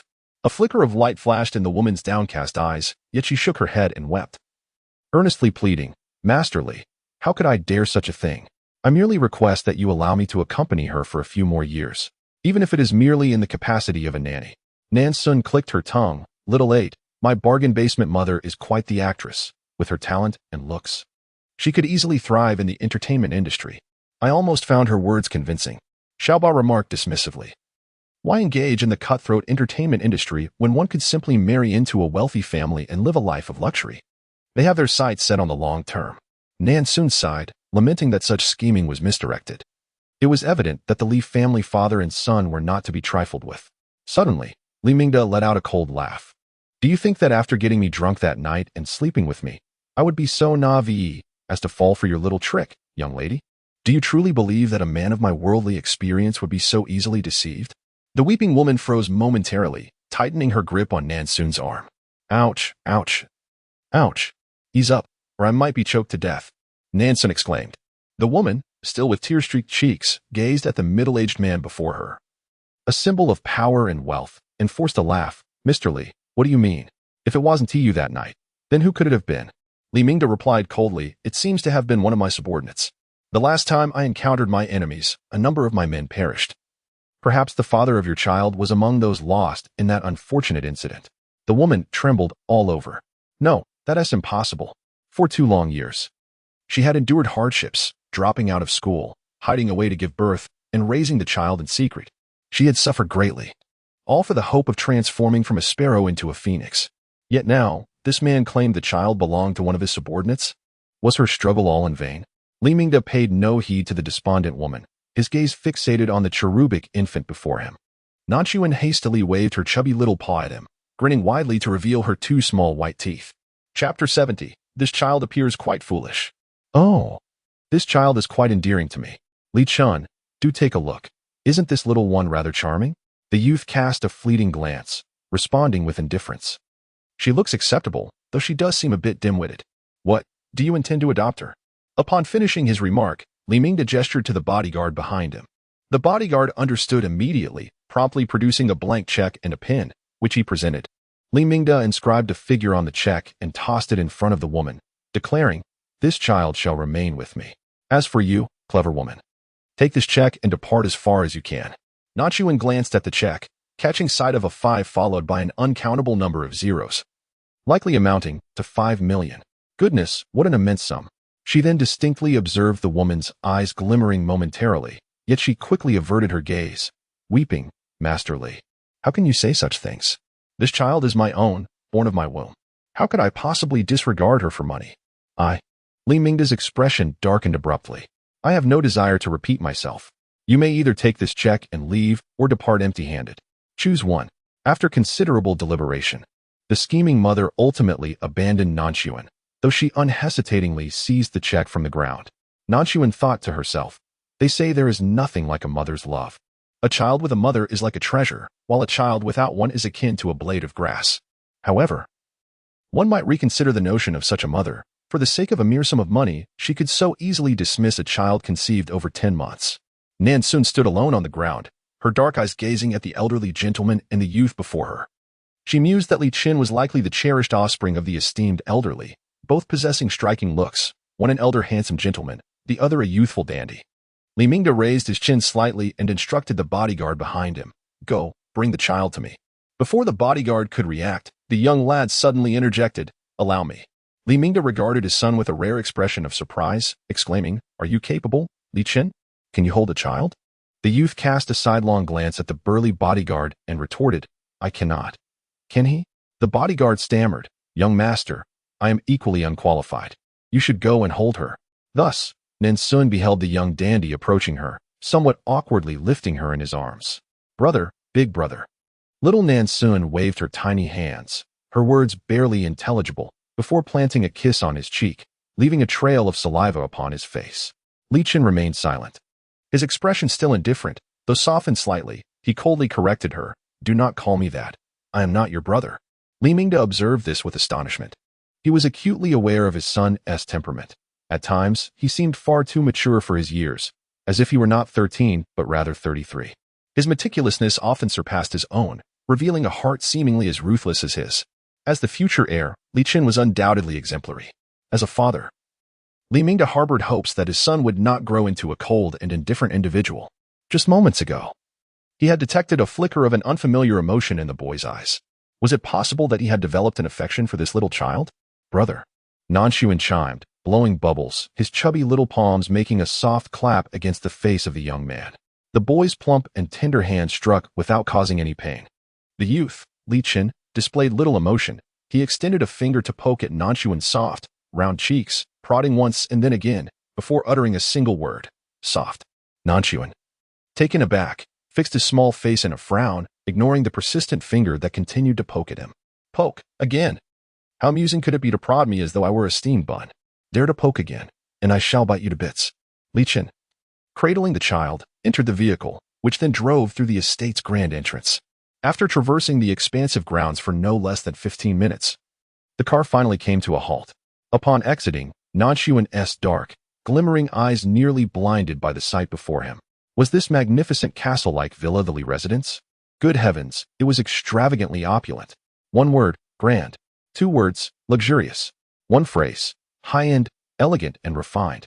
2 rows of imposing, black-clad bodyguards stood at the villa's entrance. Upon spotting the esteemed elder and young master, they bowed deeply in unison, greeting, "Good day, sir." "Good day, young master." Li Mingde offered a slight acknowledgement, while Li Qin with a frosty demeanor, strode directly through the entrance, cradling the infant. The old butler, Uncle Wang, glanced toward the elder and inquired, "Sir, what is it that the young master holds?" In his youth, Li Mingde followed his father, witnessing numerous tumultuous events alongside his grandfather, Li Chun. Perhaps due to the bloodshed he encountered, he remained childless for many years, only welcoming his son, Li Chen, into the world in his 40s. From the outset, he regarded Li Chen as his successor, and the young man did not disappoint, having taken over part of the family business at a remarkably tender age. Though he exhibited an unsettling maturity, Li Mingde naturally yearned for a large family, yet his body betrayed him. He seldom rejected women offered to him, yet none bore him a child. Until the age of 13, Li Chen lived in solitude. Suddenly, a small child appeared, a product of a woman who had schemed against him and his deceased bodyguard, but Li Mingde perceived no harm in raising her within the Li household. "Old Wang, she shall bear your name henceforth," Li Mingde stated calmly. The Li family held lineage in the highest regard. Anyone not of Li blood could never be inscribed into their family tree. Li Mingde paused, having forgotten to inquire about the child's name, likely due to the haste of her arrival. "I shall ask Li Chen later. I see he has taken quite a liking to the little one. Perhaps he will choose a name for her." Uncle Wang, the steward, chuckled. "Indeed, I was startled when I saw the young master carrying a baby into the house." Li Mingde laughed heartily. "He surpasses me, truly. When Li Chen was a child, I, as his father, scarcely dared to hold him, fearing that I might inadvertently harm such a fragile being. As time passed, the boy grew, becoming quiet and composed, and he showed little desire to be held. So I seldom embraced him." Nan Xun gazed with her round, sparkling eyes, intently scrutinizing the youth who held her, and then playfully slapped his face with her small palm. Suddenly, Xiao Ba's voice echoed. "Dear, your body may have shrunk, but surely your intelligence remains intact?" Nan Xun replied, "I merely wish to take advantage of this moment to strike him a few more times. Once he succumbs to darkness, such opportunities will be lost." The void beast expressed mild astonishment. "How do you know that Xiao Liqing's corruption level has yet to reach 100? Presently, his corruption level is merely 40. And he is not yet deranged." Nan Xun mused. "If he were fully corrupted, he wouldn't regard me with such a gaze. Truly, as a newly appointed older brother. The blend of indifference and tenderness in his demeanor is utterly captivating." Li Qing, the esteemed young master of the Li family, second only to the venerable patriarch, commanded with a mere word, and soon, servants arranged a splendid princess room. The chamber brimmed with plush toys, resembling a veritable animal kingdom, accompanied by an abundance of diapers, milk powder, and tiny clothes, each meticulously prepared in hundreds. Upon witnessing this spectacle, Nan Xuan's mouth twitched in disbelief. "Truly, this is the life of the affluent." In Chapter 71, "Let us name her Li Xiaonan," the youth Li Qing proposed, turning to his father. "Look how fond you are. This name shall be yours to bestow," Li Mingde replied. Li Cheng fixed his gaze on the little one in his arms for a while and rather casually declared, "Then let it be Li Xiaonan." "Sharing my surname?" Li Mingde reacted with surprise. "It is merely a surname. Do you take issue with it?" Li Qing inquired. With finality, Li Mingde proclaimed, "Very well. She shall be Li Xiaonan. From now on, she will be your little sister." Li Qin remarked lightly, "I never said I would acknowledge her as my god-sister." Li Mingde shot him a sidelong glance and, lifting his chin, declared, "Whether you acknowledge this god-sister or not is of no consequence. I have decided to recognize her as my goddaughter." Li Qin remained silent. Thus, on that day, Xiao Nanxuan acquired a new name, Li Xiaonan. Surprisingly, Nanxuan rather appreciated it, as it contained the character for Nan. Before long, news spread that the esteemed elder had taken a goddaughter and that the young master had gained a younger sister, becoming known to both those within the circle and those outside of it. The 13-year-old, wise beyond his years, Li Xiao was, in truth, struck by the adorable appearance of Li Xiao in the very first moment he laid eyes upon her, particularly when the little one gazed up at him with an expression of profound admiration, though that was hardly the case. This softened a corner of his hardened heart. Although Li Xiaonan was nominally under the care of Uncle Wang, the housekeeper, she bore the Li surname and was treated by the elder with all the care and indulgence one would bestow upon a beloved daughter. However, given the elder's advancing years and diminished vigor, it was more accurate to say that she was cared for by her elder brother Li Qin than by her godfather. In order to foster their bond, Xiao Nanxuan, with great determination, clung to Li Qin at every opportunity, striving to establish her presence through her various antics and playful displays, all while enduring the youthful boss's verbal jabs, such as the occasional teasing nicknames of Little Meatball, Little Fool, and Little Dunce. In this manner, Nan Xun successfully captured the attention of her elder brother Li Qin. From that point onward, the young man, often referred to as the cold-faced little Aaaah, transformed into an ardent doting brother, becoming a super affectionate elder brother who abstained from the frivolities of nightlife for several years. Every day, Nan Xun lived a life of ease, where food and comfort came effortlessly, while occasionally indulging in playful antics. Thus, for years passed in the blink of an eye. Now 5 years old, little Nan Xun had blossomed into a figure of exquisite charm, capturing the affection of all who beheld her. Aaaah, what is the current value of malevolent thoughts? Nan Xun inquired, resting her head on her small hands, gazing sadly at the children's picture book before her. The voice of the void beast sounded somewhat dejected. Li Qin dotes on you excessively, yet your malevolent thought value remains unchanged at 100. It infuriates me. Curiously, Nan Xun asked, how is it that my elder brother, so young, possesses a malevolent thought value of 100? Could it be that he experienced something in his childhood? Aaaah replied, do you know how old your guardian was when he first wielded a gun? He was merely 5. Once, an enemy of the Li family kidnapped your brother.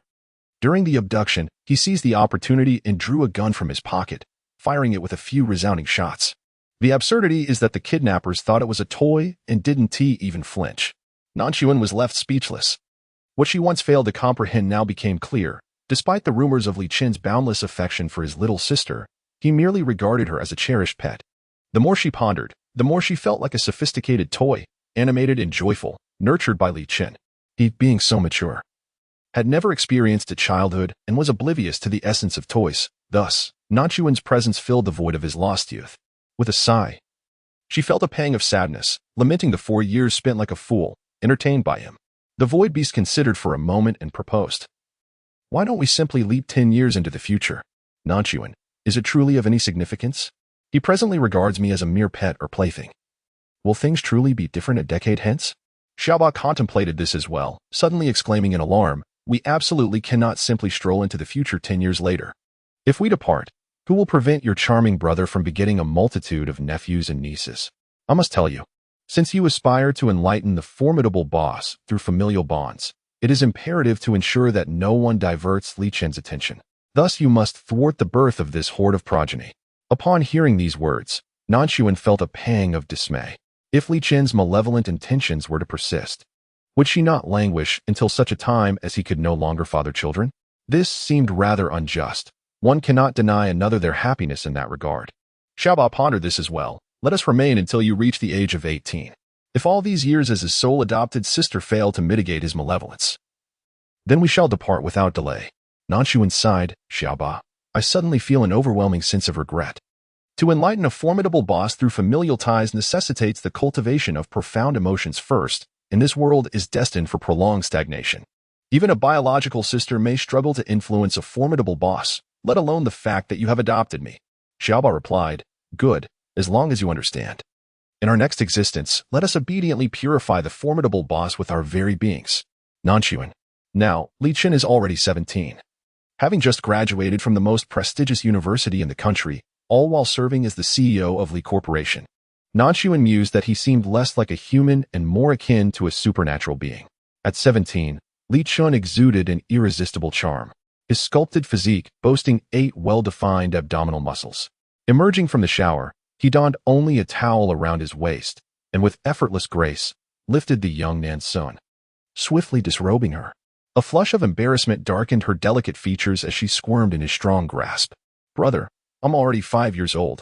I can bathe myself. Li Qin raised an eyebrow, playfully assessing her slender arms and legs. Nan, you wish to bathe on your own? He teased, eliciting a pout from her rosy lips as she playfully protested, but I'm a big girl now, and I feel shy. Yet, her objections fell on deaf ears. For Li Qin, as was his custom, gently placed her in her small tub and personally attended to her bathing. With a mix of indignation and embarrassment, Nan Xun exclaimed to her companion, Little 8, this is so humiliating. I'm practically grown up, yet this perverse brother insists on washing me. Little 8 replied with a soft acknowledgement, 5 years old is indeed quite grown up. Suddenly, Nan Xun resigned herself to her fate. Relishing in the thoughtful ministrations of her older brother, she thought, let him see me as he will. I am still but a child, blissfully unaware. Yes, blissfully unaware. Splashing water everywhere, she intentionally created a ruckus, calling out, Brother, water has splashed into my eyes. Please wipe my face. Of course, I shall wipe it right away. He responded promptly.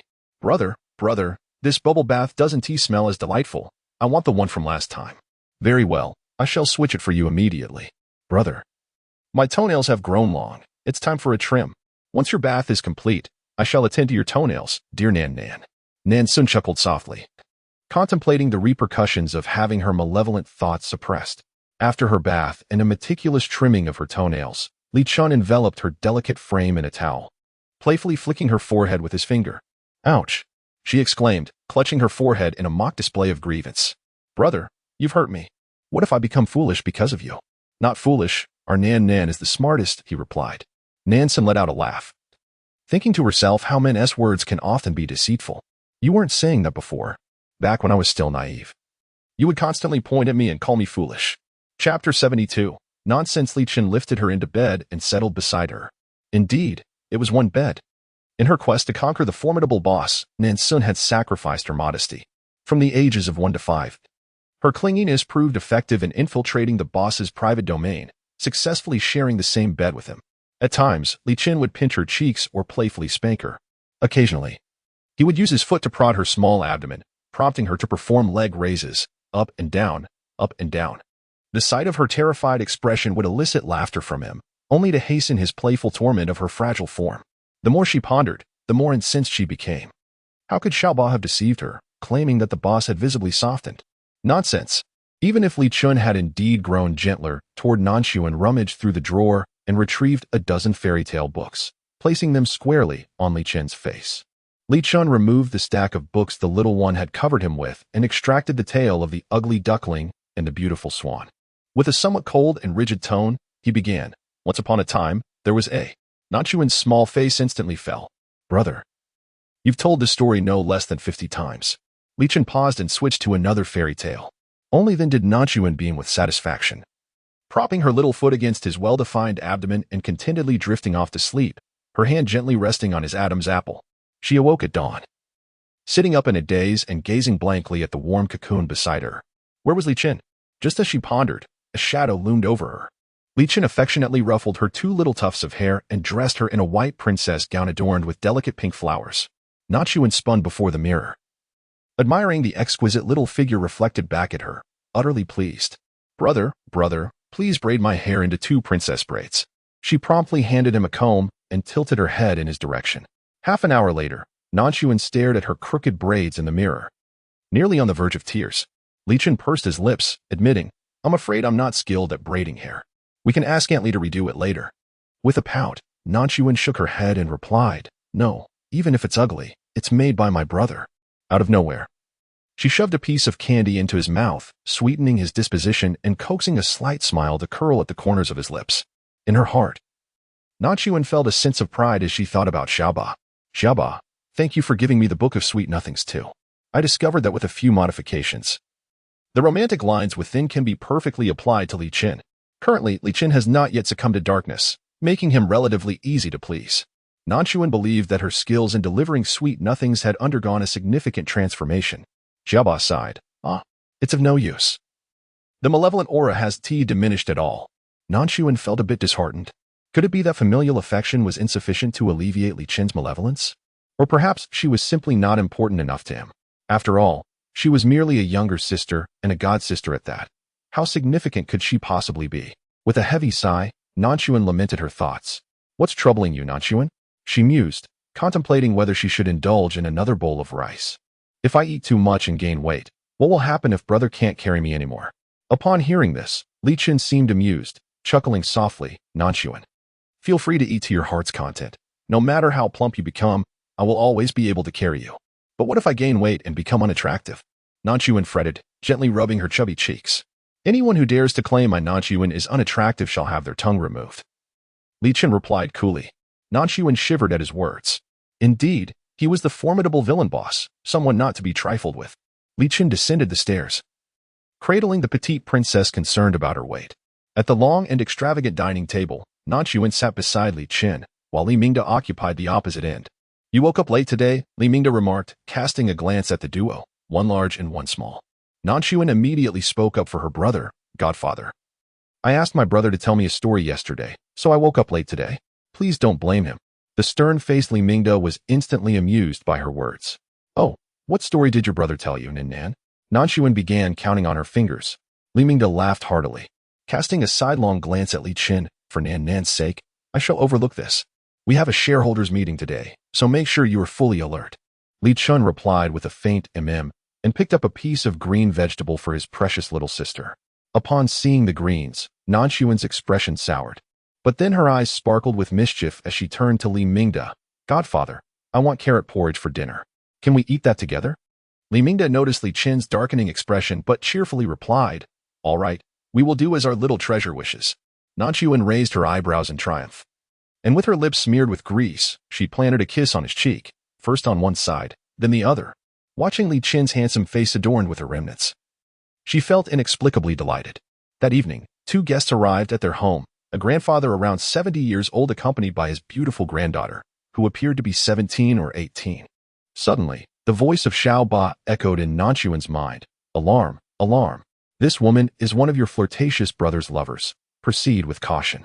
While she was engrossed in her picture book, she heard this and immediately glanced at the woman. With a curvaceous figure, a slim waist, light makeup, and a subtle fragrance that was not overpowering, she indeed seemed to be the type her brother would fancy. The elderly gentleman and his godfather were engaged in a conversation within the study, while the alluring woman entangled herself with her inexpensive brother, although he paid her little heed. There was no sign of impatience in his gaze. Alas, if this continued, the woman would undoubtedly ensnare her godbrother. A man with a woman by his side would hardly remember the little sister tucked away in the corner. A thought struck Nan Xun, and she scampered over barefoot, determinedly climbing up Li Qin's thigh until she successfully perched herself there, wrapping her arms around his neck, her petite form facing the still smiling woman. Brother, play with me. Don't talk to this big sister anymore. One was a brother, the other a big sister. Yu Mansion's delicately made-up face momentarily froze, but she quickly resumed her smile. Remarking on how adorable Nan Xun was, Li Chun lifted Nan Xun into his arms, uttering an apology for the interruption before whisking his precious sister away to the bedroom to play house. Yu Mansion sat alone in the expansive living room, her expression darkening. In the evening, they lingered for dinner, and thus the carrot porridge Nan Xun had anticipated was no more. The meal was lavish yet wholesome, devoid of extravagant meats. Li had prepared century egg and lean pork porridge along with rib and yam soup, accompanied by several plates of light vegetarian dishes. Li Qin placed a pair of chopsticks filled with greens in front of Nan Xun. Her large eyes widened in disbelief. Surely this brother was doing it on purpose. Well aware of her aversion to vegetables, she desired meat, particularly ribs. Li Qin scooped a spoonful of the century egg and lean pork porridge from his bowl, blew gently on it, and fed it to Nan Xun. Nan Xun, initially upset and reluctant to eat, caught sight of the astonished expression on the face of a woman named Yu Mansion. Instantly, she opened her small mouth and gulped down the porridge. Li Qin observed the little one's cheeks puffing up and couldn't resist poking her gently with his finger, nearly causing her to spit it out. Chapter 73, Brother. I am so scared. Nan Xun shot him a glare, just in time to catch him stifling a laugh, his lips curling upwards in a barely concealed smile. Li Chun, you mustn't indulge Nan like this, Yu Mansion chimed in as she leaned closer to him. If you spoil her this way, what will happen when she starts school? If she cannot take care of herself, she will be ridiculed by her teachers and classmates. Li Mingde and Yu Mansion's grandfather shared a long-standing friendship, and both families were inclined towards a union. Although this would lower their status in terms of generations, Li Mingde deemed his son's happiness far more significant. The granddaughter of the Yu family, whom he had watched grow up, was quite charming and well-mannered, making her a suitable candidate to become a daughter-in-law of the Li family. Moreover, Mansion seemed to have a fondness for Li Chun. At that moment, the two elders exchanged knowing glances, smiles adorning their faces. While Li Qin did not outright reject Yu Mansion as proximity, he also chose not to engage with her. Feeling slightly awkward, Yu Mansion persisted, Li Qin, trust me. I often take care of my sister's children. I have more experience than you. Nan Xun clicked her tongue and remarked to Xiao Ba. In her quest to marry my dear brother, this lovely lady has taken on the responsibility of looking after me.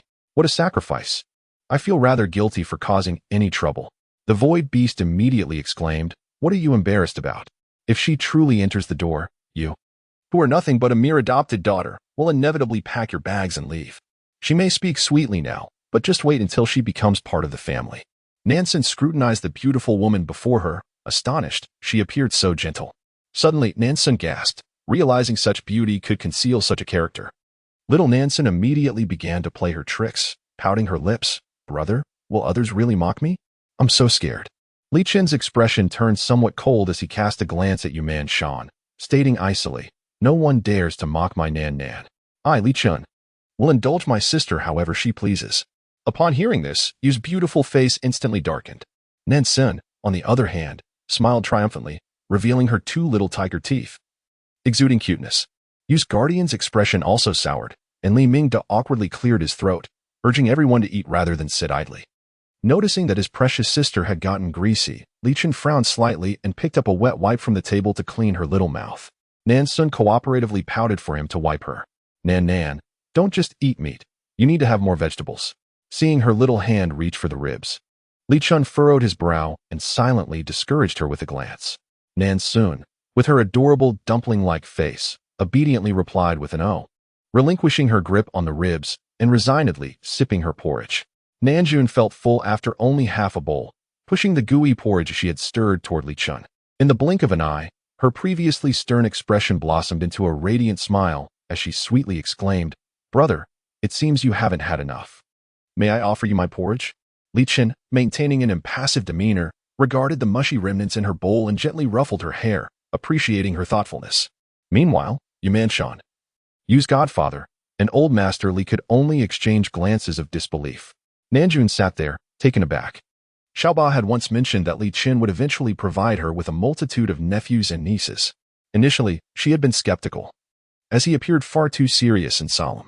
Yet now it was astonishing how effortlessly he could weave such tall tales, perhaps explaining the myriad of romantic entanglements he had attracted, resulting in a veritable brood. The thought of having to fend off so many admirers for Li Chen in the future weighed heavily on her heart. What a splendid young man he was. How did he end up becoming a mere stallion? With this troubling thought, Nan Yuan reached for her favorite spare ribs. However, her petite arms had yet to gain strength, and she struggled to maneuver her chopsticks, unable to lift a single rib after much effort. Li Chen, raising an eyebrow, merely observed without offering assistance. Li Mingde intended to help, but a sharp glance from his son deterred him. Frustrated, Nan Xun extended her arm in a futile attempt to grasp the rib. When that failed, she resorted to poking at it. Unfortunately, her aim and force were miscalibrated, resulting in a loud crash as she accidentally knocked over a large bowl of rib soup on the table. The bowl tipped, and the soup cascaded across the table, splattering onto the beautiful attire of Nan Xun, who gasped in surprise and quickly rose to her feet. Her dress was a delicate shade of pink, exquisitely crafted, likely at a considerable expense. My dear sister, I apologize. It was not my intention, Nan Xun said, feeling somewhat guilty as she tentatively nudged her calf towards the ground, attempting to shift her chair away from Li Chen. Unfortunately, before she could make any progress, Li Chen adeptly hooked the chair with his foot, drawing both her and the chair back toward him. He gazed at her with a frosty expression. Pouting, Nan Xun replied, Brother, I truly did not mean it. If it would make you feel better, I could punish myself.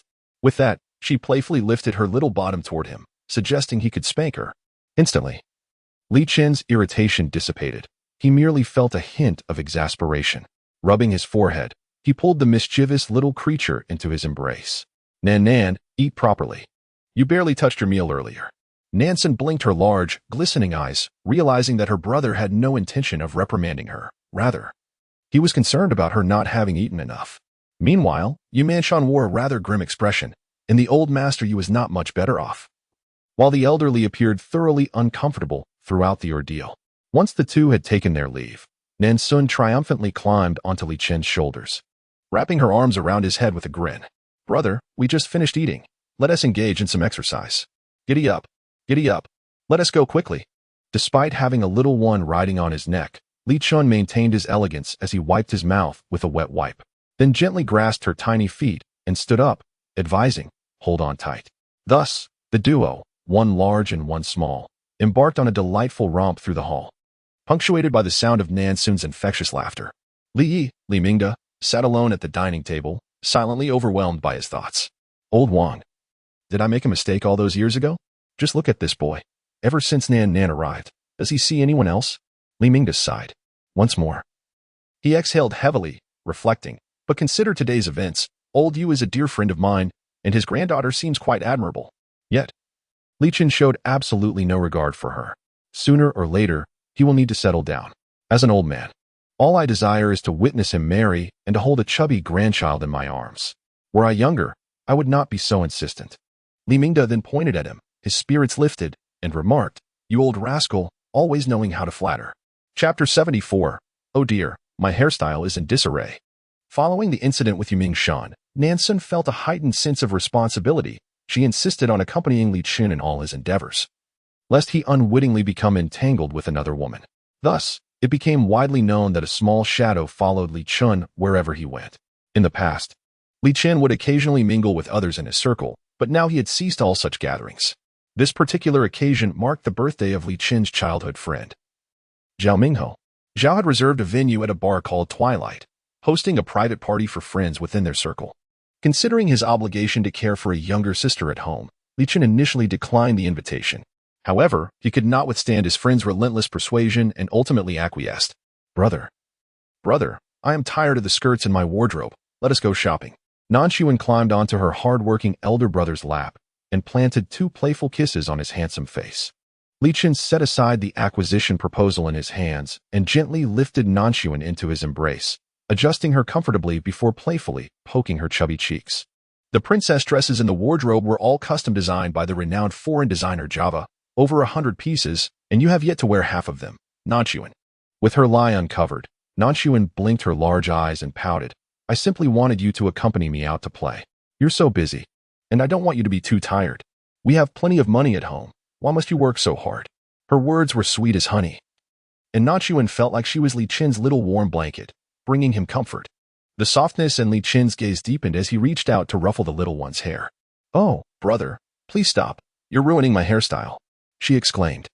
Li Qin chuckled softly, his laughter deep and melodious. "Brother, will you really take me out to play?" Nan Xun's chubby hand playfully squished Li Qin's handsome face, distorting it in a comical manner. Despite his appearance being comically altered, Li Qin was not angered. He embraced her and planted a kiss on her tender cheek, chuckling, "All right. Let's go right now." Nan Xun internally marveled at how a man of this age could hardly resist the adorable charms of a child. Li Qin had never personally bought clothes for his precious sister, always leaving it to his private designer. Had the little one not brought it up, he would have remained blissfully unaware. "Tonight, I shall attend Zhao Mingho's birthday celebration. Thus, I shall conveniently procure a watch." Should Zhao Mingho become aware that his birthday gift was merely an afterthought, he would likely be inconsolable. The two ventured into the most bustling commercial district of the city. As vehicles were prohibited from entering, the chauffeur, Lao Zhao, parked the luxurious elongated sedan outside, while Li Qin guided Nan Xun through the streets. Li Qin, a man of singular purpose, cast a cursory glance around before leading Nan Xun to an upscale edifice, making a beeline for the 3rd floor, dedicated to children's apparel. The opulence of the building's decor was undeniable, featuring an array of high-end luxury brands, attracting clientele of considerable means. At this hour, patrons perusing the children's clothing section were scarce. Even the few present were predominantly female, rendering the striking duo of the affluent Li Qin and the exquisitely delicate Nan Xun quite conspicuous. Although this entire street belonged to Li Qin's portfolio, he had never frequented it and was thus unfamiliar with the surroundings. Nan Xun's gaze fell upon a diamond-studded white tutu dress displayed in the window, and she was about to tug at her brother Li Qin to take a closer look when, unexpectedly, Xiaoba's voice pierced the air, sounding an alarm. "In that very store you see, one among your countless little darlings resides, and she is indeed the most formidable of them all." Nan Xun exclaimed, Brother, let's not visit this shop. Let us change to another," she promptly insisted. Li Qin raised an eyebrow, bemused. Nan Xun had clearly expressed interest in the dress, yet now seemed reluctant to proceed. "People simply change their minds," Nan Xun pouted. Nan Xun eagerly grasped Li Qin's large hand and led him inside a store upon spotting an elderly salesperson. In this establishment, the staff exhibited a commendable level of professionalism.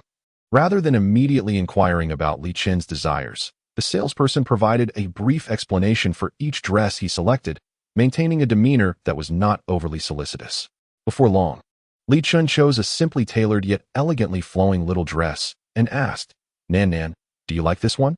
Nan Xun promptly affirmed her fondness and took the dress into the fitting room. Just as the salesperson intended to assist her, Li Qin stepped ahead and entered first. The salesperson was momentarily taken aback, thinking to herself how considerate this brother was towards his sister. Typically, patrons of such venues belonged to the upper echelons of society, and even mothers accompanied by their children seldom took it upon themselves to help with clothing changes. Nevertheless, it was her first time witnessing such a significant age gap between siblings. After a short while, Li Chun emerged with little Nan Xun. They stood before a full-length mirror, and Li Chun said, "Come, Nan, twirl around so I can see." Nan Xun spun in front of the mirror, beaming as she exclaimed, "Brother, your taste is impeccable. I adore it. Do you think I look beautiful?" "My Nan is truly beautiful," Li Chun replied, gently ruffling her hair. "This one is quite nice too. Would you like to try it on?" he suggested, quickly selecting another dress. Nan Xun shook her head and sweetly insisted, "Brother, I really like this dress. I'll save you money by just buying one." Li Chun was unexpectedly overwhelmed by her affection, feeling both amused and slightly exasperated as he rubbed his forehead, a smile subtly curling at the corners of his lips. At the checkout, Li Chun directly produced a Huadai diamond card, which the attendant respectfully accepted, her small hand trembling slightly. A diamond card. She surmised that the individual before her was of significant stature, yet she did not anticipate such an extraordinary level of prominence. Merely possessing a gold card in their establishment indicated considerable wealth, but to be a diamond card holder was something else entirely. What the attendant could not foresee was that the very next day, her employer would inform her of a substantial raise, far more than a mere token increase. Nan Xun and Li Chun exited the building in high spirits, with Li Chun personally carrying the new dress she had just purchased. However, they had not ventured far when the voice of Aaaah echoed in Nan Xun's mind, sounding an alarm. "Warning! The woman distributing flyers in front of that store is also one of your brother's flings, and his favorite at that." Nan Xun felt an overwhelming urge to eliminate Aaaah, and an even stronger desire to confront Li Chun. Before she could devise a plan for Li Chun to take a different route, they approached the flyer-distributing woman. She was stunning, adorned in a delicate yellow dress and perched upon slender black heels, effortlessly becoming a striking presence even while handing out flyers. "Good day, sir. Would you like to support the charity for disabled children?" The woman had already extended a flyer towards Li Chun. His impeccable upbringing compelled him to accept the flyer graciously, and as he glanced at its contents, he couldn't help but raise an eyebrow. Nan Xun thought to herself, "Oh no. I have concocted a plethora of melodramatic scenarios in my mind, like the tale of a compassionate, impoverished girl marrying into wealth, leading Li Xiao to lavish extravagant gifts upon her." Aaaah hastily interjected, "Stop daydreaming and intervene already." Nan Xun cast a furtive glance and was taken aback to see that the woman's smile faltered upon hearing her call out brother. Thus, it seemed that upon encountering her elder brother, Li Chun, this woman harbored inappropriate thoughts. However, upon hearing Nan Xun refer to him as daddy, Li Chun was momentarily bewildered. Yet, compared to the cunning little Nan Xun, he was far more perceptive and quickly discerned her intentions. A clever little rascal indeed. But was he really that old? Did he truly appear to be the kind of man who could father such a grown daughter? Chapter 75. I want to be a qualifying shadow. Nan Xun initially believed that her remarks would deter the flirtatious woman, but to her surprise, the woman's expression only stiffened for a moment before she resumed her smile, saying, "Sir, I hope you can support our event this Saturday at 4 in the afternoon. It won't take up too much of your time." "Did you hear that?" Aaaah interjected. "They're already scheduling a time. If this event wraps up just in time for the evening, what if these two hit it off and have a one-night stand? Are women today really this persistent?" Nan Xun sighed. Aaaah replied, "Your brother is a coveted bachelor. Every woman desires to cling to him. You should act quickly. What good is Sign going to do? Once these temptresses enter, you, as his little sister, will have to pack your bags and leave." Nan Xun retorted, "So, who is to blame? Why can't I find a sister or daughter who is as close as family? How about a mother? If she could be a maternal figure to the big boss, she would undoubtedly raise him into an exemplary young man." Nonetheless, this woman is indeed quite perplexing. She pretended that Li Chun was her father, yet this woman remained unrepentant, shamelessly flirting in front of her daughter as if she were invisible. Nan Xun immediately pulled Li Chun back a step, her eyes wide as she gazed at the beautiful woman before her. "Wicked aunt, my daddy would never go for you. Why do you smile so brightly at my daddy? Do you wish to be my stepmother?" As she spoke, Nan Xun leaped onto Li Chun's lap and burst into tears, crying, "I don't want a stepmother. I don't want a stepmother. Daddy, please don't like these women." Initially, she had intended to feign tears, but the innocence of childhood betrayed her. Genuine tears began to flow. Upon witnessing Nan Xun's tears, Li Chun's gaze darkened, and he cast a cold look at the woman. right before her eyes. He crumpled the flyer in his hand and discarded it into the trash bin. After this decisive act, he gently ruffled Nan Xun's hair, soothing her. Don't be upset. Nan. Brother doesn't like her. He only loves you. Nan Xun rubbed her eyes, her big eyes glistening, a large tear still clinging to the corner of her eye. Brother really won't be taken away by another woman, will he? Li Chen scooped the distressed little one into his embrace and planted a kiss on her rosy cheek. As long as you continue to love your brother so dearly, he will not be taken away by anyone. Nan Xun pondered. Little 8, he is so cunning. It's as if he is setting a trap for me. If I stop loving him like I do now, he might just start a whole brood of nieces and nephews. The ethereal beast promptly replied, isn't it quite simple? Just continue to love him as you always have. In her heart, Nan Xun felt a twinge of discontent, pondering why. Despite her profound affection for him, his malevolent aura had not diminished even a fraction. Furthermore, it is a truth universally acknowledged that men eventually settle down, at most. She could only delay his marriage and fatherhood, but she could never truly prevent him from experiencing love. Nan Xun remarked, even if this world were to crumble, it might be due to insufficient familial ties. Xiaoba, perhaps you could consider granting me the identities of a formidable maternal figure or grandmother. Xiaoba feigned ignorance, as if oblivious to her words. Swiftly, Nan Xun wrapped her arms around Li Chen's neck, playfully pressing her cheek against his, and sweetly declared, brother, I am your darling Nan. I adore you above all else, and you must love only me. Li Chen chuckled softly, assuring her. Brother guarantees that he loves only you. Really? Nan Xun gazed into his eyes with her clear, dark orbs, seeking affirmation. As he beheld his reflection in her luminous pupils, his gaze softened further. Indeed. However, refrain from calling out to others indiscriminately. With a playful grin, Nan Xun replied, that was merely to chase away that auntie. Who would have thought she had such a thick skin? As the two continued their intimate exchange, Xiaoba suddenly cheered within Nan Xun's mind, noting that Li Chen's malevolent aura had inexplicably decreased by 2 points. Oh, how extraordinary. Nan Xun silently pouted. After showering Li Chen with affection daily from the age of 1 until 5, a mere 2-point reduction over the years seemed an insurmountable challenge. She felt as though she were kneeling before him in defeat. The beautiful woman, attempting to achieve her goals, had merely ended up in a tangled web of misfortune. Li Chen's sharp, elongated eyes narrowed as he coldly commanded, stop. Who permitted you to distribute flyers here? Keep your distance from now on. The beautiful woman was momentarily taken aback, utterly unprepared for such biting words from the handsome man before her. Moreover, she had not uttered anything offensive. Even if she harbored some intentions, she had concealed them quite discreetly. How could this man be so lacking in grace? Shortly thereafter, the store manager hurried over, his demeanor obsequious as he sought to appease Li Chen, assuring him that such disturbances in the commercial district would not occur again. The manager then summoned 2 security guards to escort the woman away. This abrupt handling stripped her of her previous elegance, leaving her to shout a litany of particularly unpleasant curses. As Nan Xun was held in Li Chen's cold embrace while departing, a sense of delight filled her heart. Today, she had effectively eliminated 2 of Li Chen's unwanted admirers. Suddenly struck by a thought, Nan Xun exclaimed, brother, I wish to eat fish head. She realized that dealing with Li Chen's numerous unwanted suitors would surely be taxing, and she needed to replenish her energy. Li Chen affectionately ruffled her hair and promptly complied with her request. That evening, the two engaged in playful antics on the bed, with Nan Xun gleefully enjoying her role as a rider atop the formidable boss. The exhilarating sensation of riding on such a powerful figure was simply delightful. One must savor such splendid privileges in this world. After sufficient play, Li Chen began to read stories to Nan Xun, who lay atop his firm, flat stomach, idly kicking her little legs, and thus, Mama Pig and Brother Pig lived happily ever after. After finishing the 20th storybook, Li Chen helplessly ruffled the fluffy head of the little one. Nan, I have read 20 storybooks. Are you not feeling sleepy? He had intended to lull the little darling to sleep before departing, but this clever little creature seemed to sense his intention to leave.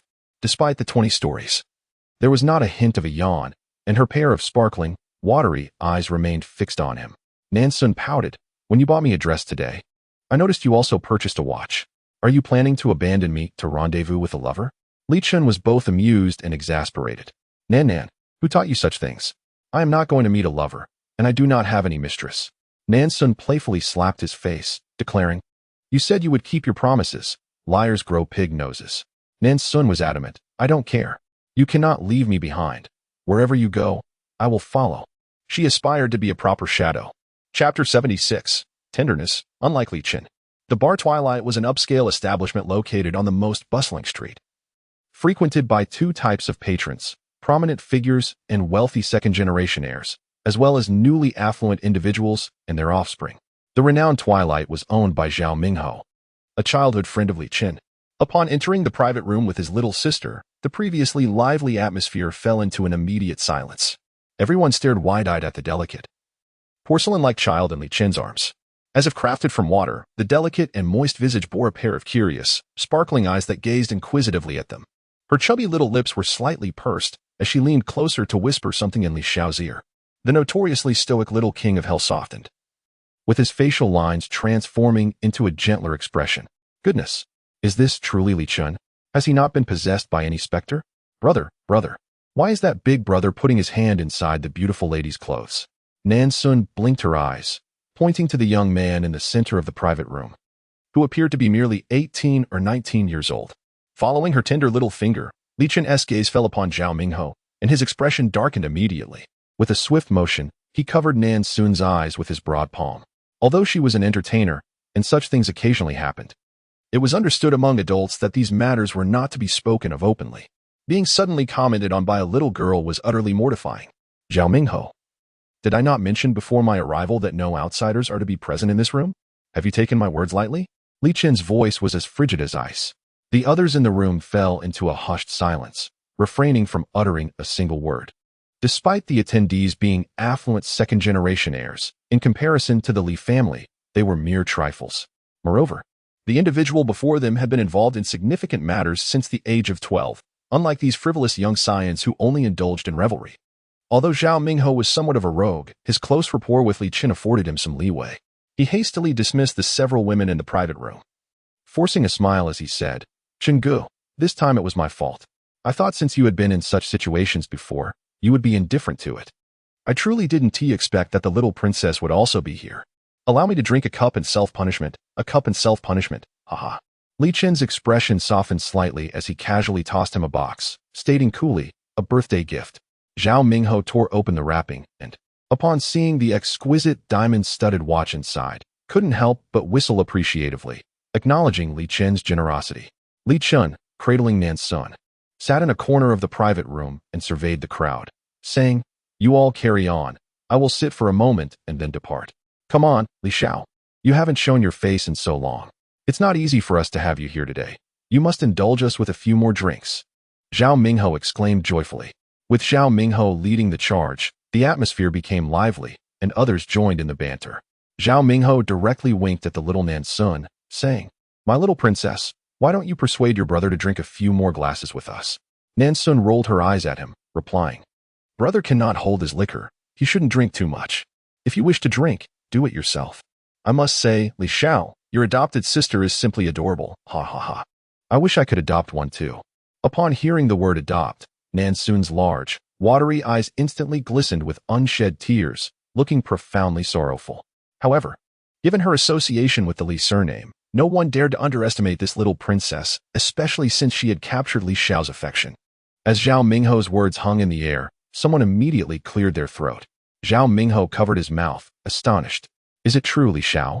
Your little sister is so precocious that she already understands the meaning of the pickup?" Li Qin cast him a sidelong glance. "If you cannot speak wisely, then hold your tongue." After spending a brief moment with his little sister, Li Qin took his leave, having provided Zhao Mingho with a semblance of support. Once the guests departed, the private room erupted in chatter. "My goodness, is this truly Li Xiao? I feel as though I may have encountered an impostor. The last time I saw Li Xiao, my legs were trembling. This time, he seems remarkably affable."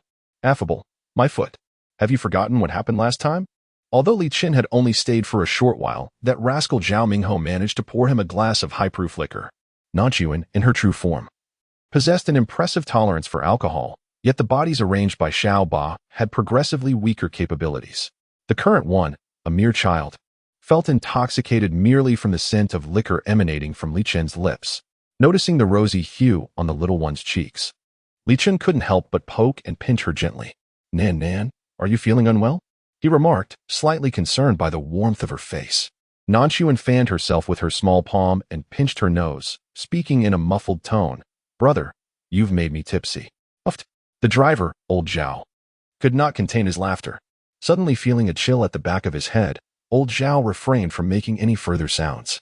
Li Qin, with a darkened expression, stopped midway to purchase a slice of fruit cream cake adorned with a heart. Brother, why did you only buy one slice? I want some too. Nan Xun was not pleased. Li Chun directly speared a piece with his fork and offered it to her. Nan, let us share this meal. Nan Xun glanced at the fork in Li Qin's hand, realizing that they were to share a single utensil. While she was aware that her saliva was not impure, it still felt rather unsanitary. Li Qin took a bite for himself and then forked another piece to feed Nan Xun. Here, Nan. She opened her small mouth, savoring the delightful taste, happily accepting the generous offering from the boss. Xiaoba, is Li Chun truly the supreme boss of this world? You must be mistaken. Just look at how gentle he is, feeding me cake. The two of them took turns indulging, and soon the small cake was nearly devoured. With only a tiny piece remaining, Nan Xun grasped her little fork and presented it to Li Chun. Brother, it's the last piece. You should have it. In truth, she simply could not consume any more. Her stomach felt too small.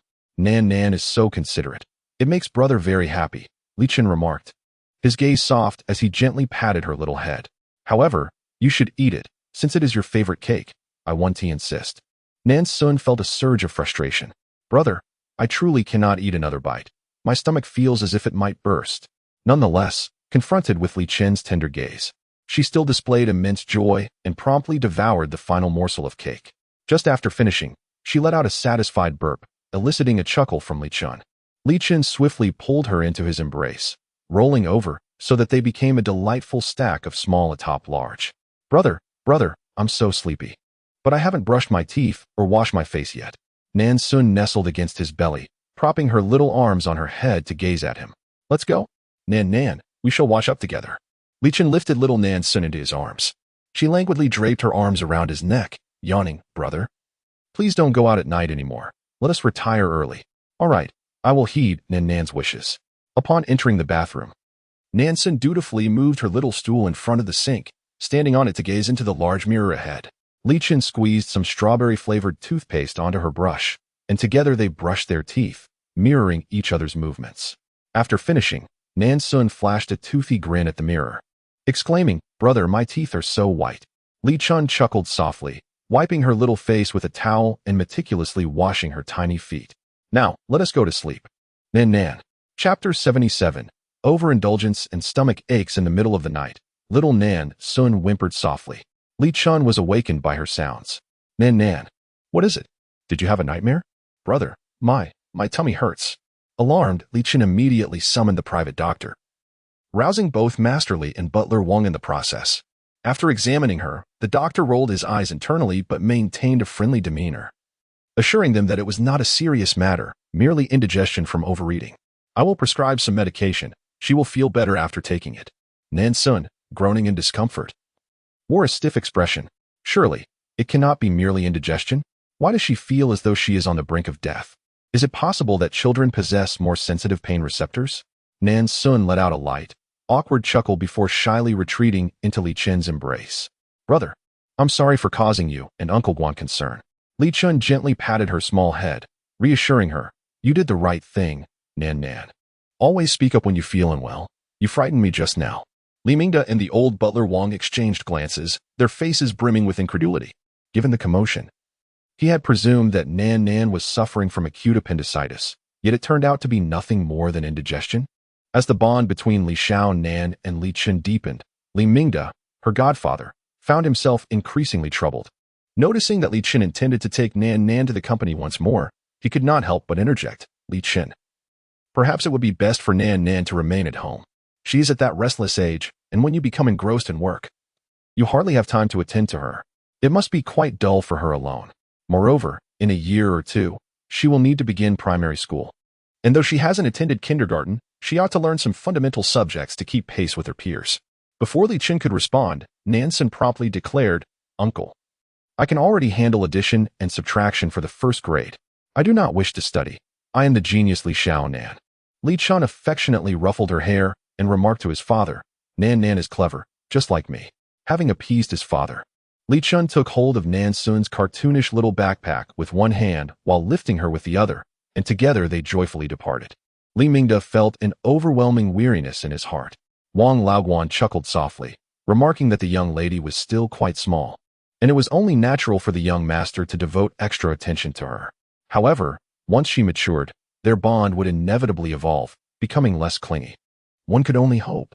Li Mingda sighed, acknowledging that Li Qin had indeed become more presentable, yet he reserved his amiable demeanor solely for Nan. How significant could the difference really be compared to the past?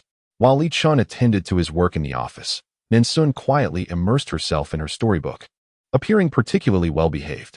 Today, Li Chun was to attend a significant meeting, and little Nan Xun eagerly followed along, dragging a chair to position herself beside Li Chen's seat. She climbed up and sat upright, her posture remarkably proper. From her small backpack, she produced a collection of colorful paper strips and a crystal jar, arranging them neatly before her. Selecting a yellow strip, she began to fold little stars with utmost concentration, her chubby, delicate hands diligently crafting each piece.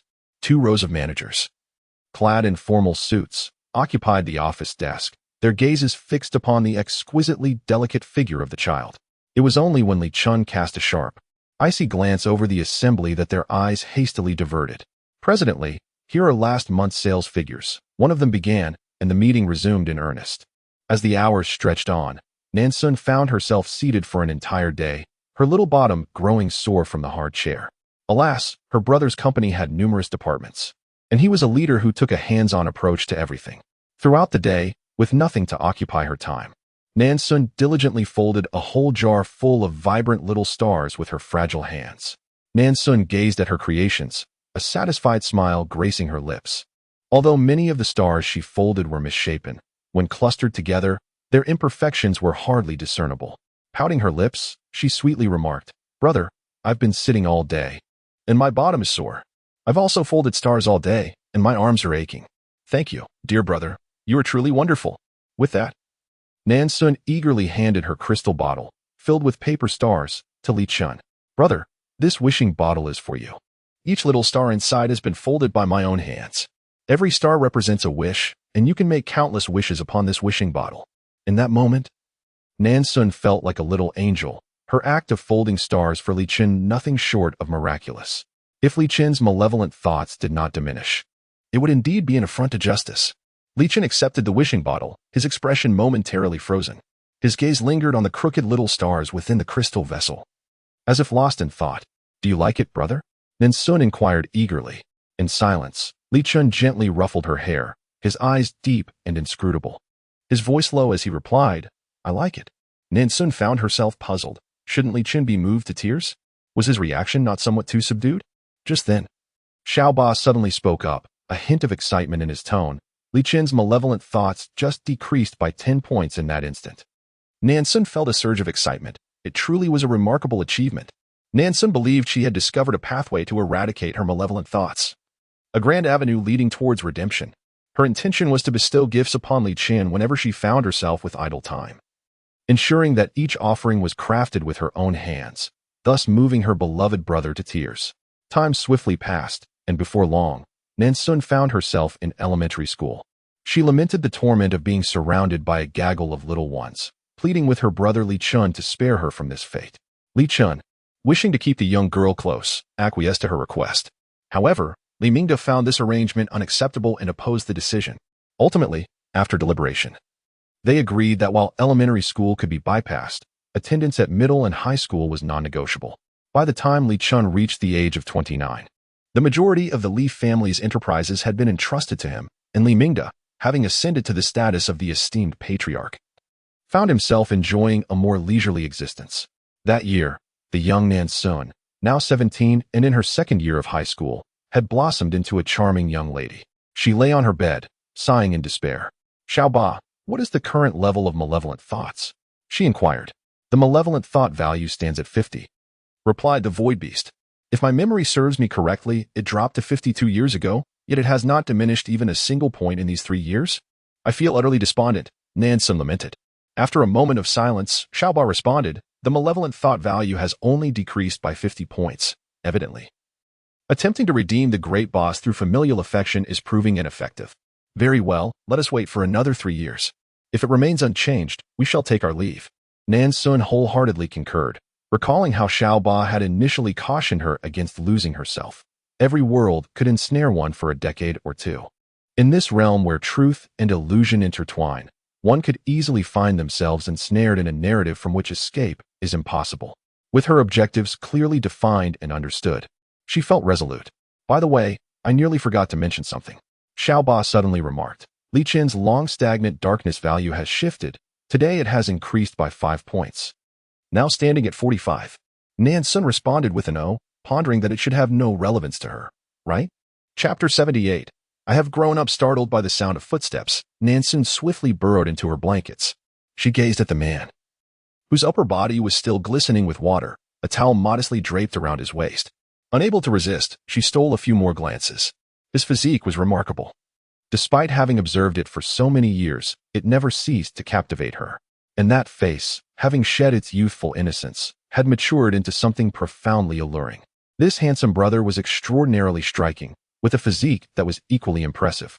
Li Qin approached her, bare-chested, while Nan Xun tightly wrapped herself in her blanket and sweetly uttered, "Good night, brother." In her childhood, Nan Xun had shared a bed with Li Qin. Eventually, when she felt that their sibling bond was incredibly solid, and despite being merely the younger sister, her place in Li Qin's heart was irreplaceable, she suggested they sleep separately. She vividly recalled that night when Li Qin's expression was dark and brooding. Nevertheless, Li Qin was a rational man, recognizing that his sister had grown. He understood the necessity of sleeping apart due to the distinction between genders. Yet, every time they prepared for bed, he would come to check on her. Nan Xun felt a swell of exasperation. "Brother, I could understand your concern when I was just a little child, but I am grown now. Do you still see me as a child? Do you think I would feel lonely sleeping alone? No, I am not lonely, even when I am by myself. I have Xiaoba to chat with." Thus, Nan Xun harbored doubts, pondering if Li Qin's actions stemmed from his own solitude. "Brother, I am already 17. In just a year, I shall be an adult," she remarked with a light laugh. "You truly need not check on me every night before you sleep. I enjoy a splendid quality of slumber and drift off effortlessly. I assure you, I sleep particularly soundly." Li Qin immediately fixed her with an intense, almost perilous gaze. "Is that so? Nan has indeed grown up, no longer clinging to me as before. Unlike me, who has struggled to adjust since your departure. Now that I come to see you, you seem reluctant to meet me, do you not?" Nan Xun felt a chill run down her spine under his scrutinizing stare. Too intimidated to respond, Li Qin maintained his darkly brooding gaze upon her for an extended moment, just as Nan Xun began to wonder if she had inadvertently provoked his ire. He nodded, acknowledging her. With a sigh of relief, she responded, "It is good that you understand. Nan, I presume you have made quite a few friends at school recently?" Uncertain of the intentions of the formidable figure before her, she cautiously nodded. "Yes, brother. The students in my class are quite nice. I suppose we can consider each other friends." Due to Nan Xun's determination, she chose not to attend an elite academy and instead enrolled in a regular high school, where no one was aware of her remarkable godfather and older brother. Upon hearing her words, Li Qin's eyes narrowed slightly, and he abruptly inquired, "So, Nan, do you deem your classmates important? Or do you hold your brother in higher regard?" Without hesitation, she replied, "Of course, my brother is of utmost importance. Classmates are merely companions in learning, while you and my godfather are cherished family who have accompanied me throughout my upbringing. And between myself and my godfather, who holds greater significance?" Nan Xun's lips twitched slightly as she earnestly declared, "Brother Li Qin, you will forever hold the first place in my heart." Li Qin, satisfied, gently patted her head, eliciting a soft, obedient response from her. However, Nan Xun couldn't help but ponder. After all these years, does he still regard her merely as a pet? It was infuriating how he would frequently ruffle her hair. "Brother, there's one more thing. Now that I've grown up, could you refrain from sending people to protect me?" she stated. What was labeled as protection felt more like covert surveillance. She had long since noticed the two individuals covertly watching her. Such concerns for your well-being truly serve as an irrefutable excuse, Nan Xun mused. Unable to persuade Li Qin, she simply closed her eyes and resigned herself to sleep. Perhaps she could negotiate for her own interests tomorrow. Today, however, Li Qin seemed to be in a rather sour mood. She had done nothing to provoke this. After all, she had merely received a love letter during the day. Was he upset over that? She had tossed it into the trash without even glancing at it. Even had she read it, there was nothing amiss. At 17 or 18, one is merely awakening to the stirrings of affection. In ancient times, she would have already been married by now. Li Qin's overreaction was truly baffling. As these thoughts swirled in her mind, Nan Xun drifted off to sleep, unbothered by the presence of someone watching over her. After all, this person would not linger for long. Li Chen sat at the edge of the bed, his gaze fixed upon her, deep and contemplative. It seemed his little Nan had grown, now aware of the nuances of shyness. Yet, what should be a perfectly normal occurrence left him feeling somewhat discontent. Nan Xun slept soundly, and when she awoke the next day, Li Chen was already dressed. Seated at the edge of her bed, his expression dark and fixed upon her, which startled her greatly. Upon closer inspection, however, Li Chen's gaze appeared normal, devoid of any peculiarity. He handed Nan Xun her clothes, urging her to dress quickly for breakfast, which Aunt Li had already prepared. Nan Xun accepted the garments with a soft acknowledgement, waiting for him to leave. Yet, Li Chen remained seated at the bed's edge, his expression still somber. Meeting his shadowy eyes, Nan Xun felt an inexplicable flutter of anxiety. "Brother, if you don't go down soon, the food will get cold." Nan, don't you have anything to say to your brother? I can't shake the feeling that you've grown distant from me." Not at all, brother. How could that be? Are you referring to what is happening at school?" She sighed. "Oh, it's all trivial matters, not worth mentioning to you. Besides, as a girl, one ought to have a bit of privacy, right?" Nan, I have never kept anything private from you, yet now you wish to speak of privacy?" Li Chen suddenly intoned, his voice low and serious. Nan Xun pouted. "Brother, spare me. You have plenty of work-related matters that you haven't shared with me." Li Chen gazed at her for a long moment before abruptly stating, "All right, I understand." With that, he turned and left. The bedroom door slammed shut with a loud bang. Nan Xun was left bewildered, pondering Li Chen's intentions. What did he mean by that? The more she thought about it, the more anxious she became. She turned to Xiaoba, exclaiming, "Xiaoba, tell me quickly, has Li Chen's dark side intensified? Why is it becoming increasingly difficult for me to decipher his meaning? Moreover, might his possessiveness over me be excessively strong? I am quite anxious, as I have a lingering feeling that he is veering towards a rather unsettling tendency." Nan Xun found herself at a loss for words in response.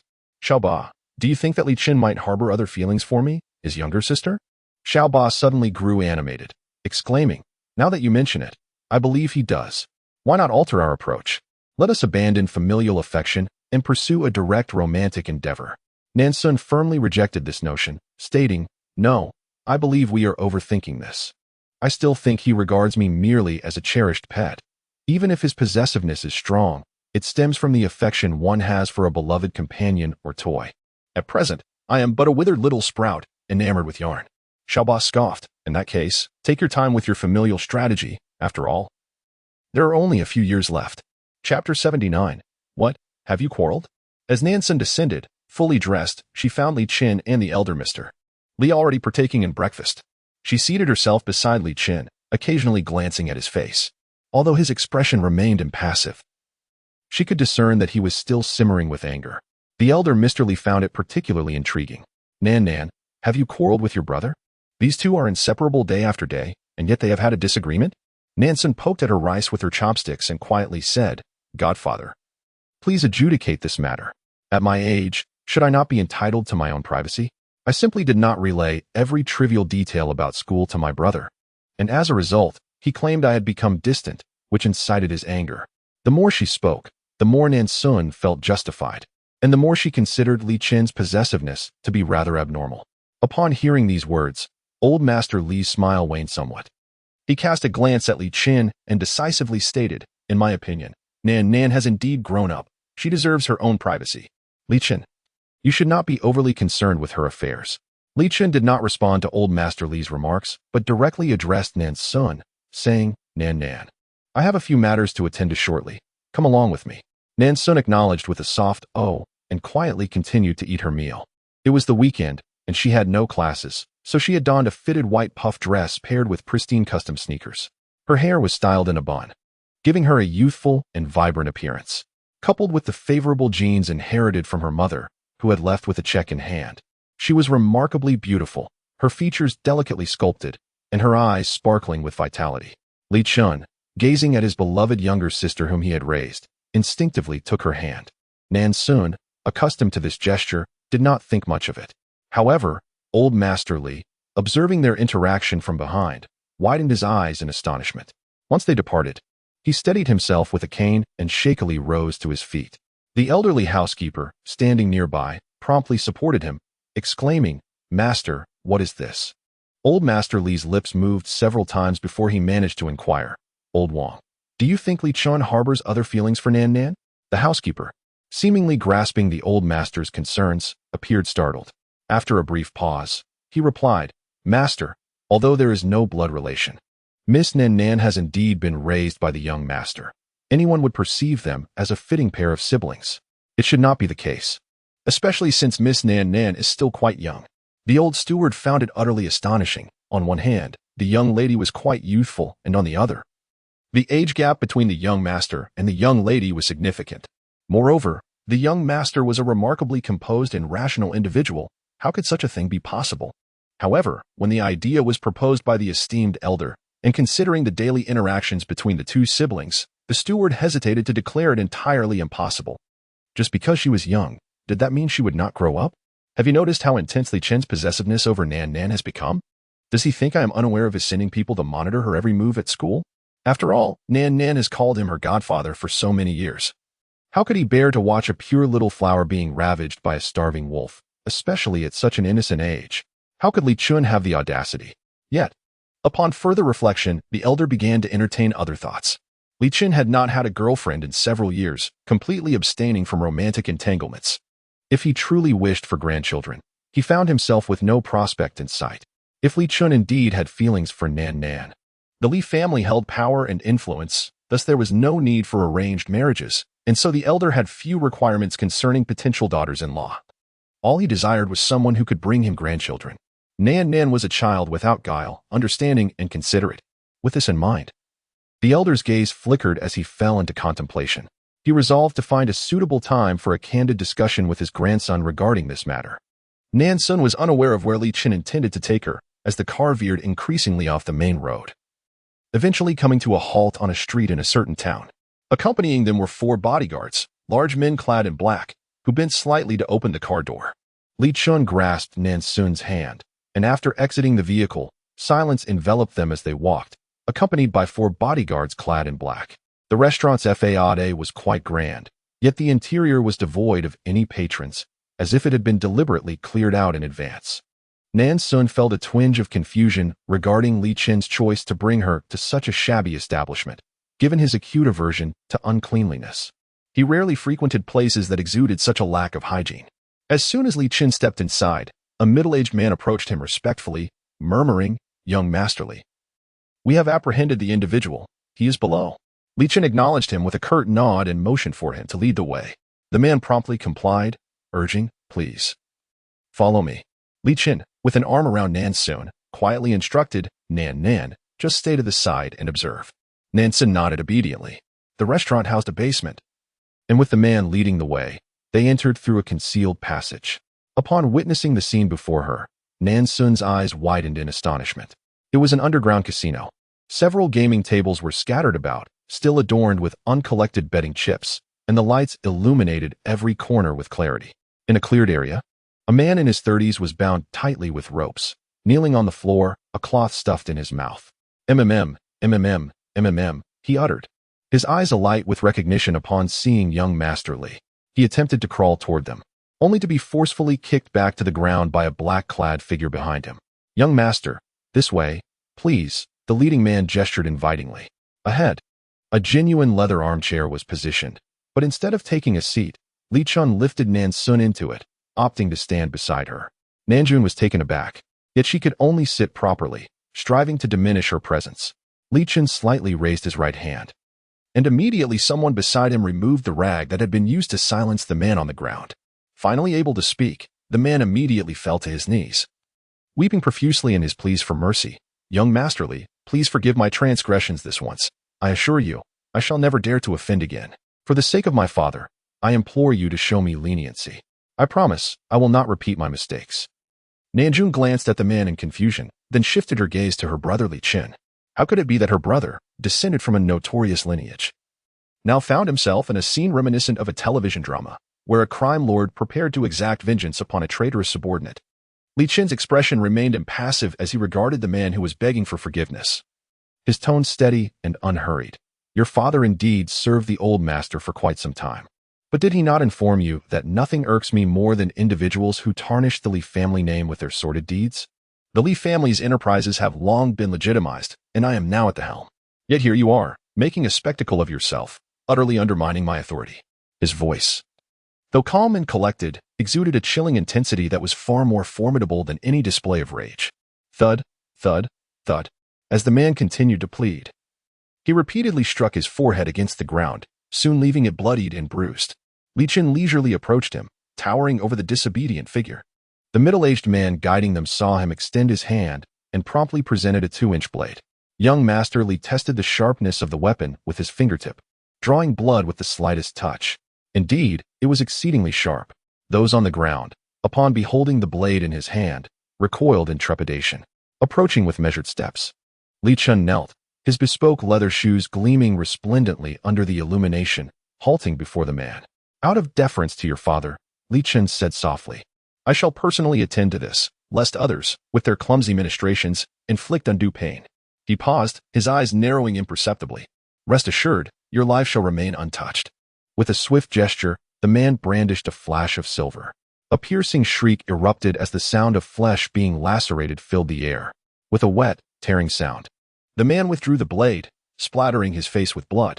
Unfazed, he expertly severed the man's tendons before casting the knife aside. The bloodied instrument clattered to the ground, its impact echoing. A pristine silk cloth was promptly offered to him, with which he meticulously cleansed the errant blood from his face, proceeding to purify his hands with equal care, ensuring not a single crevice was overlooked. The soiled cloth was then discarded, landing artfully atop the crimson-stained blade. Li Chen turned his gaze toward the girl, who sat transfixed in a soft chair, and approached her. He gently stroked her head, his tone tender as he inquired, Nan, were you frightened? Nan Xun swallowed softly. I'm all right. Being startled was not entirely unexpected, as she had witnessed the Demon King devouring humans and malevolent spirits committing murder. She was merely taken aback. In her eyes, Li Chen had always been a brother who appeared cold on the outside yet possessed a gentle heart. However, the swift and ruthless scene she had just witnessed completely shattered her perception of him. The large hand that affectionately ruffled her hair had, just moments ago, pierced a man's palm and severed his tendons. Nan Xun felt as though she was only seeing the tip of the iceberg, and this thought made the tender touch on her head send shivers down her spine. All right, I will heed Nan's wishes. Li Chen paused, a slight smile curling at the corners of his mouth. He was somewhat surprised that, in such a situation, his Nan's first instinct was not to push him away but to embrace him instead. Yet her small frame trembled slightly, perhaps from fright. Li Chen effortlessly hoisted her onto his back and began to walk outside. Nan Xun exclaimed, Brother, I have legs. Why do you always carry or lift me? If you keep indulging me like this, I might become too lazy to walk on my own. Li Chen chuckled softly. I thought your legs had gone weak. If you ever wish not to walk again, brother can carry you for a lifetime. Brother, you have it backwards. When you grow old, it will be my turn to carry you, Nan Xun retorted promptly. She believed her words were quite endearing, but to her surprise, upon hearing them, Li Chen's handsome face darkened instantly. With a gentle tone, he asked, Nan, do you think your brother is very old? Li Chen's expression softened slightly. Yet he remained troubled by the earlier question. Does Nan think your brother is older than you? Nan Xun gazed at him with a look of bewilderment. Was Li Chen not in his right mind? How could he pose such a nonsensical question? Perhaps his earlier remark had unsettled him. Did he not wish to grow old? After contemplating for a moment, she replied, Brother, everyone must age. You are merely 12 years my senior, and when you grow old, I too will be approaching that stage of life. Li Chen then ushered her into the car, and the two departed swiftly. The middle-aged man who had guided them remained hunched over throughout the journey, only straightening up once the vehicle had vanished from sight, wiping the cold sweat from his brow. Today, Master Li had only requested one hand from him, which was entirely out of character. In the past, it would have been far more than just a hand. Frowning slightly, the man recalled hearing the girl call him brother, realizing her identity as the precious younger sister of Master Li, one so cherished that he feared she might dissolve at a moment's notice. Yet, the manner in which Master Li interacted with her was anything but brotherly. It was decidedly. Nan Xun and Li Chen playfully tussled in the car for a while, until a sudden thought struck her. She quickly seized her brother's hand and found a finger still oozing with droplets of blood. Nan, it's nothing, just a minor injury. Li Chen's words trailed off abruptly as he noticed Nan Xun applying a band-aid to his wound. Once she finished, she beamed and declared, "All done, brother. It's no longer bleeding." As Li Chun observed her, a peculiar look in his eyes made Nan Xun feel a twinge of apprehension. She internally questioned, could it be that I was too sycophantic just now, and he has noticed my deliberate attempts to please him, thus rendering him displeased? Xiaoba stifled a yawn, lost in thought, and I could sense that Li Qin was in high spirits. Nan Xun expressed her surprise. Xiaoba, you can actually perceive the emotions of others? Indeed. Xiaoba's observation was accurate. Li Chun appeared genuinely delighted, as he affectionately pinched Nan Xun's cheek and tenderly remarked, "What a good little sister my dear Nan Nan is." At that moment, his alluring lips curled into a subtle smile, and the perceptive Nan Xun understood well that such a grin only manifested when Li Chun was exceptionally happy. Her spirits soared, and she promptly replied, "Brother, since I am so well behaved, shouldn't you treat me even better?" Li Chun raised an eyebrow. "Am I not good to you now? Well, I desire even more kindness from you, dear brother," Nan Xun replied with a cheerful smile. "Ideally, it would be enough to eliminate any traces of malice." Li Chun gently patted her head, his expression softening. "Very well. The atmosphere was just right." But upon hearing Xiaoba yawn, Nan Xun found herself infected by the drowsiness and was about to close her eyes for a brief nap when she suddenly heard Li Chun say, "Nan Nan, your brother now has no secrets from you." For a moment, Nan Xun was taken aback, realizing that this statement connected to her earlier remark about wanting privacy. Had Li Chun truly remembered her words from that morning? "Nan Nan, that means you cannot have any secrets from your brother either," Li Chun asserted, his tone firm and unwavering. Nan Xun found it utterly incomprehensible to grasp Li Chun's thoughts. She had not been particularly rebellious. Was it too much to desire a modicum of personal space? Why did Li Chun refuse such a trivial request? Surely, it was unreasonable to expect her to report every trivial conversation she had at school. Was there truly no semblance of freedom left? It felt as though she had been reduced to a prisoner stripped of her liberty and privacy. Xiaoba, could it be that my incessant clinginess over the years, preventing him from seeking companionship, has caused him to channel all his affections towards me, his pet sister? Nan Xun exclaimed. If that were indeed the case, the weight of her guilt would be immense. Xiaoba pondered for a moment before exclaiming, "The implications are quite chilling. Just count how many years your dear brother has gone without seeking a woman.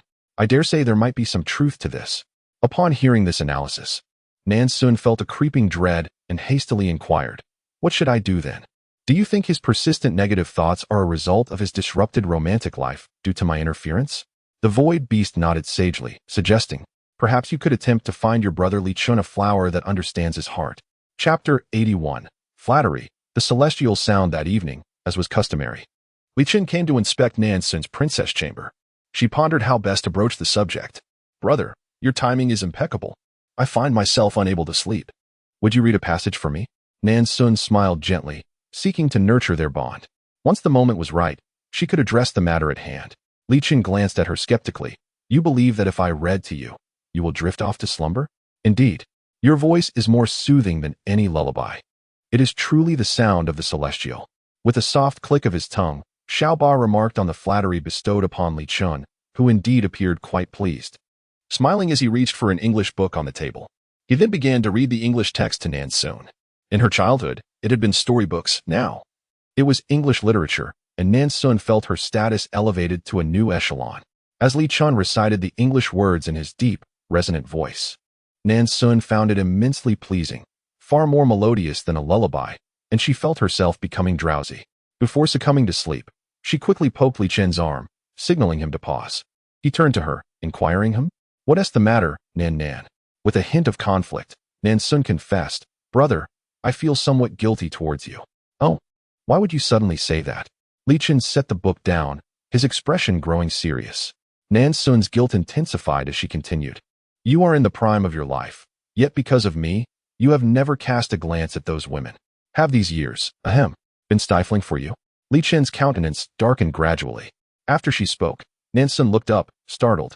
"Oh my, why is Li Chun's expression so grim?" Xiaoba exclaimed. "I just dozed off. What transpired? Why has Li Chun's dark aura surged by 10 points?" Nan Xun, equally perplexed, wondered aloud. "I was merely acting according to our previous discussion. I had just suggested that Li Chun seek companionship, and yet he suddenly turned sour." Suddenly, Li Chun reached out to gently touch Nan Xun's cheek.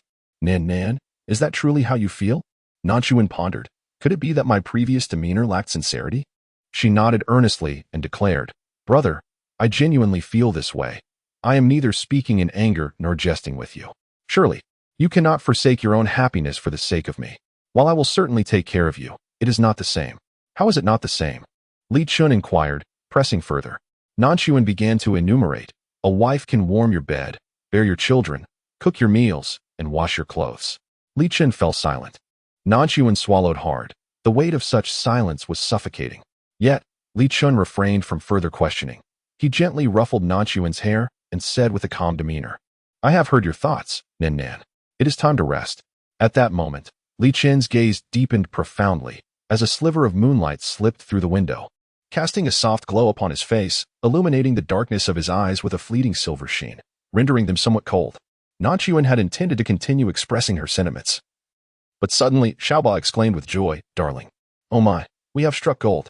Just now, your brother Li Chun's malevolent value dropped by 15 points. This is the most significant decrease in years." Aaaah. Nan Xun felt a surge of happiness. Indeed, it appeared that this very matter had hindered the continued decline of the malevolent value. Li Chun had refrained from seeking companionship out of concern for her feelings. And now that she had voiced her stance, he could confidently pursue his own happiness. Nan Xun closed her eyes and happily drifted off to sleep. With her spirits lifted, her posture relaxed, her limbs stretched freely, and in her slumber, she unknowingly smacked her little lips. Li Chun gazed at her serene visage, his eyes lingering on her delicate, rosy lips for quite some time. Moments ago, he suddenly comprehended the reason behind his recent discontent. Lighting a cigarette, he stood alone by the window, remaining there throughout the night. When Nan Xun awoke the next day, she noticed Li Chun was absent, failing to call her to rise. Thus, she ventured into his room in search of him. Upon entering, she was immediately met with the scent of smoke. Li Chun had always been a man of restraint, so seeing the ashtray overflowing with cigarette butts left her astonished. Nan Xun speculated that he might be overwhelmed by work pressure. After all, the title of CEO, while seemingly glamorous, concealed numerous burdens. Finding the house empty struck her as peculiar, especially since her dear brother would typically rouse her each morning, often playfully pinching her cheeks or nose, treating her like a cherished pet. Assuming he had left early for urgent business, she proceeded to get ready. However, as she made her way downstairs, she was greeted by the inviting aromas of milk and freshly baked bread. On the grand dining table lay 2 breakfast servings, yet neither her stepfather, Uncle Wang, nor Aunt Li was present. Puzzled, she furrowed her brow and hurried towards the kitchen, where she heard some commotion. "Brother?" Nan Xun exclaimed, staring in disbelief at the sight of Li Chun, who was typically unaccustomed to such endeavors. "Frying an egg."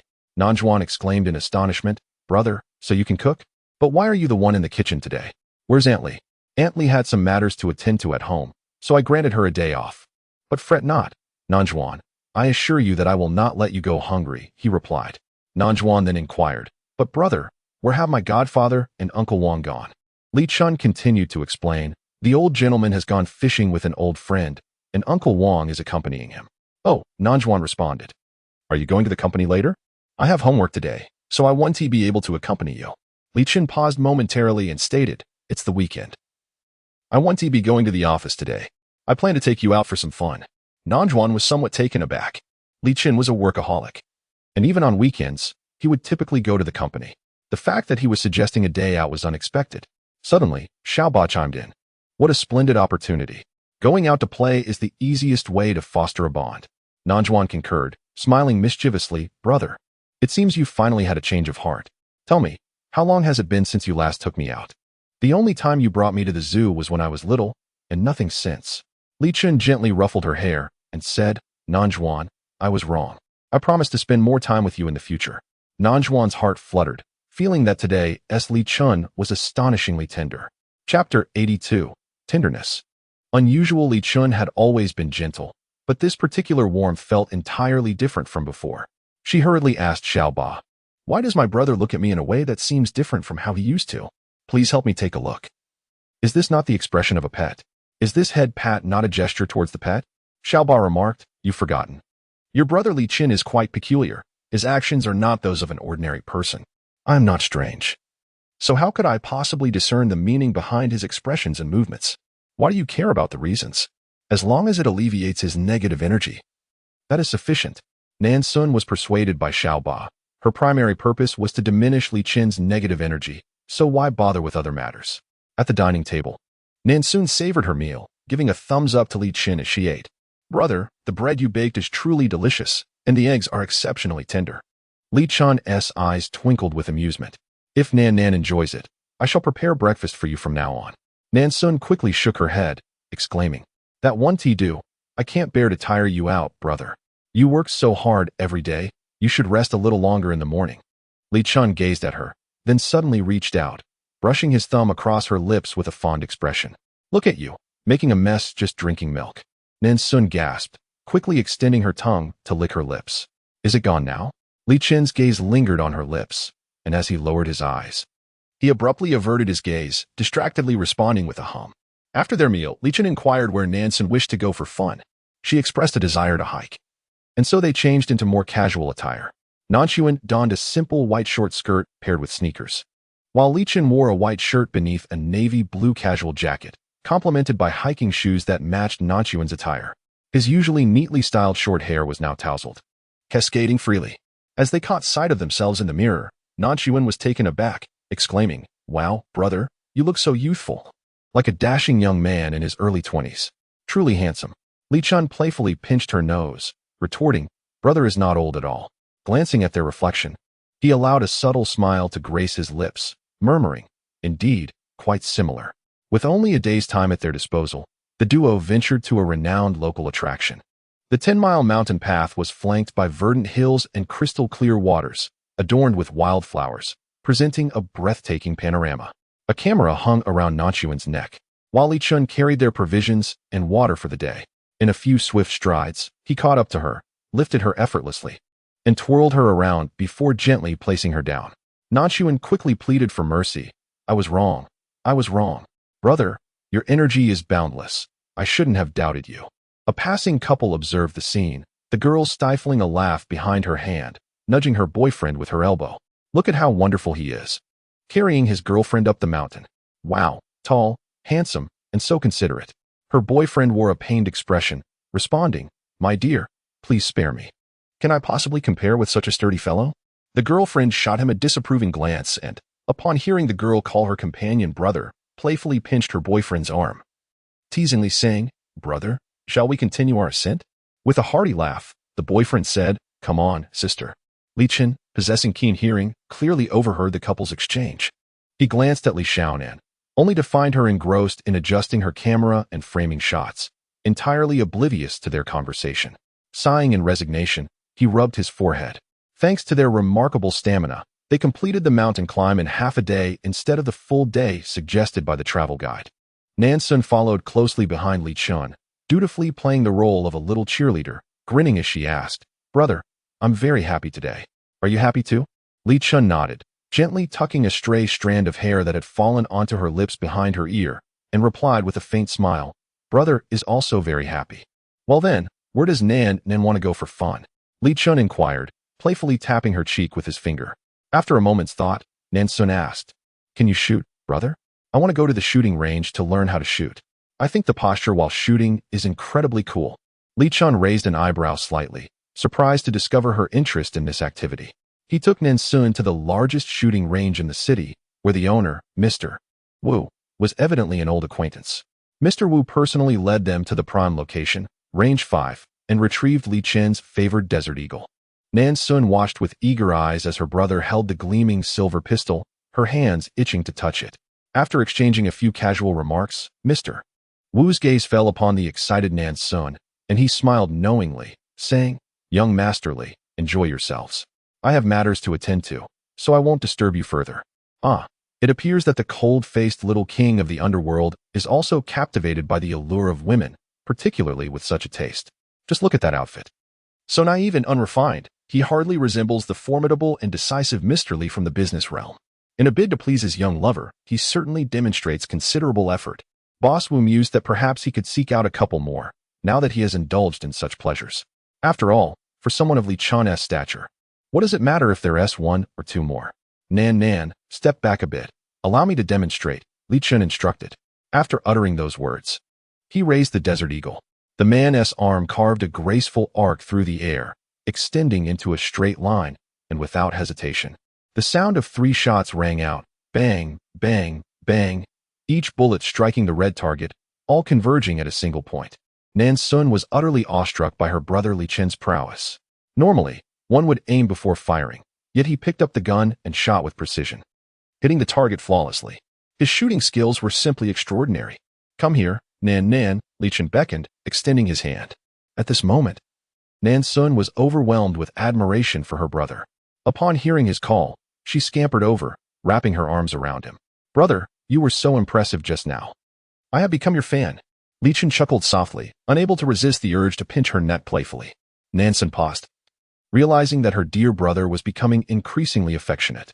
Chapter 83. What are you daydreaming about? Come over here. Stop daydreaming, Nan. Give it a try, Li Chen instructed. Your stance is incorrect. He suddenly leaned in, wrapping his right hand around Nan Xun's hand that held the gun, while his other hand encircled her waist, his face brushing against hers. Nan Xun distinctly felt the warmth radiating from her cheeks, as well as the large hand that grasped her waist.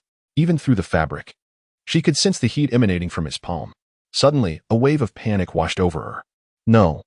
Something was amiss. This could not be the demeanor one would adopt towards a beloved pet. Surely not. Had she inadvertently uncovered his true feelings? Was it possible that Li Chen, in his peculiar charm, had been ensnared by emotions beyond mere affection for a younger sister? Could her allure be so potent? Yet, throughout these years, aside from her tendency to cling and the occasional flattery, she had steadfastly adhered to the role of a dutiful younger sister, never conveying any misleading signals. Nan, focus on the target, Li Chen's deep voice commanded. Huh. Oh. For a moment, Nan Xun was thrown into uncertainty by his seemingly righteous demeanor. What were Li Chen's true feelings for her? Was it possible she was merely overthinking? A wave of shame washed over her for the fleeting thought that had crossed her mind. Her musings had been rather indecent. Spread your feet a bit, shoulder width apart. Yes. Just like that. Don't tense up, relax your toes. Aim at the target. Now fire. With a resounding bang, the bullet was released, and Nan Xun felt a slight tremor in her hand. However, with that large hand securely enveloping hers, her grip remained steady. Brother, I hit it. I struck the bullseye, she exclaimed, excitement propelling her to jump, only to inadvertently collide the back of her head against his chin. Instantly, she reached up to massage the spot. Brother, does it hurt? Let me soothe it for you. Li Chen gazed at her for a moment before suddenly saying, Nan, if you blow on it for me, it won't hurt anymore. Nan Xun agreed and tilted her head to gently blow on his chin. Brother, bend down a bit. I can't reach. Noticing his stillness, she reached out to wrap her arms around his neck, pulling his head down. Li Chen encircled her slender waist, watching as the girl puffed air against his chin, her cheeks swelling with each breath. The fragrance of her breath wafted into his nostrils, intoxicating him inexplicably. Unbeknownst to them, their posture appeared quite intimate from a distance, resembling an embrace. Consequently, the real estate tycoon, Mr. Ma, who was approaching, was taken aback. He had heard from old Wu that the young master of the Li family was present, intending to foster a connection, but instead, he stumbled upon this scene. Mr. Ma released her and said, Rong, wait here for me. It's not easy to meet young Master Li, and this is an opportunity. Li Rong nodded and smiled. I understand you gentlemen prefer to discuss business. Go ahead, and you can accompany me another day. Nan Xun was in the midst of cultivating her relationship with brother Li Chen when unexpectedly, a balding man in his 50s approached. She sensed that Li Chen was displeased, disturbed by the interruption. Young Master Li, it's been a while, the man greeted with a smile. Li Chen patted Nan Xun's back and said, Nan, practice here for a bit. I'll come find you shortly. Nan Xun nodded obediently. Make sure to have a good talk. Don't get angry. Li Chen couldn't help but chuckle. Had his Nan discerned his discontent? All right, listen to Nan. Li Chen playfully nudged her nose. Mr. Ma was evidently taken aback by Li Chen's affectionate address of Nan. It seemed this young man had long been keeping a beloved hidden away. With a meaningful glance, Li Chen and Mr. Ma shifted to a different location to discuss matters, not far from where they were. Your marksmanship is commendable, a voice suddenly interjected nearby. Nan Xun turned her head to see a heavily made-up woman, whose face seemed somewhat familiar. For once, Nan Xun's memory served her well. Thanks to a recent viewing of a palace intrigue drama, where the ruthless queen was portrayed by none other than this very woman. You are Li Rong? Nan Xun exclaimed in surprise, thrilled to encounter a real celebrity up close. I greatly admire your performances in dramas. I believe your acting is exceptional. Li Rongrong initially seemed taken aback, before covering her mouth and laughing. I thought you were going to berate me. You know, when I'm out and about. If someone recognizes me, they often want to throw rotten eggs at me. Nan Xun chuckled in response. That simply indicates your acting skills are remarkable. Some viewers become too engrossed in the role, believing you to be a villainous woman. However, Li Rongrong's smile faded slightly. I'm not exactly a virtuous woman myself. As she spoke, she gestured towards the balding man conversing with Li Qin, self-deprecatingly remarking, "Do you see him? He is my benefactor." In response to the astonished gaze of the young girl, Li Rongrong casually remarked, "You know, in the entertainment industry, mere talent and beauty are insufficient. I have been meandering through this realm for over a decade, from the tender age of 19 to my current 30. At last, I have secured a role that can be deemed as a leading part, and this opportunity is solely due to Mr. Ma." Pausing momentarily, she inquired, "Do you look down upon me?" Nan Xun shook her head, contemplating that Li Rongrong's candid admission of having found a benefactor perhaps set her apart from those women who pursue wealth. Nan Xun asked, "Given the chaos of the entertainment industry, why not withdraw?" Li Rongrong replied with a smile, "Acting is my destiny. It is my passion.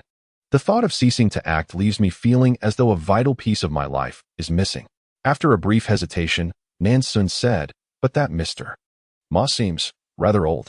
She had initially intended to express that he was both old and unattractive. Li Rongrong burst into laughter, exclaiming, "Dear girl, you are truly candid. Do you know what my fellow actresses say?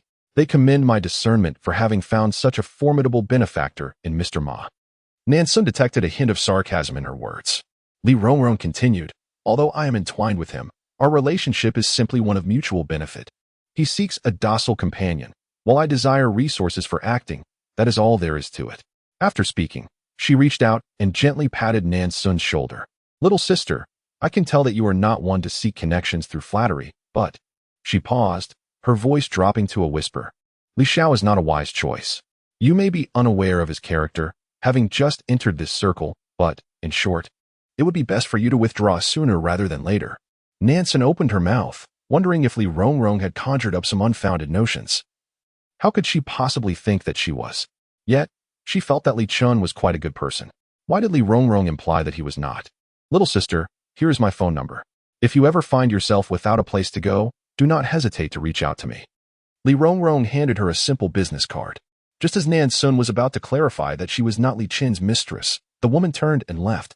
Chapter 84. Nan, do you have feelings for her? At that moment, Mr. Ma and Li Chun had concluded their conversation. Mr. Ma approached, draping an arm around Li Rongrong's shoulders as they departed, and Li Chun walked over as well. Nan, what are you looking at?" Li Chun skillfully wrapped his arm around her shoulders. Nan Xun showed him the business card, and suddenly felt a surge of inspiration. "Brother, our family is also involved in the entertainment industry. Could we possibly recruit Li Rongrong?" Li Chun raised an eyebrow slightly. "So, Nan likes her?" Nan Xun smiled and replied, "Indeed, I think her acting is superb. It's quite puzzling why she often plays supporting roles, and even when she is the lead, she portrays villains. People would throw rotten eggs at her as she walks by. Brother, just think about it. What exceptional acting skills must she possess to evoke such strong dislike?" Li Chun nodded without a moment's hesitation. "All right, it is but a single person. Whatever Nan desires, your brother shall procure for you." At this moment, Li Rongrong remained blissfully unaware that a mere conversation with a girl would precipitate a profound transformation in her life, leading to an influx of high-quality scripts and offers. Coupled with her own diligence, she would soon ascend to the pinnacle of stardom. Judging by appearances alone, the old master Li had to concede that the two of them, standing side by side, were indeed a sight to behold. Even he, an elder, found himself wanting to gaze upon them a while longer. However, Nan, you may head upstairs first. I have matters to discuss with your brother. The expression on the old master Li's face was grave. Nan Xun could not refrain from casting a glance at Li Qin. He gently patted her back, encouraging, "Go on ahead, Nan. Your brother will join you shortly." Nan Xun nodded and scampered upstairs, not forgetting to address the old master Li. "Godfather, it was my insistence that my brother accompany me out today. Please do not hold it against him for stepping away from his duties." The old master Li shot her an exasperated glare. "I understand. I shan't reprimand your brother as if I were his stepfather." Nan Xun chuckled lightly before rushing off to the second-floor bathroom for a soak. The hall was left with only the old Master Li and Li Chun. The old Master Li scrutinized Li Chun's attire, unable to suppress a disdainful curl of his lip as he muttered, "Does he truly believe that dressing like a fool makes him one?" He tapped his cane against the ground, gesturing for Li Chun to take a seat. "I have something to inquire of you." Li Chun sat directly opposite him, his legs crossed, one arm casually draped over the armrest of the sofa, an invisible aura instantly pressing upon the room. "Are you referring to Nan?" Li Chun asked straightforwardly. The old man was infuriated by his nonchalant demeanor, his voice rising an octave. "You rascal. Why don't you tell me what you've been up to today? I'm away for just a day, and you create such a sensational scandal. The whole circle knows you're hiding a delicate young lady. It's enough to drive me to my wit's end." Li Chun regarded him for a moment, causing the old man to grow anxious. "Surely, there's more on your mind today?" Li Chun remarked coolly. The old man took a couple of deep breaths. "All right. I want to beat around the bush. I must ask you, what are your true feelings? Nan was raised by you. She has always regarded you as her elder brother. Yet, your attitude towards her is hardly that of a brother to a sister." Li Chun gazed at him intently for a long while, making the old man feel uneasy. "You rascal, how daring of you to put pressure on your old man." The old man retorted angrily. "Your words are rather amusing. Regardless of the feelings I harbor for her, it does not concern anyone else. She is not my biological sister. And what of it if I raised her? There's merely a 12-year age gap. At your age, do you not indulge in younger women too?" Li Chun replied. The old man widened his eyes in disbelief. You little scoundrel. No matter how much I indulge, those are still women from outside. But Nan is my goddaughter. She calls me godfather and you brother. Do you have any shame?" Li Chun lightly unbuttoned 2 more buttons on his shirt and replied, "I fail to comprehend your words. Are you suggesting that because I raised her, she should not call me brother or you godfather? You know better than anyone that bringing her into the family was merely out of respect for your subordinates, individuals who had at least served the Li family. By adopting this child, you only sought to elicit greater loyalty from those beneath you. It was all for appearances, and you, with your frigid disposition, think I wouldn't understand?" The elderly, infuriated, retorted, "I genuinely care for Nan now." This statement did little to refute Li Chun's claims. Initially, his intentions were indeed selfish. The allure of her charm and the weight of gratitude were secondary motives. If it were merely gratitude, he could have easily entrusted her to a wealthy family to raise. No, there was another reason. He had noticed Li Chun's affection for the girl, which solidified his resolve. Li Chun merely replied with a nonchalant "oh," acknowledging, "Indeed, without me. How could you possibly be Nan's godfather? Don't you find it absurd that you are now assuming this role?" The elderly was left speechless by the retort. Trembling, he warned, "Li Chun, you must think this through. Although Nan is merely your god sister, she is someone you have raised. In her heart, you are just an elder brother. If you persist in this path, you will frighten her." Li Chun suddenly called out "Dad," startling the old man once more. Whenever he addressed him with such seriousness, it was clear that whatever his son was about to say or do would be beyond the reach of even the highest authority. "Our matters are not for you to meddle with.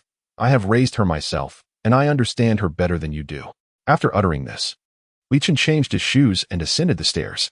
The old man couldn't help but call out to him just before he vanished from sight, softly warning, "Li Chun, Nan is still young. Do exercise some restraint and do not frighten her." Li Chun acknowledged him with a brief "HM," eagerly continuing upstairs. He gently pushed open the door to his little sister's princess-themed room.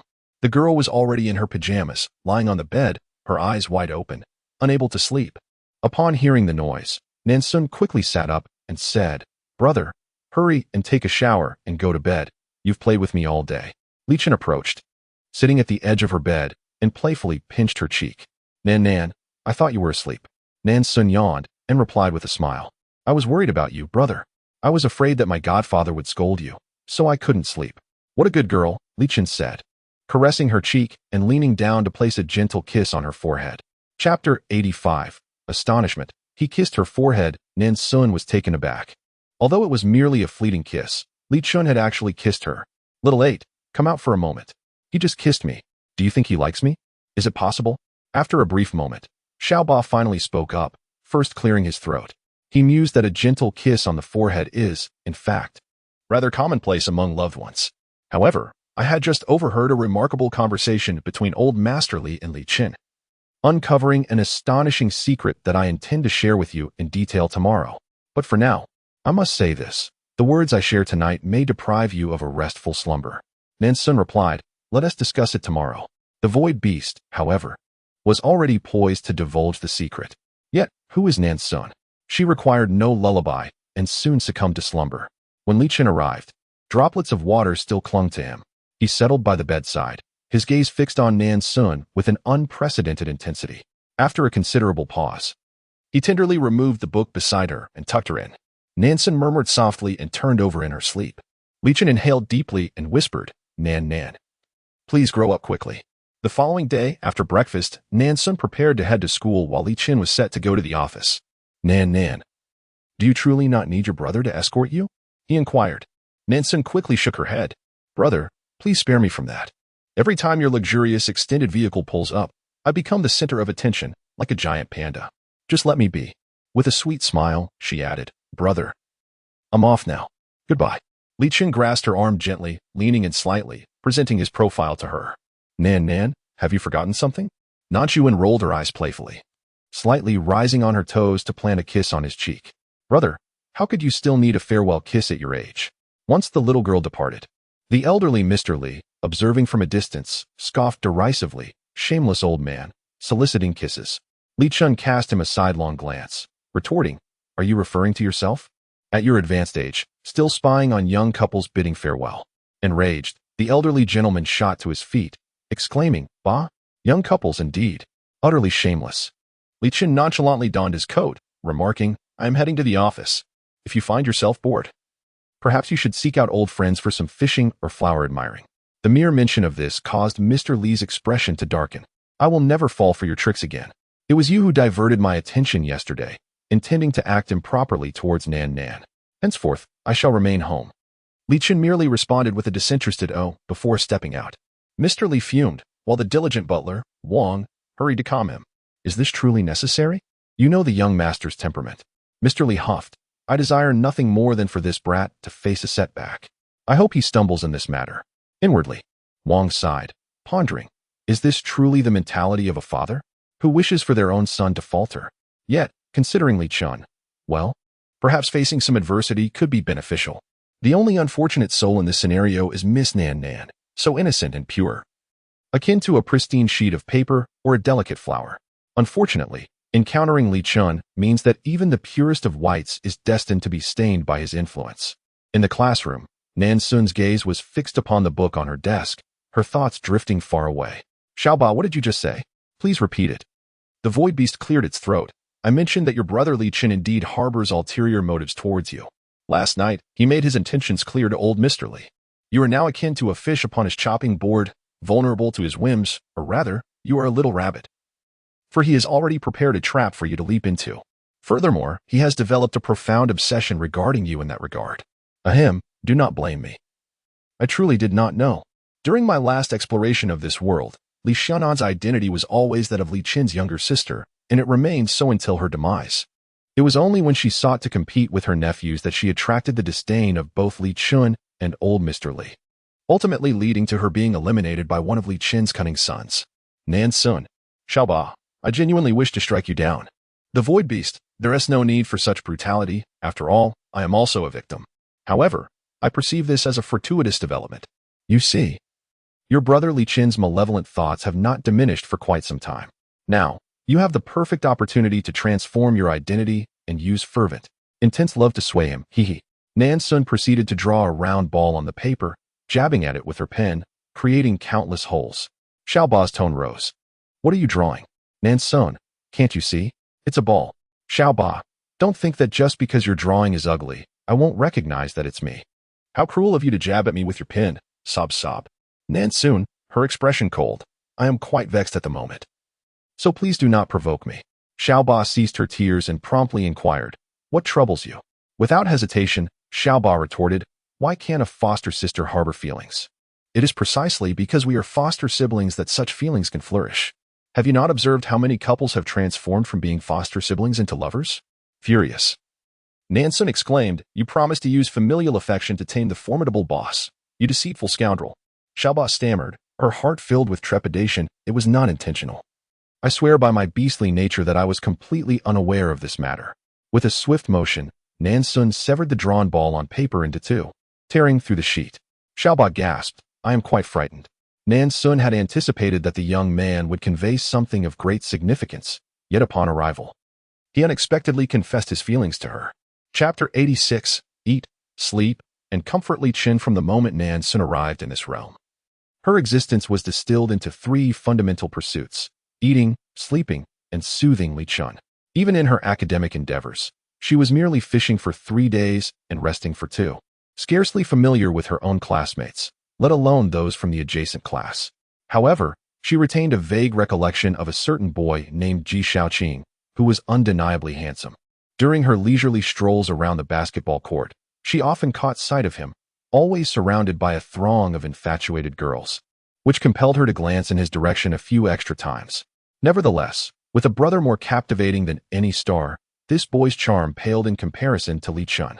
Nan Xun declined gently, saying, You are quite wonderful, but I believe that education is of paramount importance at this stage of my life, especially since I am still quite young. Ji Shaoqing immediately smiled. Nan, I knew you were different from ordinary girls. You are right.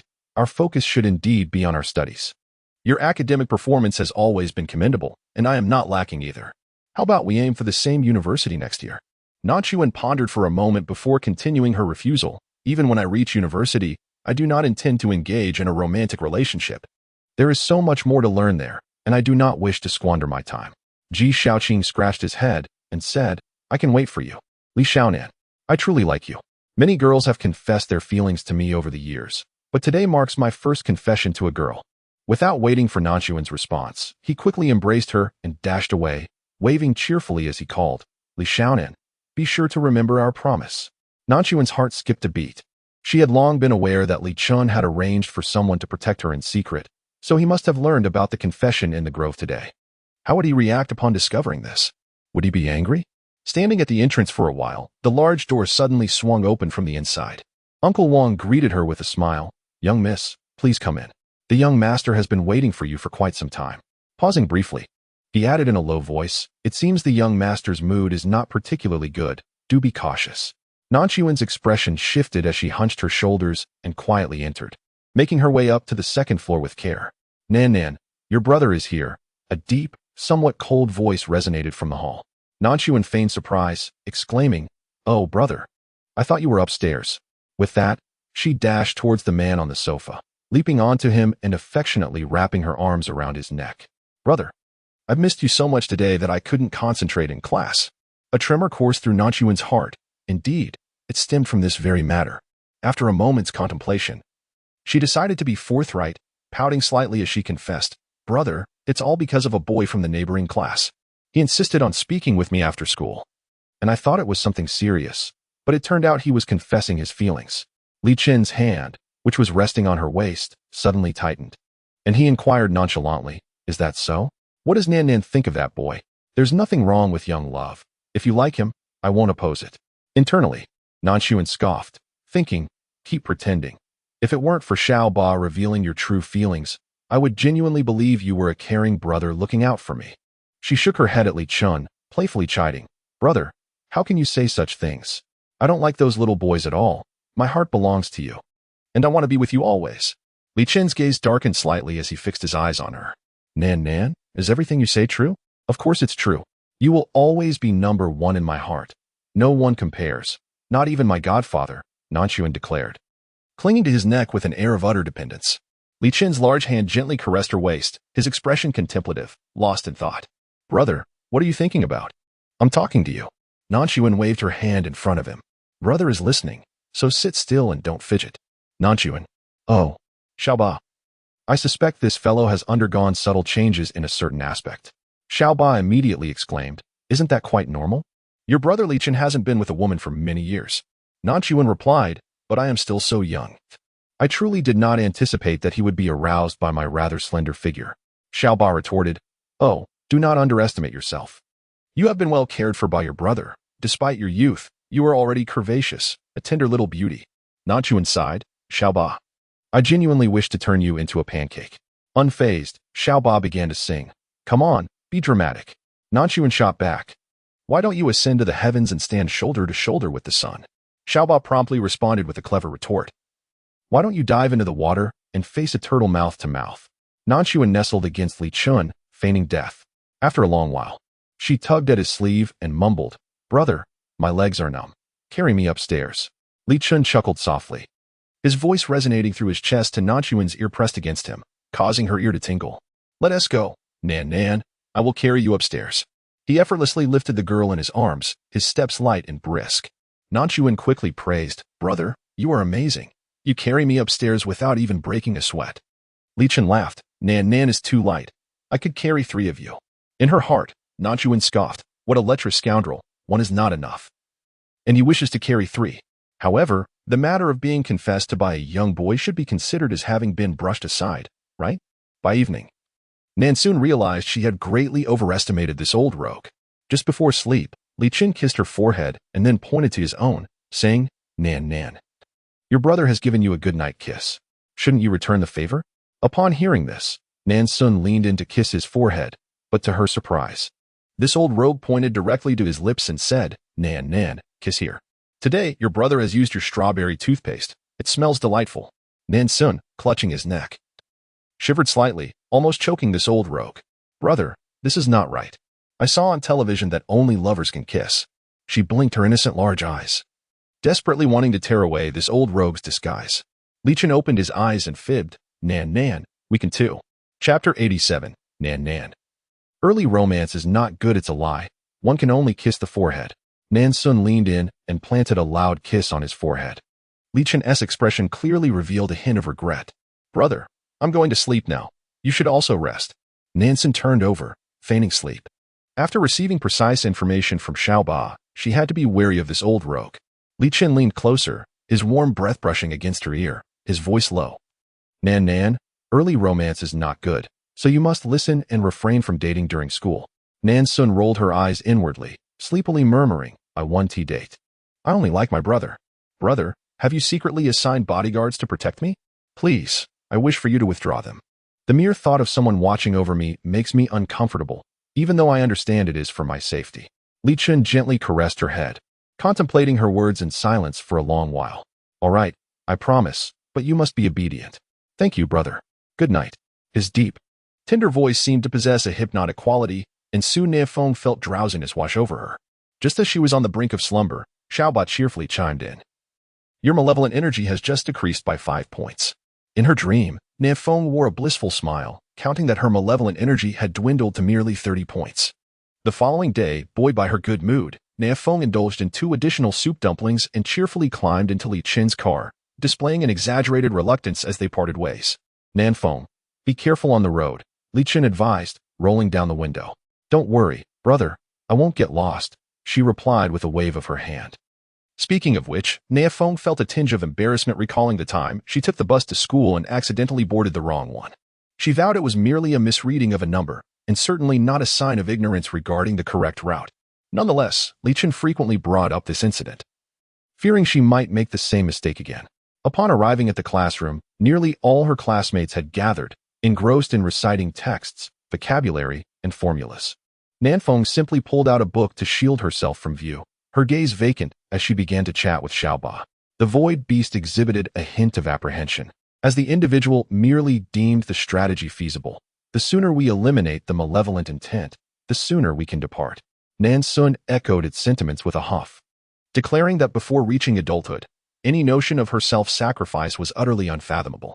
As the human and the beast engaged in a spirited negotiation, chaos erupted at a nearby table where 2 girls suddenly began to quarrel vehemently. Nan Xun, seated behind them, was unfortunately splattered with their spittle. The flames of discord engulfed her, and she found herself as the hapless victim. One of the girls inadvertently grazed her lip with a pointed finger, resulting in a precise laceration. Nan Xun winced as blood instantly welled up, rendering her lip a vivid crimson, a sight quite alarming. She wiped her hand across her mouth, and upon observing the blood on her palm, a singular thought consumed her mind. It was over. Once Li Chun discovered this, he would surely erupt in fury. The 2 classmates froze, ceasing their altercation, as the entire scene unfolded with breathtaking swiftness, leaving the surrounding spectators in stunned silence. Li Xiaonan, are you all right? The 2 girls exclaimed, their voices tinged with panic. They had heard whispers of Li Xiaonan's family background, and the prospect of facing repercussions from the other party was daunting. "I'm fine," she managed to utter, yet with each word, blood continued to seep forth, accompanied by a sharp sting. The two girls hastily assisted her towards the infirmary, only to encounter Ji Xiaoqing, the handsome boy who had confessed just the day prior. Ji Xiaoqing appeared even more anxious than them, swiftly taking charge as he lifted Nan Xun and dashed away. Let it go, let it go," Nan Xun reassured as she lightly patted his shoulder. It was merely a sore mouth, not an injured leg. Was Ji Xiaoqing attempting to be humorous? He immediately comforted her, saying, "Li Xiaonan, do not be afraid. We shall soon reach the infirmary." Nan Xun was utterly speechless. The pain in her mouth rendered her unwilling to utter another word. She should be grateful that there were few people around during the early study period. Otherwise, the sight of her predicament might have sparked a flurry of gossip among their peers. The nurse at the infirmary examined Nan Xun's lacerated lip closely and, upon realizing it had not been a bite, her demeanor softened slightly.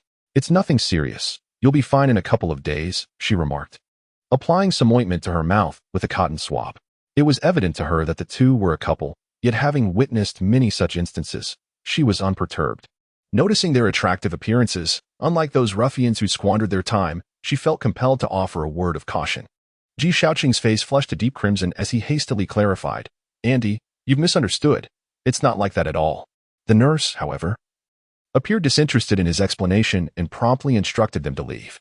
Nan Xun expressed her gratitude to Ji Xiaoqing, fearing he might carry her, and made her exit hastily. Ji Xiaoqing followed closely behind, a broad grin stretching nearly from ear to ear. Yet, those two who had been covertly watching her were undoubtedly relaying the incident to Li Chen. As she reached the entrance, preparing to input her fingerprint to unlock the door, she was taken aback when the door swung open from within. Nan, come in." It was neither Uncle Wang nor Aunt Li, it was Li Chen himself, standing at the threshold with a dark and brooding expression. Chapter 88. "Brother, please do not be angry." Li Chen's expression grew darker as he listened to her speak with a lisp. He swiftly lifted Nan Xun into his embrace and carried her into the room.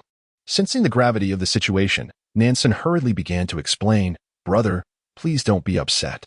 It was just an accident caused by my classmate. Please don't punish them by making them transfer schools or worse, driving them to bankruptcy. Nan, release your grip and allow your brother to see." Li Chen's voice remained steady, yet it was laced with an underlying threat. Nan Xun understood that when her brother spoke in such a tone, no one dared to defy his commands. Thus, she reluctantly loosened her hold, exposing her swollen lips to him. Upon seeing her inflamed lips, Li Chen's gaze darkened abruptly, and a chill radiated from him. "Brother, it truly was my classmate's fault. Please don't get angry," Nan Xun implored. However, Li Chen seemed focused on something else entirely. He suddenly lifted her chin, scrutinizing her lips intently for an extended moment. Then he extended his index finger, gently caressing the swollen area. At one point, his touch inadvertently grew firmer. "I heard that today. A boy carried you to the infirmary, the one who confessed to you last time." Nan Xun winced in pain, letting out a soft hiss. "Brother, you're hurting me," she complained. Li Chen immediately softened his touch, but his gaze remained dark and intense as he continued to observe her. Nan Xun tearfully explained, "I never wished for him to carry me. His shoulders are far from sturdy, and being held by him feels as if I might tumble down at any moment. However, brother, I was in pain at that time and had no opportunity to refuse. After applying the medicine, fearing he might carry me again, I fled." She hastily added, "Brother, I truly meant it when I promised not to date. I have no feelings for Ji Xiaoqing or anyone else. My heart belongs solely to you. Nan, I will temporarily take your words at face value. Therefore, you must sever ties with him tomorrow. Do you understand?" Nan Xun felt tears welling up. What kind of belief was this? He had not believed her at all. No matter how she explained herself, Li Chen was convinced she had an affair with Ji Xiaoqing. Resigned, she nodded through her tears.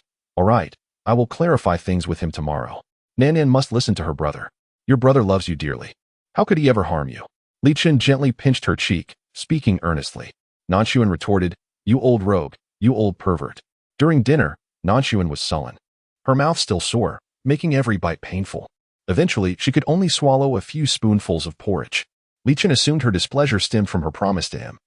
But while he indulged her in everything else, this matter was non-negotiable. God knows how furious he felt upon seeing that boy carrying Li Xiaonan in a photograph. He could have killed him on the spot. He desperately wished to eliminate the rival. His Nan was his. Every inch of her belonged to him. and no one had the right to touch her. Old Master Li discerned the peculiar tension between the two individuals and felt an inexplicable sense of joy, even humming a little tune. Nan, the television show is about to begin. Will you join your godfather for a watch? Nan Xun replied with a lackluster tone, Godfather, you may watch it alone. I shall not be viewing today. Perhaps you can recount the plot to me tomorrow. Having spoken, Nan Xun did not spare a glance at Li Chun, instead shouldering her bag and briskly ascending the stairs. Li Chun furrowed his brow slightly. Old Master Li chuckled, Have you quarreled with Nan again? Li Chun, at her age, she is in a rebellious phase. Do not impose too many restrictions upon her, or you may provoke the opposite effect. Li Chun continued his meal, but at a noticeably slower pace. Old Master Li cast him a glance, surprised that his son had actually heeded his counsel. After finishing his meal, Li Chun ascended the stairs to console the child, only to find the princess's bedroom door, which had never been locked before, now firmly shut, utterly impenetrable. His expression darkened instantly. She rolled over on the bed, wrapped in her quilt, adopting a rather unrefined starfish sleeping position. Previously, due to Li Chun's frequent visits, she had to maintain a semblance of decorum in her sleeping posture. Now, however, with the door secured, she reveled in the liberty to lie as she pleased. If Xiao Ba were aware of her thoughts, he would surely scoff. Your bold sleeping posture has likely been revealed countless times since you fell asleep. Just as Nan Xun was enjoying her rolling about, a knock resonated at the door. Nan, open the door. With a mischievous smile, she thought, you have deprived me of my rights, so I shall ensure you cannot even enter my room. As Nan Xun listened to the increasingly forceful knocking at the door, she couldn't help but envision Li Chun's expression, his thin lips pressed into a straight line, betraying no emotion. The thought filled her with a sense of satisfaction. However, after a moment's contemplation, she decided to open the door. Upon seeing Li Chun's darkened countenance at the threshold, Nan Xun smiled sweetly and said, Brother, I've grown up now. I believe it would be better to keep the bedroom door locked, to avoid any awkwardness should you unexpectedly walk in at an inconvenient moment. Li Chun observed the prideful arch of her brows and couldn't help but rub his forehead. It seemed the old man was right. His little Nan was entering a rebellious phase. Sighing, he resolved to give her a few days to herself, allowing her to cool off. Very well, he conceded. I shall give you some space for the next few days. He mentioned a few days, but Nan Xun, not fully attentive, assumed he had finally relented. Her smile grew even sweeter as she waved goodbye from behind the door. Good night, brother. Li Chun let out a soft sigh in return. Good night, Nan. With that, Nan Xun firmly shut the bedroom door and locked it once more. Perfect. Li Chun believed that her anger was merely fleeting, and soon she would once again open her heart to him, for they had grown accustomed to one another. However, as the days passed without the solace of seeing his girl before sleep or kissing her forehead, Li Chun Old Master Li hummed a cheerful tune. His spirits lifted as he personally tended to the flowers and plants in the estate. In the end, he plucked 2 lilies and arranged them in a vase, placing it elegantly on the coffee table in the living room. At the dining table, the family gathered for dinner, and Old Master Li indulged in an extra bowl of rice. Li Chun cast a glance at his grandfather, his tone laced with coolness. It seems you are in remarkably good spirits. In his youth, Old Master Li was a formidable character, unbothered by the low pressure emanating from his son. With a cheerful demeanor, he replied, I have arranged to go fishing with an old friend tomorrow. Nan will be in your care. Please look after her well. Li Chun observed the two of them openly disregarding him, and a shadow of gloom crossed his face. Chapter 89. If you can't finish, help me eat, brother. Do eat more. Allow me to serve you some vegetables. Nan Xun noticed that Li Chun had hardly touched his meal and promptly added a serving of her least favorite greens to his bowl. Li Chun raised an eyebrow at the sight of his bowl brimming with food. Nan, taking the initiative to converse with him, expressed her concern for his appetite by serving him more, indicating that her irritation had subsided. Brother, I can't eat any more. Please finish the leftovers for me. Wasting food is shameful, and I do not wish to be a shameful person, Nan Xun declared, pushing her half-eaten bowl of rice toward him. Li Chun responded with a nonchalant grunt, calmly transferring her half-bowl into his own. Neither of them thought much of it, as they had often shared a bowl since childhood. They would take turns sharing a pear, a piece of cake, or even a chocolate, having exchanged saliva countless times without a second thought. While they felt no discomfort, Old Master Li was visibly affected, feeling a pang of sourness that rendered him unable to continue his meal. Nan, are you only going to eat this little? What will you do if you get hungry tonight? The elderly Li inquired with concern. Nan Xun promptly replied, It's all right. My brother can cook.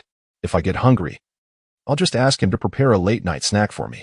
Hearing this, Li Chen felt a wave of relief wash over him.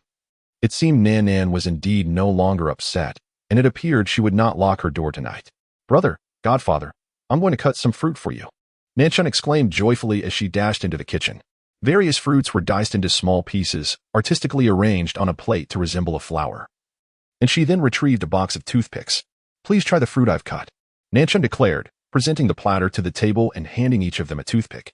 The elderly Li chuckled, pondering to himself, "Just because you cut the fruit, does that mean it tastes different?" Just then, he overheard his son praising, Nan, "You've done a wonderful job with the fruit. It tastes even better than before." The elderly Li was momentarily taken aback, feeling a pang of sourness in his teeth, and decided to take a stroll outside to avoid further discomfort. Uncle Wang followed suit, and Aunt Li, having tidied up the kitchen, also departed, leaving only Li Chun and Nan Xun in the living room. Nan Xun sat on the sofa, engrossed in the television. Li Chun approached her, seizing the opportunity now that no one else was around to engage in a heart-to-heart conversation. "Nan, you're not upset with your brother anymore, are you?" he asked gently. Nan Xun paused for a moment before eagerly responding, "I'm not angry. Why would I be mad at my brother?" Seeing the sincerity in her expression, which reassured him that she was truly at ease, he affectionately ruffled her hair and said, "Then tonight, you must promise not to lock your door when you sleep." Nan Xun was taken aback and immediately exclaimed, "Wait a moment, brother. Have you perhaps misunderstood something? Although I am no longer angry, I still desire my own personal space." Li Chen's eyes narrowed instantly. "Brother, I am soon to turn 18, and in just a few months, I will be preparing for the college entrance examination. I am an adult now. Can you not grant me a modicum of privacy?" When Nan Xun was still just a child, she feared that Li Chun would produce a brood of nephews and nieces, diverting his attention away from her. In such a scenario, her words would hold no weight, and using familial affection to dispel ill intentions would be akin to chasing phantoms. Thus, when Li Chen insisted on sharing her bed, she was genuinely pleased and quite attached to him. However, she soon realized that her notion of personal space was a mere illusion. Even when she slept in a separate room, Li Chen would enter as if the door were non-existent. Particularly before bedtime, he felt compelled to check on her. In her ignorance, Nan Xun had once regarded him as a good brother, but upon learning the truth from Aaaah, she understood that this false brother harbored ulterior motives. The thought of a man who had suppressed his desires for over a decade residing in the adjacent room, capable of surreptitiously entering her chamber, filled her with trepidation. The very notion of him lying in her bed, having long since entertained nefarious thoughts, made her uneasy. Who could guarantee he would not one day transform into a beast and take advantage of her? Li Chen remained silent, withdrawing a key from his pocket. Nan Xun's eyes widened in astonishment. Could this key possibly be? Resigned to her fate, she conceded, "Li Chen, you are formidable. I admit defeat." In the presence of Li Chen, it appeared as though she possessed no rights whatsoever. The last time she had managed to persuade him to relent, intending to dismiss those 2 bodyguards, but before she could execute her plan, the incident involving Ji Shuqing occurred, rendering her efforts futile. Nevertheless, Li Chen treated her with such kindness that Nan Xun felt she could endure any excesses on his part. As they entered their final year of high school, most individuals became increasingly busy. However, Nan Xun was an exception. Being an academic prodigy, she had previously navigated through junior and senior high school in a parallel world. And now, embarking on the journey once more, she had become quite adept at examinations. In the living room, Nan Xun cradled a plush bear in one arm while biting into a large apple with a crisp crunch. "Uncle, this Su Guerin is blind. That Li Marin is so wicked, clearly intending to use me as a stepping stone. How can she not see through it?" Nan Xun chuckled lightly. "Uncle, you underestimate me. I shall firmly ascend to the throne of the Empress in this harem and eventually become the Dowager Empress. At that point, I shall keep a few consorts to make the late Emperor wear a green hat. After all, his harem is filled with women, a veritable gathering of enchanting spirits. One misstep, and they could devour him whole." "Dowager Empress? Consorts? Ahem." The old gentleman choked on a banana. Nan Xun hastily assisted him, playfully reproaching, "Uncle, do you look down on me, or what? Do I appear so foolish?" Before the elderly gentleman could respond, Aaaah interjected suddenly, "Darling, do you genuinely believe that you could survive more than 3 days in the harem?" Nan Xun bristled at this, interpreting Aaaah's words as a slight against her intelligence. 3 days? I shall undoubtedly claim the position of Dowager Empress." Little Ba fell silent, lost in thought. Chapter 90. Numb Legs, Carry Me. The palace drama had reached a thrilling climax, and the grandfather and grandson sat intently on the sofa, only for the show to abruptly cut off at the moment when Shui Guiran was pushed into the river by Li Marin. Nan Xun, infuriated, exclaimed, "Godfather. It was just getting exciting. Isn't this just teasing us?" Old Master Li remained unfazed, having already anticipated the ensuing events. Either Shui Guiran would drown, leaving the harem devoid of intrigue, or she would survive and engage in a fierce confrontation with Li Marin. However, given that Shui Guiran was clearly a leading character, her demise was unlikely. The grandfather and grandson were engrossed in their discussion when they suddenly heard footsteps descending the stairs. Old Master Li glanced at the person coming down and patted Nan Xun's shoulder. "It's getting late, Nan. You should head to bed. You have the college entrance exam tomorrow." With a quick "oh," Nan Xun dashed towards the person, leaping onto his back. "Brother, my legs are numb. You must carry me upstairs." Earlier, Nan had mentioned wanting to keep a harem of male companions. Li Chen suddenly inquired, his tone rising in such a way that it startled Nan Xun. How could he have only caught that one line amidst her extensive chatter? Nan Xun immediately protested, "Brother, it's wrong to eavesdrop on others' conversations. Besides, that was merely a jest, not to be taken seriously." Li Chen chuckled lightly. "A harem? You actually know that term?" Nan, you truly are clever." Nan Xun replied, "Dear brother, I was just joking. By the way, have you finished your work?" She cleverly shifted the topic. Li Chen gave a soft acknowledgement, saying, "Tomorrow, after you finish your exam, I will come to pick you up." Nan Xun was momentarily taken aback, inquiring, "Brother, are you serious?" Li Chen affectionately ruffled her hair and replied with a smile, "Don't worry, I won't be driving." Nan Xun assumed that he meant he would simply be using a different, more modest vehicle instead of the extravagant limousine. Thus, the following day, when she spotted a man waiting for her at the school gate on a bicycle, she was utterly stunned. Li Chen was clad in a short-sleeved white shirt, paired with deep brown casual trousers and white sneakers. One foot rested on the pedal while the other touched the ground, his elongated leg accentuating his tall stature. At that moment, the students had just completed their final exam, and the entrance was bustling with parents waiting for their children. While a throng of students surged out of the school, Li Chen's appearance was striking, drawing the attention of passers-by, regardless of age or gender. Nan Xun overheard two girls nearby whispering, wondering whose brother he was, remarking on his striking good looks, claiming he was even more handsome than the currently popular celebrity. A sense of pride surged within her, causing her posture to straighten. Li Chen soon spotted Nan Xun and waved, calling out, Nan, over here." Instantly, Nan Xun's cheeks flushed a vibrant red, akin to a monkey's rear. Was this rogue doing it on purpose? He must be. His exuberant shout and radiant smile drew the gaze of everyone around them, and as their eyes followed his direction, they landed squarely on her. Nan Xun could feel numerous stares converging upon her. Wow, he is truly handsome, with an admirable demeanor, far more attractive than Ji Shaoqing. Could he possibly be a senior from our university? Whispers began to circulate among those who recognized Li Xiaonan. Nan Xun swiftly dashed over, taking a seat behind Li Chen, wrapping her arms around his waist, burying her head into his back, and urged, "Brother, let's hurry." Li Chen raised an eyebrow, unhurried to depart, first inquiring, Nan, how did you perform on the exam?" Nan Xun let out a hum, puffing out her small chest with confidence, declaring that getting into B University was a piece of cake. Observing her slightly proud demeanor, Li Chen couldn't help but chuckle softly. "Once you're settled, we shall go." The pair navigated through the bustling streets, cycling leisurely towards a quieter area. Nan Xun giggled from behind. "Brother, I thought you only drove a car. I never imagined you could ride a bicycle so well."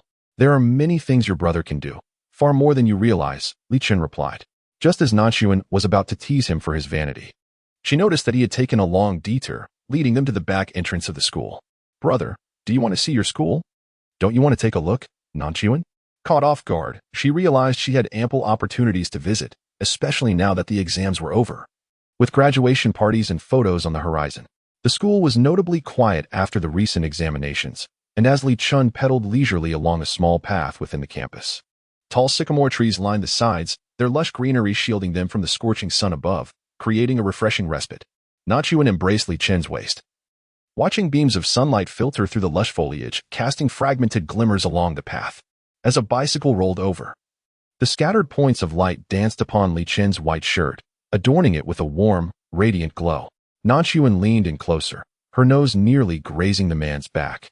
Inhaling deeply, The fragrance of grass-scented shower gel, and the essence of sunlight. Brother. What's the matter? Nan. Brother, I truly like you. Abruptly, Nan Xun offered him a mouthful of candy. Li Chen paused his pedaling, his voice softening at that moment. Brother likes you very much too. You have no idea how much I love you. Nan Xun felt a rush of shyness. Oh dear, how embarrassing. Is this a subtle confession from you, Li Chen? Just then, the pesky Xiaoba sprang forth. Didn't you say that your brother Li Chen is a weirdo? Now you seem to be secretly delighted. Nan Xun felt a bit sheepish. Xiaoba, I misjudged you. I've suddenly realized how wonderful Li Chen is. I think I'm nearly falling for him. Xiaoba was taken aback. Don't get carried away. This is all just fantasy. You cannot fall for anyone from this world. Nan Xun chuckled internally. Xiaoba, look at you being so timid. I'm merely joking. I have responsibilities and people to care for. You know. Xiaoba. Nan Xun sighed. I miss my dear Dandan. She pouted. All right, Xiaoba, stop trying to brainwash me. I know my own heart. Nanan, why have you stopped speaking? Li Chen suddenly inquired. Nan Xun promptly tightened her embrace around him and mumbled, Brother, I'm feeling shy. Li Chen fell silent, a subtle smile curling at the corners of his mouth. His profound eyes shimmering with a myriad of delicate mirth. Chapter 91. Nan, I wish to hold you, brother. Look at that small growth. Isn't our school against students dating? Yet those young couples always sneak away to rendezvous there. With a sudden screech, Li Chen abruptly halted the car, murmuring, I know. It was here that young lad confessed his feelings to you. Nan Xun felt a pang of discomfort. She really had brought up a sensitive topic. Inadvertently reminding Li Chen of that moment, he parked the car to the side and lifted Nan Xun from the back seat. Brother, are you going to the grove? Yes. I wish to see the place where the young lovers meet, he replied nonchalantly.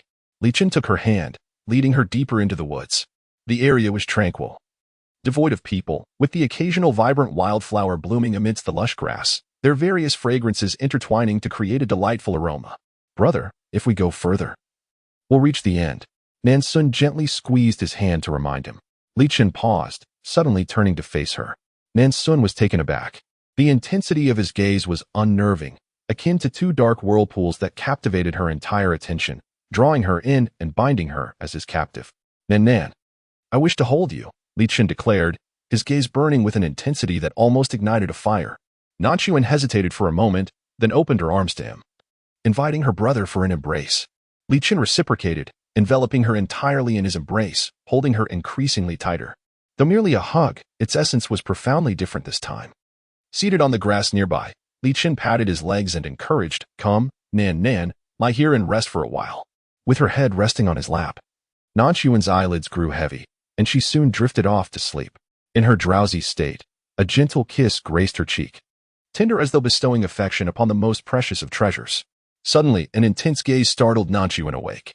The fiery intensity of the stare jolted her, and she blinked. Momentarily disoriented, rubbing her eyes, she nearly forgot her surroundings as the man swept her up in his arms, carrying her out of the grove and placing her gently on the back seat of his bicycle. Li Chen pedaled slowly, guiding his beloved out of the campus and heading towards the Li family villa. The journey was lengthy, and as they rode, the sky darkened. Brother, the stars are out. So bright, Nan Xun exclaimed, pointing at the twinkling stars that began to appear, radiant and magnificent. With a soft "oh," she settled comfortably, beginning to hum a tune. Fa-wah, fa-wah, fa-wah. Surprisingly, you guessed right, foster father. That Xue Guiran is alive and has begun a conflict with Li Marin. The protagonist's aura is about to take effect. Nan Xun watched with excitement. The elderly chuckled. Just wait and see. This is merely the beginning. The following episodes will unveil a myriad of plots and schemes. Li Chen glowered as he watched the grandfather and grandson passionately debate the storyline, suddenly overwhelmed by an impulse to shatter that enormous crystal television. Later, when Nan Xun retired to her room, the old man summoned Li Chen for a conversation. As they shut the door, the elder's expression was particularly grim. I heard you spend a considerable amount of time at Nan school, he remarked. Li Chen, you must be mindful of your influence. If others were to witness this, how would Nan conduct herself? Li Chen dismissed the concern nonchalantly, responding, I understand. But she has matured and is quite sensible. I merely embraced her. You ought to be grateful for having a son with such remarkable self-control, otherwise the situation would be far more complicated. The elder's frustration simmered within him. What irked him further was that, at present, he found himself utterly incapable of confronting Li Chen. It was well known throughout the Li Corporation that they had an exceptionally youthful chairman, whose striking looks rivaled those of a celebrity and whose professional prowess was unparalleled. Yet, this chairman had been leaving work promptly each day, and recently, he had taken an extended leave of absence. Indeed, Li Qin had granted himself a significant hiatus. With Nan finishing her college entrance examinations and the summer holidays commencing, she had chosen to apply to the nearby B University. As a reward, he was determined to carve out time for a memorable graduation trip with her. In hindsight, when it became known that Nan Xun intended to apply to B University, her teachers were both anxious and vexed. Given her academic standing, she could have easily secured admission to the prestigious T University, the top institution in the nation. Even if she wished to remain in the city, there was the second-ranked A University. However, Nan Xun remained resolute, leading several teachers to convene a meeting with her parents regarding the matter. Upon encountering the youthful Li Qin, the teachers were somewhat displeased that it was not the parents who arrived, but rather the elder brother. However, Li Qin exuded a formidable aura, and even as just a brother, he managed to intimidate the teachers. Li Qin calmly stated, "I respect Nan's every decision." And the rest of the family shares this sentiment.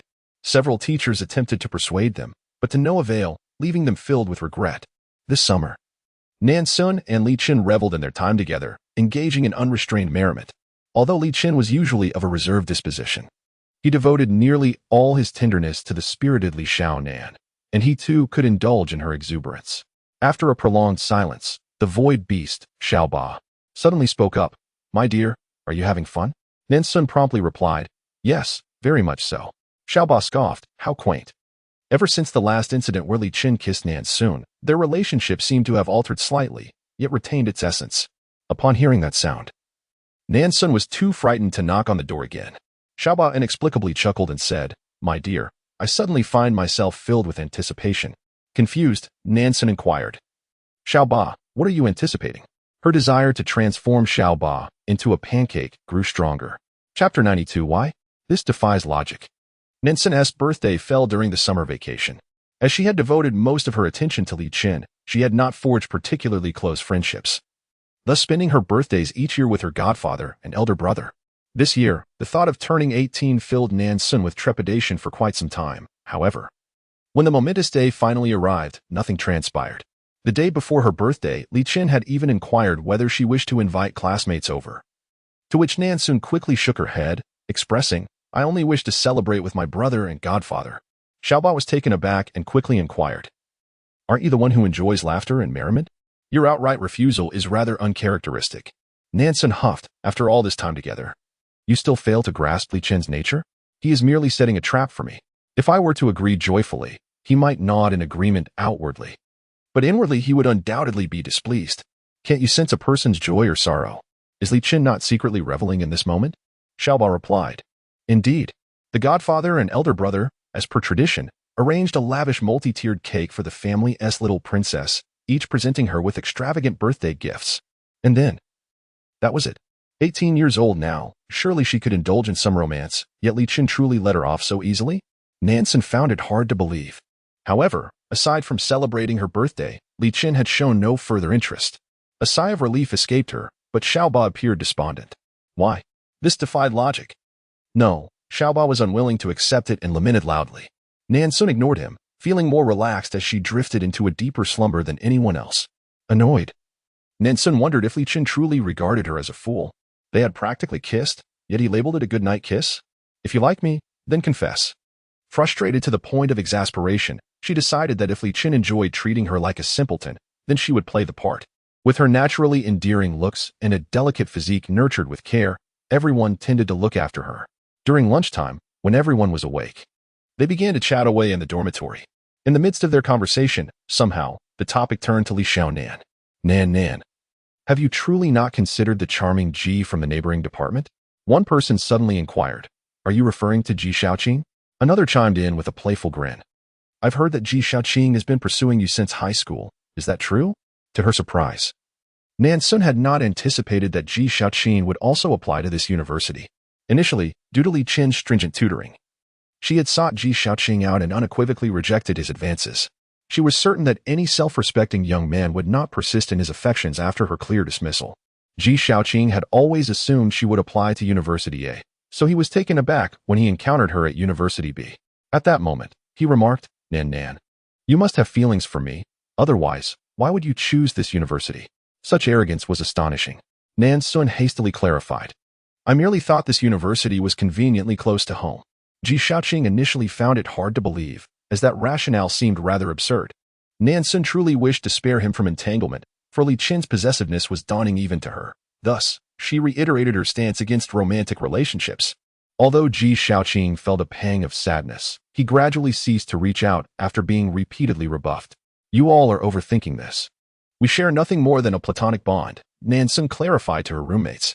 The friends, initially eager to indulge in gossip, fell silent. She further added, during my time at university, I will not engage in romantic relationships. My brother forbids it.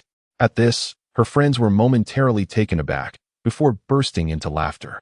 One friend, laughing until tears streamed down her face, exclaimed, Nan, your brother is right. You're still young, so don't rush into relationships. Nan Xun suspected that she might be the subject of sarcasm. In any case, she had unwittingly transformed into the image of an innocent little rabbit in the eyes of others, particularly the kind that exudes an air of naivete. Her relationship with Li Qin grew increasingly intimate, so much so that even the servants in the estate began to take notice, beaming at her with even brighter smiles. After all, she was merely a false heiress, one who could be cast aside at any moment should either the elderly or the young master feel displeased. Yet now, this pretender could very well metamorphose into the mistress of the Li family, which altered the dynamics entirely. A sudden flutter of anxiety gripped Nan Xun. She pondered, little 8. Why has my heart been racing lately? Am I at risk of an untimely demise? She chastised herself for even broaching such thoughts with little 8.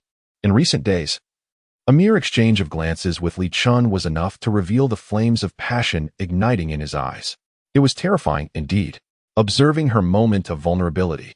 Little 8 cheerfully shifted the conversation, reminding her, Darling, let us not forget that today marks the birthday of brother Li Qin.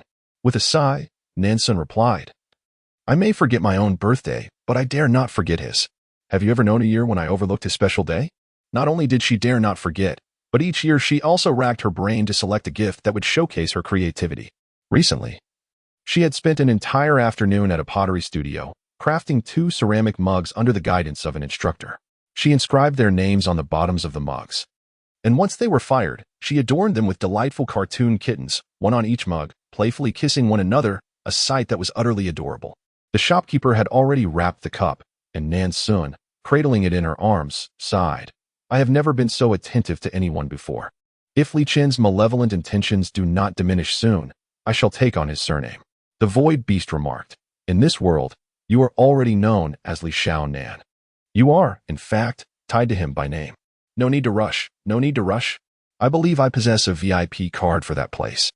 Just wait for me. Nan Xun promptly abandoned her bicycle, hailed a taxi, and urgently instructed the driver, Sir, to the commercial center of Twilight, please. The driver gave her a subtle glance, aware that not everyone could gain entry to Twilight. Those who could were individuals of considerable status and distinction.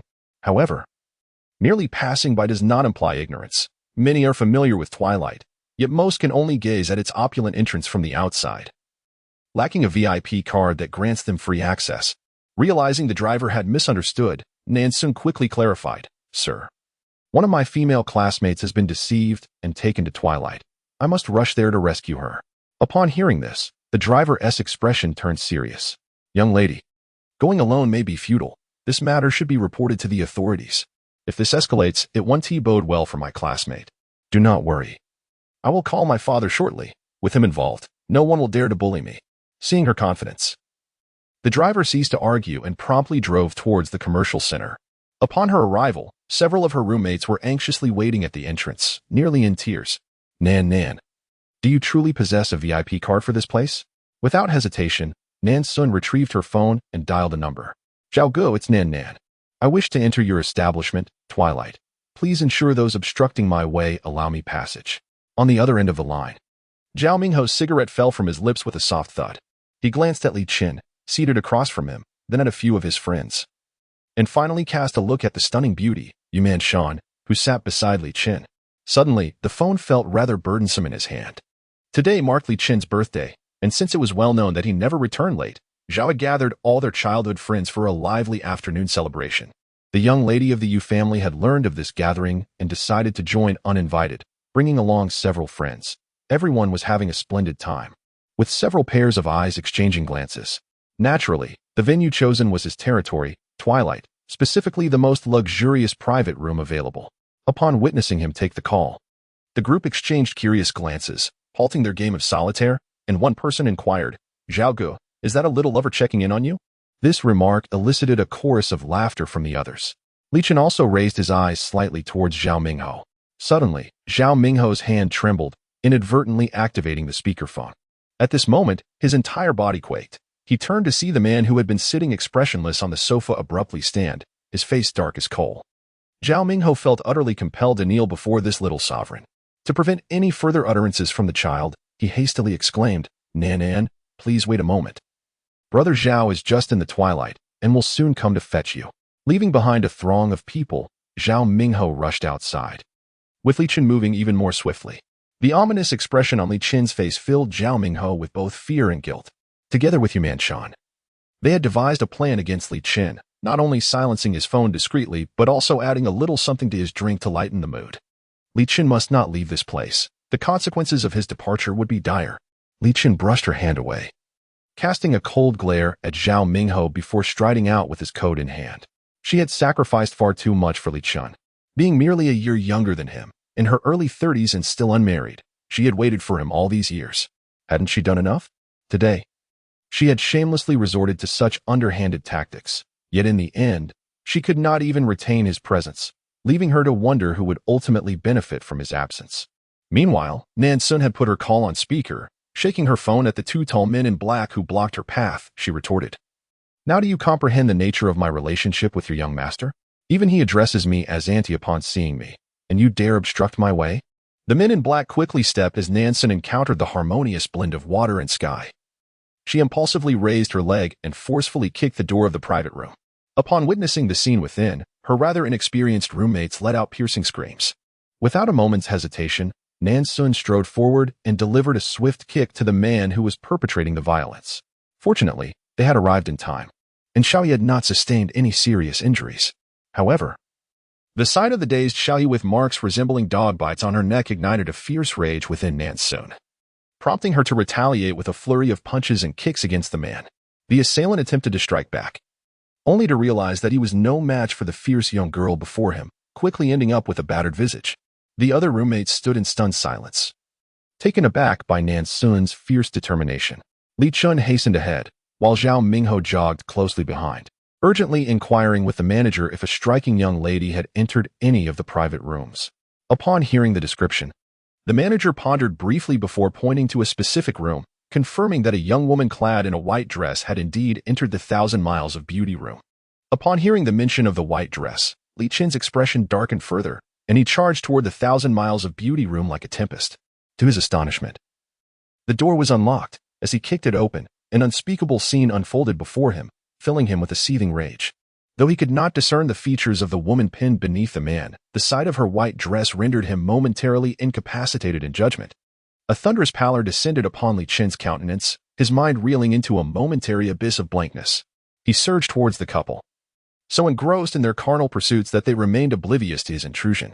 With a swift motion, his hand seized the man by the throat, hoisting him aloft before casting him violently to the floor.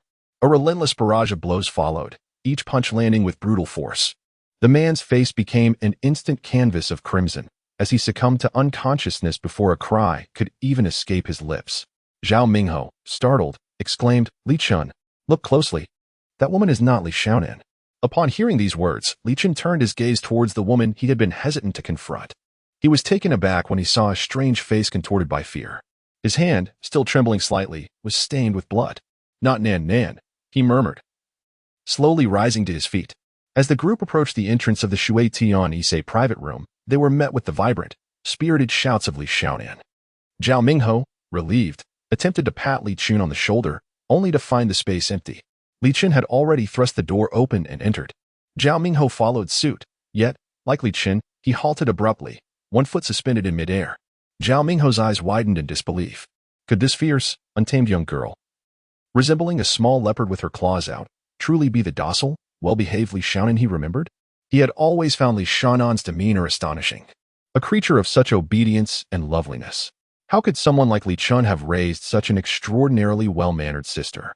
He had even entertained the notion that Li Xiaonan might not be a true member of the Li family. Yet now, behold the fierce determination of this young lady. One would scarcely believe she is not of the Li family lineage. Chapter 94. Is this traditional medicine, Nan Xun? With a decisive punch that transformed the scoundrel's visage into that of a swine, she finally ceased her assault. Suddenly, she lifted her gaze towards the entrance. The fierce glint in her eyes not yet fully dissipated. Upon catching sight of Li Chun's countenance, Nan Xun sprang up with a start, hastily adjusting her dress and smoothing her tousled hair. With her hands clasped behind her back, her petite feet traced circles upon the ground, and she sweetly exclaimed, "Brother, how is it you arrived so swiftly?"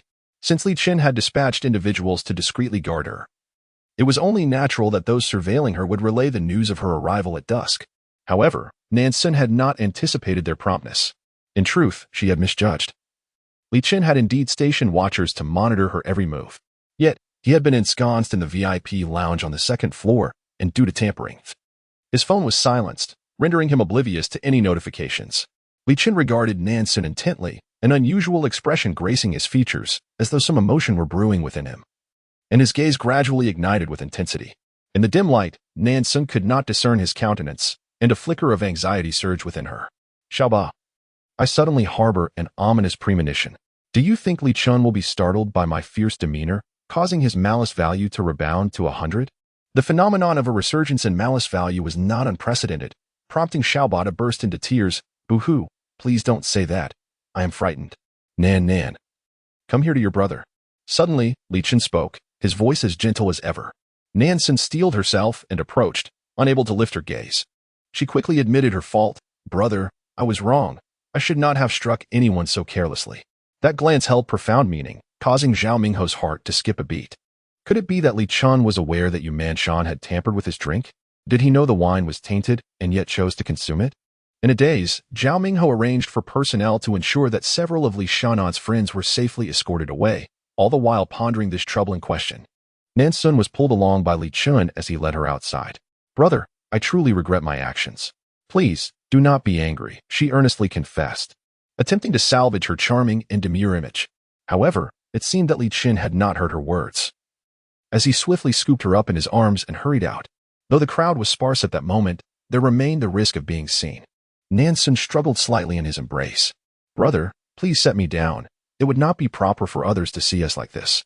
Li Chun suddenly leaned closer. His breath warmer than his racing heart, his tone low and laced with temptation.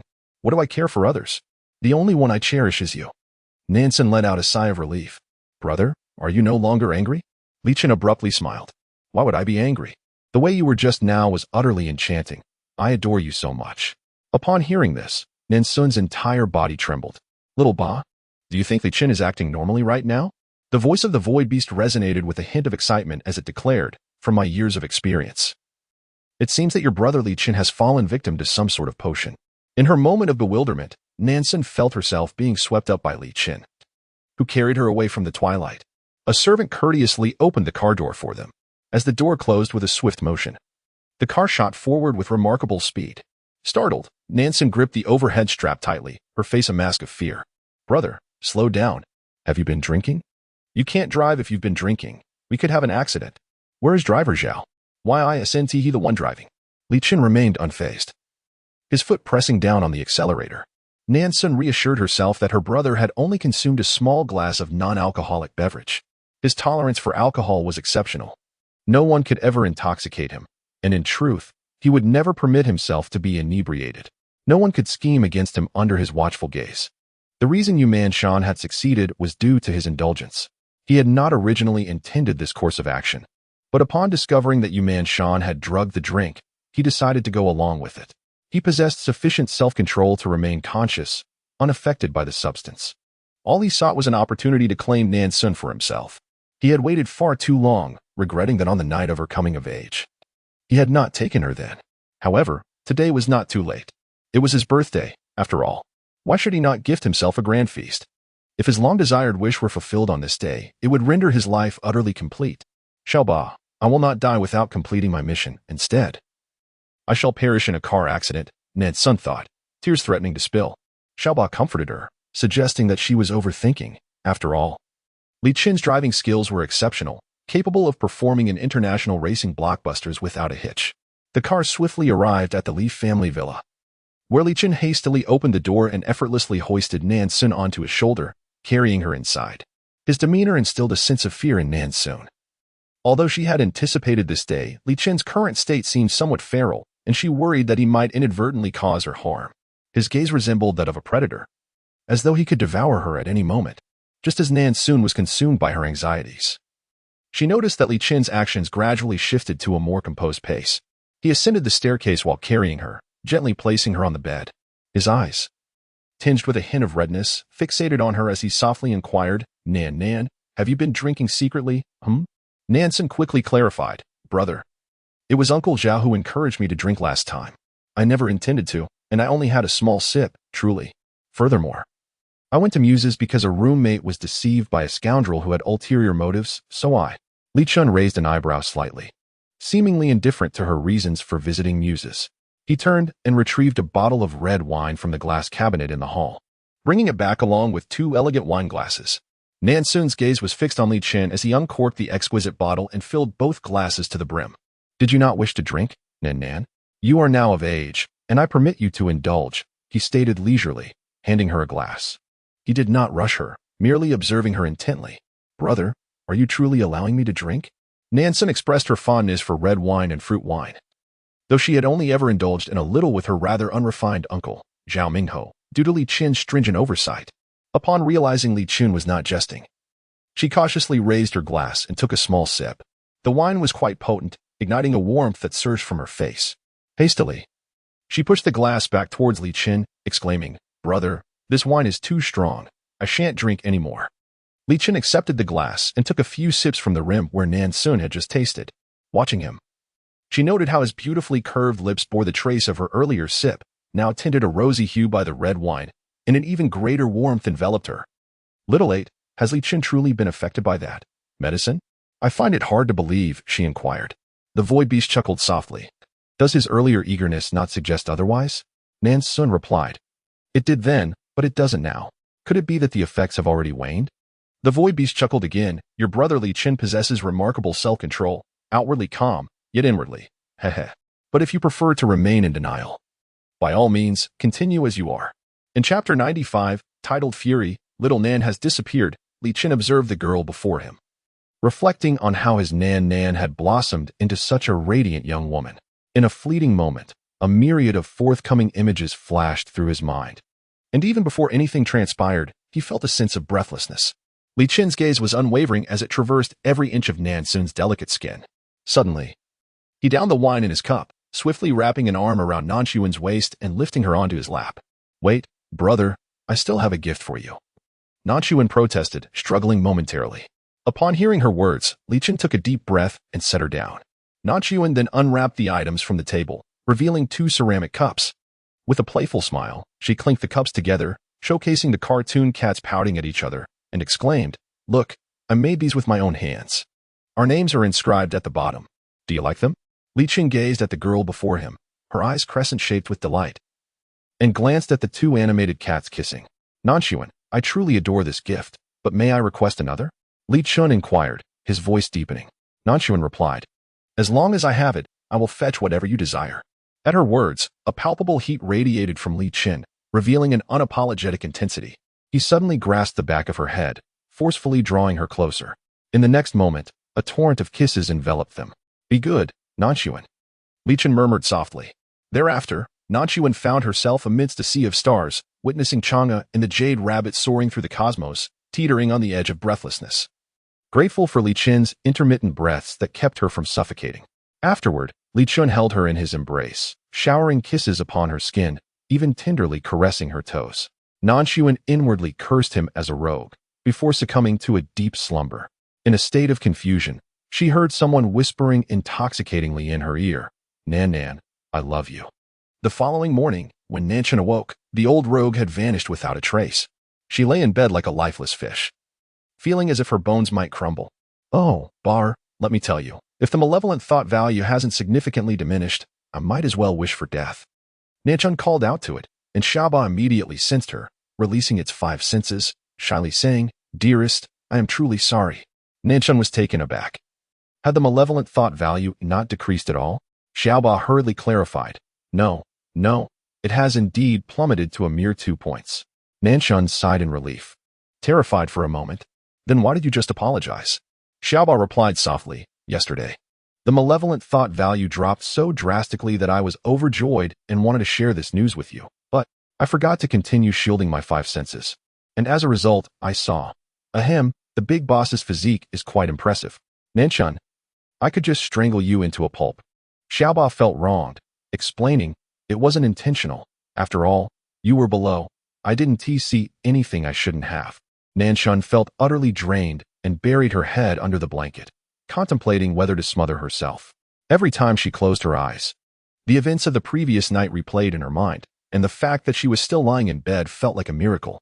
Suddenly, she heard footsteps and instinctively wrapped herself tighter, covering her head completely. A large hand tugged at the edge of her blanket, pulling it down to reveal her small head. Li Qin leaned down and bestowed a lingering kiss, his thumb gently caressing her cheek as he softly said, I have already arranged for your sick leave. You should rest well at home these couple of days. It's already 10 o'clock. What would you like to eat, Nan? I shall personally prepare it for you. Nan Xun exerted considerable effort to redden her eyes. Brother, last night. Xiaoba secretly applauded. Oh, your acting skills are becoming increasingly exquisite. Nan Xun remained silent. Li Qin embraced her along with the blanket, kissing the tip of her nose tenderly and affectionately inquired. Nan, please tell me, do you dislike what I did to you yesterday? His gaze suddenly deepened as he held her close. Nan, will you be my girlfriend? Nan Xun was taken aback. Nan, I like you. Be my girlfriend. Want to you? Li Qin was overwhelmed with joy. Nan, are you truly serious? Nan Xun nodded. Li Qin joyfully swept her into his arms, exclaiming, Nan, I am so happy. Brother is genuinely thrilled. Brother, Nan Xun softly called out. Nan, call me Li Qin, he corrected her. After some hesitation, Nan Xun shyly murmured, Li Qin. Her cheeks flushed a deep crimson. The pliable Nan Xun allowed Li Qin to dress her, and then he carried her, who felt like a limp doll, downstairs, gently placing her in a dining chair before heading to the kitchen to cook. Before long, Li Qin returned with a pot of seaweed and pork rib soup, meticulously serving her a bowl and even lifting the bowl to feed her. Xiaoba remarked, this one-stop service is truly astonishing. Xiaoba, he had long anticipated this day. That beast, Li Qin, could he not wait until Nan was a bit older? What troubled him even more was that this beast was his own flesh and blood. Nan Xun shared the same sentiment as old Master Li. This beast. As soon as the opportunity presented itself, that beast carried Nan Xun upstairs, thoroughly consuming her from every angle, inside and out. Such shameless and unrestrained days persisted for over 2 months, during which Nan Xun found herself lost in thought at the school library. Xiaoba, has Li Qin's wickedness diminished even slightly in these 2 months? Nan Xun inquired. She pondered. Could it be that he treats me so easily because he acquired me without effort? Xiaoba considered this and deemed it highly plausible. A light bulb went off in Nan Xun's mind. Let's make a grand escape. Thus, Li Xiaonan disappeared. 2 bodyguards clad in black knelt on the ground, trembling in fear. Li Qin's gaze was icy, his expression dark. No one could fathom that beneath his calm exterior, a tempest of fury raged within. With the remnants of his sanity, Li Qin organized a comprehensive search operation, dedicating the majority of his manpower to surveilling several old adversaries with whom he had business conflicts, while the remainder monitored the places Li Xiaonan frequented. This intense endeavor continued for an entire month. The living room lights remained off as Li Qin sat in a corner of the sofa, exhaling clouds of smoke, casting a solitary shadow on the floor. Old Master Li abruptly turned on the lights, revealing Li Qin's appearance. By day, he handled affairs with an air of normalcy, but by night, he succumbed to despondency. The hall was permeated with an acrid scent of smoke. Li Qin sat on the sofa, his eyes slightly narrowed as if pondering a certain dilemma. The ashtray before him was filled to the brim with cigarette butts, and he held one delicately between his fingers, tendrils of smoke curling upwards. Li Qin. Has Nan not been found yet? Li Qin remained silent. Chapter 96. Nan left on her own accord. After a moment's hesitation, the old Master Li continued. You must have already discerned that Nan was not abducted by your enemies. Rather, she left of her own volition. Upon hearing these words, Li Qin finally stirred. Turning to the old master with a piercing gaze, his voice a low growl, Nan would never leave me. I love her deeply. Why would she choose to depart? The old master, having spoken his piece, patted Li Qin on the shoulder and walked away. Li Qin lifted his gaze to the glaring crystal chandelier above, his bloodshot eyes seeming to glisten with a crimson hue under the light. Is it truly so? Yet, it cannot be. Throughout his life, Li Qin had never actively pursued any woman. Nan Xun was the first and would be the last. In a profound silence, he suddenly let out a deep, chilling laugh, his eyes glinting with a bone-chilling coldness. Nan, this time you have truly misbehaved. When I find you, I shall ensure you are properly punished. Oh no, something has gone awry. Just now, your darkening value soared to 100 in an instant, cried the void beast, startled by its sudden shriek. Nan Xun, who was enjoying a bowl of noodles by the roadside, nearly spat out her meal. There is no need for alarm. It is not as if the value of malevolent intentions has rebounded to 100. If darkness is to be embraced, so be it. My concern lies solely with the malevolent value. Nan Xun leisurely extracted a piece of paper, gracefully wiping her mouth. The astonished Aaaah remarked. Once again, this void beast found itself subdued by Nan Xun's formidable spirit. It sensed that Nan Xun may not fully grasp the meaning of embracing darkness, regardless. It would be Nan Xun who would face the consequences, not it. Why should Nan Xun care? Previously, the void beast had deemed Nan Xun quite foolish. Yet when one considers her preparations for escape, it became evident that she was not as simple as she appeared. She refrained from taking the various golden cards gifted by Li Qin, opting instead to carry a mere 100 yuan note. Nan Xun first shed the tail that had been secretly following her, then sought out Li Rongrong, a woman she had met once before, who had now risen to prominence as a leading actress. Li Rongrong provided Nan Xun with a counterfeit identification card and a small sum of money, sufficient for a decade of indulgence, should she choose to squander it. However, in her quest to evade Li Qin, Nan Xun opted for humble street food instead of lavish delicacies. Li Qin would likely be utterly bewildered to discover that his pampered darling preferred such fare.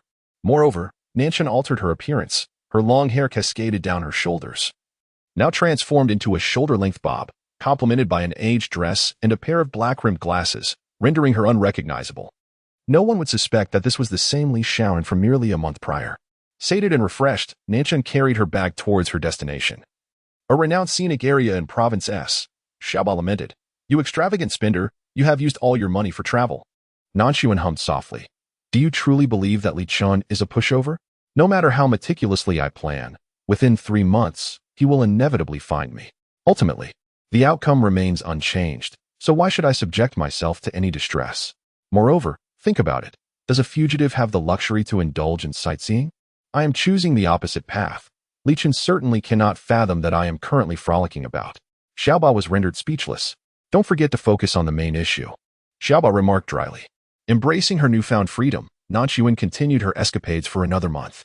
On a day marked by clear skies and an expanse of azure, she lay on the vast prairie, her head resting upon her arm, gazing at the endless blue above her, her eyes comfortably half-closed. The surroundings were tranquil, allowing her to hear the gentle rustling of the grass, while the warm breeze caressed her face, inducing a slight itch. In moments of stillness, one often finds themselves reminiscing about the buried emotions within. She recalled Xueming, the man who once carried her as they traversed a hillside adorned with the enchanting soul-eating demon flowers. These flowers were strikingly beautiful, their black petals speckled with crimson dots, while tiny glowing spirits danced in the night sky, illuminating the red spots on the flowers, which twinkled like countless tiny red stars against the dark. The night was exquisite, and the man's shoulders were broad and reassuring.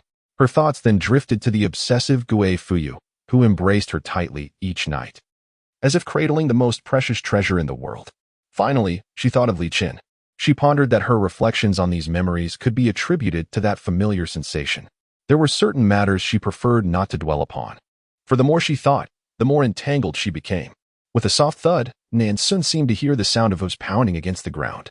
She sat up, gazing into the distance, where she soon spotted a small brown dot. Someone was approaching on horseback. Aaaah suddenly interjected, wishing her good luck. As Nan Xun focused, she realized it was Li Qin who had come so swiftly. The man had not donned riding attire, but instead appeared in a casual suit. The horse halted 20 meters away, and with a graceful leap, he dismounted and strode toward her. The sunlight cast a shadow over him, obscuring his expression. Yet Nan Xun could discern the tension in his curled fist and the taut muscles of his long legs as he approached with increasing speed and fervor. With a gulp, Nan Xun swallowed hard. After a brief moment of contemplation, a smile blossomed on her face, and she rushed toward him, her heart brimming with affection. "Brother, I have missed you so much." Xiaoba nearly choked on his drink, startled by her sudden transformation. Truly, she was a woman of many faces. No. It was more accurate to say that Nan Xun possessed an exceptional ability to adapt. Look at that smile, so genuine. Nan Xun dashed toward Li Qin. And just before she collided with him, she pushed off the ground, leaping into his arms, wrapping her legs around his waist and her arms around his neck. Her little face nuzzling against his cheek. "Brother, oh how I've missed you. For the past 2 months, you've been on my mind every single day." As they conversed, Nan Xun cast a furtive glance, and upon noticing the slight upturn of Li Qin's lips, her heart began to race uncontrollably. Trouble was imminent. When her brother Li Qin smiled like that, it invariably signaled misfortune for someone. With only the two of them present, who else could the unfortunate one be but herself? Strangely, despite the palpable tension, Nan Xun found herself cradled in his arms, succumbing to slumber. Chapter 97. Nan, you are quite disobedient, Nan. Have you awakened? The familiar voice above her bore a hint of huskiness. It was only then that Nan Xun realized she was nestled in his embrace, both of them situated within a vehicle. Startled, she sat up abruptly, offering a nervous laugh as she attempted to divert the conversation. "Oh dear brother, why have you switched to such a small car? Where do the bodyguards sit?" It turned out that the previous elongated limousine had housed 4 bodyguards, clad in black, who provided close protection for Li Qin. Given his elevated status and his family's historical ties to the underworld, it was only prudent to have such protection. Yet, on this occasion, in pursuit of someone, Li Qin had chosen to forego even his personal bodyguards. Deciding to remain silent, Nan Xun intended to return to her slumber. However, just as she closed her eyes, Li Qin's expression shifted dramatically, abruptly pushing her back into her seat. In the next instant, the sound of gunfire pierced the air, and her eyes widened in alarm. "Li Qin," she cried out. Li Qin gently stroked her hair, reassuringly saying, Nan, do not be afraid. Just lie still and do not move." Even in this moment of crisis, his tone remained calm and collected. "Lao Jiao, continue driving," he commanded in a low voice. Li Qin retrieved a black silenced pistol from a concealed compartment, directing it towards the rear window. He took aim at a specific point and fired several shots in quick succession. Nan Xun heard the piercing screech of brakes nearby, as though the driver had been struck down by Li Qin's gunfire, resulting in a blown tire.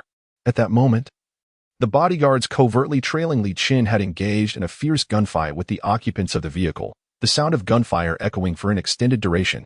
When the cacophony finally subsided, Li Qin abruptly commanded, "Lao Jiao, turn around." Lao Jiao muttered under his breath, "Masterly, someone must have leaked your whereabouts." The former young master had now ascended to the status of a formidable figure in the underworld, supplanting his father's position. Yet, his youth invited constant challenges to his authority. Li Qin's gaze turned icy, but upon meeting the bewildered girl's eyes, he tempered the murderous intent within his own. He enveloped Nan Xun in his arms, gently patting her back. Nan, do not fear. The bad people have been apprehended. Brother will take you to deal with them." The scene was chaotic. A small truck with a blown tire lay in disarray, while 7 or 8 men in plain clothes had succumbed, their chests riddled with bullets. The sole survivor was brought to his knees by a black-clad bodyguard. "Masterly, should we not take this lone survivor for interrogation?" Li Qin's lips curled into a faint smile as he drew Nan Xun closer, securing her within his embrace. Leaning near her ear, he softly whispered, Nan. This man was just about to kill your brother. Do you think he deserves to die?" Nan Xun, her tongue slightly tied, replied, "He deserves to die." Li Qin's voice, low and devilish, whispered in her ear, laced with a hint of seduction, "Let Nan take care of him. Consider it avenging your brother, shall we?"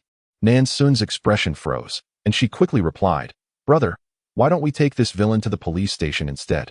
Li Qin chuckled at her words, pinching her delicate face, finding her utterly adorable. Matters of our world must be settled by its own rules. The police won't team meddle in this murky water. As he spoke, he placed a handgun in Nan Xun's trembling hands, wrapping his arms around her waist. "Come, Nan, eliminate him. Avenge your brother." Her hands shook uncontrollably, nearly dropping the weapon. The man, terrified by the gun aimed at him, cried out, "Young master, you cannot kill me. If you do, you will never know who seeks to kill you in the shadows." Li Qin paid him no heed, focusing instead on instructing his girl. Nan Xun was on the verge of tears. With a sigh of exasperation, Li Qin remarked, Nan, you're being disobedient. You cannot even handle this simple task. Allow your brother to assist you. Before she could comprehend, his large hand enveloped hers, and with a sudden motion, he pulled the trigger. 3 resounding shots echoed, each finding its mark in the man's forehead. Nan Xun watched in horror as a living man crumpled before her, convulsing briefly on the ground before succumbing. Her breath quickened. Her heart raced violently. Take care of this place, Li Qin commanded coldly. It was not until he carried her into the vehicle that her mind remained a blank slate. Alas, little late, I have committed murder. What should I do? The void beast quickly reassured her, it was not you who killed him. It was your brother Li Qin who delivered the fatal blow. He pressed the trigger, so do not dwell on it too much. Besides, that man had blood on his hands. Eliminating him was a service to the people. Nan Xun remained dazed for quite some time. The heightened tension had left her both mentally and physically exhausted, and she soon fell into a deep slumber. It was unclear how long the vehicle had been jolting, but it finally settled into stillness. In her drowsy state, Nan Xun felt a chill at her ankle and heard a clinking sound. Mumbling softly, she turned over and continued to sleep. When Nan Xun awoke, she found herself gazing at a long golden chain wrapped around her ankle, leaving her momentarily bewildered. Little 8. What transpired while I was asleep? For reasons unbeknownst to her, the void beast's voice brimmed with excitement. You won't believe it. I have witnessed the legendary little black room play with my own eyes. Just look at this exquisitely crafted ankle chain. I suspect your brother Li Qin had it made at least a month ago. Oh, by the way, he has stepped out for a while, fearing you might escape. So he secured this chain on your leg, hee.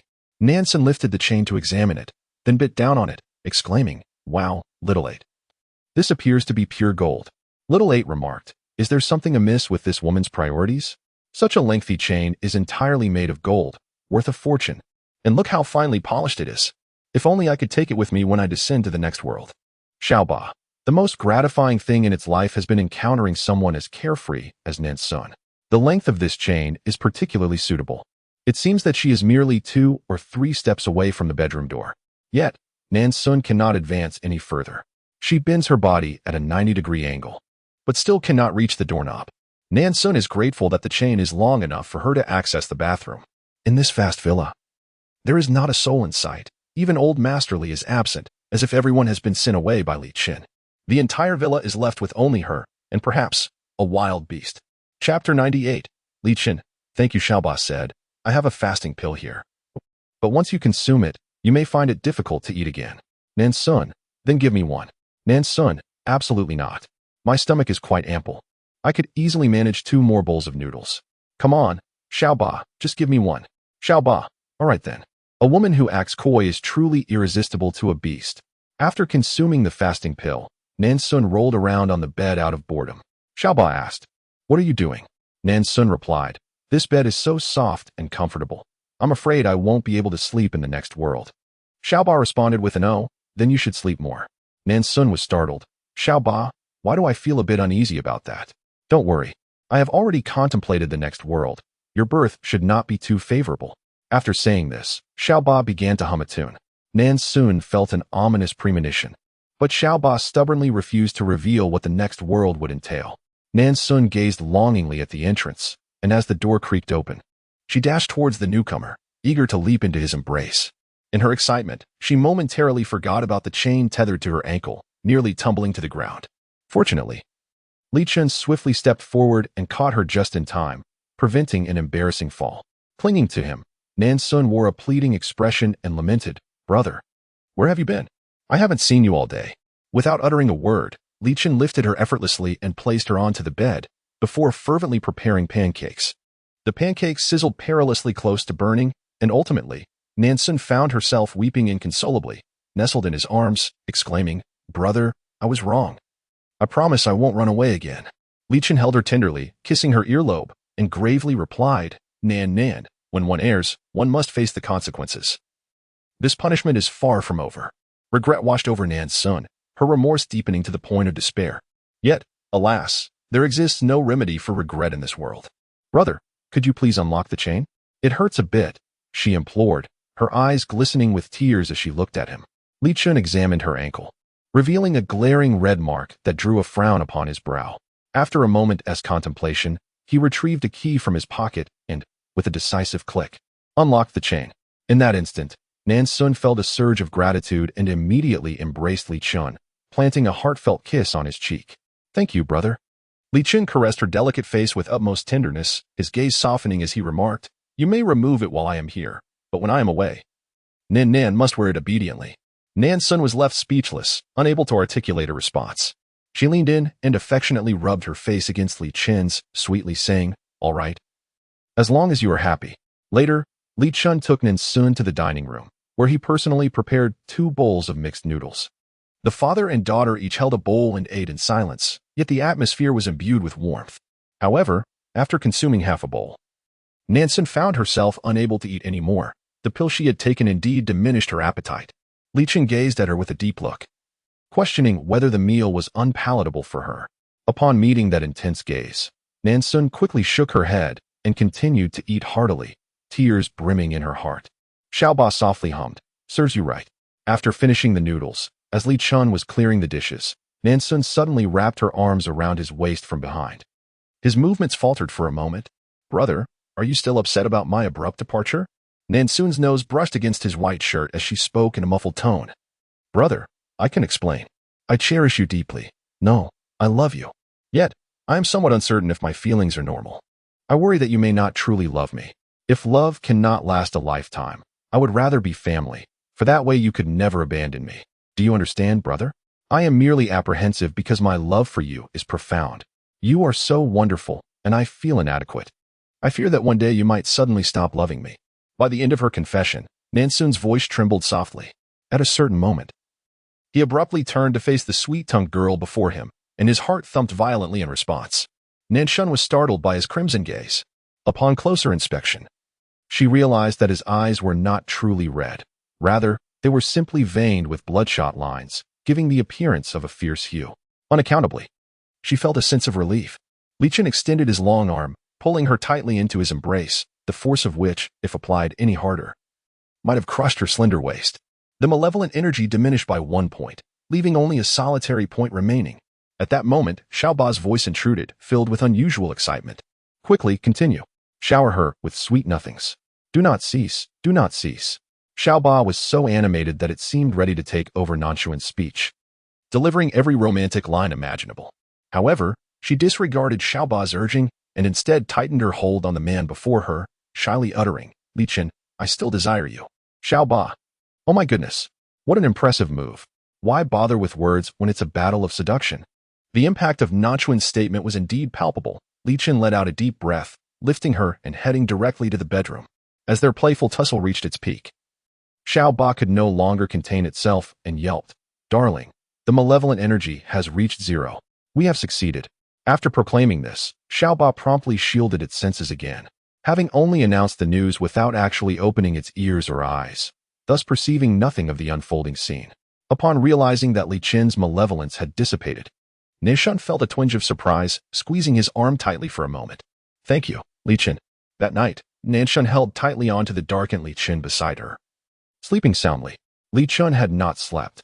He remained gazing at the woman in his arms, his eyes shifting from gentle warmth to shadowy depths, yet invariably ablaze with fervor.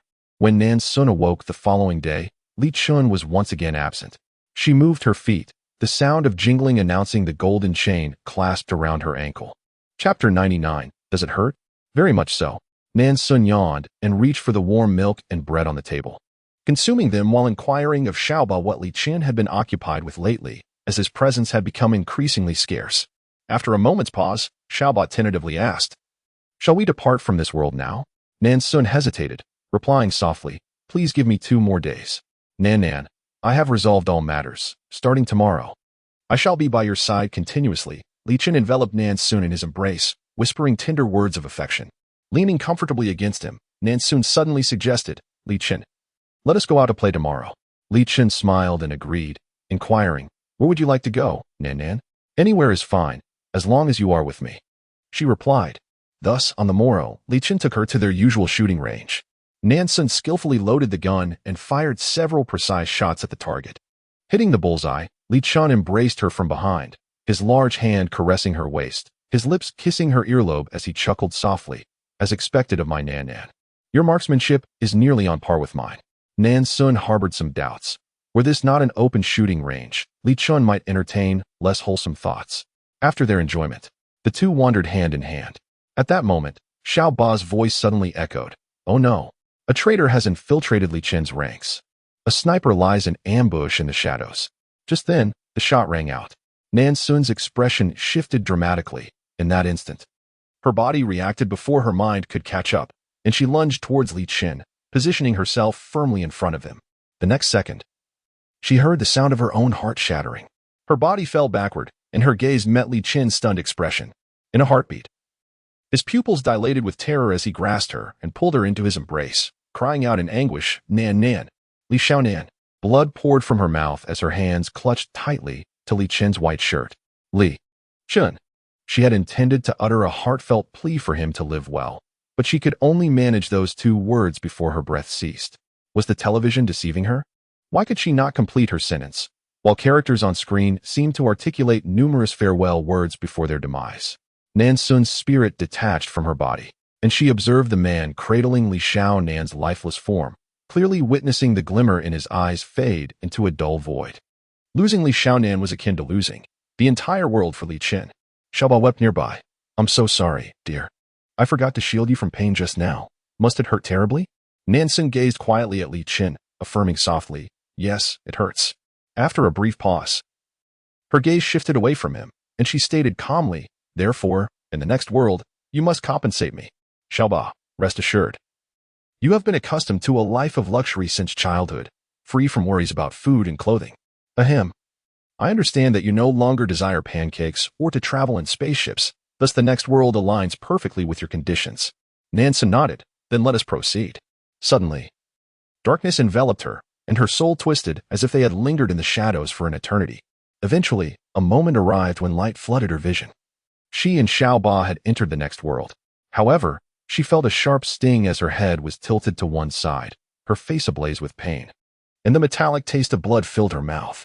A surge of anger coursed through Nan Xun. She was not one to suffer in silence. Fixing her gaze on the woman who had just slapped her, she retaliated with two swift strikes, sending the woman sprawling to the ground, dazed and starry-eyed. Bold. You wretched creature dare to harm my beloved consort. A thunderous voice rang out. In the next instant, a powerful gust sent Nan Xun soaring high into the air. And with a resounding thud, she crashed back to the ground, spitting blood.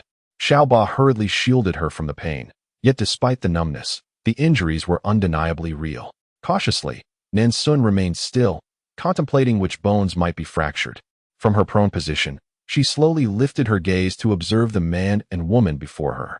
The woman was adorned in splendid attire, with gold hairpins and jeweled flowers in her hair, and glass earrings dangling from her ears. Though her face bore two red marks from the slaps, it was evident that her features were exquisitely delicate. She nestled in the man's embrace, weeping pitifully. Upon seeing the man's face, Nan Xun found herself momentarily stunned. The man was truly handsome, with sword-like brows and starry eyes, a high and noble nose, adorned in a resplendent red five-clawed dragon robe that exuded an aura of gallantry. Yet, within the depths of his disdainful gaze directed at her lay an unmistakable loathing. The longer Nan Xun gazed, the more she could discern a blend of murderous intent and hatred simmering beneath the surface. With a cold glance, the man addressed her with a tone marked by indifference. Qin Guofei has lost her virtue before the emperor. Henceforth, she shall be demoted to a mere beauty and confined to the cold palace to reflect upon her transgressions. No one may visit without my command. Thus, in a state of bewilderment, Nan Xun was unceremoniously carried away to the cold palace by two eunuchs. Apart from her loyal maid, Cui Huan, whom she had brought into the palace, she found herself utterly alone. Xiao Ba let out a derisive chuckle, mercilessly mocking. Weren't you supposed to avoid disaster for 3 days? And here you are, impulsively slapping concubine Li and then being cast into the cold palace? The more Nan Xun spoke, the more agitated Xiao Ba became. Well, did you truly grow up with a silver spoon in your mouth, the legitimate granddaughter of General Qin? Do you comprehend the stature of your adoptive father, General Qin? He, along with the late emperor, forged this entire realm. The old man is esteemed in the court, respected by all, and the late emperor was likewise. Nan Xun immediately recognized the crux of the issue. You do realize you are referring to the late emperor, right? Is the current emperor truly the same as the late one? Tell me, Does this tyrant not perceive General Qin's accomplishments as a threat to his power, wishing to eliminate him? Ah, your sudden display of intelligence is quite disconcerting. Nan Xun, Chapter 100. Li Qin's tale, better to depart Li Xiaonan, has been deceased for a full 5 days. For 5 days, the man has held her lifeless body, neither consuming sustenance nor drinking, and were it not for the occasional tremor of his eyelashes, one might assume he had succumbed to death as well. His gaze is vacant and hollow, yet it remains steadfastly fixed upon the corpse nestled in his arms, the body that has long since lost its warmth. Upon prolonged observation, a fleeting tenderness may occasionally flicker across his vacant eyes, marking the most animated moment of his day. Aside from the frigid form he cradles, it seems he has forgotten all else. This is his entirety, his treasure, and he forbids any intrusion upon it. Li Chun, the old patriarch, murmured softly. In the wake of this tragedy, the elder appears to have aged considerably as he gazes upon Li Qin, who resembles a mere shell of his former self. And he lets out a deep sigh. Li Xiaonan was raised under his watchful eye. In his heart, she is akin to a cherished daughter. Yet, when compared to Li Qin's profound affection for her, his own love feels trivial. Li Qin adores her as one would treasure a vital organ. If she desired the stars and the moon, he would undoubtedly find a way to procure them for her. His love for her eclipses even his love for life itself. And now, this individual, whom he cherished more than anything, has perished, sacrificing herself to shield him from harm. He witnessed her rush towards him, reckless and without hesitation. As she bravely intercepted the bullet that was meant to pierce his chest, the girl emitted a blinding stream of crimson blood, gushing forth in torrents. She could only utter his name one last time before succumbing to the inevitable, right before Li Qin's eyes. While an ordinary person might be struck with shock, guilt, and gratitude, for Li Qin, witnessing such a scene was utterly devastating. Indeed, Li Xiaonan had saved his life, but for Li Qin, it was not salvation. It was a form of punishment. He would rather have faced death himself than witness her demise, or perhaps he wished to perish alongside her. Having gone 5 days and nights without food or water, he was on the verge of joining her. Before the old master Li Qin had become a mere shadow of his former self, gaunt and pallid, devoid of his usual vigor and vitality. He was a man who rarely displayed his emotions. Impervious to anything that might elicit a look of panic, he was a hunter who, having suffered a setback, would methodically lay his traps, waiting to ensnare his prey before viciously tearing it apart. Only Li Xiaonan could drive him to madness.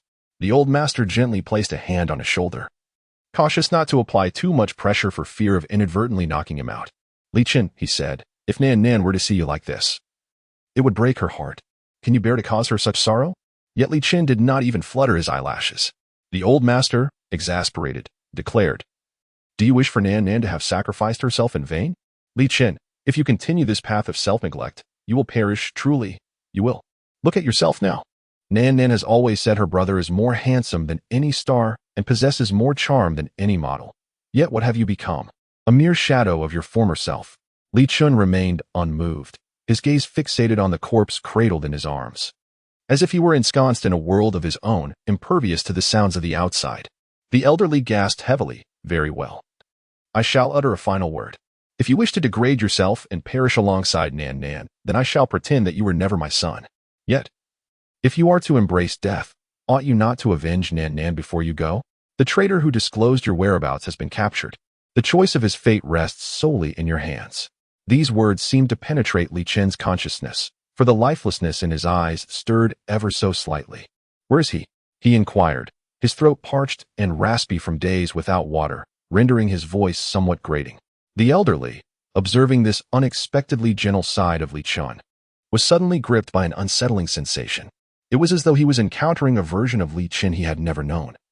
It seemed that a demon had long resided within him, only to be unleashed at the moment of Li Xiaonan's demise. Perhaps, in truth, Li Qin's soul had already been consumed by this demon, lying dormant until now, finally awakening. Subsequently, he descended into the basement. The elderly did not accompany him, yet he could vaguely hear the anguished cries emanating from within, each more harrowing than the last. Later, the bodyguards who followed Li Qin in and emerged afterward bore expressions as pale as parchment, their faces etched with extreme terror. The wails persisted for 7 days. And aside from those few bodyguards, no one knew what transpired within. On the 8th day, 2 pallid bodyguards emerged, lugging a bulging burlap sack, and could no longer contain themselves, retching onto the ground. The whereabouts of the sack remained unknown, having been cast away by the bodyguard, and from the following day onward, the anguished cries from the basement ceased. Thereafter, Li Chun returned to a semblance of normalcy. He no longer clung to the lifeless form of Li Xiaonan, but instead stood alongside the elder Mr. Li, watching her be cremated and subsequently interred in an urn. The elder Mr. Li felt a sense of relief. This was indeed his son, capable of overcoming any obstacle life presented. However, on the day following Li Xiaonan's burial, the elder Mr. Li noticed something amiss. Li Chen, who was never one to linger in bed, had yet to arise. He called upon his old companion, Butler Wang, and together they knocked upon Li Chen's door, which had once belonged to Li Xiaonan. Their persistent rapping echoed unanswered for an extended period. The elder Mr. Li staggered slightly, nearly losing his footing, as Butler Wang quickly steadied him and, with trembling hands, turned the doorknob. The room lay shrouded in dimness, the curtains drawn tightly, a stark contrast to its previous state of brightness. Li Chun had once reveled in the darkness, yet ever since Li Xiaonan had entered his life, the room had basked in sunlight. Every morning, the first task for the young girl had been to pull aside the curtains and let the light flood in, a habit that Li Chen had adopted under her influence. Now, the elder Mr. Li gazed at the man lying quietly on the bed and cautiously called out, "Li Chen?" The figure remained unresponsive, his countenance serene, appearing as if he were merely sleeping. Yet, when Butler Wang reached out to feel for a breath at his nose, he discovered an absence of life. Li Chen had passed away. His body bore no wounds, nor were there any signs of drug use. No one could fathom the manner of his demise, as if his soul had abruptly vacated his mortal form, leaving behind a mere husk devoid of essence. Old Master Li anticipated that he would be overwhelmed with grief, perhaps to the point of fainting. Yet, at this moment, he discovered himself to be far more composed than he had envisioned. Perhaps he had long foreseen this day, having prepared himself for it in advance. He could not help but reflect on whether he had ever bestowed paternal love upon Li Chun throughout his life. From the moment Li Chun was born, he had been treated as a successor, deprived of childhood joys and maternal affection, with his own father proving to be inadequate. Therefore, when Li Xiaonan entered the scene, she not only offered Li Chun familial warmth, but also the simplest, purest form of love, naturally invading the softest corners of his heart. Li Xiaonan was, indeed, Li Chun's entire world. When that world crumbled, living on felt akin to existing as a mere shell. Perhaps it would be better to simply cease to exist. Chapter 101. The cold palace of the tyrant's abandoned concubine. The cold palace where Nan Xun resided was named Chimu Palace, a title that, as its name suggests, bore an ominous connotation. The little maid Suowan, while tidying up, wept softly. "Your Highness, how could the Emperor treat you this way? You have barely been in the palace for 3 months, and not only has he never graced you with his favor, but today, he has cast you into the cold palace for the sake of that wicked woman. Consort Li, the Emperor is truly heartless." Nan Xun secretly consumed the vitality-enhancing pills gifted by Xiaoba. With her bones already healed, she slowly moved to the couch and lay down, softly remarking, "The Emperor is likely contemplating taking action against the Qin family." The young maid was taken aback. What? How could the Emperor be so ungrateful? If it weren't for the old master, how would there be the present Dying Kingdom? Nan Xun cast a glance at the girl, pondering how her family could have entrusted her with such a foolish child. Such words should not be uttered casually. However, it didn't take long for Nan Xun to realize the reason. Cui Huan, though seemingly unremarkable, was actually a concealed expert. Especially her agility, remarkable. Within the palace, she could traverse rooftops with ease, going wherever she pleased, quite impressive indeed. "Cui Huan, from now on, we shall no longer seek help from others. I will protect you," Nan Xun said, affectionately ruffling the girl's hair, finding her quite endearing. Cui Huan tearfully agreed and went to the kitchen to brew medicine. Leaning on her chin, Nan Xun began to ponder certain matters. "Xiaoba, I still feel something is amiss. Why does the Emperor regard me with such palpable disdain? Has Qin Buyao done something to provoke his deep-seated hatred?" Xiaoba cleared his throat. "Regarding this, I was just about to inform you." Upon hearing Xiaoba's tone, Nan Xun felt a sense of foreboding.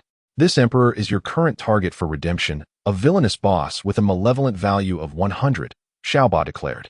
Nan Xun was not surprised and simply replied, "Ah, I had already surmised that." Xiaoba was astonished. "I haven't even stated it yet. How did you deduce this?" Nan Xun curved her lips, for the Emperor was handsome and tall, unlike a mere bird.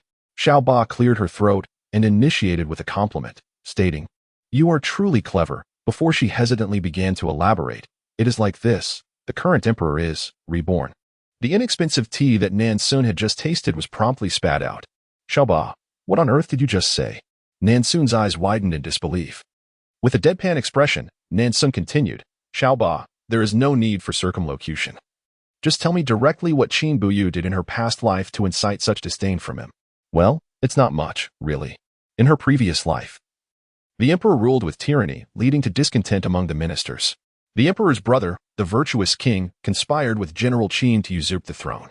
Upon the virtuous king's ascension, he declared you empress, and your coronation coincided with the day the emperor met his demise in prison due to poison. Nan Xun replied, Darling, is this what you call not much? Xiaoba coughed twice and fell silent. Noticing that Nan Xun was not overly enraged, Xiaoba continued, You and the virtuous king were childhood sweethearts. However, the emperor, in an effort to curry favor with the Qin family's power, issued an edict that brought you into the palace. By the way, you were asking me why the emperor harbors such animosity towards you, right? It is because, before his death, he caught you in a compromising situation with the virtuous king, and not just once. Had it not been for his apprehension regarding the Qin military's influence, he would have undoubtedly ensured that you two lovers met a gruesome end on the spot. Nan Xun appeared utterly bewildered. Xiaoba, she gently called out. Oh dear. What is it? Xiaoba inquired. You have compelled me to embody Qin Buyu, who in her previous life led the emperor to don a verdant crown of infidelity, and was caught by him on several occasions. Are you truly jesting with me? You assign me this identity to confront a malevolent entity with a wickedness quotient of 100, assuming my soul emanates a divine light capable of illuminating the world?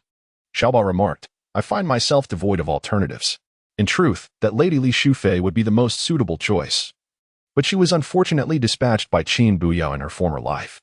Although the emperor has been reincarnated, one cannot dismiss the possibility of a tragic repeat, and besides, her physical vessel is not entirely compatible with your spirit. Thus, I have opted for Qin Buyu. Nan Xun's lips twitched. Are you implying that this Lady Li Shufei was killed by Qin Buyu in her past existence? Xiaoba nodded and inquired, Is there a problem with that? Nan Xun gazed skyward. Surely you have observed the emperor's sentiments towards Lady Li Shufei? Xiaoba replied, Indeed, I have. When the emperor was on the verge of being ousted in his previous life, the harem was rife with unrest. Yet Lady Li Shufei, having been eliminated by you, was perceived by the emperor as virtuous. Naturally, in his rebirth, he regards her with a distinct perspective. Nan Xun scoffed. Allow her to survive until the emperor's downfall, and observe if she remains virtuous. She might very well be the most unruly of them all. Xiaoba countered, but the emperor lacks the opportunity to witness that, as he recalls Lady Li Shufei as quite innocent. Nan Xun retorted immediately, Is his vision obscured by some manner of filth? Xiaoba exclaimed, Why be so subtle? Just say his eyes are muddied by excrement. Nan Xun maintained a reserved demeanor, embodying the grace and elegance of a noble concubine. How could she utter such vile words? Xiaoba remarked, You truly immersed yourself in your role swiftly. With a face full of regret, Nan Xun lamented, It is a pity that I was cast into the cold palace upon my arrival. Otherwise, I could have upheld the dignity of a concubine for a few more days. Xiaoba responded, Indeed, that is quite unfortunate. Thoughtfully stroking her chin, Nan Xun pondered, Why did that tyrant not simply eliminate me? Why confine me to the cold palace? What is his true intention? Xiaoba scoffed. The current tyrant is psychologically twisted. He desires to eliminate anyone in sight, particularly you, the licentious courtesan. Do you believe that slashing away at those he wishes to destroy will ease his resentment? Is relegating me to the cold palace sufficient to quell his heart's hatred? Xiaoba spoke with grave seriousness. Thus, I surmise he may have further schemes up his sleeve. Nan Xun yawned languidly. Let him unleash whatever he desires. I am not afraid of his machinations. Just as she was on the brink of slumber, she suddenly recalled Xiaoba's promise and hastily inquired, Xiaoba, you mentioned that in this world, I need not make pancakes anymore. Is that truly the case? Chapter 102. Leisurely, dancing with swords, drinking tea, and soaking up the sun. Xiaoba detected the skepticism in Nan Xun's voice and affirmed with confidence, almost thumping his chest in assurance, When have I ever failed to fulfill a promise? Nan Xun chuckled softly, closing her eyes for a brief rest. Xiaoba felt that her laughter contained an endless stream of sarcasm and disdain. Indeed, I assure you, I possess a staggering secret about this tyrant. Xiaoba exclaimed eagerly, as a reliable creature. The scornful laughter from Nan Xun was nothing short of an affront to its dignity as a beast. Nan Xun lazily raised her eyelids, seemingly unconcerned, and inquired, Pray tell, what is this earth-shattering secret? Xiaoba whispered. Listen closely. This tyrant, despite his tall and handsome stature, is, not entirely human. Nan Xun's eyes widened in surprise, sparkling with an inexplicable thrill that coursed through her body, almost lifting her off the ground with excitement. Xiaoba, you aren't deceiving me, are you? Absolutely not. In his previous life, he was indeed human, but it seems he has been haunted by shadows, rendering him incapable in this regard in this life. However, in the ensuing days, Xiaoba found itself contradicting its earlier claims. Cui Huang dutifully arrived with the latest tidings, reporting that the emperor had favored a certain consort a few days prior, another the day before, and yet another, lately, just yesterday. Xiaoba quickly interjected. I can explain, but Nan Xun had already lost interest. As Cui Huang served tea, she noticed her mistress leisurely savoring the inexpensive brew and indignantly exclaimed, My lady, why are you not the least bit anxious? At this rate, you will truly spend your life in the cold palace. Perhaps I should sneak out to inform the old master and lord? Nan Xun poked the young maid's forehead and replied, Cui Huang, you foolish girl. Do you think the emperor's decision to cast me into the cold palace is so simple? He must have sent someone to secretly monitor us. If a living person were to suddenly disappear, would he not be aware of it? Cui Huang felt increasingly frustrated. Are we to simply await our demise? Nan Xun, however, smiled, saying, This is not waiting for death. This is a time to conserve our strength. Given the magnitude of the incident in the palace, even if the emperor intended to suppress the news, within 2 or 3 days, the palace's informants would surely relay the matter to my grandfather and father. After Nan Xun's persuasive reasoning, Cui Huang finally abandoned her notion of climbing the wall to report to outsiders. Yet she remained eager to sneak out and procure some flour and vegetable seeds. Your Highness, I have successfully procured the seeds you asked me to steal, Xuan announced cheerfully. Nan Xun playfully pinched her nose, praising, Good child, well done. Xiaoba couldn't help but mutter softly, You resemble how Father Li Qin dotes on you. Nan Xun's movement froze, and Xiaoba immediately fell silent, sensing it had uttered something amiss. Nan Xun and Cui Huang proceeded to the courtyard to turn the soil. Cui Huang dug the holes while Nan Xun scattered the vegetable seeds within. Once the vegetables were sown, she began planting flowers. The reason for cultivating vegetables was that Nan Xun was weary of the leftovers she had been eating daily, while her desire for flowers stemmed from a wish to brew some floral tea, as the cheap tea was simply unbearable. Although the late twilight palace was a cold and desolate place, it possessed the essentials, such as a well in the courtyard. Rumored to have drowned numerous consorts cast into this forsaken place, and a sturdy locust tree, conveniently available for those seeking to end their lives. Nan Xun was not particularly fearful of the numerous souls that had perished here. Having encountered malevolent spirits before, why should she be intimidated by mere minor ghosts? However, she did harbor some doubts about the potability of the well water that had claimed lives. Upon sensing her trepidation, Xiaoba promptly presented her with a purifying pill, assuring her that a single small tablet would render the water immaculate and even imbue it with spiritual essence. With the issue of water resolved, the matter of sustenance was next addressed, leaving only entertainment to consider. Nan Xun had few passions, merely enjoying the occasional swordplay or martial arts practice. Yet, she decided to fashion a swing beneath the grand locust tree, cushioning the seat with a soft mat. Beside the swing, she placed a rocking chair, accompanied by a small table adorned with an assortment of nuts and fruits, alongside a kettle of steaming tea. Reclining languidly on the chaise, she swayed gently with the rocking chair while basking in the warm sunlight, nearly succumbing to slumber. Xiaoba, incensed, exclaimed that she seemed to have forgotten her purpose. How could she indulge in such luxury within the cold palace? It appeared that only Nan Xun could transform a residence into the ambience of a 5-star hotel. Yawning, Nan Xun reassured, I am merely drawing that tyrant here. He desires to see me in a state of despair, yet I now revel in this carefree existence, thwarting his wishes. Just observe. He will soon make his move. For the moment, Xiaoba was pacified, though deep down, it still felt that Nan Xun was merely crafting excuses for her laziness. Albeit excuses that were surprisingly persuasive. 3 months had passed, and the vegetables in the courtyard had flourished, while vibrant red and purple flowers bloomed in splendid glory. The swing beneath the locust tree was adorned with fallen petals, filling the air with their enchanting fragrance. Nan Xun practiced her swordplay in the yard.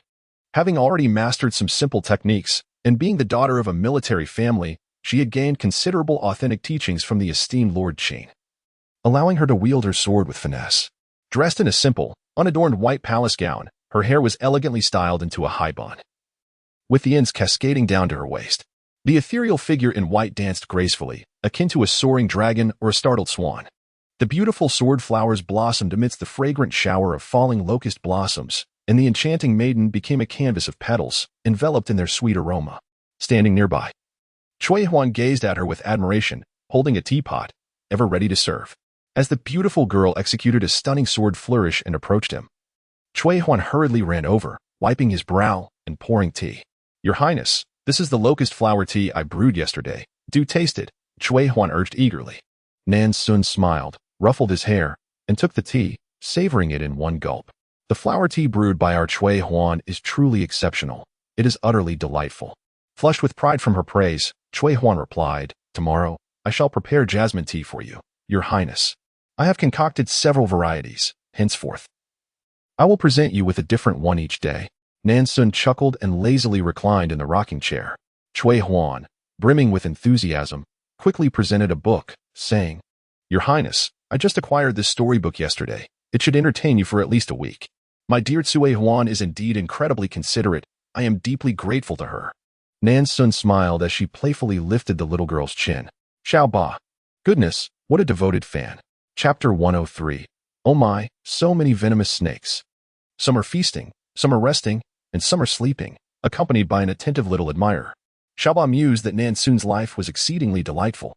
It had intended to caution Nan Xun that the formidable antagonist had made an appearance earlier. Specifically, the villainous boss had been visiting every day for the past few days, observing Nan Xun for an extended duration before scoffing and departing. However, today, the tyrant's surveillance lasted slightly longer than usual, his demeanor notably darker, and he refrained from any derisive laughter. Xiao Ba sensed a shift in the tyrant's emotions. Although his malevolent intentions remained unchanged, this was a positive sign. Oh, how intriguing. Yet, Xiao Ba's good spirits were short-lived. That night, it was abruptly awakened by Nan Xun's piercing scream. Yawning, Xiao Ba wondered what was amiss. Why are there so many snakes?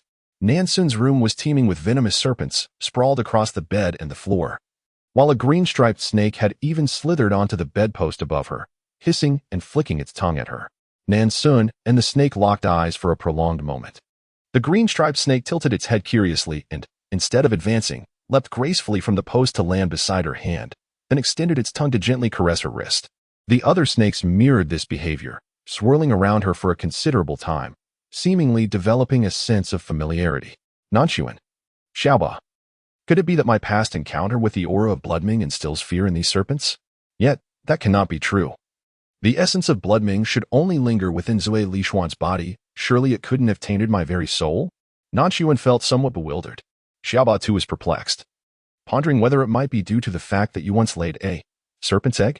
Regardless of the reason, Nan Xun managed to escape a dire fate. Neither she nor the beast anticipated that the tyrannical overlord would descend to such depths, unleashing a swarm of venomous snakes upon her.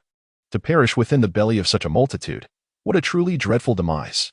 At first, the sight of the writhing serpents had sent her spirit fleeing in terror, but in this moment, she observed some of the smaller snakes affectionately approaching her, and inexplicably, her heart swelled with warmth. Would her little egg, once hatched, not also yield a tiny serpent with large, innocent eyes? Indeed, the egg would possess a pair of delicate wings and tiny claws, with scales shimmering like rubies, its eyes equally radiant. The mere thought was undeniably adorable. Before long, the serpentine horde gradually slithered away, casting reluctant glances back, their tongues flicking in farewell. Outside the Zanshan Palace, a man clad in a black robe embroidered with silver dragon patterns stood with his hands clasped behind his back.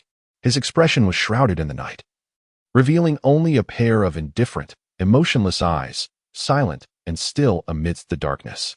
Upon hearing the woman's terrified scream, his gaze flickered momentarily, and in the next instant, a chilling smirk graced his lips. It wasn't long before a figure clad in black dashed from the cold palace courtyard, kneeling before him. "Where are the remains of Qin Buyao? I wish to behold the pitiable visage of that harlot before her demise. To be devoured by a multitude of serpents. What a delightful sensation that must be." A sardonic smile curled upon the man's lips, yet his eyes brimmed with a profound and corrosive hatred.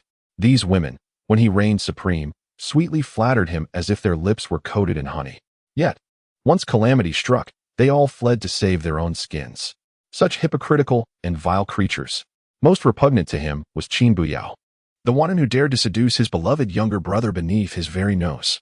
He had never anticipated that this incarnation of Qin Buyao could be so adept at masquerading. Had she foreseen that he would surveil her, thus revealing her most enchanting facade? Indeed, whether she danced with a sword, sipped tea, read books, or smiled, she appeared utterly captivating. But had he not lived a second life, how could he have discerned the malevolent and shameless heart concealed beneath such exquisite beauty? He could no longer wait. He yearned to tear away the veil of this wretched woman. He demanded her demise. He wished for her to suffer a most wretched end. The shadow guard, draped entirely in black, with a cloth obscuring his face save for his eyes, swiftly bowed his head, astonishment still flickering in his gaze. "My lord, there has been a slight mishap. The beauty, Qin, has not met her end by the venomous serpents. I have just witnessed her, playing with those very snakes. It seems she has no fear of them, for they do not strike her." Yin Mohan's expression darkened intensely. "What did you say?" The shadow guard reiterated his previous statement. Yin Mohan's gaze darkened, his fists clenched tightly as he fixed his stare upon the desolate Chimu palace cloaked in the night. After a brief moment, he indeed witnessed a swarm of venomous snakes slithering out from within, yet he detected no hint of bloodlust emanating from them. They had not yet feasted. Shadow 2. "Deal with these serpents," Yin Mohan commanded coldly.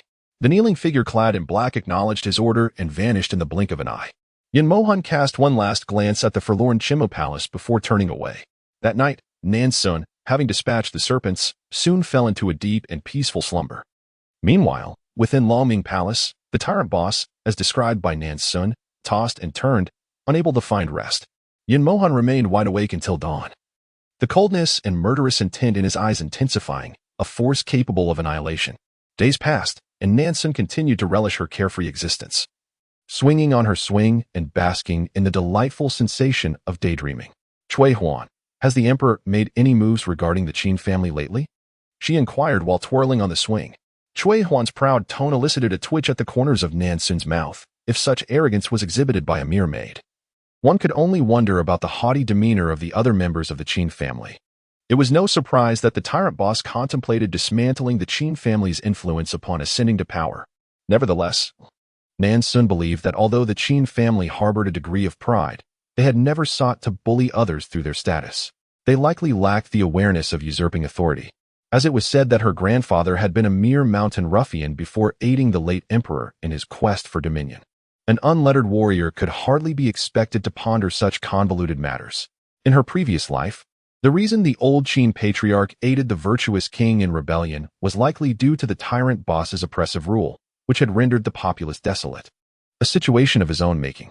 The mere thought that the formidable boss is a reincarnation, having perished tragically in a previous life, while she has become a treacherous and seductive femme fatale, sends shivers down Nan Xun's spine. In Chapter 104, titled Insult, the little maid Chui Huan diligently massages Nan Xun's shoulders, reporting in detail all the intelligence she has gathered over the past few days. Nan Xun listens quietly, occasionally responding with a soft It seems that Chui Huan is unaware of the recent incident involving the tyrant and the venomous snakes. Nan Xun refrains from disclosing this information to spare the young girl from unnecessary fright, yet she urges Chui Huan to remain vigilant. Chui Huan's martial prowess is undoubtedly commendable, yet the tyrant boss has managed to clandestinely introduce numerous serpents into the late Twilight Palace, indicating that his skills surpass hers. It is highly probable that he incapacitated Chui Huan before executing his sinister plan. Were it not for Xiaoba's timely warnings, Nan Xun would have likely spent sleepless nights consumed by anxiety, wondering what malicious schemes the tyrant might devise next. Xiaoba feels quite aggrieved, as Nan Xun sleeps soundly like a log, while it remains alert to the surroundings each night. They both believe themselves temporarily safe, underestimating the tyrant boss's ruthless and unhinged nature. Just as Nan Xun sits on the swing, enjoying sunflower seeds while Chui Huan brews her floral tea, Xiaoba suddenly raises a ruckus, exclaiming that trouble is brewing. Nan Xun instinctively responds, "Is there a fire?" "Fire? What fire?" Xiaoba retorts, "For individuals have arrived, each a master in their own right. They come with fierce intent, likely following the tyrant's orders to take your life." A twitch of annoyance appears at the corner of Nan Xun's mouth. Take my life? Well, in the eyes of the esteemed boss, her life might truly be considered less than that of a mere dog. Yet, she soon emerged, wielding her favored sword. Sui Huan was taken aback and exclaimed, "Your Highness, your health is precious. Do not trouble yourself to join me in this commotion." Nan Xun made a silencing gesture towards her and raised her gaze towards the wall outside. Before long, shadowy figures leapt over the wall, all masked and brandishing large blades. Without uttering a word, the four cloaked figures advanced directly towards Nan Xun. Sui Huan shielded Nan Xun and stepped forward to confront them. It was evident that the assailants had come prepared. Two of the black-clad individuals firmly restrained Suwan, while the other two set their sights on Nan Xun. Unfazed, Nan Xun thrust her sword towards the leader of the assailants. The black-clad man momentarily lost focus and nearly fell victim to her strike. The woman's swift and precise swordsmanship astonished the two attackers, who exchanged glances and promptly altered their strategy. Despite Nan Xun's formidable sword skills, her lack of inner strength soon placed her at a disadvantage. With a sharp sound, one of the assailants slashed through the fabric of Nan Xun's long dress. Another swift cut severed her sleeve entirely, revealing her fair arm. Then, a strike to her chest caused the upper portion of her garment to fall away, exposing a large red undergarment beneath. "Your Highness, you beasts." Sui Huan CRI. Upon hearing her words, the man in black changed his expression. How dare this woman directly utter the Emperor's name and speak such audacious words? It was nothing short of suicidal. Nan Xun had been waiting for this very moment when the two men were momentarily distracted. Suddenly, she waved her sleeve and sprinkled a handful of sedative powder. The two men in black felt a wave of dizziness wash over them. Their bodies swayed, and they collapsed. Nan Xun's upper body was revealed, but she paid no heed to modesty. Drawing her sword, she struck swiftly, plunging it between the legs of the nearest assailant. A pained scream escaped the lips of the black-clad man who had not yet fully succumbed to unconsciousness. Just as Nan Xun was about to strike the other man, the two who had been grappling with Sui Huan hurriedly approached, each seizing one of their companions and preparing to flee. Narrowing her eyes slightly, Nan Xun raised her sword and, with a swift motion, hurled it towards them. One of the men carrying his comrade was struck in the thigh, letting out a muffled groan as he fell from the wall, tumbling into the courtyard below. When Nan Xun and Sui Huan rushed over, all that remained at the corner of the wall was a pool of blood, and the black-clad man had vanished without a trace. Sui Huan wept bitterly, her sobs trembling. Today, if it weren't for the lady's cleverness, she would have been subjected to the indignities of those vile beasts. Nan Xun felt indifferent. After all, it was merely her arm and shoulder that had been exposed. Wearing a belly band hardly constituted a modesty, yet considering the conservatism of ancient customs, it was understandable that some might react dramatically. However, it was Sui Huan who had fought too fiercely and had sustained multiple cuts. Once inside, Nan Xun fetched some hemostatic powder and personally applied it to Sui Huan's wounds, moving the young girl to tears. She recognized it as the sword of that despicable woman. Yingxi and Yingwu had succumbed into unconsciousness, with Yingwu bleeding profusely from his lower body. Clearly a grievous injury inflicted by another. Yin Mohan felt a surge of shock. The scene before him diverged entirely from his expectations. What had that wretched woman done? Ying Er recounted the events to him in their entirety, while Ying San added a remark about Nan Xun's audacious words. Yin Mohan's expression darkened abruptly, his eyes narrowing with each passing moment. Had that vile woman discerned that he had dispatched them to humiliate her? Did she dare label him a coward? A sudden doubt crept into his mind about whether this Qin Buyao was truly the same Qin Buyao he once knew. Kneeling on the ground, Ying Er and Ying San bowed their heads in shame. Their missions seldom met with failure, yet this time they had faltered. Admittedly, this was partly due to the Emperor's directive to humiliate rather than harm, but that woman wielded her sword with remarkable skill, and in a contest of technique, they could not claim any advantage. In a sudden motion, Yin Mohan swept his sleeve, channeling his profound inner strength to generate a powerful gust of wind that struck Ying Er and Ying San across the face with a resounding clap. They were knocked to the ground, spitting blood, yet dared not utter a word in protest. Incompetent fools, unable to subdue a mere woman. Yin Mohan bellowed in fury. Then, an unsettling thought crossed his mind, and he scrutinized his shadow guards with a chilling gaze, pondering, could it be that you let her go, enchanted by her beauty? Chapter 105. From now on, I shall take matters into my own hands. Upon hearing the Emperor's ominous words, Ying Er and Ying San hastily knocked their heads to the ground in fear. Ying San exclaimed, "My lord, even with the audacity of the heavens, I would never dare covet your woman. The master is discerning." Shadow 2, regaining composure, explained, "My lord, please temper your anger. It was merely a moment of desperation upon witnessing the beauty Qin strike a fatal blow to Shadow 5, and Shadow 4 narrowly escaped a similar fate. Thus, I hastily rescued the two. Pray, allow me a moment. I shall return forthwith to exact retribution upon that Qin beauty. Upon finishing, Shadow 2 attempted to pull Shadow 3 into action. However, the figure before them suddenly uttered a sharp command. No need for that. Did that wretched woman not proclaim me a coward? Henceforth, I shall take matters into my own hands. Shadow 2 and Shadow 3 exchanged bewildered glances, struggling to comprehend the Emperor's intent to personally intervene. To insult the beauty Qin? Yet to be subjected to the Emperor's humiliation might be a desire cherished by every woman in the harem. Would such an act not merely grant her an undeserved favor? What perplexed them further was the question of what had so incensed the Emperor regarding this beauty Qin. Was it solely her family ties? That seemed unlikely. The Emperor had been restless, unable to eat or sleep, consumed by thoughts of this Qin beauty, not in a romantic sense, but rather contemplating how to make her life a living hell. Deep within, Shadow 2 had begun to harbor a flicker of sympathy. The woman who had thrust a blade at him earlier possessed clear, resolute eyes, quite unlike the lascivious harlot described by the Emperor. Once the few shadow guards withdrew, Yin Mohan paced thoughtfully for a few moments, then made his way toward the Chimu Palace, his steps imbued with an inexplicable urgency. Something is amiss. This version of Qin Buyao seems quite peculiar. In her previous life, her character bore a certain fierce intensity, one that bordered on willfulness and arrogance. Despite her beauty, which rivaled that of blooming peach blossoms, she elicited little admiration. However, in this life, she appears to have tempered her arrogance, rendering her fierce spirit particularly captivating. Yin Mohan soon arrived at the gates of the Chima Palace. A dilapidated lantern hung askew outside the cold palace entrance. Though obscured by the night, he, having clandestinely visited countless times, knew well that this tattered lantern had been dusted off, appearing quite clean.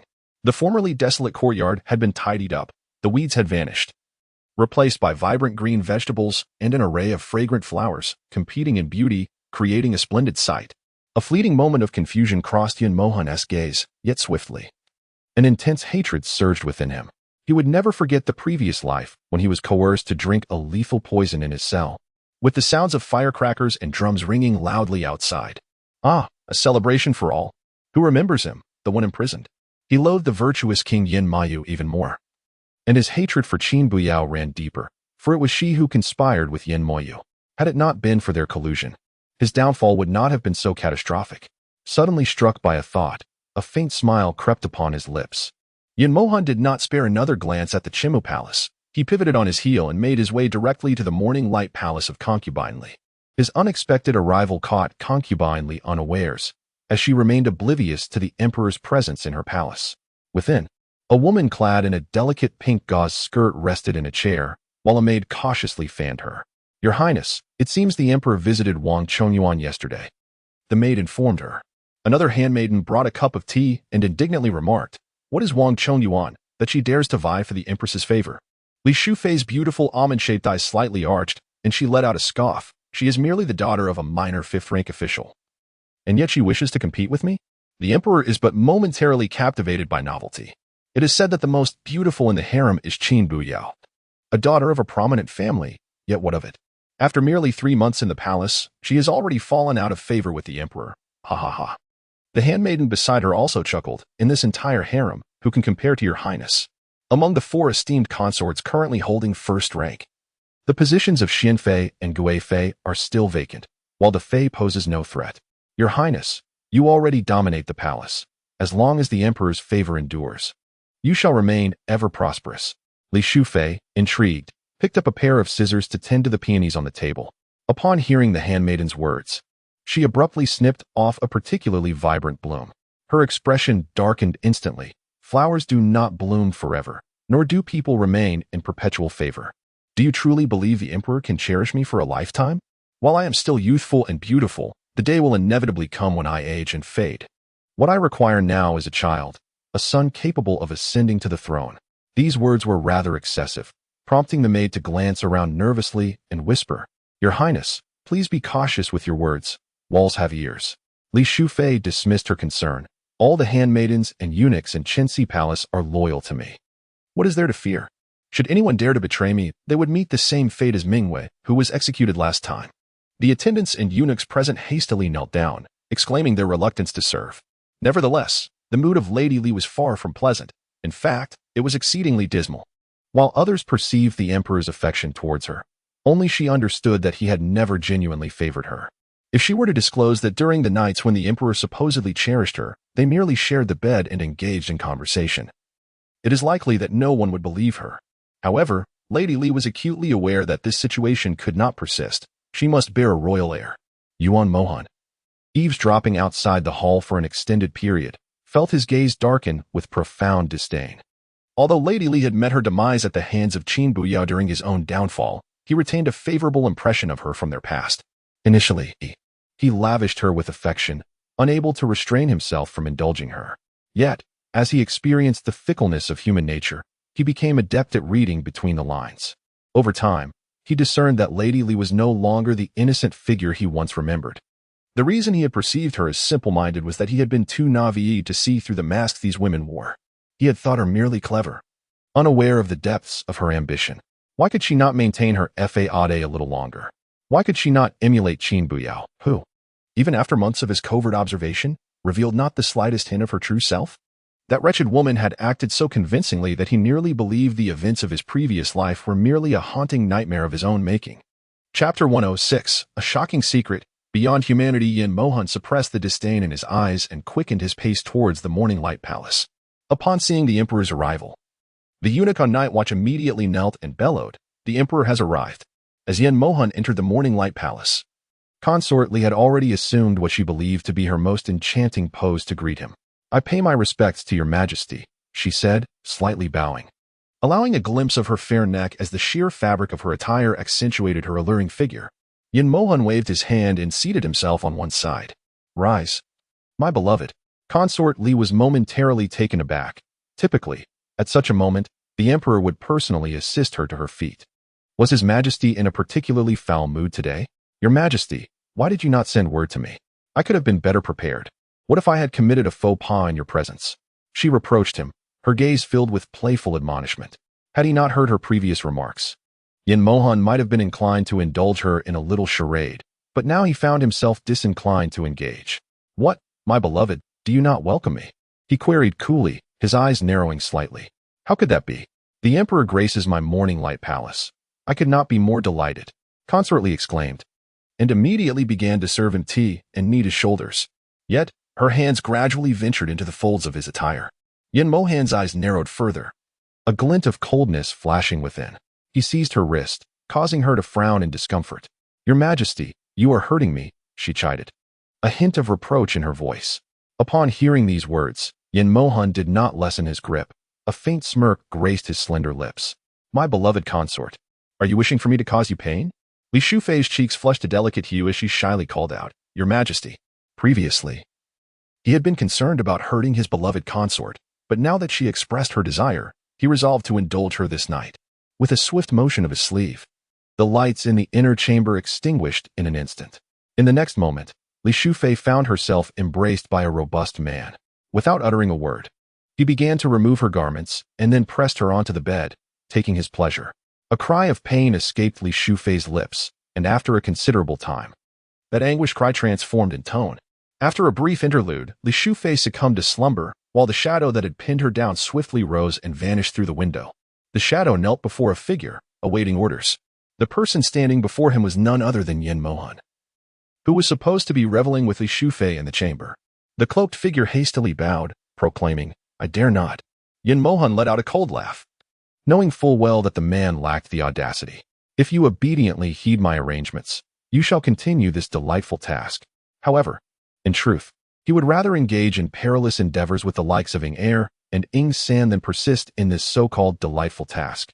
Ever since receiving this clandestine assignment, he had not enjoyed a single restful night, for he was now entwined with the emperor's women, a grave offense punishable by death. Even more terrifying was the revelation of the emperor's astounding secret. He was not human. Every day, Ingda endures a life filled with trepidation. It has come to his attention that during a mission, Ingwu suffered a grievous injury at the hands of the enchanting Qin. And now he finds himself wishing that the one injured were himself instead. "Ingda," the emperor warned him sternly, "I must remind you of a crucial matter. It was I who permitted you to engage with the women of the harem. Although it is you who has shared their affections, you must remember that they remain ultimately my women. Therefore, Yin Mohan paused, his voice icy. Do not stir emotions that are best left untouched. Should I discover otherwise, I shall have no choice but to execute you. However, I shall refrain from taking your life for a single misstep, and instead, I will simply render you impotent. Ingda trembled at the thought, desperately wanting to express to the emperor that he could not bear the company of those venomous women in the harem, and it would be better for the emperor to render him powerless at once. Yet, lacking the courage to voice such sentiments, he could only express his unwavering loyalty. Yin Mohan cast a languid glance in his direction, hands clasped behind his back, and departed. It is indeed ironic that in this lifetime, he cannot partake in the human experience, nor can he personally don the garb of a cuckold, yet he feels no sense of humiliation. As long as he can eliminate those who once sought to bring him low, witnessing their demise fills him with unbridled exhilaration. On this particular day, Yin Mohan found himself in high spirits, for after visiting no fewer than 20 chambers of the harem's concubines, he finally received the answer he sought. The women of the harem, with their cunning minds, were most adept at understanding their own kind. Thus, he posed to them the same question: how might one render a woman's existence more unbearable than death itself? At the outset, these women, eager to convey their naive and innocent sentiments, spoke in a restrained manner, alluding to a cup of poison, a gift of 3 lengths of white silk, and the torturous death of slow slicing. However, after one of the concubines uttered the cruel phrase of tarnishing her purity, and Yin Mohan rewarded her with a bounty of gold and silver jewelry, the other concubines began to offer their suggestions. Some proposed disfigurement, transforming her into a hideous creature. Others suggested allowing the most repugnant and foul beggar in the great Yin to defile her. There were those who recommended administering poison that would induce periodic agony, rendering her life unbearable. Additionally, some posited that the greatest suffering a woman could endure was the inability to become a mother, advocating for the direct offering of a bowl of childlessness soup, condemning her to a lifetime devoid of motherhood. Each woman's scheme was more venomous than the last. Yet Yin Mohan found the most satisfaction in the counsel provided by Consort Li. When she spoke, her tone was gentle. The most excruciating method to torment a woman is to make her love a man with all her heart and soul, and when she is willing to die for him, to then cruelly cast her aside, while mocking and humiliating her without restraint. To reward Consort Li for her astute suggestion, Yin Mohan spent the night in her palace, allowing the shadow guard to lavish her with fervent affection, listening to the woman's lascivious and sweet cries. Yin Mohan's eyes brimmed with disdain and contempt, yet soon, a smirk crept upon his thin lips. His mood had inexplicably brightened, in an unusual turn of events. During the morning court session, Yin Mohan refrained from confronting the civil and military officials. They found it peculiar that the sun seemed to rise from the west, as the emperor had not sought to provoke them today. This was decidedly out of the ordinary. In recent months, the young emperor has become increasingly ruthless and astute in his actions, and it has not gone unnoticed by the court. The emperor is subtly replacing the old blood within the palace. Several seasoned officials have been ousted through various means, making way for his own loyalists. Notably, he is gradually dismantling the power of the Qin family, seemingly intent on their destruction. Chapter 107. The Assassin. On a moonless night after the morning court session, General Qin, also known as Lord Qin, and his son, General Qin, conversed quietly as they walked together. Father, it seems the emperor is resolutely determined to target our Qin family, General Qin remarked with a grave expression.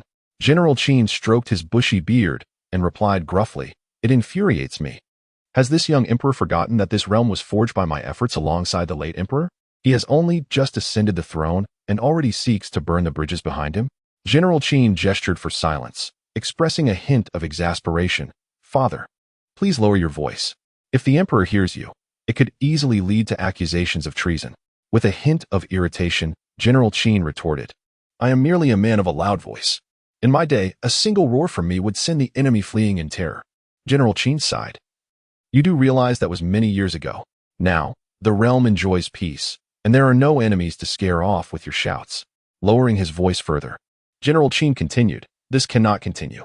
The emperor may be targeting us elder statesmen, but as for Bu Yao, alas, I, as her father, feel utterly powerless, forced to watch my daughter suffer within the palace. If the emperor were to openly declare that Qin Buyao had been cast into the cold palace, they could confront him directly for an explanation. However, with the emperor shrouding the matter in secrecy, should they seek him out, It would be tantamount to revealing that the Qin family has spies within the palace. General Qin's suspicions deepened. He believed the emperor was emboldened by this very fact to brazenly mistreat his daughter. The two of them dared not share this with their wives or matriarch, for they would surely be scolded for their impotence. The women of the Qin family were more formidable than the men. Upon hearing his son's words, the old general fell into deep contemplation. His precious granddaughter, whom he cherished dearly, was being so mistreated by the emperor, and he felt a violent urge to end the emperor's life. Yet, he knew he could not act impulsively with so many family members relying on him. He could not afford to give the young emperor any leverage against him. Fortunately, he had learned that although his beloved granddaughter had been relegated to the cold palace, she was managing quite well, particularly with the presence of the girl Xuan, which eased his concerns somewhat. Suddenly, General Qin lowered his voice. "Father, the late emperor did not have only one son." "Son, are you suggesting?" "I heard that the emperor has been visiting the harem quite frequently these days." Reclining on a chaise longue, Nan Xun held a book in one hand, her mouth full of grapes. Sui Huan offered a small dish to her lips. Catching the seed, she spat out and remarked, "Indeed, Your Majesty, it is said that the emperor has been in high spirits lately, favoring his concubines each night." Nan Xun clicked her tongue. The emperor does not fear the toll on his vitality. Sui Huan giggled. "Your Majesty, only you would dare to speak such words." As she spoke, Sui Huan glanced at the grape seeds in the dish and inquired, "Your Highness, will these grape seeds truly grow into vines in the future?" "Indeed. But we must wait until next year to plant them. For now, please wash and dry them carefully, and we shall sow them come spring," came the reply. "Understood." Sui Huan responded eagerly, scampering off to wash the seeds. Nan Xun, leisurely swaying in her rocking chair, turned to the last page of her book. After skimming through it in mere moments, she couldn't help but let out a sigh. What is this? Why is it always a tale of scholars and fox spirits? Even more absurd is that this scholar, despite having a wife and children, still seeks the company of a fox spirit who generously claims to be unconcerned about such matters. And thus they become entangled. As Xuan dried the grape seeds, she listened to her mistress's murmuring and couldn't help but chuckle. "Your Highness, did the book not mention that the scholar was handsome and exceptionally talented? It is only natural for women to be drawn to him, especially a fox spirit." Nan Xun yawned. "My focus is not on the scholar, but rather on the fox spirit. The narrative elaborates extensively on her beauty and allure. If I were that fox spirit, I would certainly seek someone better. It matters not how handsome or talented he is. What truly counts is his kindness towards me, his willingness to cherish me alone, as the sole object of his affection." As she spoke, her voice gradually diminished, and her lovely eyes slowly began to close. Sui Huan softened her footsteps, gently took the book from her mistress's grasp, and covered her with a light blanket. Nan Xun slept soundly until evening, and upon awakening, she heard Xiao Ba chattering away, admonishing her about sleeping too much and warning that she might turn into a pig. Unfazed by the jest, Nan Xun proudly declared her slender physique required more rest to regain strength. "Can you find anyone who sleeps better than I do?" she quipped. Xiao Ba could only respond in silence. Once well-rested, Nan Xun sought to occupy herself and rolled up her sleeves to cook. Though in a secluded palace, there was a small kitchen at her disposal. She picked some locust flowers, intending to make locust flower cakes. Cui Huan, with sparkling eyes, observed her and exclaimed, "Your Highness, I had no idea you could make such delicacies." Nan Xun replied with a hint of sorrow, "I cannot truly make them. I am merely experimenting. I have had little to eat lately, and my cravings have gotten the better of me." Cui Huan immediately shed a couple of tears, lamenting her own inadequacy for not being able to prepare pastries.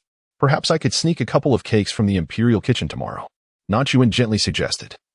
"For the sake of our well-being, let us set that thought aside for now. Be good." She affectionately patted Cui Huan's head, who then relented, abandoning the idea. After they finished their meal, Cui Huan prepared hot water, ready to assist her mistress with a bath. The wooden tub was filled with locust flowers, filling the room with a delightful fragrance, while outside, the night was dark and windy. Nan Xun swiftly removed her palace gown and settled into the tub, the warm water caressing her skin, prompting a sigh of comfort. "Your Highness, allow me to wash your back," Cui Huan offered. She took a ladle and bath cloth, pouring water over Nan Xun's back and gently massaging her. The atmosphere was just right when suddenly, Cui Huan halted her hand that was rubbing the back and abruptly stood up, shouting fiercely towards the window. "Who?" Nan Xun's half-closed eyes flew wide open, and she swiftly emerged from the bathtub, snatching a cloak from the rack to wrap around herself. almost in the blink of an eye, just as Nan Xun secured the cloak around her. A figure clad in black shattered the window and lunged at her with a long sword. Cui Huan's expression changed dramatically as she rushed forward, intending to shield Nan Xun. But unexpectedly, the assailant's sword was merely a feint. Before Cui Huan could reach her, he had already pressed the blade against her neck. His initial target was indeed Cui Huan, a devoted servant. The intruder let out a derisive chuckle. Dressed in a fitted black robe, he stood tall and imposing, his face obscured by an ornate silver mask. His narrow, piercing eyes were set deep within the mask, and beneath it, a straight nose revealed a hint of his features, while his thin lips, slightly pursed, curved into a cold yet alluring smile due to his earlier scoff. Chapter 108, Contempt. Revealing the man's foot, Nan Xun regarded him warily. Her voice icy as she commanded, "Release Cui Huan." The man shushed her, saying, "Do not speak. I merely seek refuge here for a moment. As long as you and your servant remain compliant, I shall release her once I have evaded this peril." Nan Xun detected a strong scent of blood, subtly. She scrutinized at that moment. Voices from the palace guards echoed outside the late twilight palace. You, and you, disperse with your men to search the other 3 directions. The rest shall follow me to scour the vicinity. We must not allow this rogue to escape." Nan Xun cast a glance at those before her, anticipating the palace guards to storm in, providing her with an excuse to feign ignorance. However, as she waited, the voices outside grew increasingly faint. The guards searching for the assassin seemed disinclined to search her late twilight palace. Nan Xun felt bewildered. Were they truly departing just like that? Was this a jest? When the voices finally faded away, she found herself exchanging incredulous stares with the man holding Cui Huan captive. In their silent standoff, the man faltered first, gasping for breath, seemingly on the verge of collapse. Observing the bloodstain encircling Cui Huan's neck, Nan Xun frowned, expressing her disdain. "Now that they have left, release my Cui Huan." The man, still heaving, replied, "Fetch me some hemostatic medicine, and I will let her go." Nan Xun raised her hands in exasperation. The man, his face obscured by a mask, appeared perplexed. "Lend me some silver. If you do not provide me with silver, do you expect me to conjure a vial of hemostatic medicine out of thin air?" Wrapped in her cloak, Nan Xun advanced toward him. The man retreated, clutching Cui Huan tighter. "Stay back. If you come any closer, I will kill her." Nan Xun rolled her eyes, taking several strides forward, and swiftly snatched the jade hairpin from atop his head. "I'll take this for now. It appears quite valuable," she remarked, fixating her gaze upon the pin for several moments. The man, unable to withstand any longer, staggered momentarily. Seizing the opportunity, Cui Huan knocked the sword from his grasp and delivered a fierce kick, causing him to groan and collapse to the ground. As Cui Huan prepared to unleash further blows, Nan Xun rubbed her forehead and said, "All right, darling, one must be cautious when accepting favors. You have avenged yourself with that kick. Now, go fetch the hemostatic medicine for him." Upon hearing this, the man, filled with indignation, retorted, "You possess hemostatic medicine yet dare to extort money from me?" Nan Xun, languidly stifling a yawn, replied, "My hemostatic medicine is quite costly. It is only reasonable to ask for a bit of silver. Moreover, you frighten both me and Cui Huan. Should we suffer any ill effects, it would also require silver for a consultation." The man pursed his thin lips in silence, evidently taken aback by Nan Xun's audacity. Cui Huan snorted and retrieved a small box from the outer hall, extracting a porcelain vial which she handed to Nan Xun. Nan Xun opened the vial and poured some of the contents onto the bloodstain on Cui Huan's neck, bestowing the remainder upon the man lying on the ground. The severely injured man took the vial, his gaze fixated on the woman's chin, which was defiantly raised toward him, igniting a fierce anger within. How could his life be deemed less valuable than that of a mere servant girl, Qin Buyo? "Very well, go to the outer hall and tend to your wounds." Nan Xun suddenly recalled that in the conservative ancient times, an unmarried woman should not casually reveal her flesh. If she were to engage in intimate contact with a man, she would be obligated to marry him. With a playful smile, Nan Xun lightly stepped on the back of his hand with her bare foot, teasing, "Hey man, now that we have shared intimacy, does that mean you have to marry me?" The man opened his mouth, only to quickly retort in a low hiss. His face flushed with anger. You lewd woman." Nan Xun burst into laughter, finding amusement in toying with him. All right, hurry and tend to your wounds. I do not wish to awaken to a corpse tomorrow." The man stumbled out of the inner chamber to apply medicine in the outer hall, while Zuowan slammed the door shut behind him and turned to Nan Xun, mimicking a throat-slitting gesture. "Your Highness, why not? Nan Xun shook her head, deciding against it. Killing him would only complicate matters. I wouldn't know where to dispose of the body. It's not worth the trouble. Let him finish his treatment and leave on his own. Sui Huan, however, appeared anxious. This man is more skilled than I am. If we wait until he recovers, I would be no match for him. But he has nothing to gain from killing us, so he likely won't, Nan Xun replied with a yawn. I am tired. I shall sleep now. Sui Huan promptly offered. I will keep watch by the door and keep an eye on him. Nan Xun, noticing her enthusiasm, allowed her to proceed. As she donned her nightgown and settled into bed, Nan Xun absent-mindedly scratched her ear and asked, Xiao Ba, you seem to have said something to me just now. Could you repeat it? Xiao Ba expressed her excitement, exclaiming, Tonight. The masked man is the ultimate boss. He is that tyrant. My dear, you are absolutely right. The emperor can no longer restrain himself and has decided to take matters into his own hands. Nan Xun, looking bewildered, inquired, What exactly is he planning tonight? Xiao Ba chuckled mischievously. The emperor has discovered a method that causes women unbearable anguish. He makes them fall in love with him, only to cruelly cast them aside afterward. Thus, he has personally come to seduce you, hee. Nan Xun pondered. Is Yan Mo Han truly the ultimate boss and not simply foolish? How could he conceive such a juvenile strategy? Suddenly, a realization struck her, and her eyes brightened, transforming into crescent moons adorned with sparkling brilliance. Since the ultimate boss has so boldly presented himself, even inflicting wounds upon his own heart in such a dedicated performance, I shall graciously cooperate and not squander his earnest intentions. Xiao Ba, puzzled, asked, You clearly heard my words. Why are you still teasing that tyrant? As far as I know, he harbors a vengeful spirit and is quite petty. Be cautious of his retribution. Nan Xun swiftly countered. Is he not already enacting revenge upon me? This tyrant has held his position for many years. If I were to suddenly present myself as innocent, would he not find it suspicious? Since he perceives me as a wanton harlot, I shall embrace that persona to the fullest. Teasing is merely the beginning. I intend to pursue him directly. Chapter 109. Well done. Waiting for you to ascend, Xiao Ba was utterly astounded by Nan Xun's grand ambitions. Taking a considerable time to stammer a response, All right, well done. I shall await your ascent. Nan Xun erupted into laughter, exclaiming, Xiao Ba, did you not tell me that this tyrant is devoid of humanity? I genuinely wish to engage him, yet he remains incapable. Aaaah. Xiao Ba felt a pang of frustration, cursing under his breath, due to Nan Xun's persistent disbelief in his words and skepticism regarding his beastly nature. There was an occasion when he elucidated the truth about the equitable distribution of favors in the imperial harem. At that time, Nan Xun was so astonished that she could have fit an egg in her mouth. Nonetheless, she believed him and even praised the tyrant for his capacity to endure. Hence, Xiao Ba realized he had just been played by Nan Xun. Fuming, Xiao Ba chose to remain silent. Nan Xun, undeterred, continued to tease him but received no response.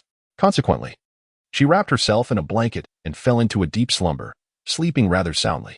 The following morning, the masked man, who had been recuperating in the outer hall, had vanished. Sui Huan expressed her delight, remarking that the man displayed a commendable sense of self-awareness by departing so early. However, on the third night, while Nan Xun practiced her swordplay in the courtyard, a shadow suddenly vaulted over the wall, wielding a long sword and engaging her in combat. The man's swordsmanship was exceptional, countering Nan Xun's moves adeptly. Ultimately, with a swift maneuver, he disarmed her, and just as Nan Xun was about to stumble, he reached out with his long arm and swiftly pulled her into his embrace. The towering tree beside them shed countless white locust blossoms, creating a cascade of petals that danced in the air, their fragrance lingering between the two. Their gazes intertwined. The man clad in black and the woman adorned in a flowing white gown, the hem of her dress billowing in the wind, intertwining with the edges of his dark robes. The scene was undeniably picturesque. However, Nan Xun was acutely aware that this man was not merely a benign presence. Just then, Sui Huan, who had just brewed tea, was taken aback. With a resounding clatter, she set down the teapot and shouted, Rogue, release my lady at once. She then raised her fist to strike. Before Sui Huan could reach him, the man had already relinquished his hold, and with a gentlemanly gesture, he waved his hand toward Nan Xun. Apologizing for his earlier indiscretion, Nan Xun retrieved the sword that had fallen to the ground, regarding him with a calm demeanor. So you were aware that you have overstepped? She remarked. But mere words bear little weight. Do you not owe me an apology? The man regarded her silently, a hint of curiosity in his eyes. How do you wish for me to make amends? With a light laugh, she replied, You certainly possess a boldness. Do you believe the palace is yours to enter and exit at will? Are you not concerned about drawing the ire of the emperor's minions, who might seek to harm you? The mention of minions caused a flicker of coldness to cross the man's eyes. For the past few days, I have been unable to eat or drink, preoccupied with your words, he confessed, lowering his head slightly, a touch of embarrassment gracing his features. Nan Xun blinked, feigning confusion. My words? Aside from telling you to leave, did I say anything else? At her response, the man clenched his fists behind his back, as if struggling to contain a surge of anger, yet he soon relaxed his grip. You clearly stated that we have shared an intimate connection, yet you still urge me to marry you. The man slightly lowered his head, his tone quick as he uttered this remark. Nan Xun felt an overwhelming desire to applaud his theatrical performance. Her lips yearned to curl into a smile, yet she maintained her composure. So, you are indeed serious about marrying me? Nan Xun gazed at him with a playful smile, her words laced with a hint of mockery. A man who dares not reveal his face would audaciously claim he wishes to wed me? The man hastily replied, I cannot show myself just yet. But if you consent to marry me, I shall reveal my true self to you at once. Nan Xun cast him a sidelong glance and replied nonchalantly. Have you forgotten that I am but a consort in the imperial harem, a woman of the emperor? And what of it? He countered. The emperor possesses countless beauties in his harem, yet my desire is solely for you. The man's gaze remained fixed on the woman before him, his eyes dark and profound, exuding a deceptive tenderness that could easily mislead one into believing he was deeply enamored. Suddenly, Nan Xun burst into laughter. Tell me, good sir, are you truly sincere? Have you fallen for me at first sight? Is it merely because I sheltered you for a night and provided you with a vial of hemostatic medicine that you have developed feelings for me? If that is the case, your heart seems to sway far too easily. I cannot place my trust in such a frivolous man. As she spoke, she flung her sword aside. With a sharp clang, the blade accurately found its place in the nearby scabbard. With a resounding thud, Nan Xun slammed the door shut, effectively blocking the masked man's earnest gaze from her view. The masked man did not elaborate further. He simply returned the following evening. A tall man stood beneath the locust tree, silently observing the woman dancing with her sword, without uttering a word. The pure white locust blossoms gently fell upon his shoulders, cascading down in graceful arcs, leaving behind a few reluctant petals that fluttered downward, accumulating on his shoulders until he became enveloped in a captivating floral fragrance. After completing her swordplay, Nan Xun furrowed her brows and regarded him, questioning his presence. What are you doing here? Are you so formidable that you can traverse this imperial palace at will? Or do you have a death wish, hastening to your demise? The man, his thin lips barely visible beneath the mask, remained silent for a moment before responding softly, I merely recalled that I forgot to tell you my name. Nan Xun regarded him with an expression of incredulity. You need not make a special trip just to share your name with me, for I have no interest in knowing it. Yet, I wish to tell you, the man insisted. My name is Yin Han. Nan Xun shot him a glance of disdain. Oh, I see. You can leave now. The man, adorned with a silver mask and identifying himself as Yin Han, did not depart immediately after her words. He gazed at Nan Xun for an extended moment, and only when her figure gradually disappeared behind the door did he turn and vanish into the night. Having just closed the door, Nan Xun peered through the crack to catch a glimpse of the tyrant's remarkable acting skills. Even as she became invisible, he still portrayed a lingering affection outside the door. Your Highness, why didn't you simply send him away instead of engaging in such lengthy conversation? Shui Huan inquired, puzzled. Nan Xun lifted the tea from the table and took a sip, remarking, I find this young man quite to my liking, thus, I am testing him. If he can truly offer me a sincere heart. She paused, narrowing her eyes with a smile. I would not mind adorning that tyrant with a green hat. Upon hearing this, Sui Wan's eyes widened in shock, nearly dropping her jaw. Your Highness, you wish to place a green hat on the Emperor? Sui Wan stammered, struggling to articulate a complete thought. Chapter 110. Exceptional acting. Fit for an Oscar. Nan Xun reached out to lift Sui Wan's chin, gazing at her with a playful smile. What? Do you think your mistress is too lewd? Sui Huan shook her head vigorously, exclaiming, no matter what your Highness does, in my heart, you are the best mistress. Nan Xun perceived Sui Wan's unwavering loyalty as somewhat foolish.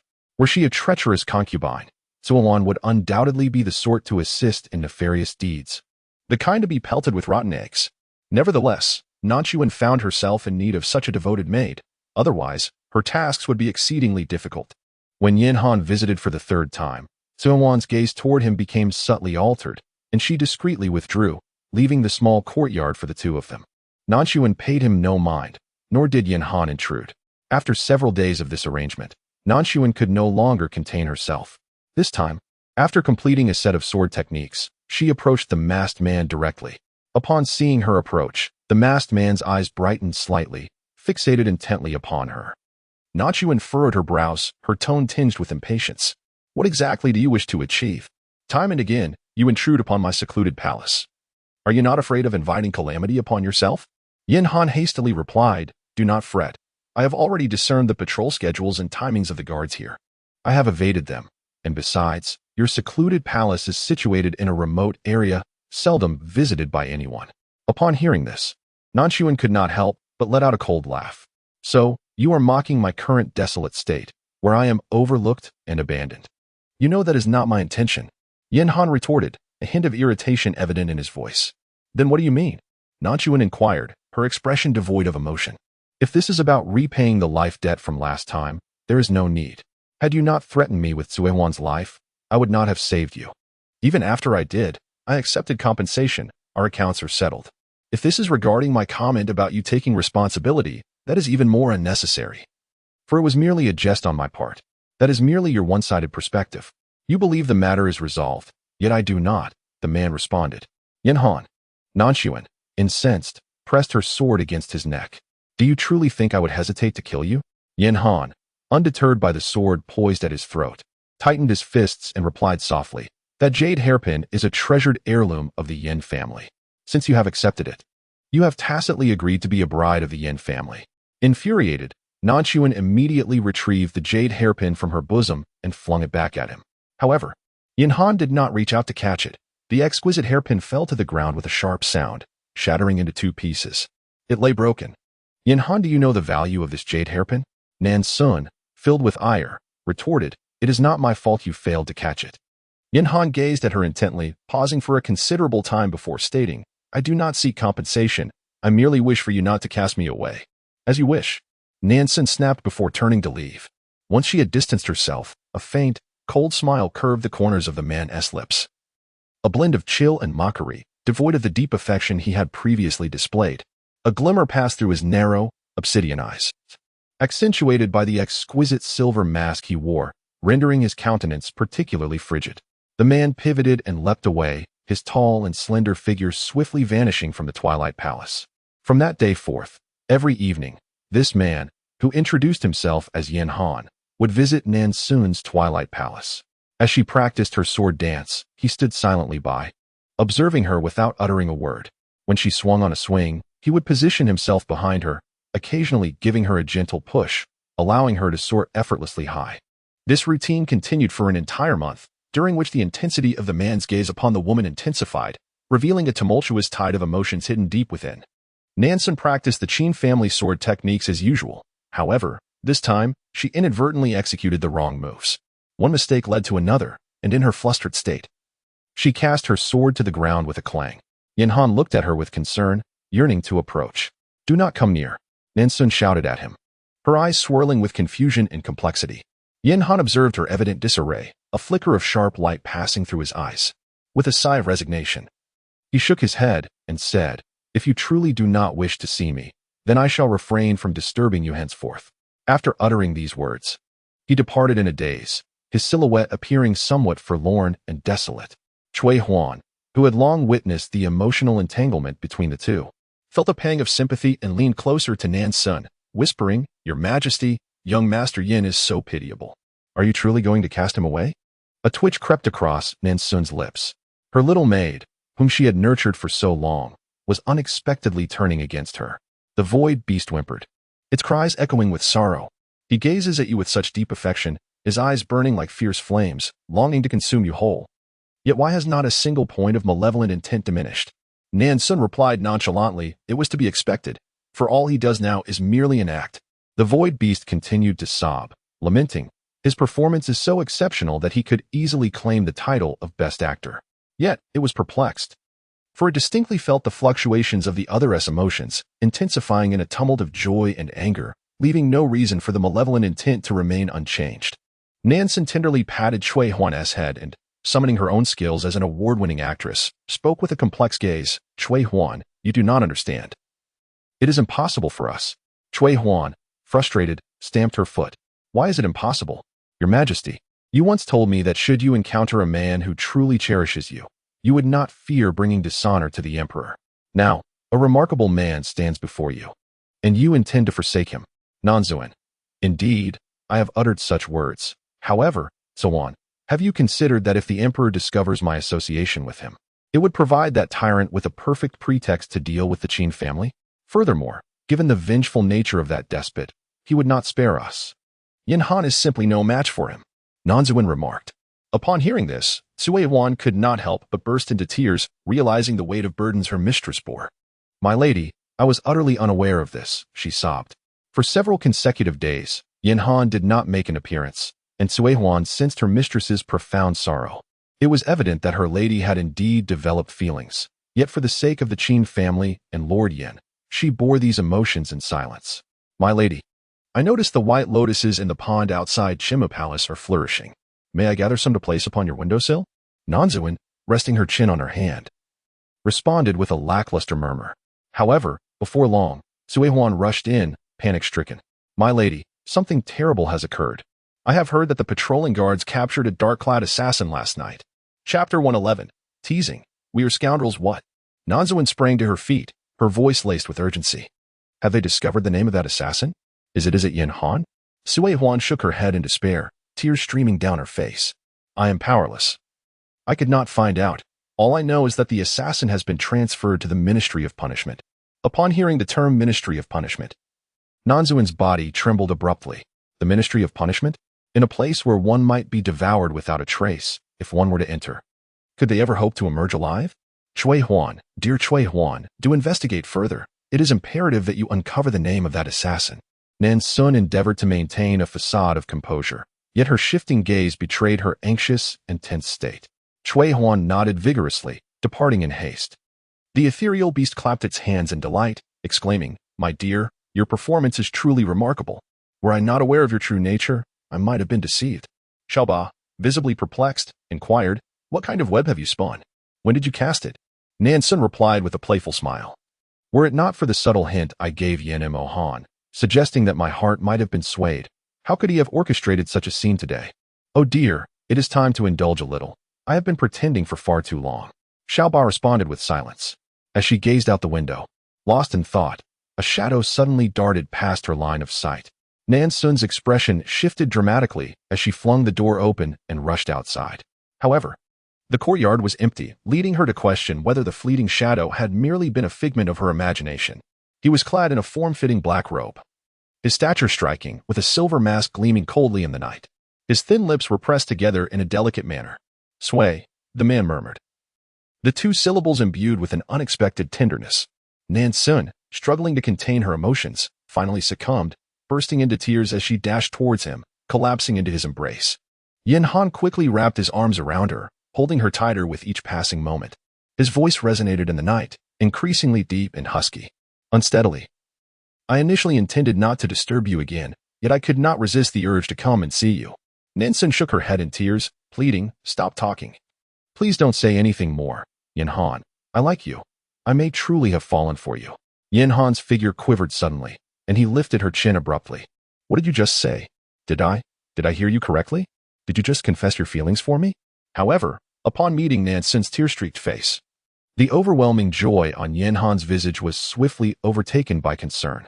He gently wiped away her tears and implored, Don't cry. Tell me what happened. Who has wronged you? I shall confront them. Nan Xun, breaking into a smile through her tears, recounted the amusing mishap with the assassin. Yin Han, upon hearing her tale, could not help but chuckle, playfully pinching her nose. You underestimate me far too much. Am I truly that inept? It is not arrogance, for I am thoroughly acquainted with the defensive layout of the entire palace. I could evade the patrolling guards even with my eyes closed. Nan Xun let out a soft laugh, wrapping her arms around his waist. As she tilted her head to gaze at him, her eyes, still glistening from her recent tears, appeared luminous and shimmering, reminiscent of two pools of spring water. Yin Han, are you afraid? She suddenly inquired. Yin Han cradled her delicate face in his hands, his thumbs gently caressing her soft cheeks as he softly asked, Afraid of what? His hands faltered for a moment, a tumult of intense emotion swirling deep within his gaze. Yet, as that tempest threatened to erupt, he fervently suppressed it, his expression transforming into one of profound tenderness. He smiled gently at Nan Xun and said, "Yao Yao, how can you refer to yourself as a scoundrel? If the emperor truly discovers this, I shall find a way to escort you out of the palace. Although I may not possess the supreme authority of the emperor, my Yin family's wealth is substantial, and I can surely provide you with a life of luxury and comfort." Nan Xun burst into hearty laughter, tilting her chin slightly as she regarded him. "I hail from a military lineage. My grandfather is General Qin, and my father is a frontline general. What kind of luxurious life have I not encountered? As for power, even if the emperor were to designate me as the sovereign of the harem, I, Qin Buyo, would not covet it. The title of queen sounds grand. Yet it merely entails overseeing a collection of delicate beauties for the emperor. These women speak in a manner that is indirect and convoluted, which I find most irksome. The Qin family is known for its straightforwardness. We act as we think, and I have no desire to adopt their ways." As she spoke, her spirit shone brightly, her bright eyes captivating with a hint of pride, yet there was nothing about her demeanor that was distasteful. Yin Han's gaze flickered slightly, and he found himself momentarily entranced. Suddenly, Nan Xun reached out and lifted Yin Han's chin, gazing at him with a playful smile. "Young Master Yin, once you embark on this perilous journey with me, there is no turning back. Have you truly made up your mind?" Yin Han grasped the finger that had lifted his chin, chuckling softly as he teased, "What nonsense. Yao Yao, I shall not harbor regrets.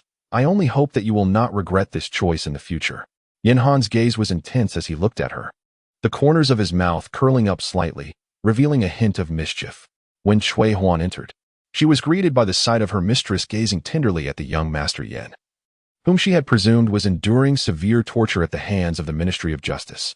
The handsome man and beautiful woman were so strikingly captivating that it made her heart ache. "Young Master Yin, it seems you are quite well. My mistress was just worried about you," Cui Huan said, sniffling slightly. Upon noticing Cui Huan's arrival, Yin Han intended to release the woman in his embrace, but she immediately tightened her hold on him, smiling brightly as she reassured, "Do not fear. Cui Huan is one of us." Yin Han thought to himself, "Indeed, what a brazen woman." He shook his head, amused. "So, you were genuinely concerned for me?" With a playful smile, Nan Xun inquired, "Well, are you not a little touched?" Yin Han hesitated, unsure of how to respond, before finally saying, "Yao Yao, I am quite fortunate that you share my feelings. Otherwise, I would be at a loss regarding what to do with you." Nan Xun, her smile radiant, was about to reply when Xiaoba abruptly interrupted with a rather deflating remark. "That's it. That line, it's a classic from romance novels. The domineering CEO always says, 'What should I do with you?' Wow, the big boss certainly lives up to the title, crafting such avant-garde declarations of affection."